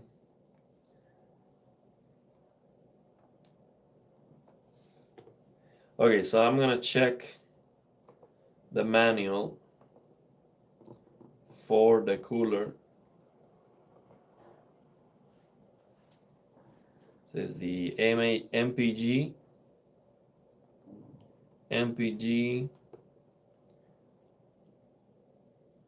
CORELIQUID P13. Here it is.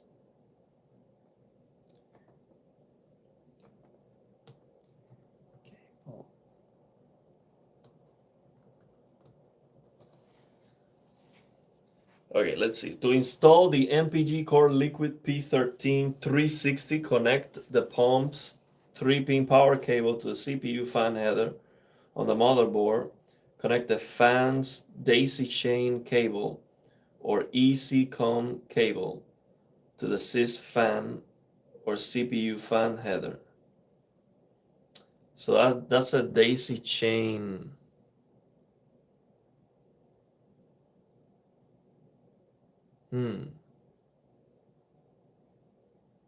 I see. So that adapter is probably to daisy chain.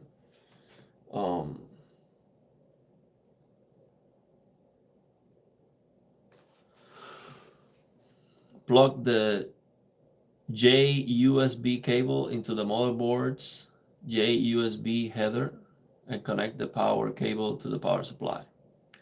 For the fans, the JAF header allows for daisy chain fans. For a single cable can be used for the fans. Notes, MSI. For optimal performance, the fans cable should be plugged into a header that controls fan speed based on CPU temperature, such as the CPU fan header, or you will need to use the MSI Center software to adjust settings and control the LCD screen. So there's a video for it, but it doesn't specify anything about MSI motherboard. So maybe the video that I was watching with Hardware Unboxed, it was about a different cooler that was maybe very similar. Let me check out the video from MSI and see how it's done. How to install cables for the MPG CORELIQUID case series. So this is different, but let me check it out. So we have a bunch of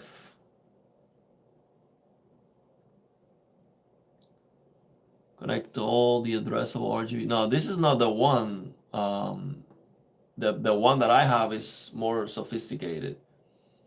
Doesn't have all those cables. Let me see. Okay, this is for the P13. No.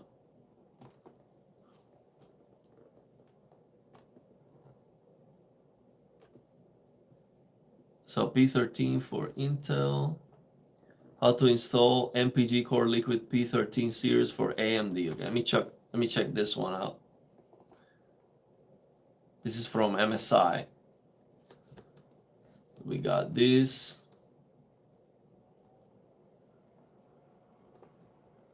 Oh, look at that. They did it in 1 minute and 40 seconds. See if they show where the cable goes.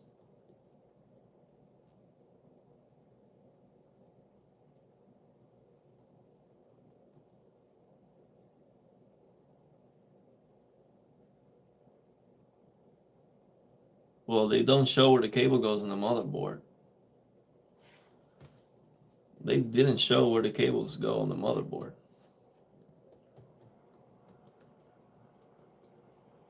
They didn't even show the cooler on a case at all. The case has like no connectors. Well, that guy kind of sucked. It didn't show anything. See, that's why the real-time struggle, is the only thing that matters. The adapter should be in the motherboard box because it is a motherboard connector, not in the AIO box. Adapter is in the motherboard box for the easy connect. Okay, let me check the motherboard box. You're right. That makes sense. Yeah, here it is. I have a bunch of cables actually here in the motherboard box. That makes sense. Look all we have here. We have a bunch of cables. Let's see. This one.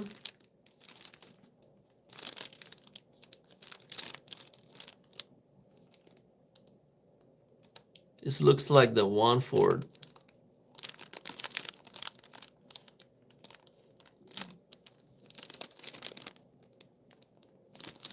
daisy chain. This is a SATA cable. It has to be this one. Let me see.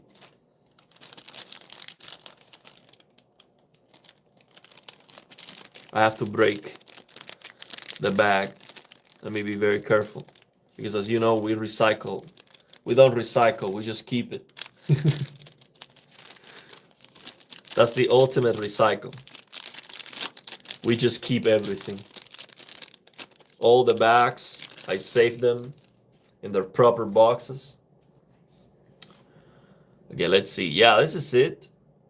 This is the Easy Connect port, and there you go. These are the three cables that we need. This is perfect. So now I'm going to just connect it for now, and then I'll do the cable management on the back later on. This is perfect. So this is gonna be for this one, probably. Let me check.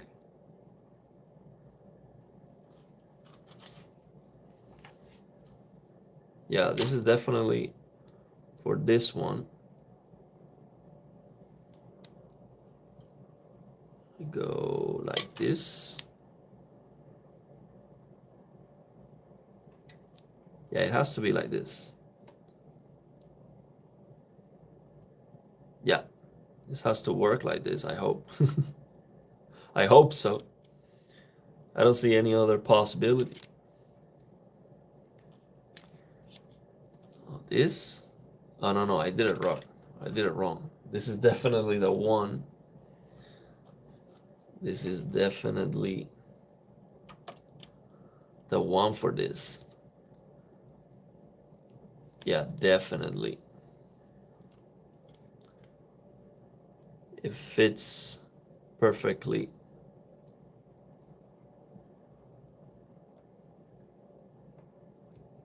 Perfect. So this is, yeah, this is definitely going here. Now this one, I can see the hole that is sealed to match with this. It has to be connected like this. So this is perfect. Makes a lot of sense. And now the last one is this one.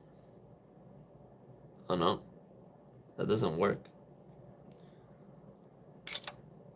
Maybe, this is addressable RGB. So where?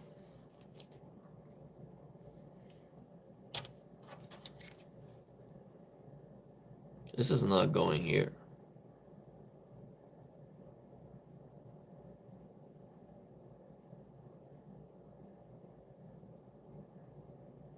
Huh. Well, where do I... Let me see. This is definitely going for the on the easy connect. That's for sure. So let's get that out of the way. Easy connect going here.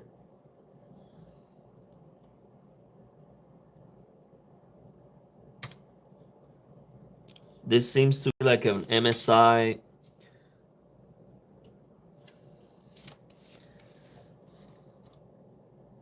specific, proprietary connector to make this more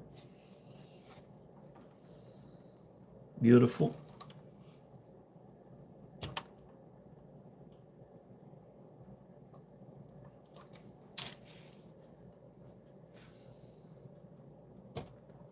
Let me just make sure it is well connected.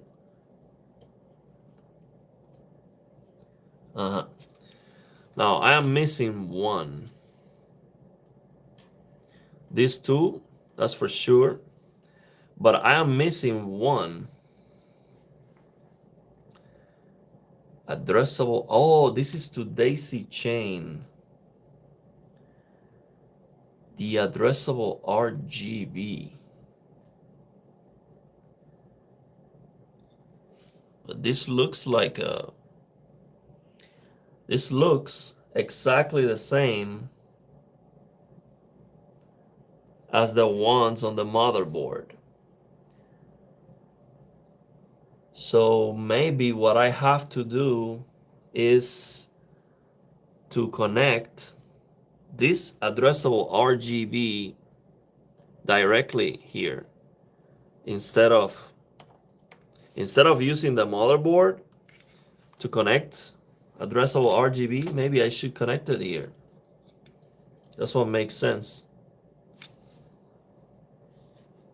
So everything, it goes to that easy connect.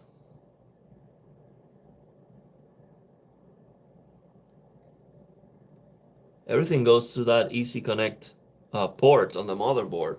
So it is cleaner. But now I am missing where to connect this cable. This is female. So this looks like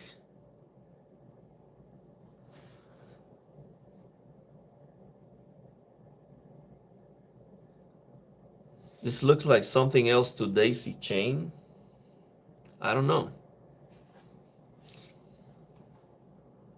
Yes. Well, thank you very much, Francisco. So check the adapter that came with the AIO for the last connector. Okay, that makes sense. Let me check that.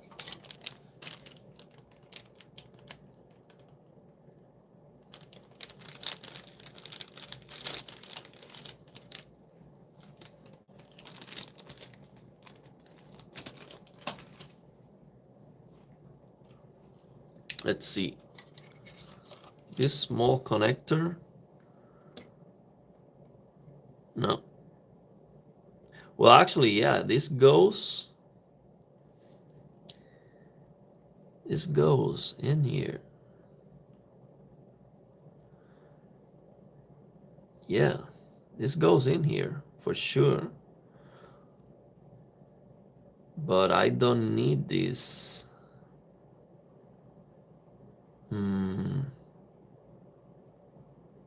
Why would I need this for? To daisy chain more?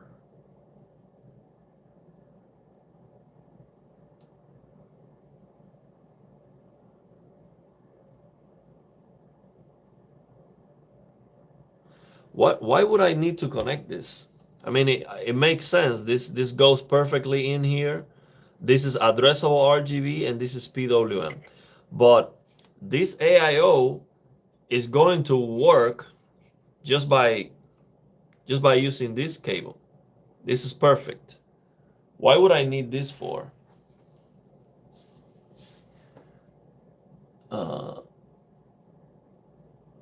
Nothing has break. Everything is going great. I just connected the AIO and I'm trying to figure out how to connect the AIO to the motherboard. We figured out that with this MSI motherboard, we have this special adapter where we can connect two of the cables from the AIO. They become one, and then the third cable is addressable RGB. So you can synchronize the addressable RGB of the entire system and the AIO. So that's where we are. So everything is gonna be in sync, but now I have this additional special connector that fits into this adapter and I don't know what to do with it. That controls the PWM and RGB of the fans only. The fans daisy chain to that proprietary connector. So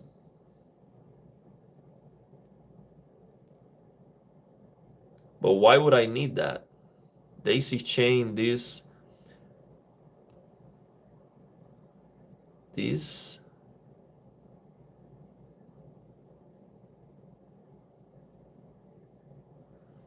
I don't think I need it.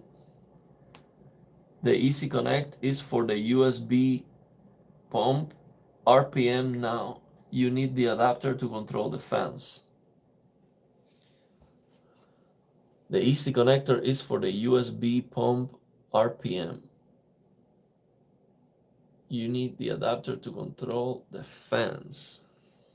So you think I still need this? This will only control the pump RPM. Oh. So on a liquid cooler, there is two things to control. Of course, the speed of the fans and also the pump. There's two separate things. Huh. Interesting. So I have to use this then.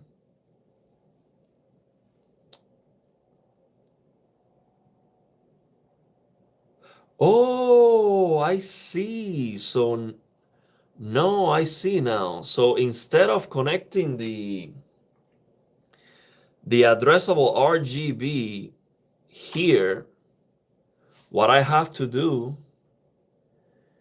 is connect the addressable RGB here.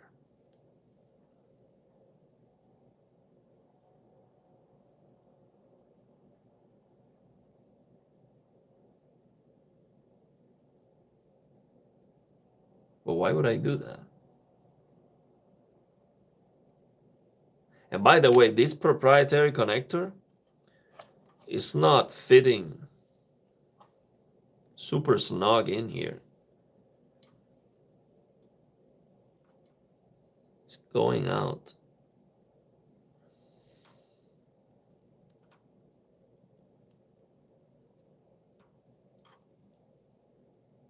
It is tight. It is tight. So let me see if I'm doing this right. So addressable RGB. This is USB. This is PWM. And from this connector, we are getting addressable RGB.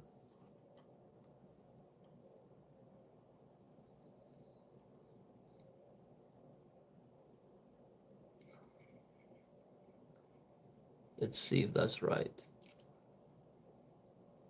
No, this is not going through. Why is it so hard?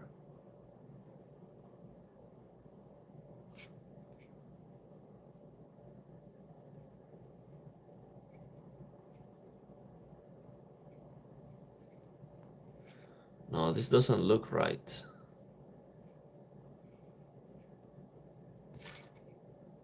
For some reason. It looks right with these. This looks perfect with these. To synchronize. So this seems to be to synchronize the addressable RGB of everything.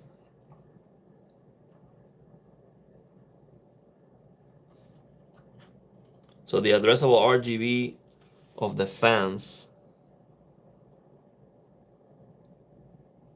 with these. That makes sense. The manual will explain it all, but the thing is they didn't include the manual in the box. So I have to download the PDF. I'm gonna have to do that just to make sure. Usually the pump goes on the CPU and the fans go to the fan header. Pump goes on the CPU opt header and the fans go to the fan header. So the pump, I don't even know the pump.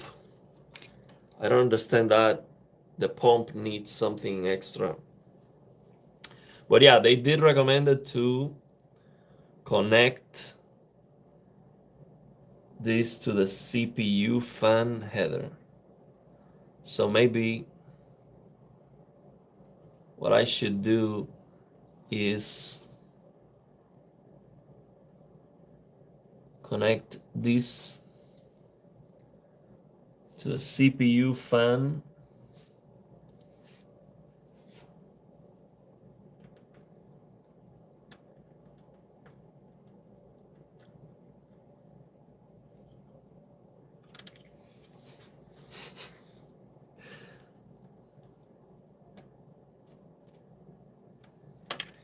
So CPU fan, and then this is addressable RGB.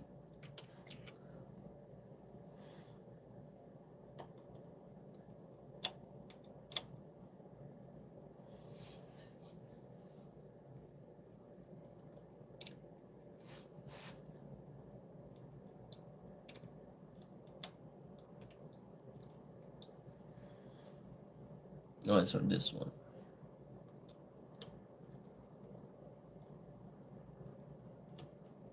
I think that's how it goes.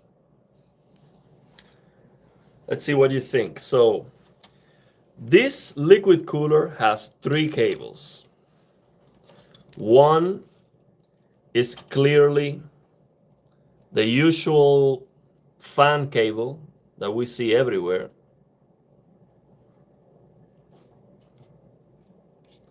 Another, this cable is double. So another cable, so this is the usual cable we see everywhere. Another cable is USB.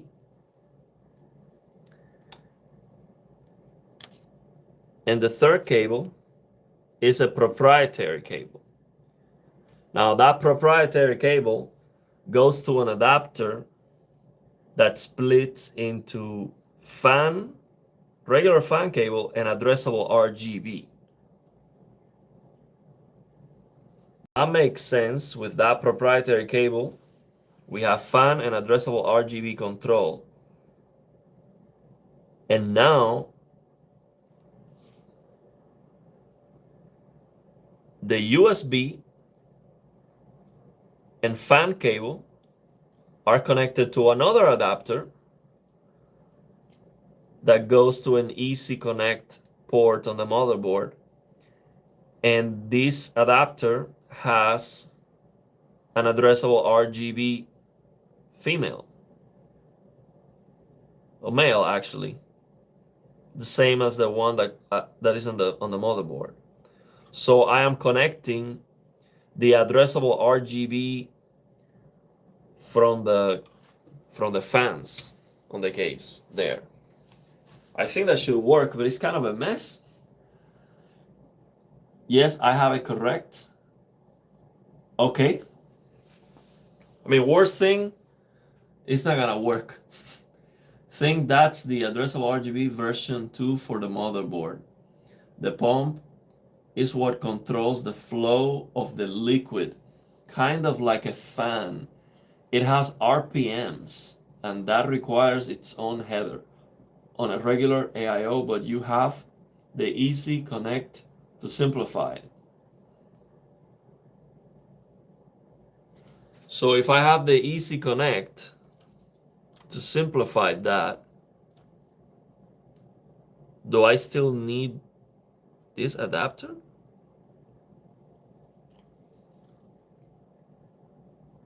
What confuses me is that I heard a Steve from Hover on Box say that you only needed one cable to go to the motherboard if you had an MSI motherboard. So he was clearly referring to this Easy Connect port. But that's not enough. You need another 2 cables for addressable RGB and the fans. So I wonder if I am doing extra here and all of that is not needed and only one of them is necessary.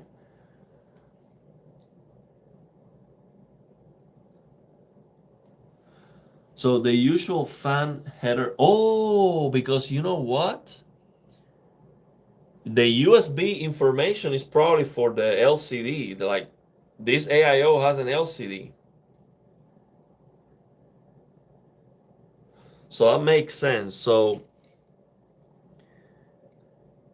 it's USB. So the reason, yeah, we have USB for that display maybe. Then we have 2 things to control the RPM of the fans and to control the RPM of the AIOs. That's why we have 2 RPMs connected. And then this addressable RGB is just for daisy chain purposes. So I think I got it right, like you said.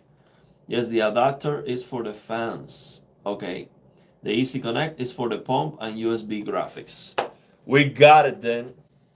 We got it. So, how do I hide all these cables? It's a lot of cables.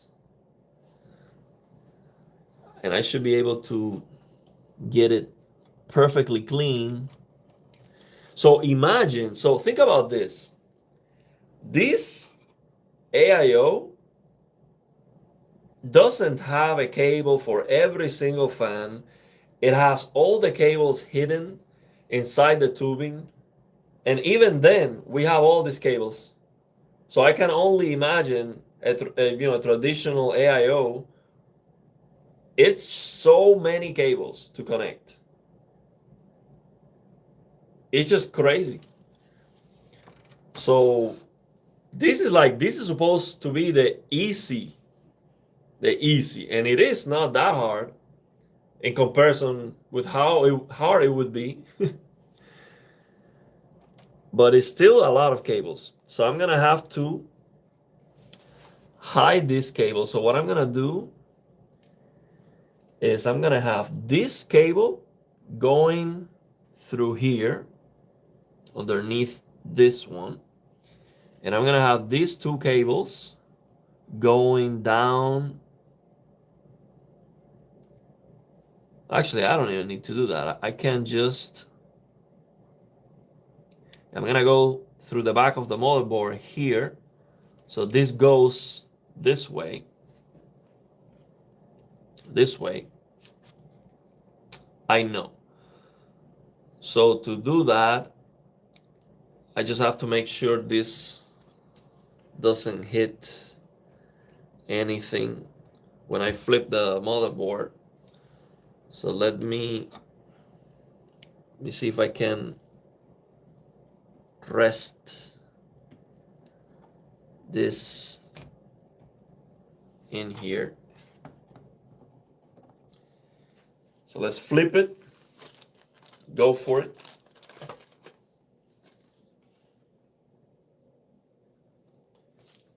Everything is working well.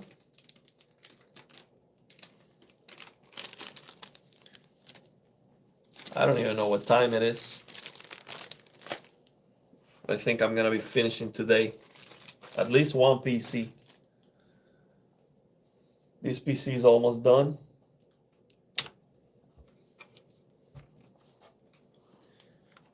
Gonna flip it. I'm gonna go to the back. So let me show you this part. Oh, I need light for the back.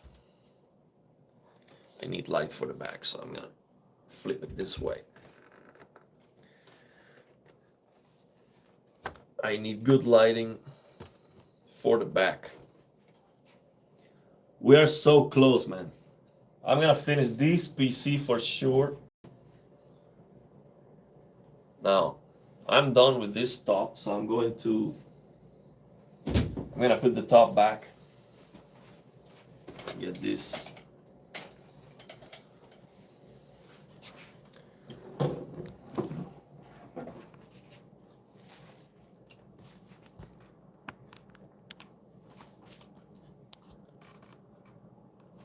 Let me drink some water.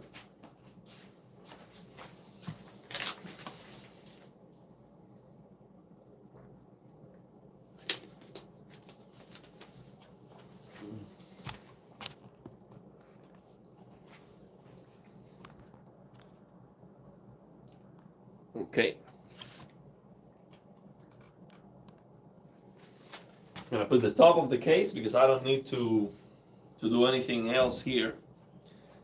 Man, that radiator looks so matte. It's a black matte.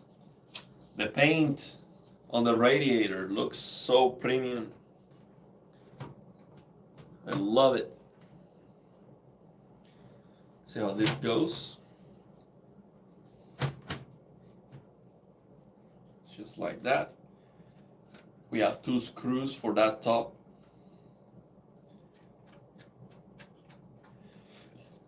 Perfect. Let's see. We have to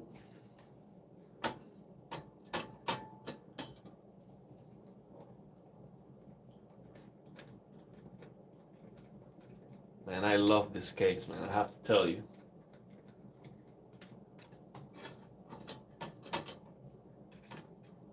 The problem with this case is that I don't think there's an option that comes with the fans pre-installed. The option that comes with the fans pre-installed is the 100R, which is supposed to be smaller.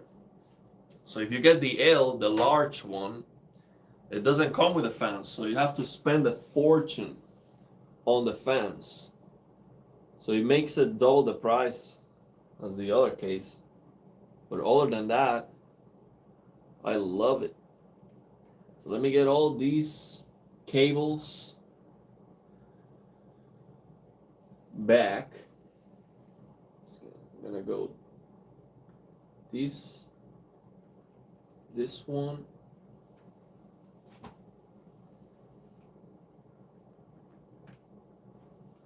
So this one is gonna go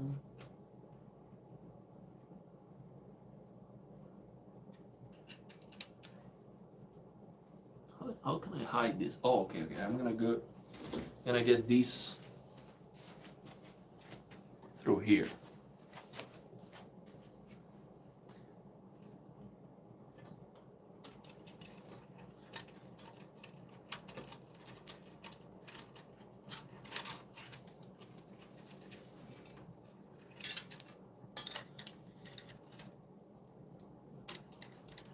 So I didn't know the pump. It makes sense, like you need to pump more or less of the liquid to cool depending on the temperature, but I was not I thought that the flow of the liquid depended on the speed of the fan, but that doesn't make any sense if you think about it. They will go together, but I thought that they were controlled by the same cable, and they're not. So they are controlled independently. That's interesting. So now I'm gonna disconnect these.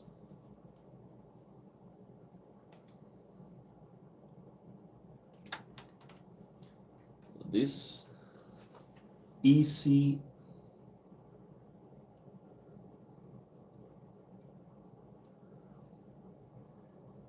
oh, let me do this. I'm gonna protect these cables to get them through the hole because they are very sharp and pointy, and I don't want to damage the connectors. So I have these plastic covers. I'm gonna use them real quick.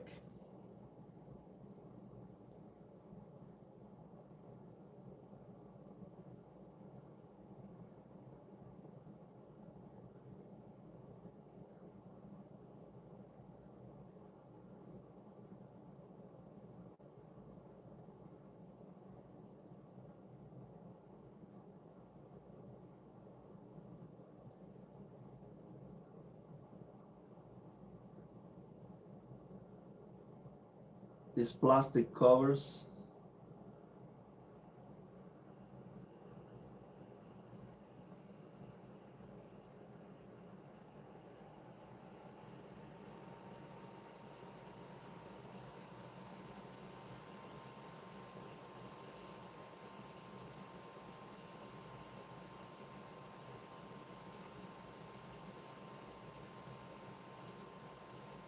Huh.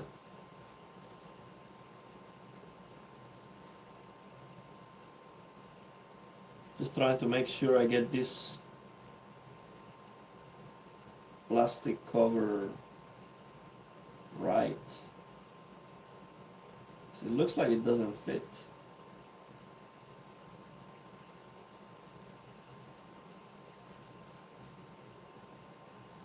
I think I got it wrong, so this is probably the one for here. Yeah, I got it. This is, yeah, I got it. So now I can put this Easy Connect triple cable adapter setup through the grommet.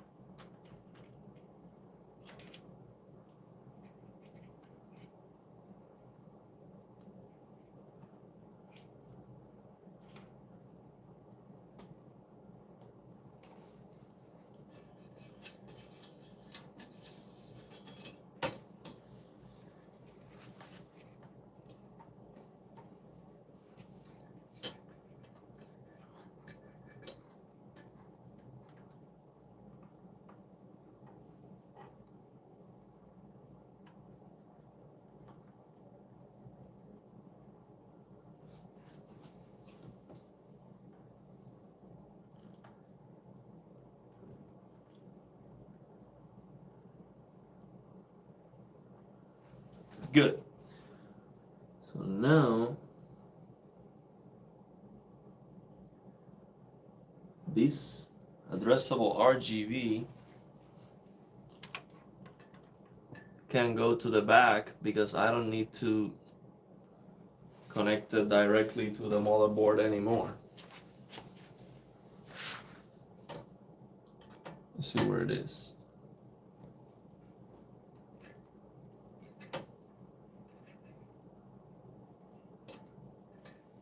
Make sure that's the right cable. Yeah, this is the right cable.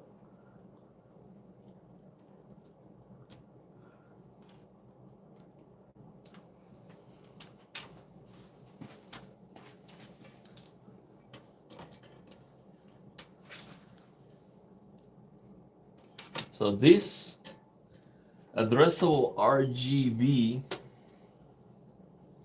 is coming from this controller right here, which, by the way, this is not sticking to the glue anymore. That's okay.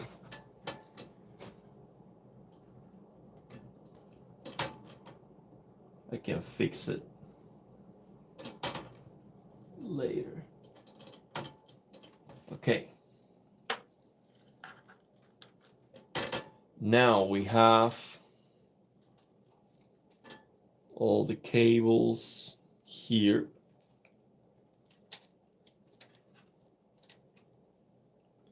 So these two cables come together.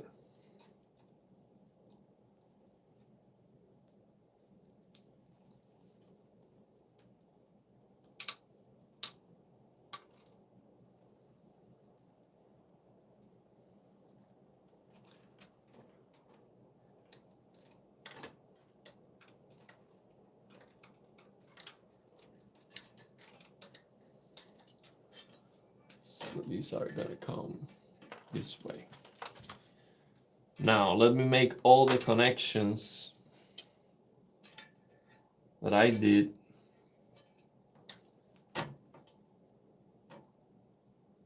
One, two. I'm missing a cable. Oh, here it is. So these two cables, I'm gonna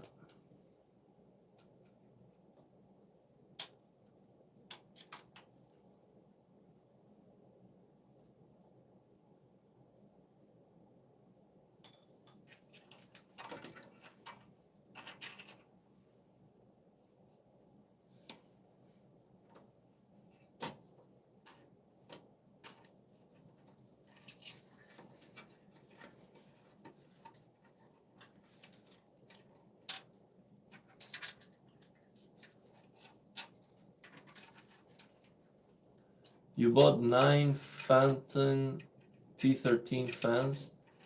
It cost a fortune. Huh. I can't imagine that. Yeah, fans just cools the things that the liquid runs through the pump.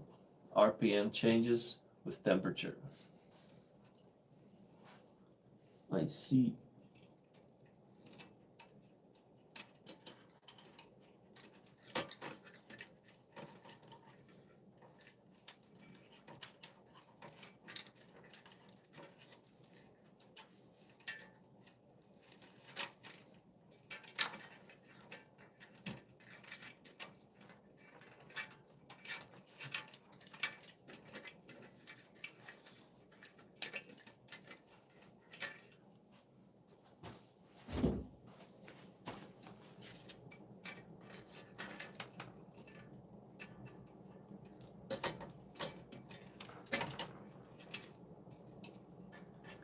Okay, we got all the cables. 1, 2, and 3 cables coming out of the. So these are the 3 cables, or really 4 because this is a double one.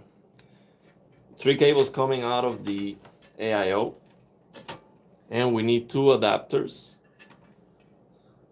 So this is the addressable RGB coming out of this controller.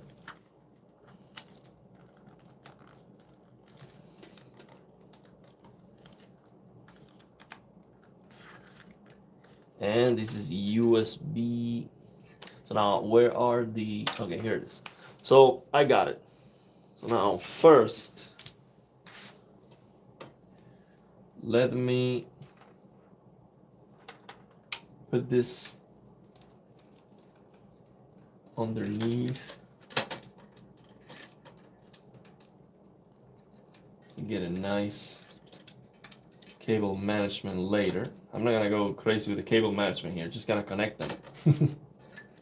Later I'll figure out the perfect cable management, but I'm gonna put this behind this contraction here. 1,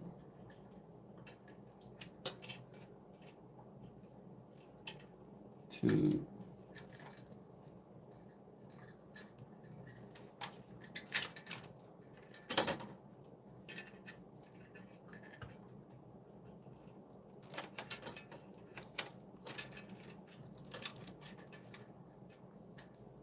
and 3.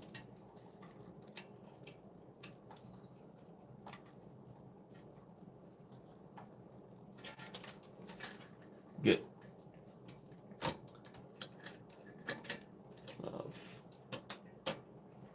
Huh. That's okay. So this.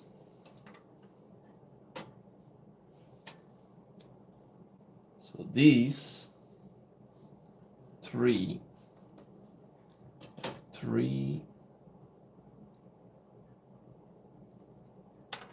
This is the, missing one more. This is a short one. Okay, so this is a short one. I don't know why this is significantly shorter, but that's okay.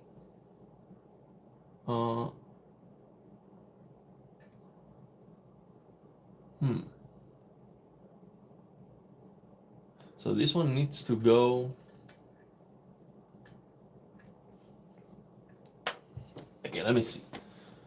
Let me remove the covers from these 3. Okay, let me remove the covers from these 3. And let me connect them. This is the addressable RGB coming out of the controller, where all the fans on the case are connected. So I'm gonna connect this one like this.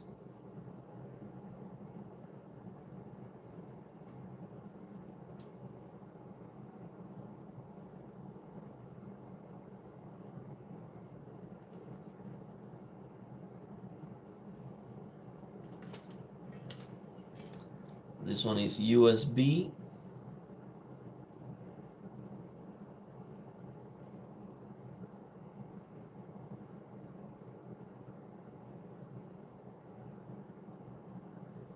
And this one is this fan header. Where is it?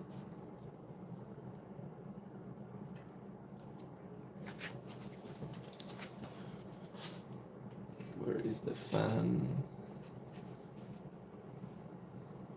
It's right here.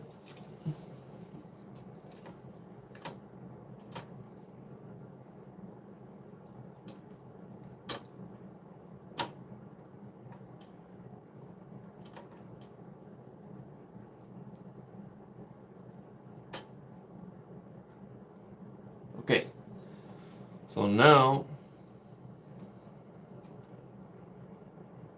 this small one goes to the proprietary connector. Where is that?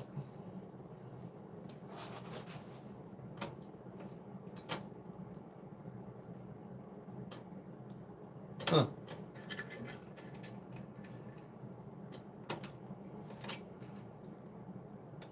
I'm missing that cable. Where is that? Let me check the other side. So we got a new member. Thank you very much, Jeremy. Welcome. Thank you very much for supporting the channel.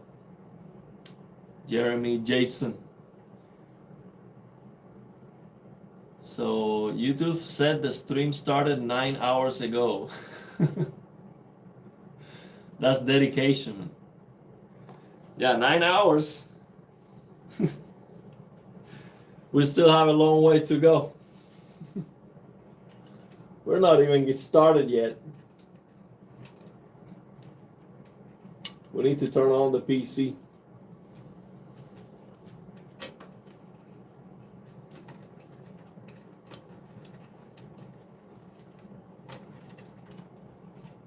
Where's this cable going?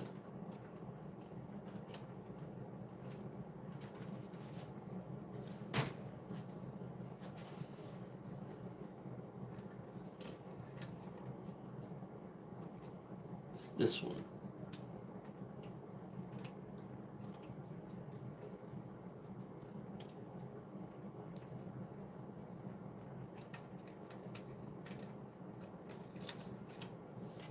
Okay.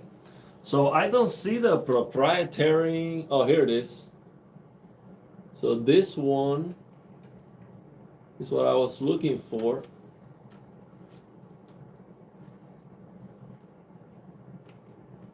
I'm going to pass this cable through here.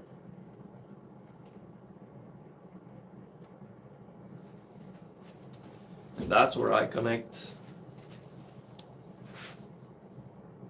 this one. Now I'm going to cable manage this behind the 24 pin contraction.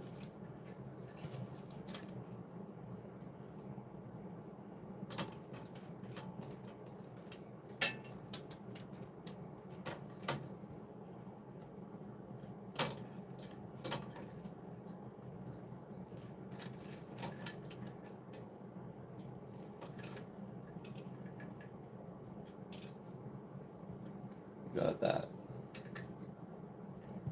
So I'm gonna connect it, then later we'll figure it out.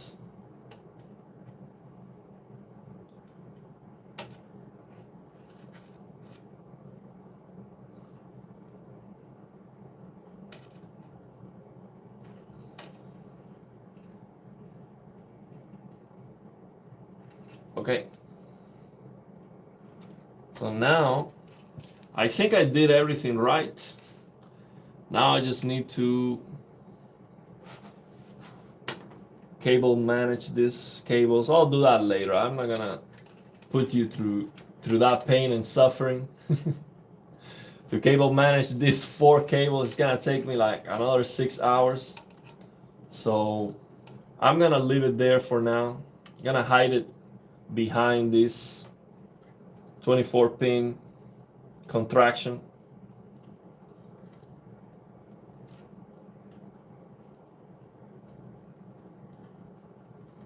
For now, I'm just gonna throw it right here. Not a big deal. I'm gonna hide it.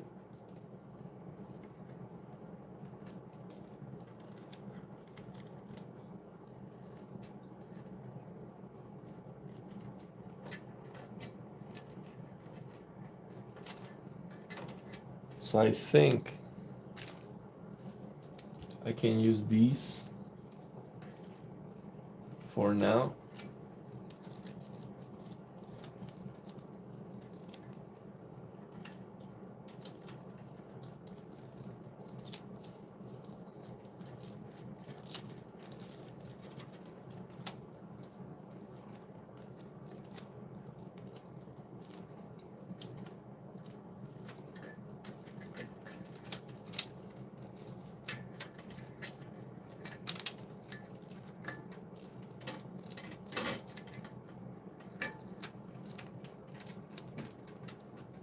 Oh, I put it the other way. Well, that's okay.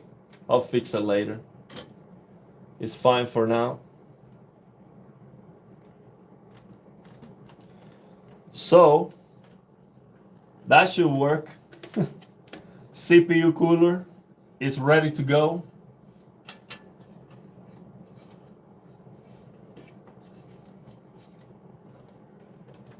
Now I'm going, before I forget, I'm going to install the M.2 SSD before I go ahead and put the CPU cooler, the GPU, and then I forgot, oh, I have no drive for Windows. So let me do that now.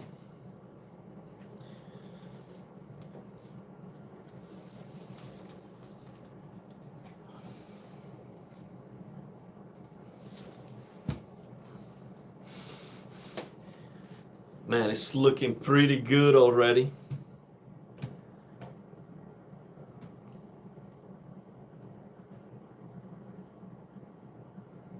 Looking amazing. So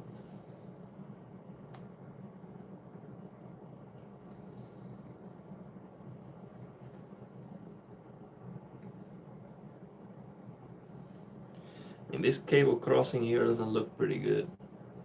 I might hide it behind the motherboard. Yeah, that's good. So I'm gonna go and install the M.2, and this should be so easy because there's no screws necessary, nothing. Should be pretty easy to install. So let me go for it. Give you a good shot. See how this is looking. We're almost done. We're very close to turning it on. And I'm finishing this PC today, whatever it takes. I don't have to work tomorrow. I'm on vacations. I asked for vacations to build this PC.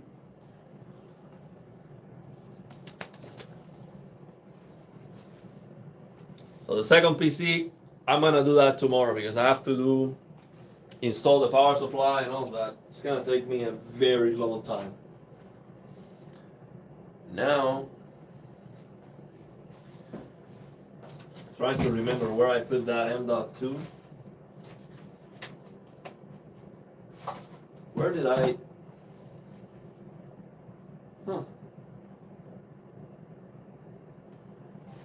I don't remember. Where's the M.2? Oh, I remember. I put it inside a nylon.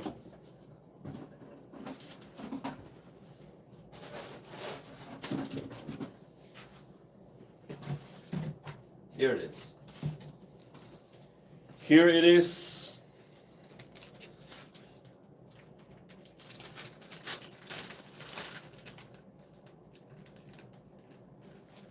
This is a 980. Let me show you. This is going to be the main drive for this PC. 2 terabytes, 980 Pro.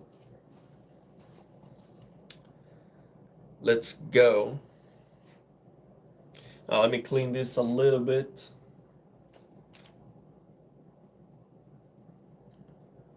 I got a new one before I install it.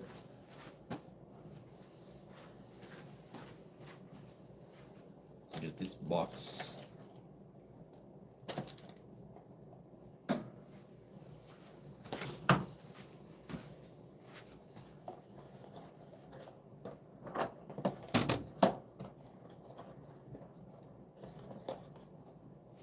I'm just gonna clean it a little bit. Just I touch it with my oily hands.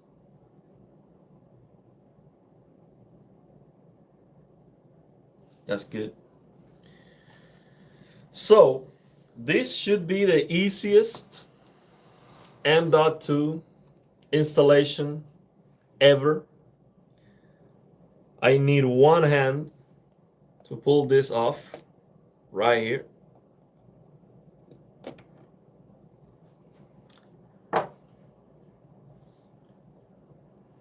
Look at this. Just gonna put it in diagonally. And this is where this motherboard shines. Well, I actually have to. Do I have to press it? Push it. Oh, it was not all the way in. Now it should go. There you go. Man, this is so good. No screws necessary. I love that. Because on the previous motherboard, I couldn't find the screw that was supposed to go on this one, and I had to rely on the heatsink. Now, should I remove the? Do you think I should remove the peel, or would that be fine? That'd be fine if I just keep the peel on it. It says remove, but I don't know, man. It looks so brand new. It looks so shiny. I like how it looks, so I don't want to just peel this off and then lose the, the newness, the newestness. I'm tired, but I want to see the thermal paste application. George, you are a legend, man. You've been here from the beginning. That is next level. Yeah, I'm gonna go. Yeah, let's go. I'm gonna remove this. I'm gonna save this, of course. It's a beautiful peel. Man, this is shiny. I like it. Should be easy. This magnetic here. Magnetic here.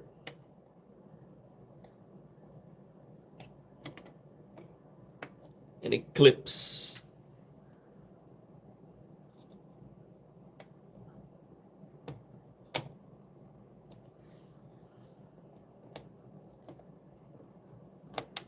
There you go.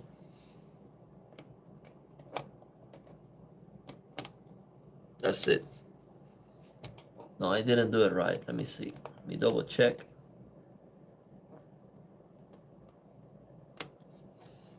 And for some reason, I feel like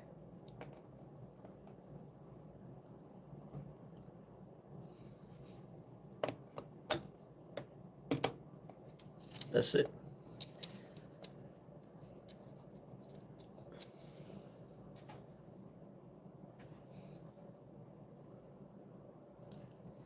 I don't know, the thermal pad looks very high. Let me check it out from here.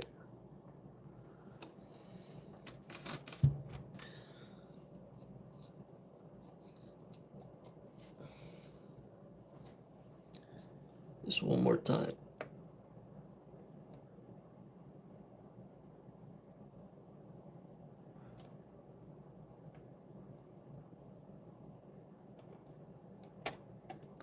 Oh, see, it was very high.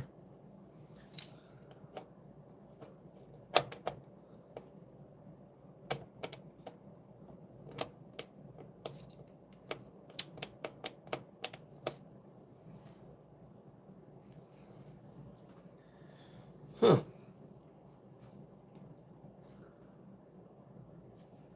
I just want to make sure it's all the way.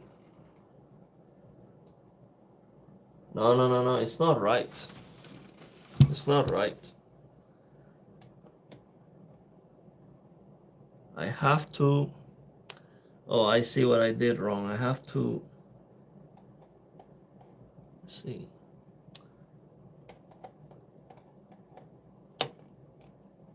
It was right.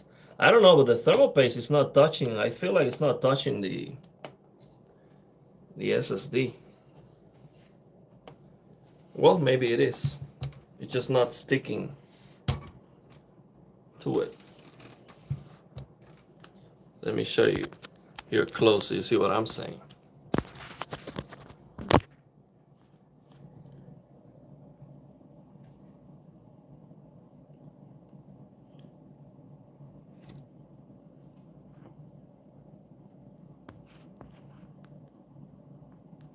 I don't know. I don't know. I feel like there's a gap there.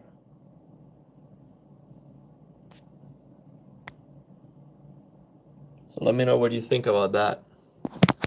Does it look like a gap or is that fine? Okay. So we're gonna declare that a victory. I'm sorry, man. 1 hour SSD install. I don't know. I just feel like there was a gap in there, but yeah. Okay, so now I feel like it is time for that thermal paste application. Yeah, it is time for that. So let me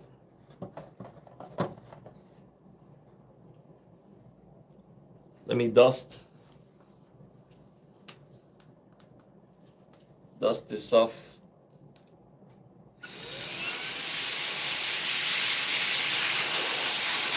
Just in case.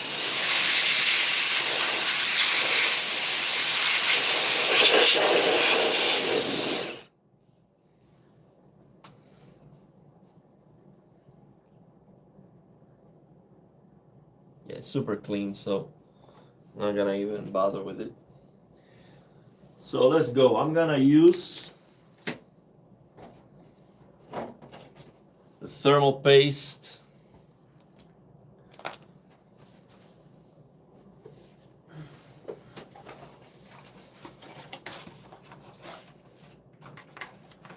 That's fine. This thermal paste should be fine. Let me remove these. Let me get the plastic. Let me get these.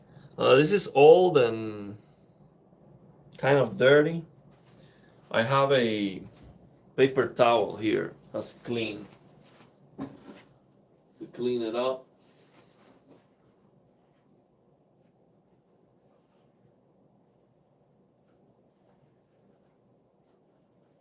That's clean.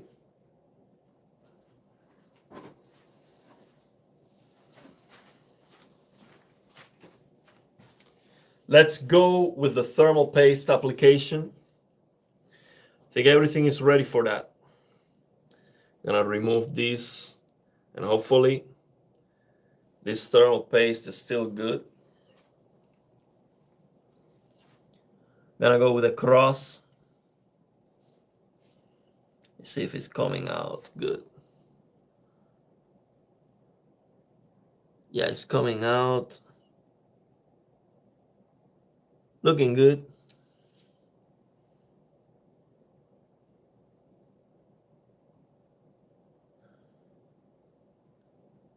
Oh, wait. Wait a minute. Do you think this looks good?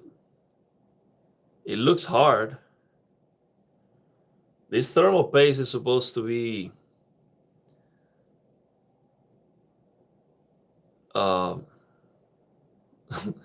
is this supposed to be soft?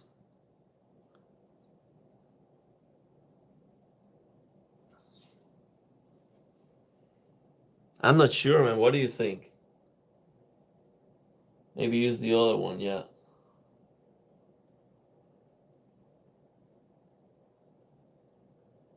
Man, yeah, I'm gonna yeah, this looks too hard. This is like 4 or 5 years old.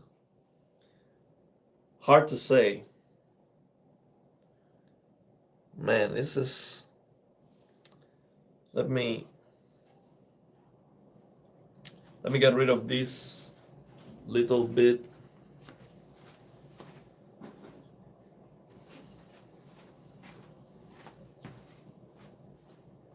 Let's do this quick test.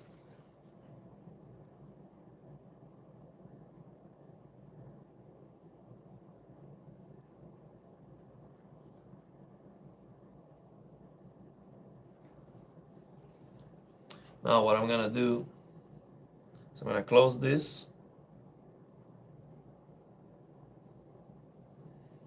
and I'm going to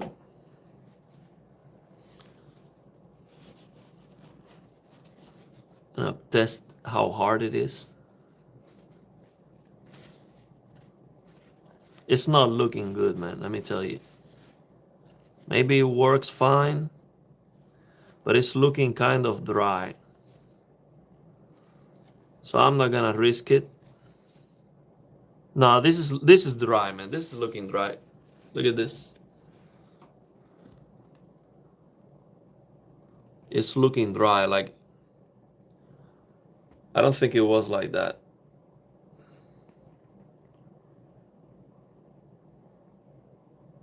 Yeah. It doesn't look great. So I'm gonna use the brand new thermal paste from MSI.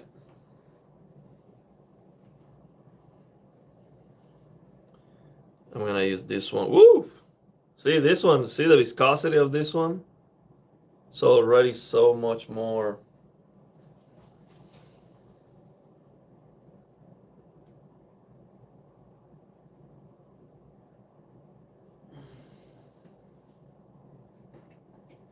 Trying to clean this small mess here.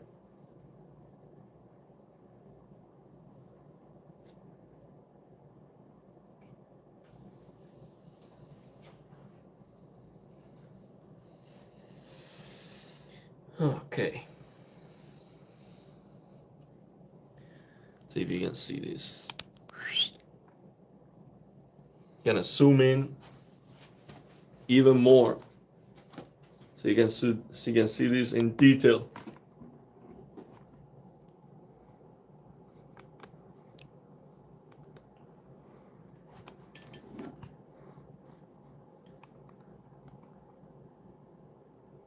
We're gonna do a professional thermal paste application.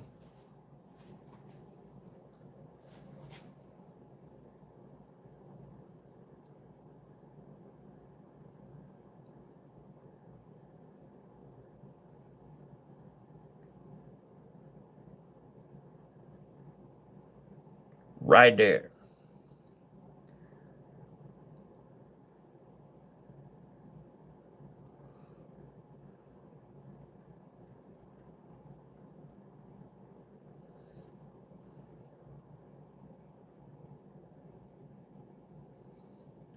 Well, that cross, kind of a mess,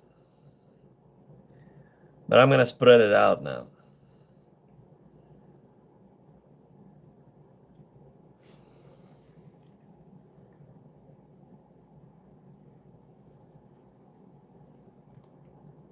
I'm gonna spread this out. What do you think about that? Let's go. I'm gonna take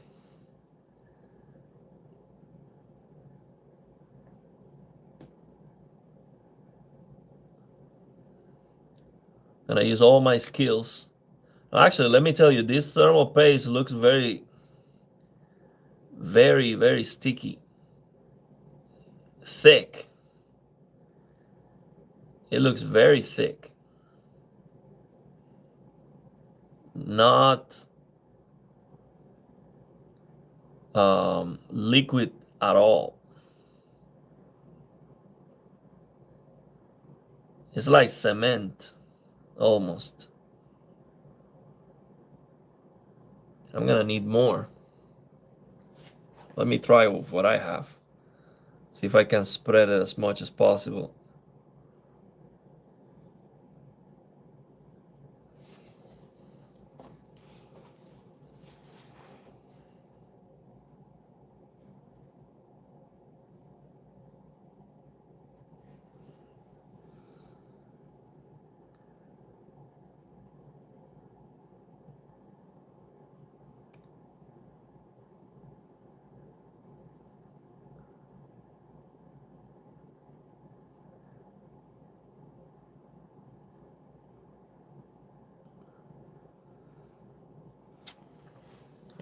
think I have enough, actually.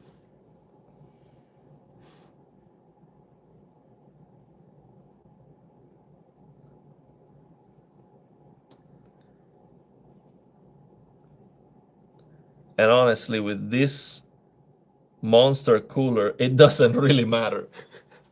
I could literally just put a dot in the center and forget about it.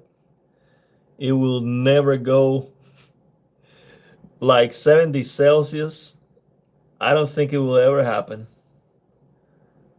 with this cooler on this CPU without overclocking. Never gonna happen.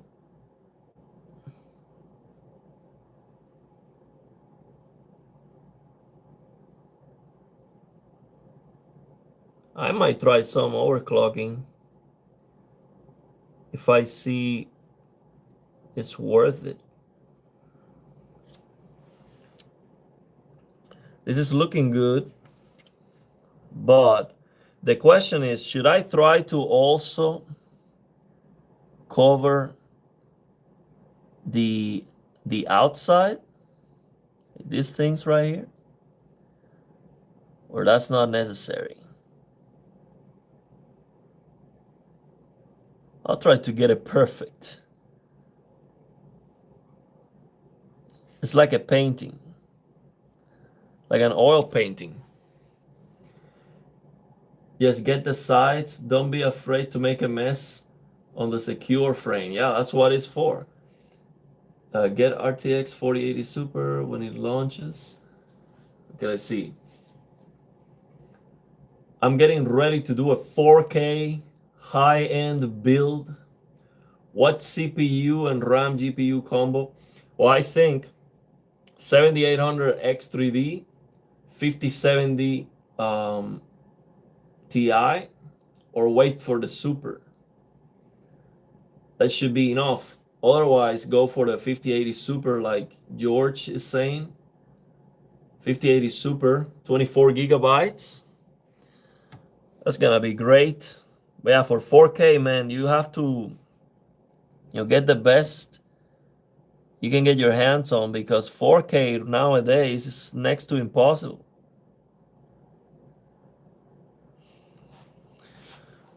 Okay, so I'm not gonna be afraid of making a mess on this thing because that's what it's for. So I'm gonna cover the whole. So I have a lot of paste there. I just need some downforce to put all this horsepower on the road.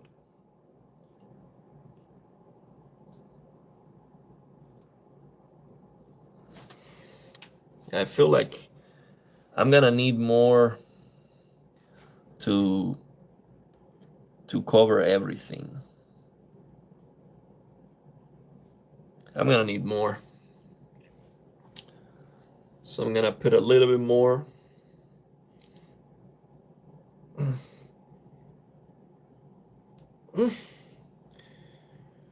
Man, I closed this so hard.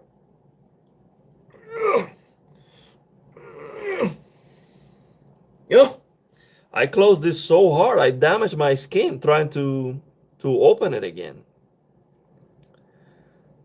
This thing is crazy hard. I'm gonna have to use a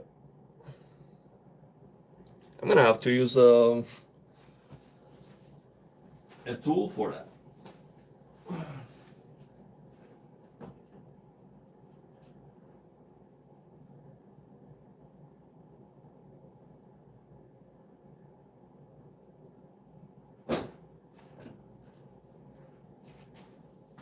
That's crazy.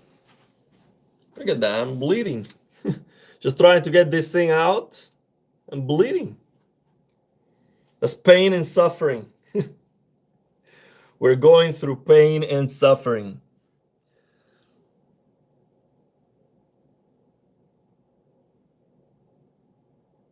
Get a little bit of thermal paste.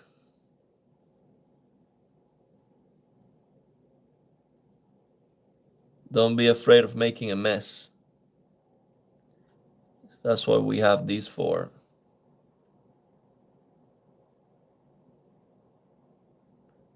This is amazing. You can make a mess and it's not a problem.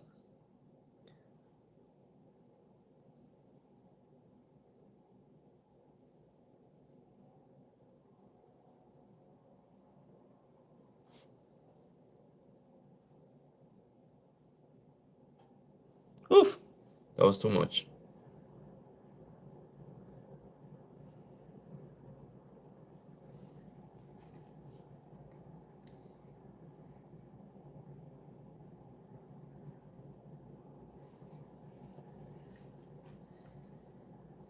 I don't want to bleed on top of this thing. Let me clean my blood. Because blood is not gonna help with the temperatures.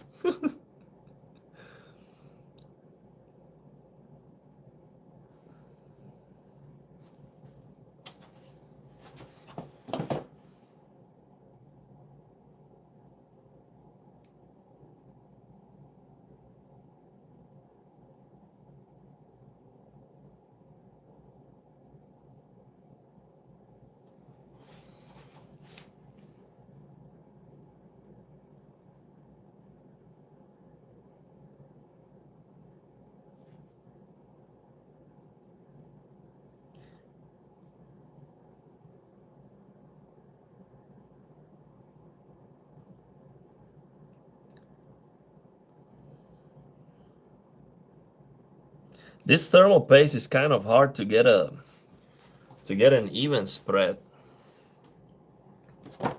because it's dry. It's not flowing.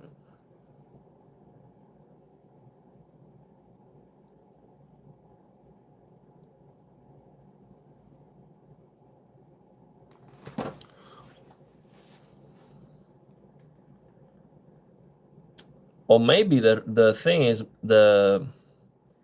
when I tried to do this last time,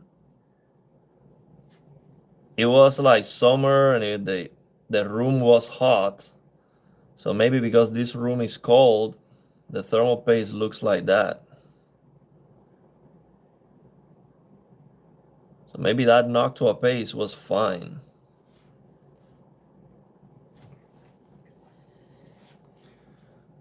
So most thermal paste is very sticky like that, okay? Takes 1 minute job, 15 minutes. We're taking... I'm not hurry, man. I'm enjoying this. Spreading the thermal paste on the 5800 X3D. This is a special moment. I don't get to do this every day. Enjoy the moment.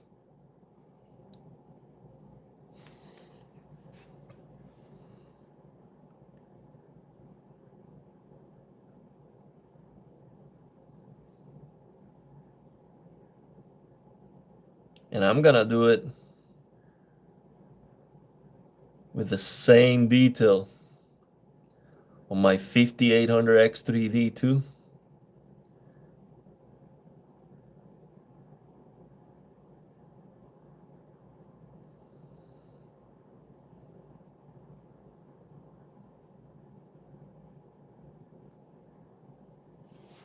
I think that's almost perfect.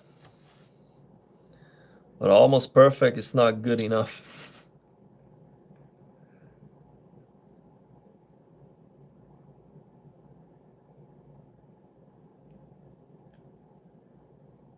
We need Da Vinci. Da Vinci level thermal paste application here. You know, Da Vinci spent like 10 years to paint La Mona Lisa. 10 years. Oh, let me clean my blood so I don't add blood to the thermal paste application.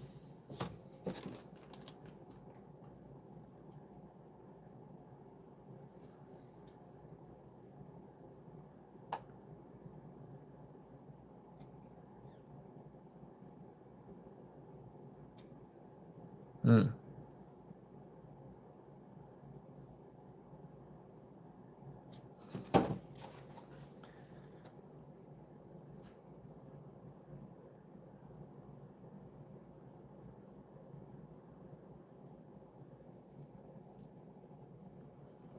Hmm.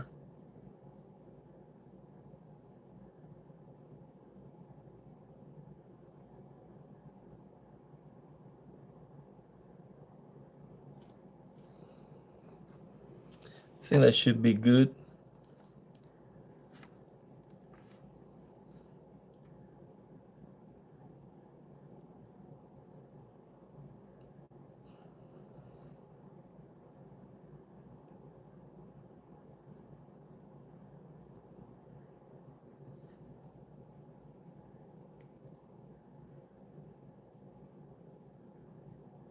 That should be good, right? Looking perfect. It is not. I can still put more into it, but I don't want to spend a lot more thermal paste for no reason.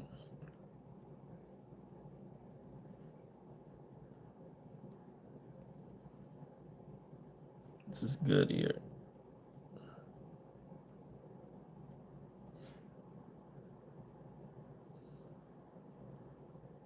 Clean these up.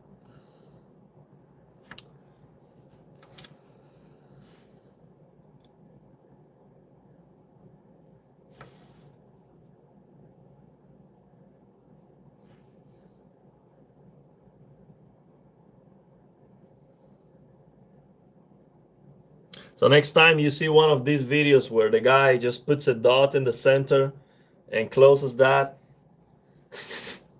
you can link him this live stream, so he learns how to do it right.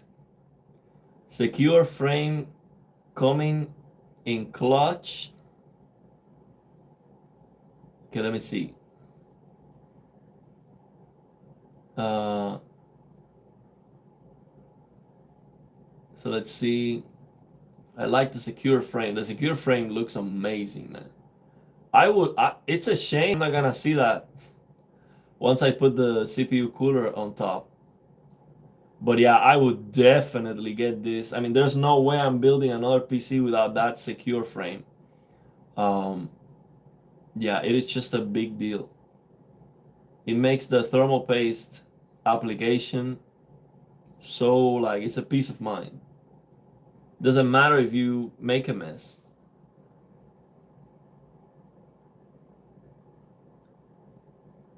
It's perfect. Pressure from the cooler will spread it even more. You're done here. Okay. Well, sure, there's one for Fantex Glazer. No, it doesn't have. So this secure frame doesn't have anything to do with the AIO. This has to do with the AM5 or whichever the CPU you are using. Should be fine though regardless. Okay. Let's go and put it down. Let's put it down. Now, what do you think? Should I remove or should I keep it in there? I think it looks good. It's shiny. And in that way, I keep it brand new. What do you think? It might be fine. It's an AIO after all. Yeah, I think I'm going to peel it off. Just in case. It might get toasty. Oh, man. That felt good.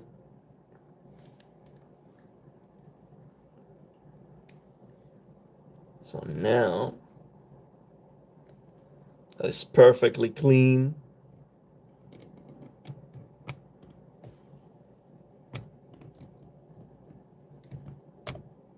We got this. Now, where do I have the... Oh, here are the screws. Now I'm going to be very careful with these screws.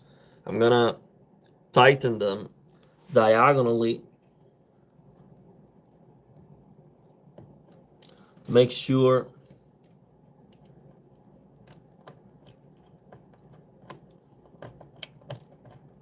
the pressure is applied evenly.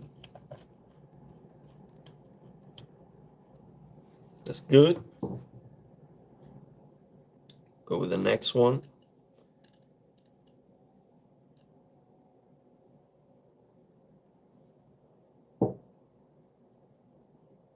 Keep the pressure with my hands.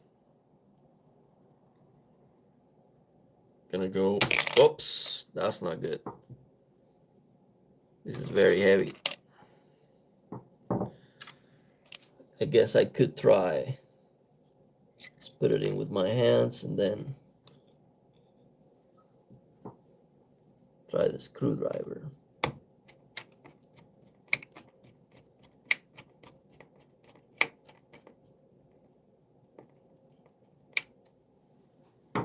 Now let's go. The next one.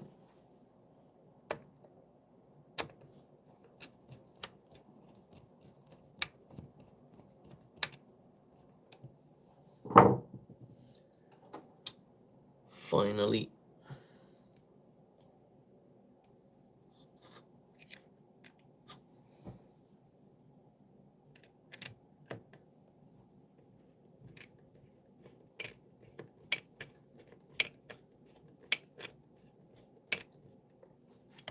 So now, let me check for the height. I'm gonna start tightening.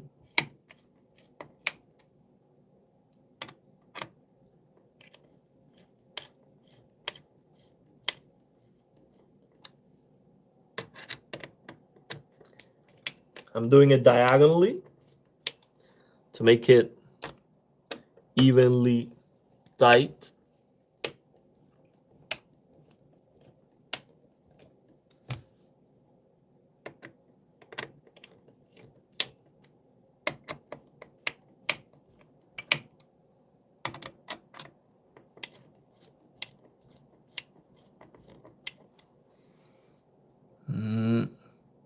Now I'm gonna look at them.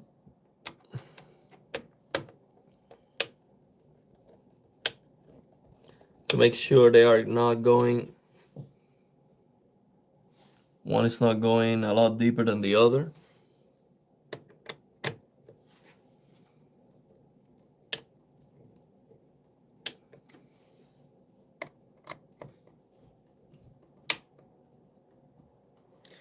That doesn't have to go all the way down, right?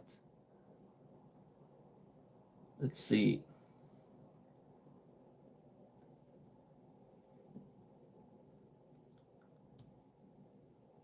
Leaving it there will be another adventure in part 3 video. Yeah, let me check the. Yeah, I'm gonna go all the way down. I'm not gonna over tighten them, but I'm gonna go all the way down.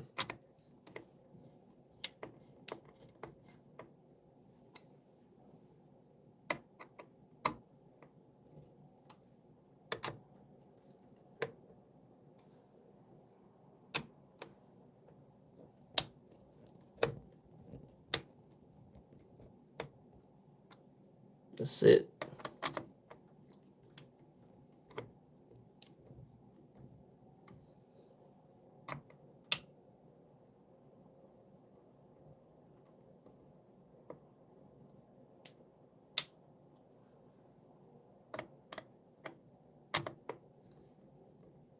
Hey, how's it going, Gaming Tech?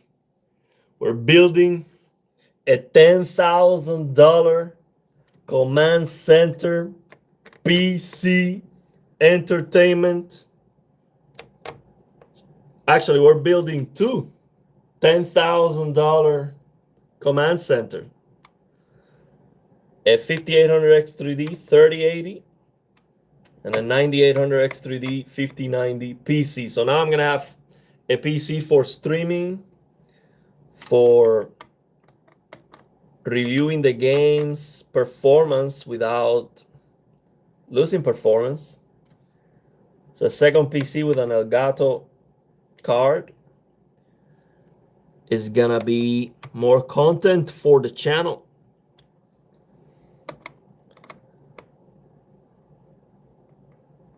I think this is good enough. They all look, except this one. Let me make sure this one is, I don't want to overdo it. That looks good. They all look good. Trying to get in same pressure.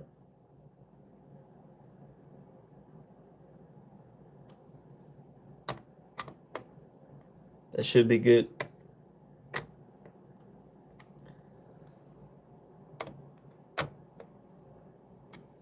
Let's go. Tighten it up. Yeah, this is as far as they will go.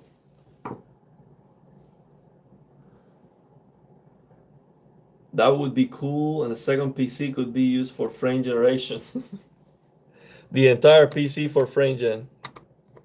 We're just gonna fake all the frames. Yeah, the screws are not going down more.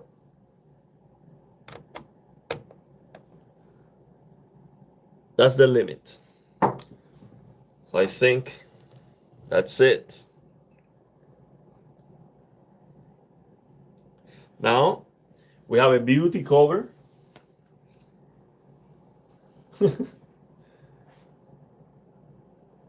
Ariel's room worth more than my town's net worth, probably. We have two $10,000 command centers.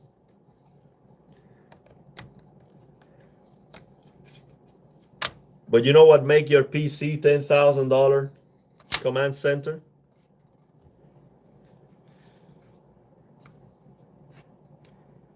Is you being happy with it, man. Just look at it. It's a $10,000 command center. Even if it's a Pentium 3, I don't care.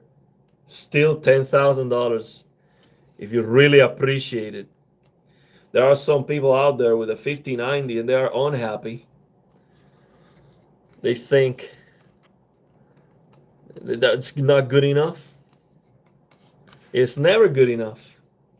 They always need something else. I don't need anything. I'm happy either way. I do want to play the games, of course. If I cannot run them with my 1050 Ti, I cannot be a happy gamer. I cannot play anything with my 1050 Ti.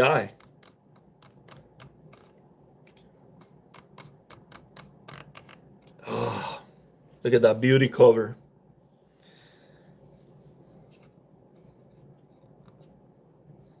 Now, honestly, this beauty cover is not covering completely the screws. As you can see, you can still see the screws. Maybe I'm not. Oh, I'm doing it right. It's just not big enough. It should be a little bit bigger. But that's okay. It's not a big deal.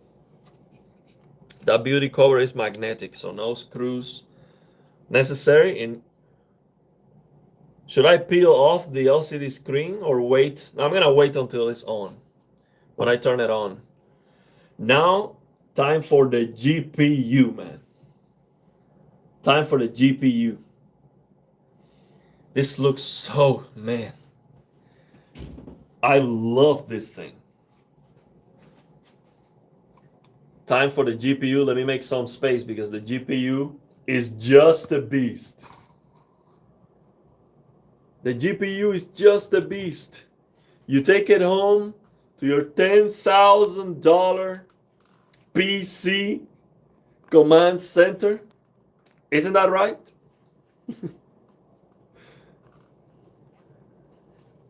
Let's go for the GPU. Now, let me clean my blood because I don't want to get my 5090 bloody.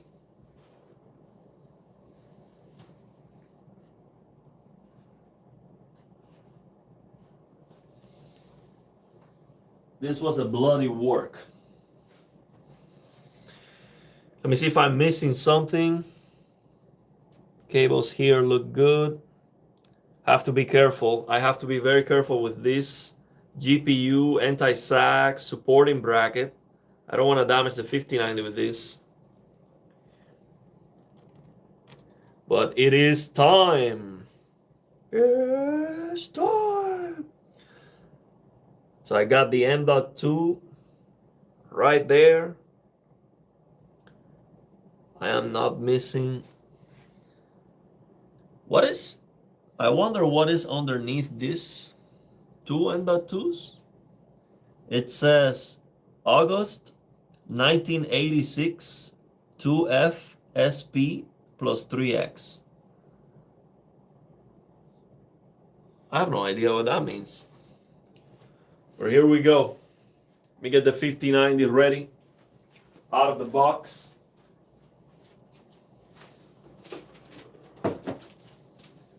$5090. It's so clean. It's ready to come out.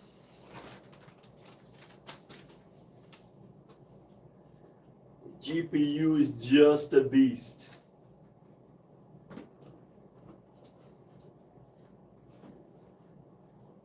Four times this and 3 times that and 3 times the price. But don't worry, 5070, 4090 at $549. Yeah, right. With all the fake frames. And now I have to use fake frames on my 5090 too. Let's go. Let's go. It's a brick. The GPU is a brick. Let me check. I have the PCIe is unlocked. So I'm going to put this brick.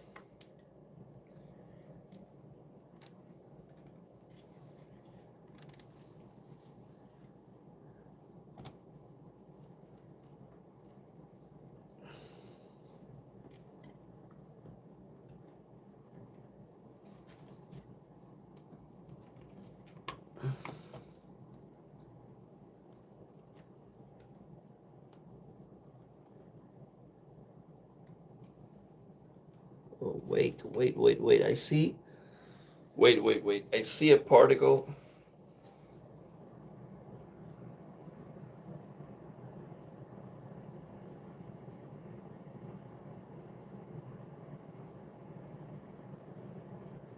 A particle of dust on the PCIe. It's good now.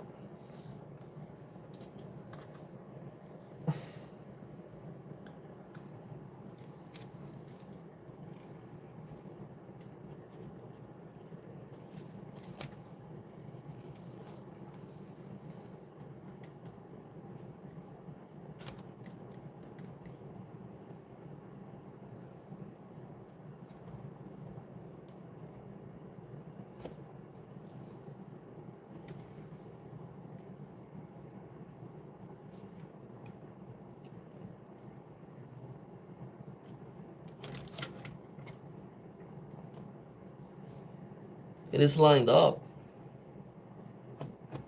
Yeah, it's going in. It's going in. The anti-sag bracket. It's in a good spot. Now let's listen to it.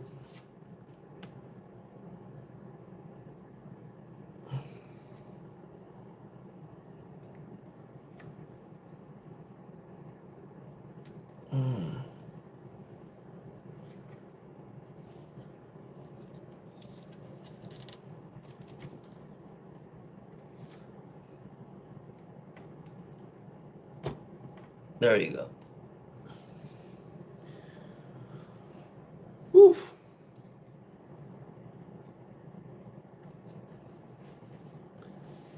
Make sure it is in. Yeah, it's in.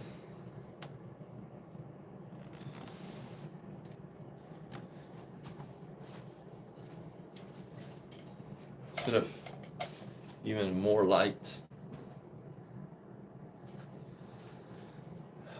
Man.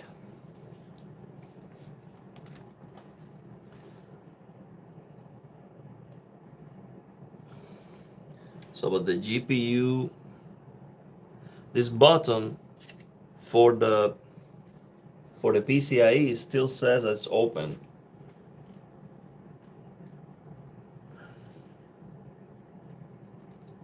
So maybe it is not all the way in.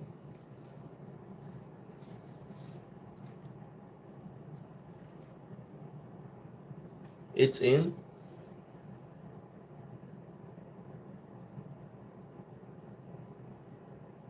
I have to go through pain and stuff. Man, blood. I mean, no, literally, like I was bloody, like trying to open the thermal paste. Again, it was so hard. Yeah, the GPU is in. I wonder why this button then. Okay, so with this button, you can close it or open it. This is for the PCIe. So right now it is closed. The GPU is all the way in. I'm not gonna risk it anymore. So I'm gonna put the screw.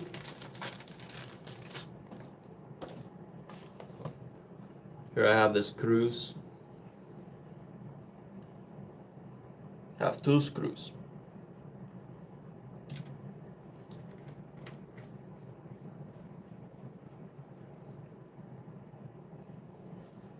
Make sure you can see this one.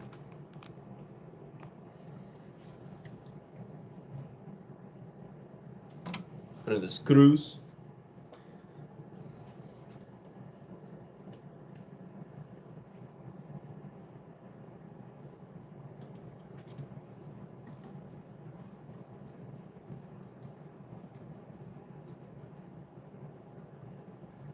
And now the melting cable.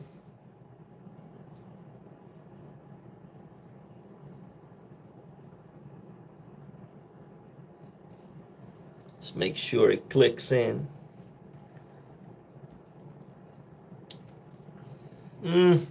Kind of click.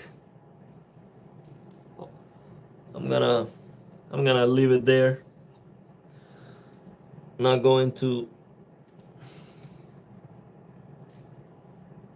remove it.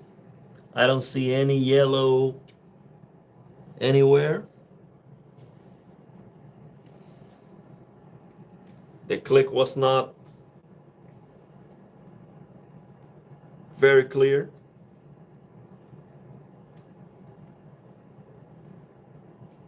But I'm gonna leave it there.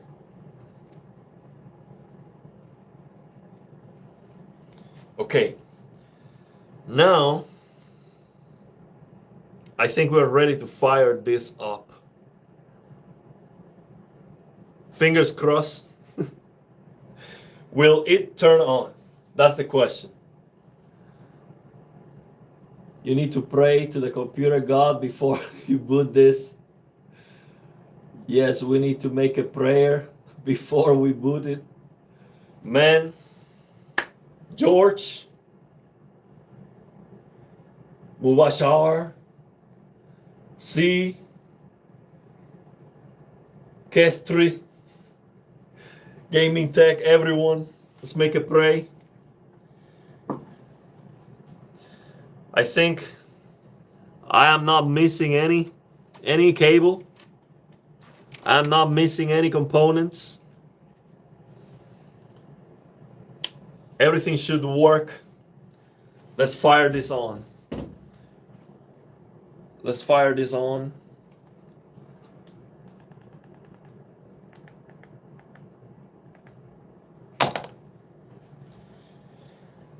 Let's go.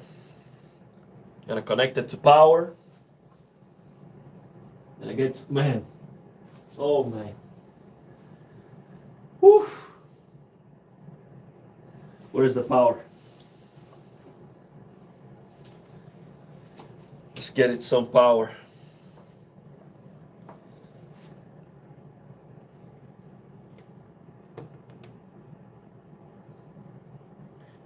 Do I have everything connected on the back? I hope I do. Oh man. Let's go. The moment of truth. Let me get my HDMI cable connected.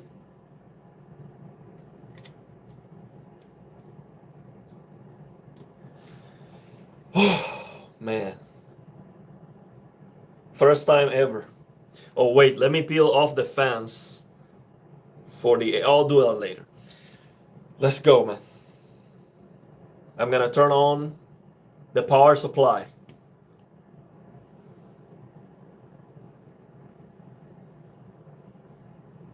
Oh,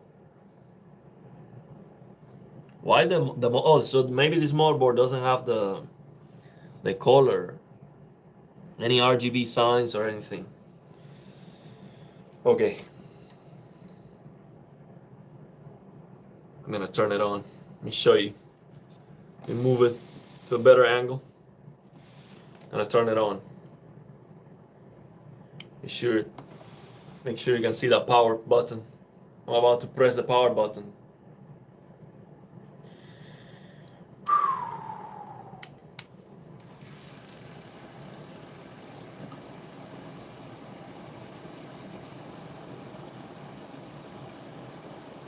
It's a red. It's a red and a yellow button. Come on, man! Don't do that to me. Oh, I need to turn on the TV. I hear water. Can you hear that? I can hear water, man.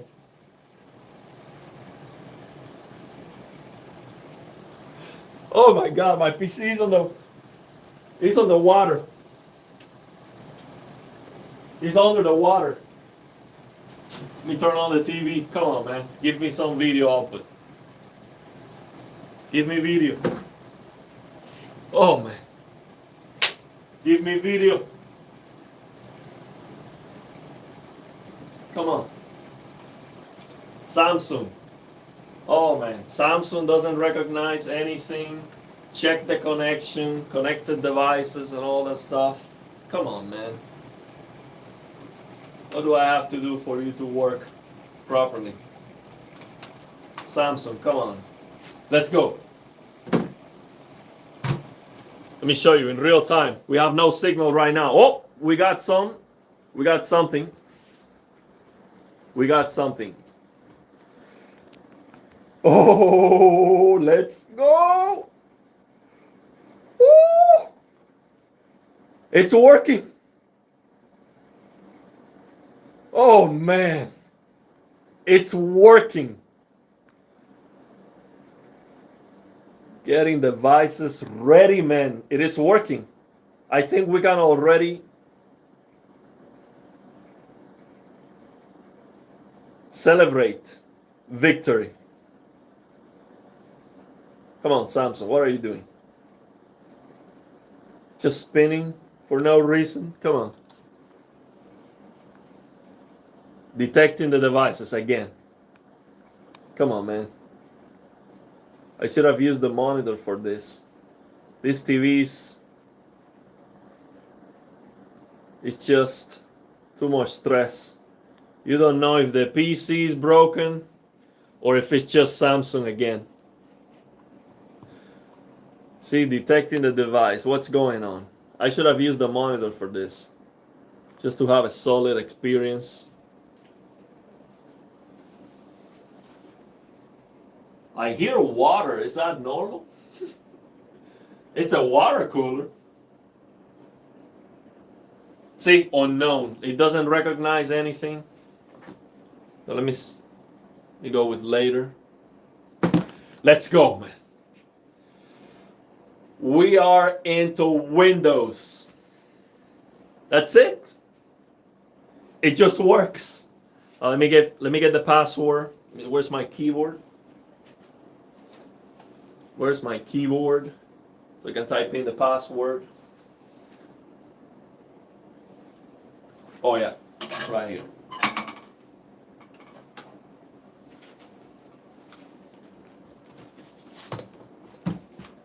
Okay, let me get the password in real quick. See if this works. This keyboard is kind of messed up. Come on. Keyboard's not working. Oh, of course the keyboard is not working because I have to connect the keyboard.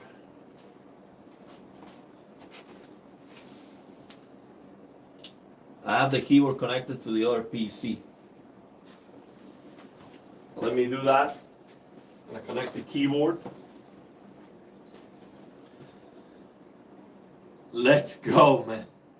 Finally a PC that can play some games. Some of them.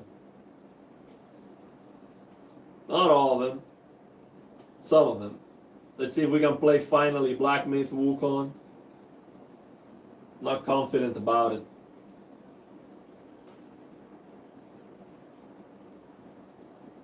Let's go.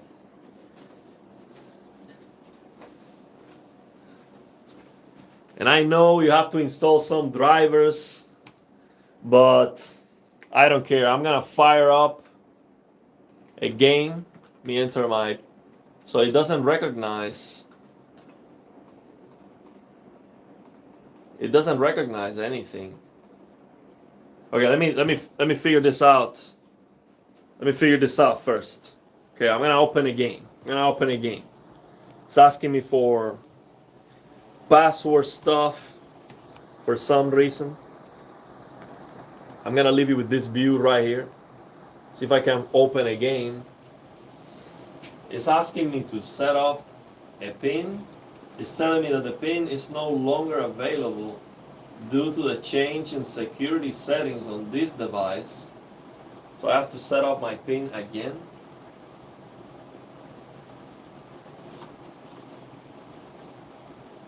Oh, I forgot to install the no, the Elgato capture card is going to the other PC.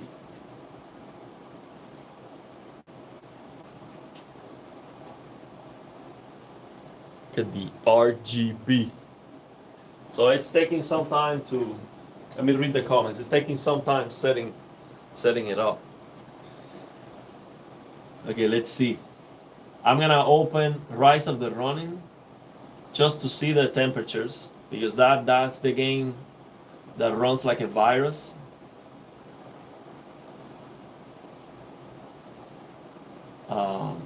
And victory. Samsung cannot handle the power. It's alive. Memory training worked. So that means the memory is already... The first boot was actually very fast. AIO might be noisy when on. It is side. Oh, but it's not an issue.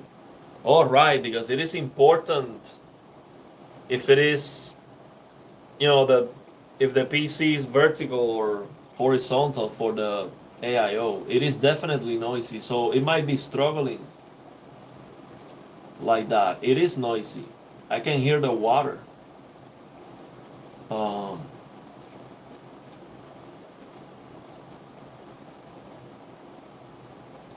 I can hear the water. Tears of joy. Isn't that a beautiful thing? That's the best feeling in the world. You're so happy. You get tears of joy.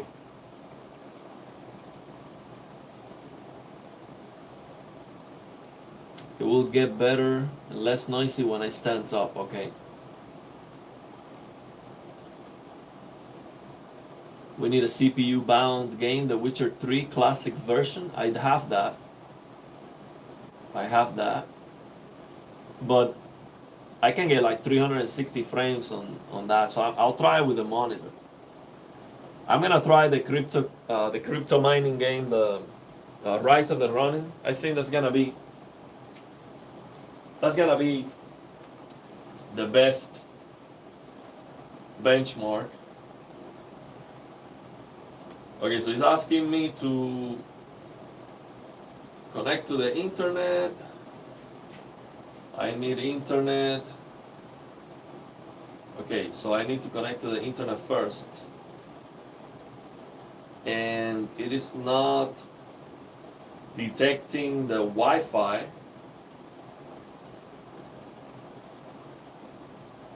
It's not detecting the Wi-Fi because... Okay, let me restart the PC.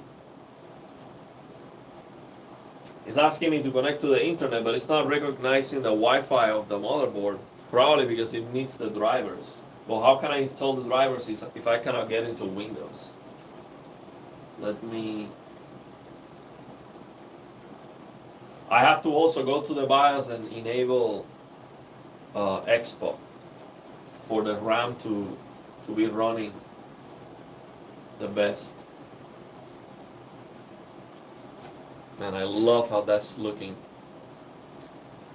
And I connected by the way, the cable for the LED, I connected that right. See how it's lighting up the case? So that worked right. Yeah, so I have an issue here. It's asking me to set up my pin. For that, I have to be connected to the internet. And I cannot connect to the internet because the Wi-Fi is... The hardware Wi-Fi is not working because it needs the drivers maybe. So let me see if I can go through this. It's spinning right now. Just a moment. So yeah, this is working.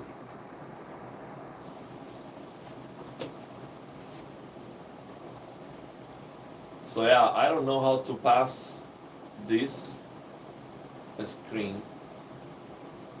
Maybe I'm gonna have to connect the Wi-Fi.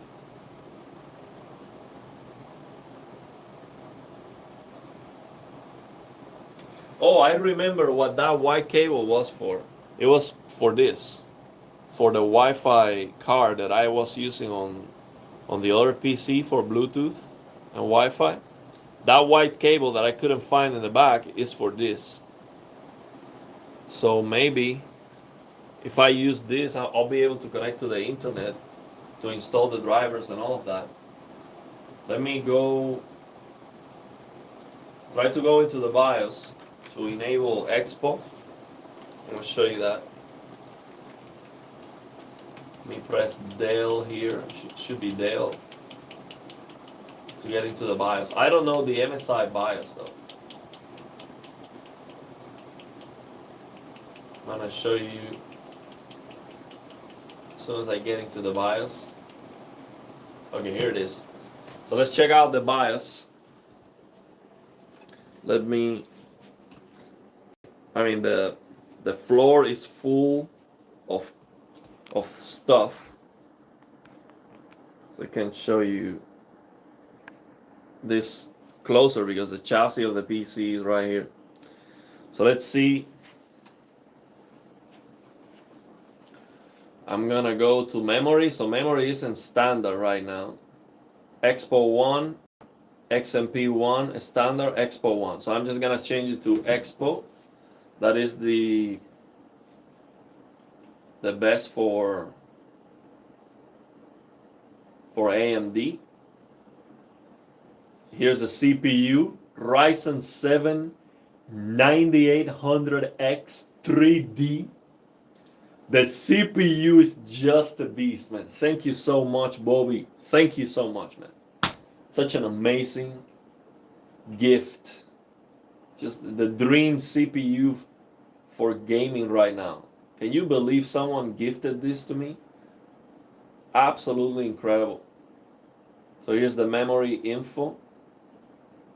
4800 mega transfers per second.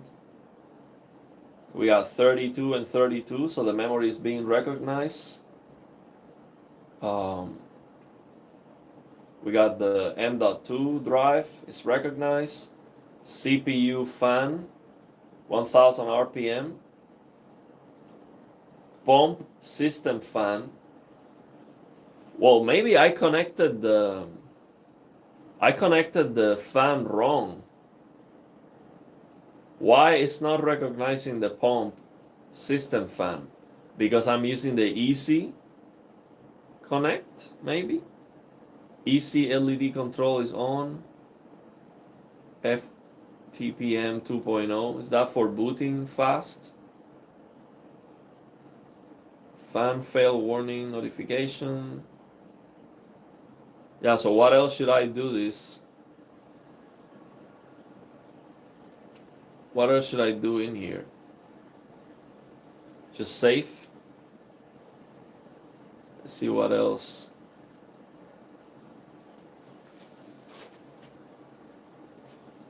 I hear a noise. What else should I do in here? Let me read the comments. See if there's anything else I should do there. So the temperature is 32. So core temperature 40 Celsius. Frequency 4.7. I hear a noise, a very concerning noise. So I enable AMD Expo. So Ethernet is ideal for first setup, but I don't have a way to use Ethernet here.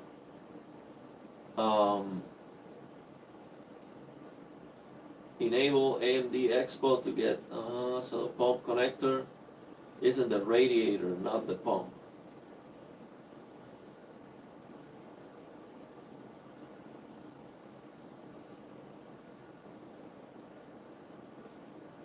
I don't know.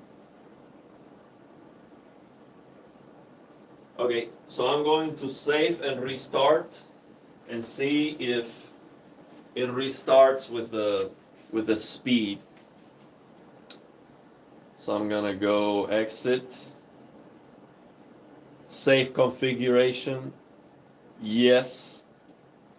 So we're gonna do that, go back into the BIOS. Now I'm hearing a noise that I don't like. I'm not sure where that noise is coming from, but I have to guess it is from the water cooler, from the liquid cooler. So I think I'm gonna close the PC and then put it vertically to see if I get less noise that way.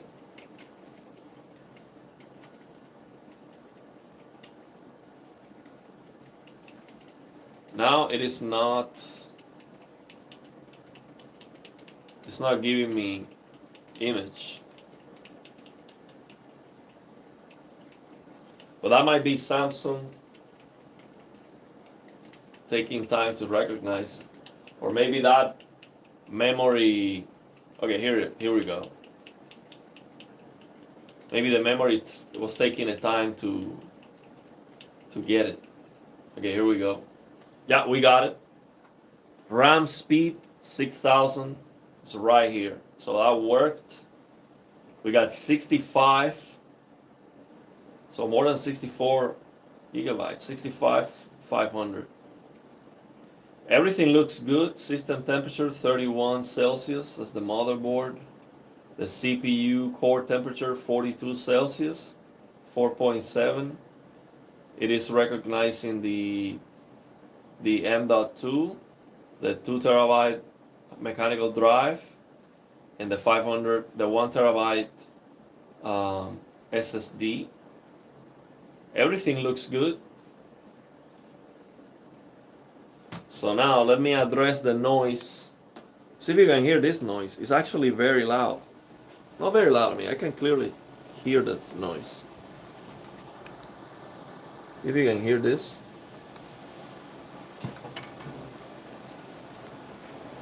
It's very concerning. I think I'm gonna turn it off and try to... I'm gonna turn it off.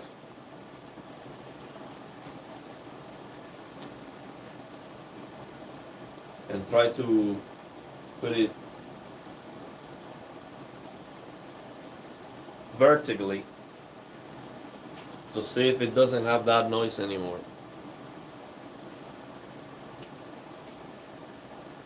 And I might have to take the PC upstairs tomorrow to connect it to the internet for the first time.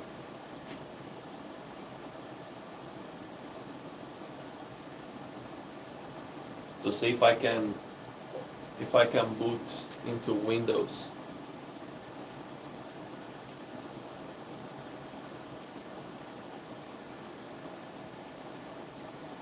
It's taking a lot of time to restart.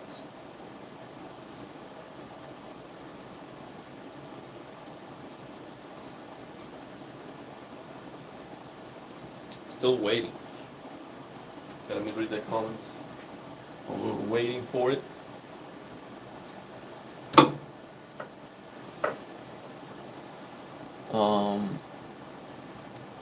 Like George says, enable Expo, then check. Yeah, we got that. You can hotspot your phone internet. Oh, that is right. But you know what the problem is? It doesn't recognize that the motherboard has Wi-Fi. Oh, you know maybe why? Because I have not connected the antenna. Let me connect the antenna. Because sometimes it is not necessary, but maybe this has a system where you have to connect the antenna for it to work. So let me connect this Wi-Fi antenna to see if it recognizes the Wi-Fi.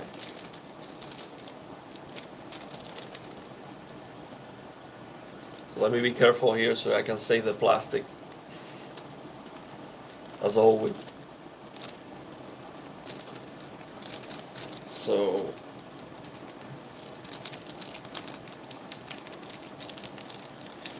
let's see if I can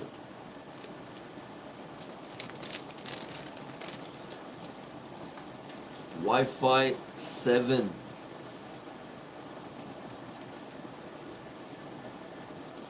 I'm gonna turn this. I don't think it's gonna be a problem if I try to connect this with the PC on.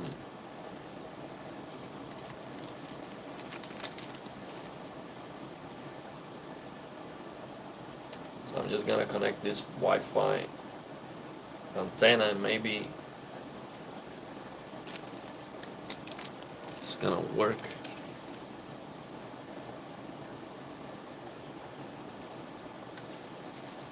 I hear the water. Do you hear that? The water flowing. It's noisy actually. The water is noisy.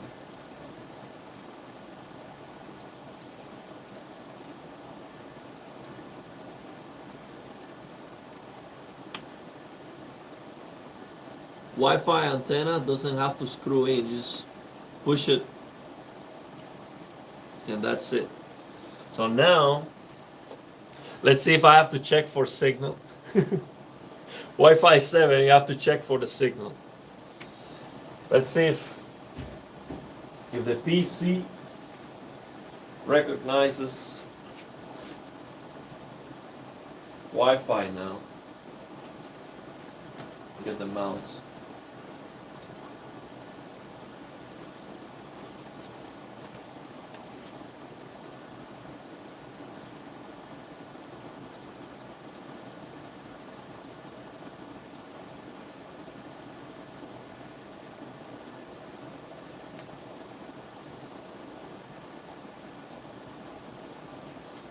And what a bummer.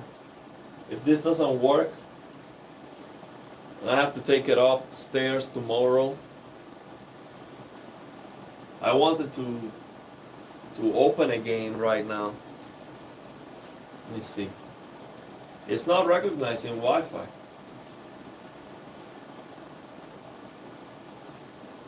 So let me enter into the BIOS and see if I can see like if there's a way I can check that the Wi-Fi is working. I mean, it should be working out of the box.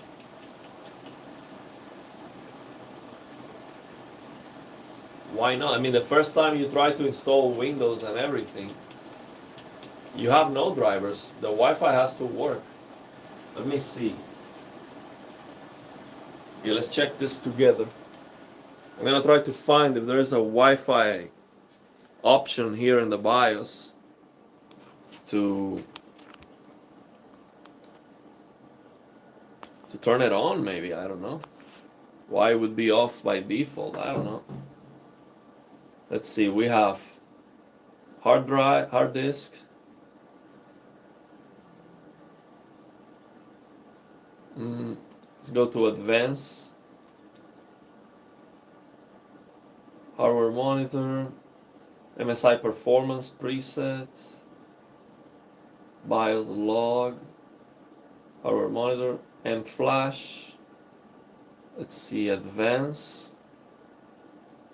Overclocking. Security, boot. Okay, let's go to advanced. Integrated peripherals. LAM configure controller enable. Onboard Wi-Fi Bluetooth module control. Wi-Fi only, Bluetooth only, Wi-Fi Bluetooth off. So auto should be right.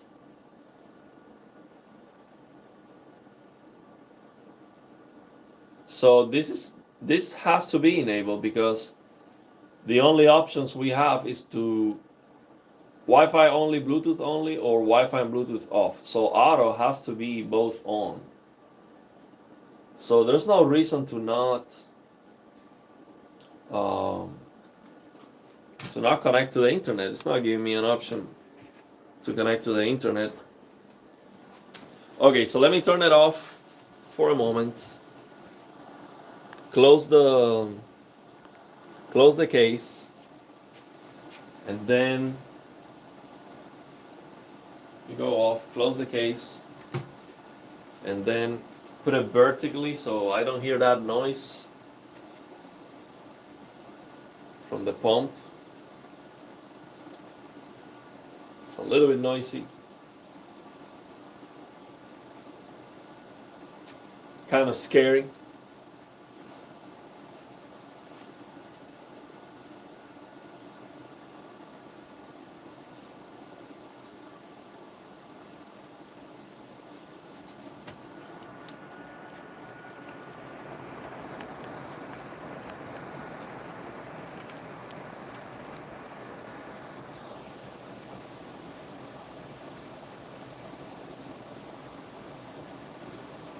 Taking a long time to reboot.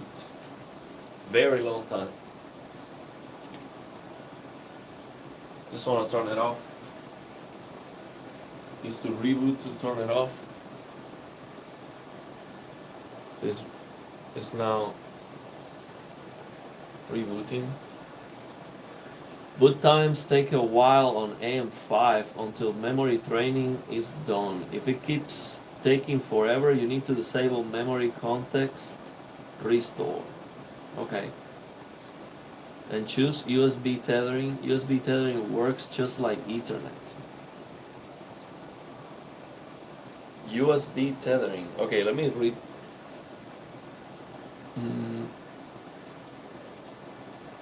Okay, so hotspot and USB tethering. Well, that makes sense.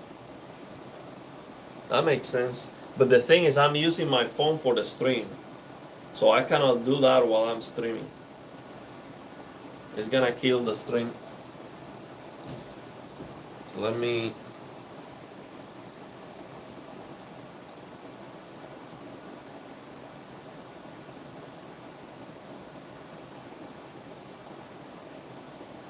I'm gonna shut it down.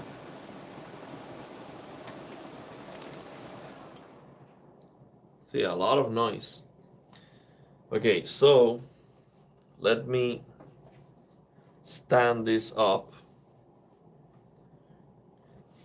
GPU, the anti-sag bracket is right there. So I'm gonna put all the screws here.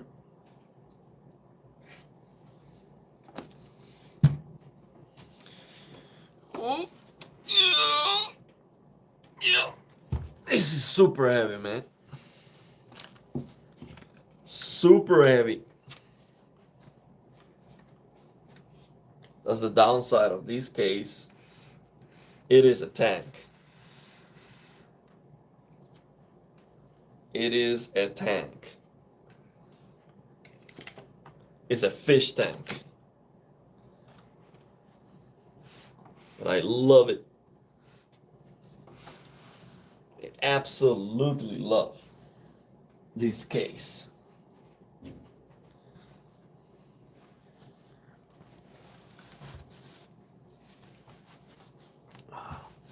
Okay. Okay, so I'm going to close this.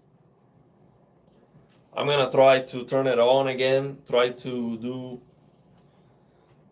what the Ramson gamer is telling me. I'm gonna try that, but the stream might be interrupted if I do that, but I would end the stream anyway. So if the stream ends while I'm trying to do that, we will leave it there and I will come back tomorrow. We still have to build the second PC. And the second PC is gonna take me the whole day tomorrow because I have to do the cable management from scratch. So I'm gonna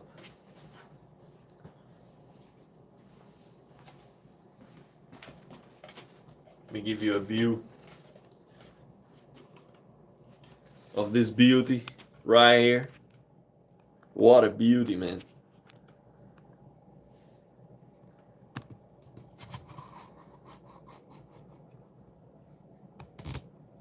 What a beauty. This PC is 100% thanks to this YouTube channel, thanks to this community, thanks to Bobby for sending me the 9800 X3D. The CPU is just a beast. Thank you to George. Thank you to Ben for sending me the 5090. The almighty RTX 5090. When no one was able to buy a 5090, Ben bought one for the channel. And I sent him this check. Thank you very much, Ben. He didn't charge me $1 more. He asked me for exactly what he paid for. Absolutely amazing. He could have made $1 million selling that 5090 on the used market. On on eBay and all that stuff. Where is the glass panel? Oh, here it is. This is the glass panel of the case. Gonna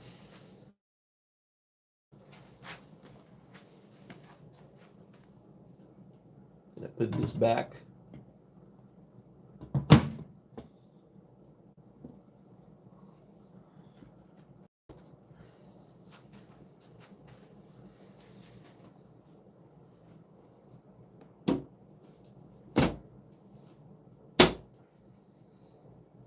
Let's go.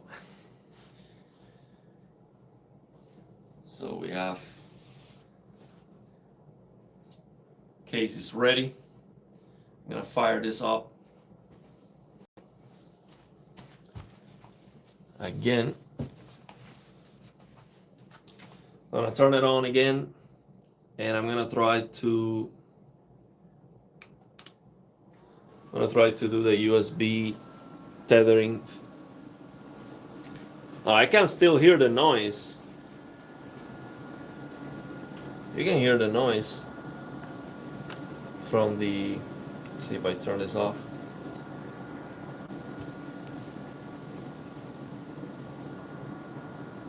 It is noisy.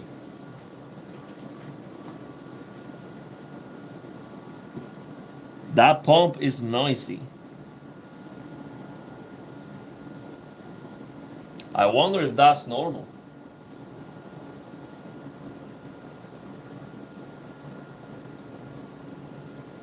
The fans are not spinning very hard because I cannot feel the air from the top.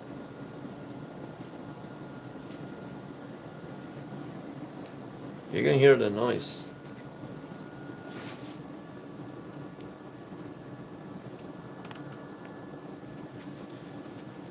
Well, we need more testing. But if that's how it runs, that is not good. That is not good. That is annoying, actually. I can hear it very clear. Very clear.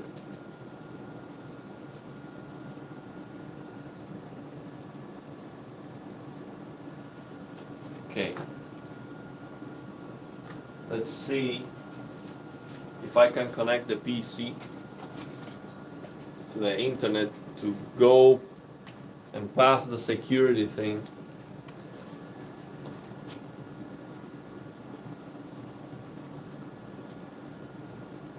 Okay, let's see. I'm gonna try this.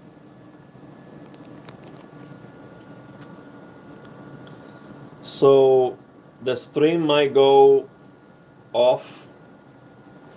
I'm gonna try to turn on the tethering through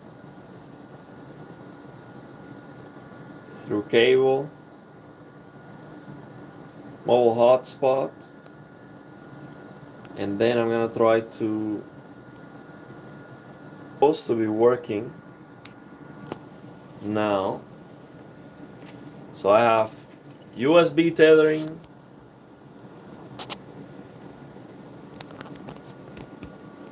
let's see if I can get internet on my PC now through my phone. Let me try it.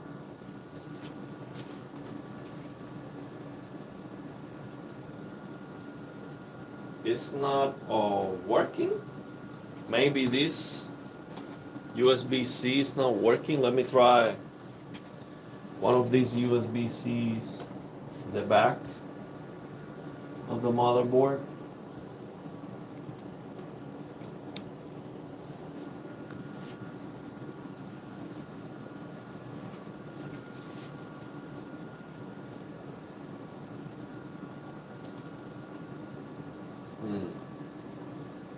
Let's see.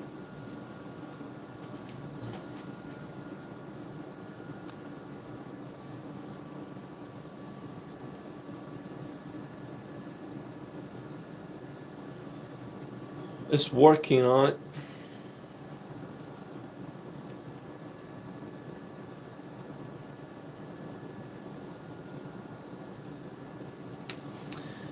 If it says noisy, you put one of the cables.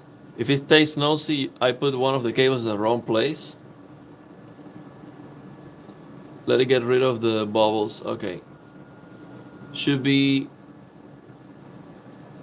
even out over time. The noisy is from the AIO radiator fans.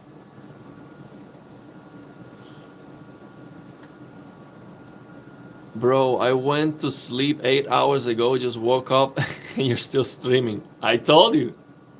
Don't worry about it. We'll still. USB tethering works just like Ethernet. So choose USB tethering. Okay. So that's what I did. It's not working.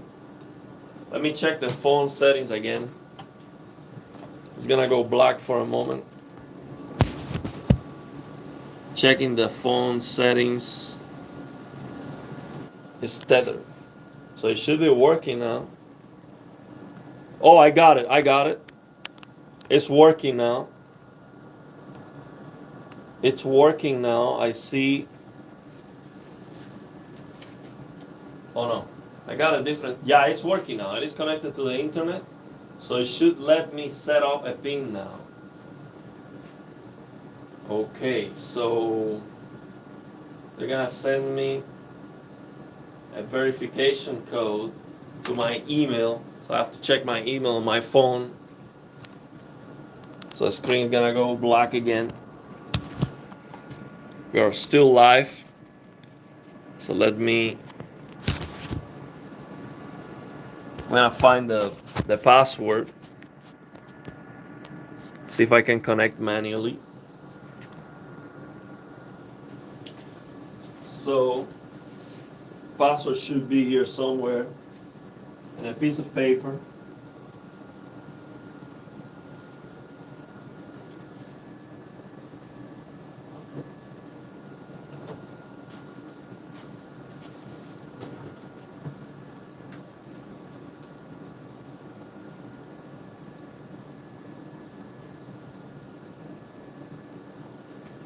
I think I found it.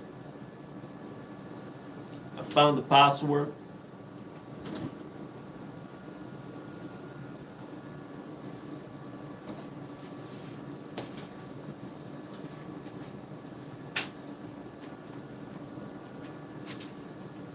Okay, let's see.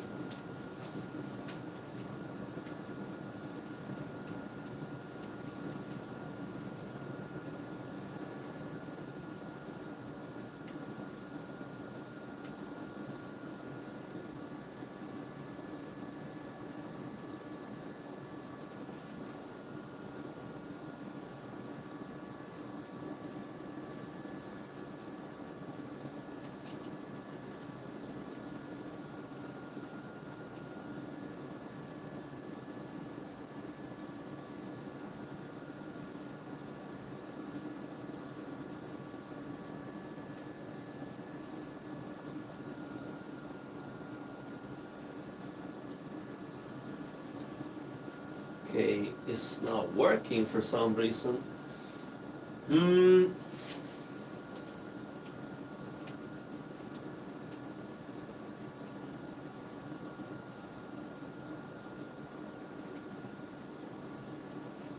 This security thing is such a pain, man. It doesn't work when it needs to, and it's just a barrier for everything.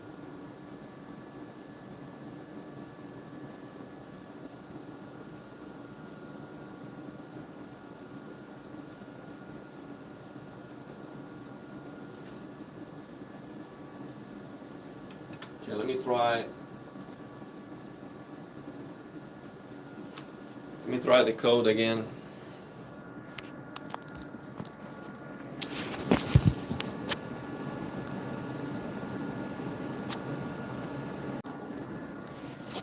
Well.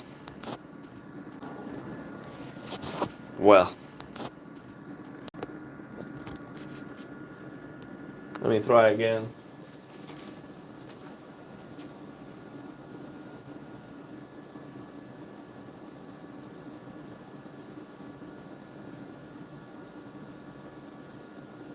Oh, because the password is asking me for a different account. Wait a minute. Let me see if I can find it.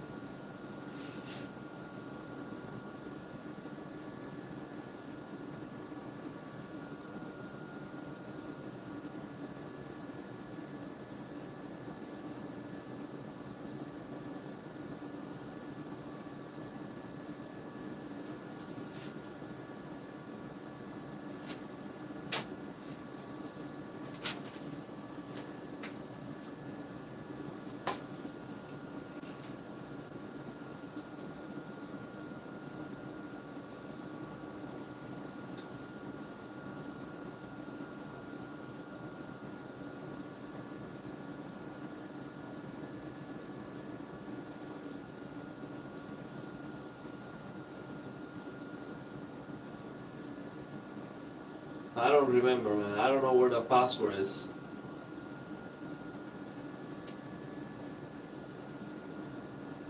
I'm gonna try to reset this.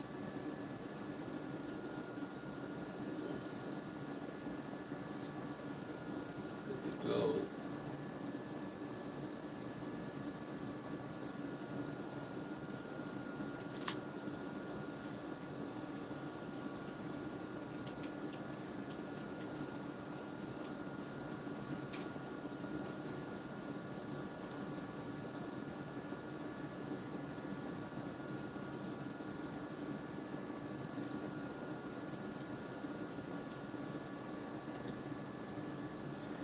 Okay, let's see if I can finally get the code to a different email. This is so annoying, man. Man, what a bummer. I'm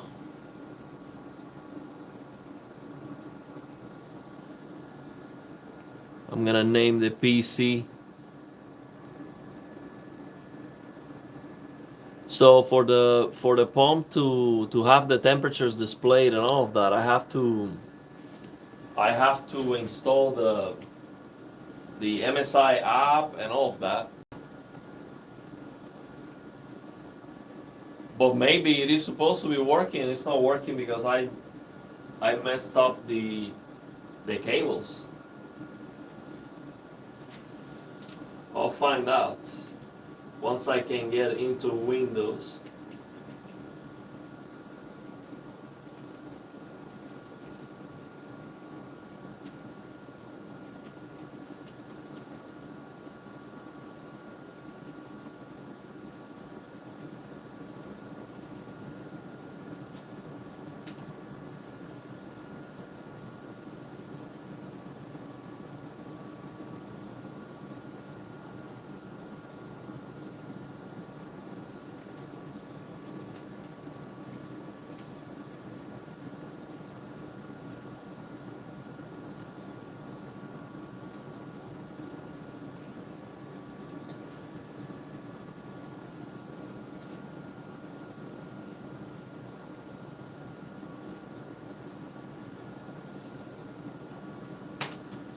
Let me try one more thing.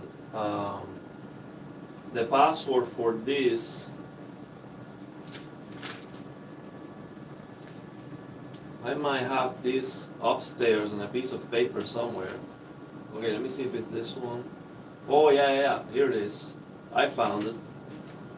See if this works.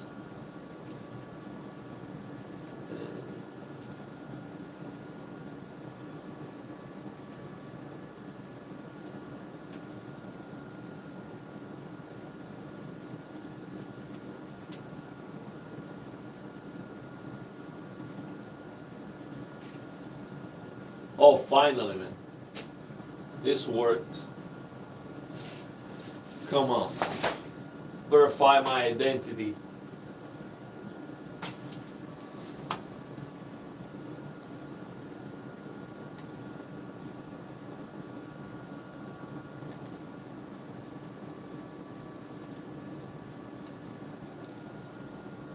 Okay, and they still have to send me a verification code to my email. Even after putting the password right. So let me check my email. Man.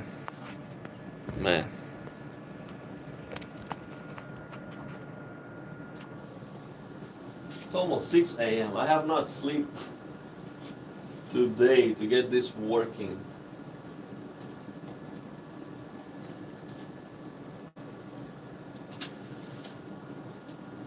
Just because of these stupid password, man.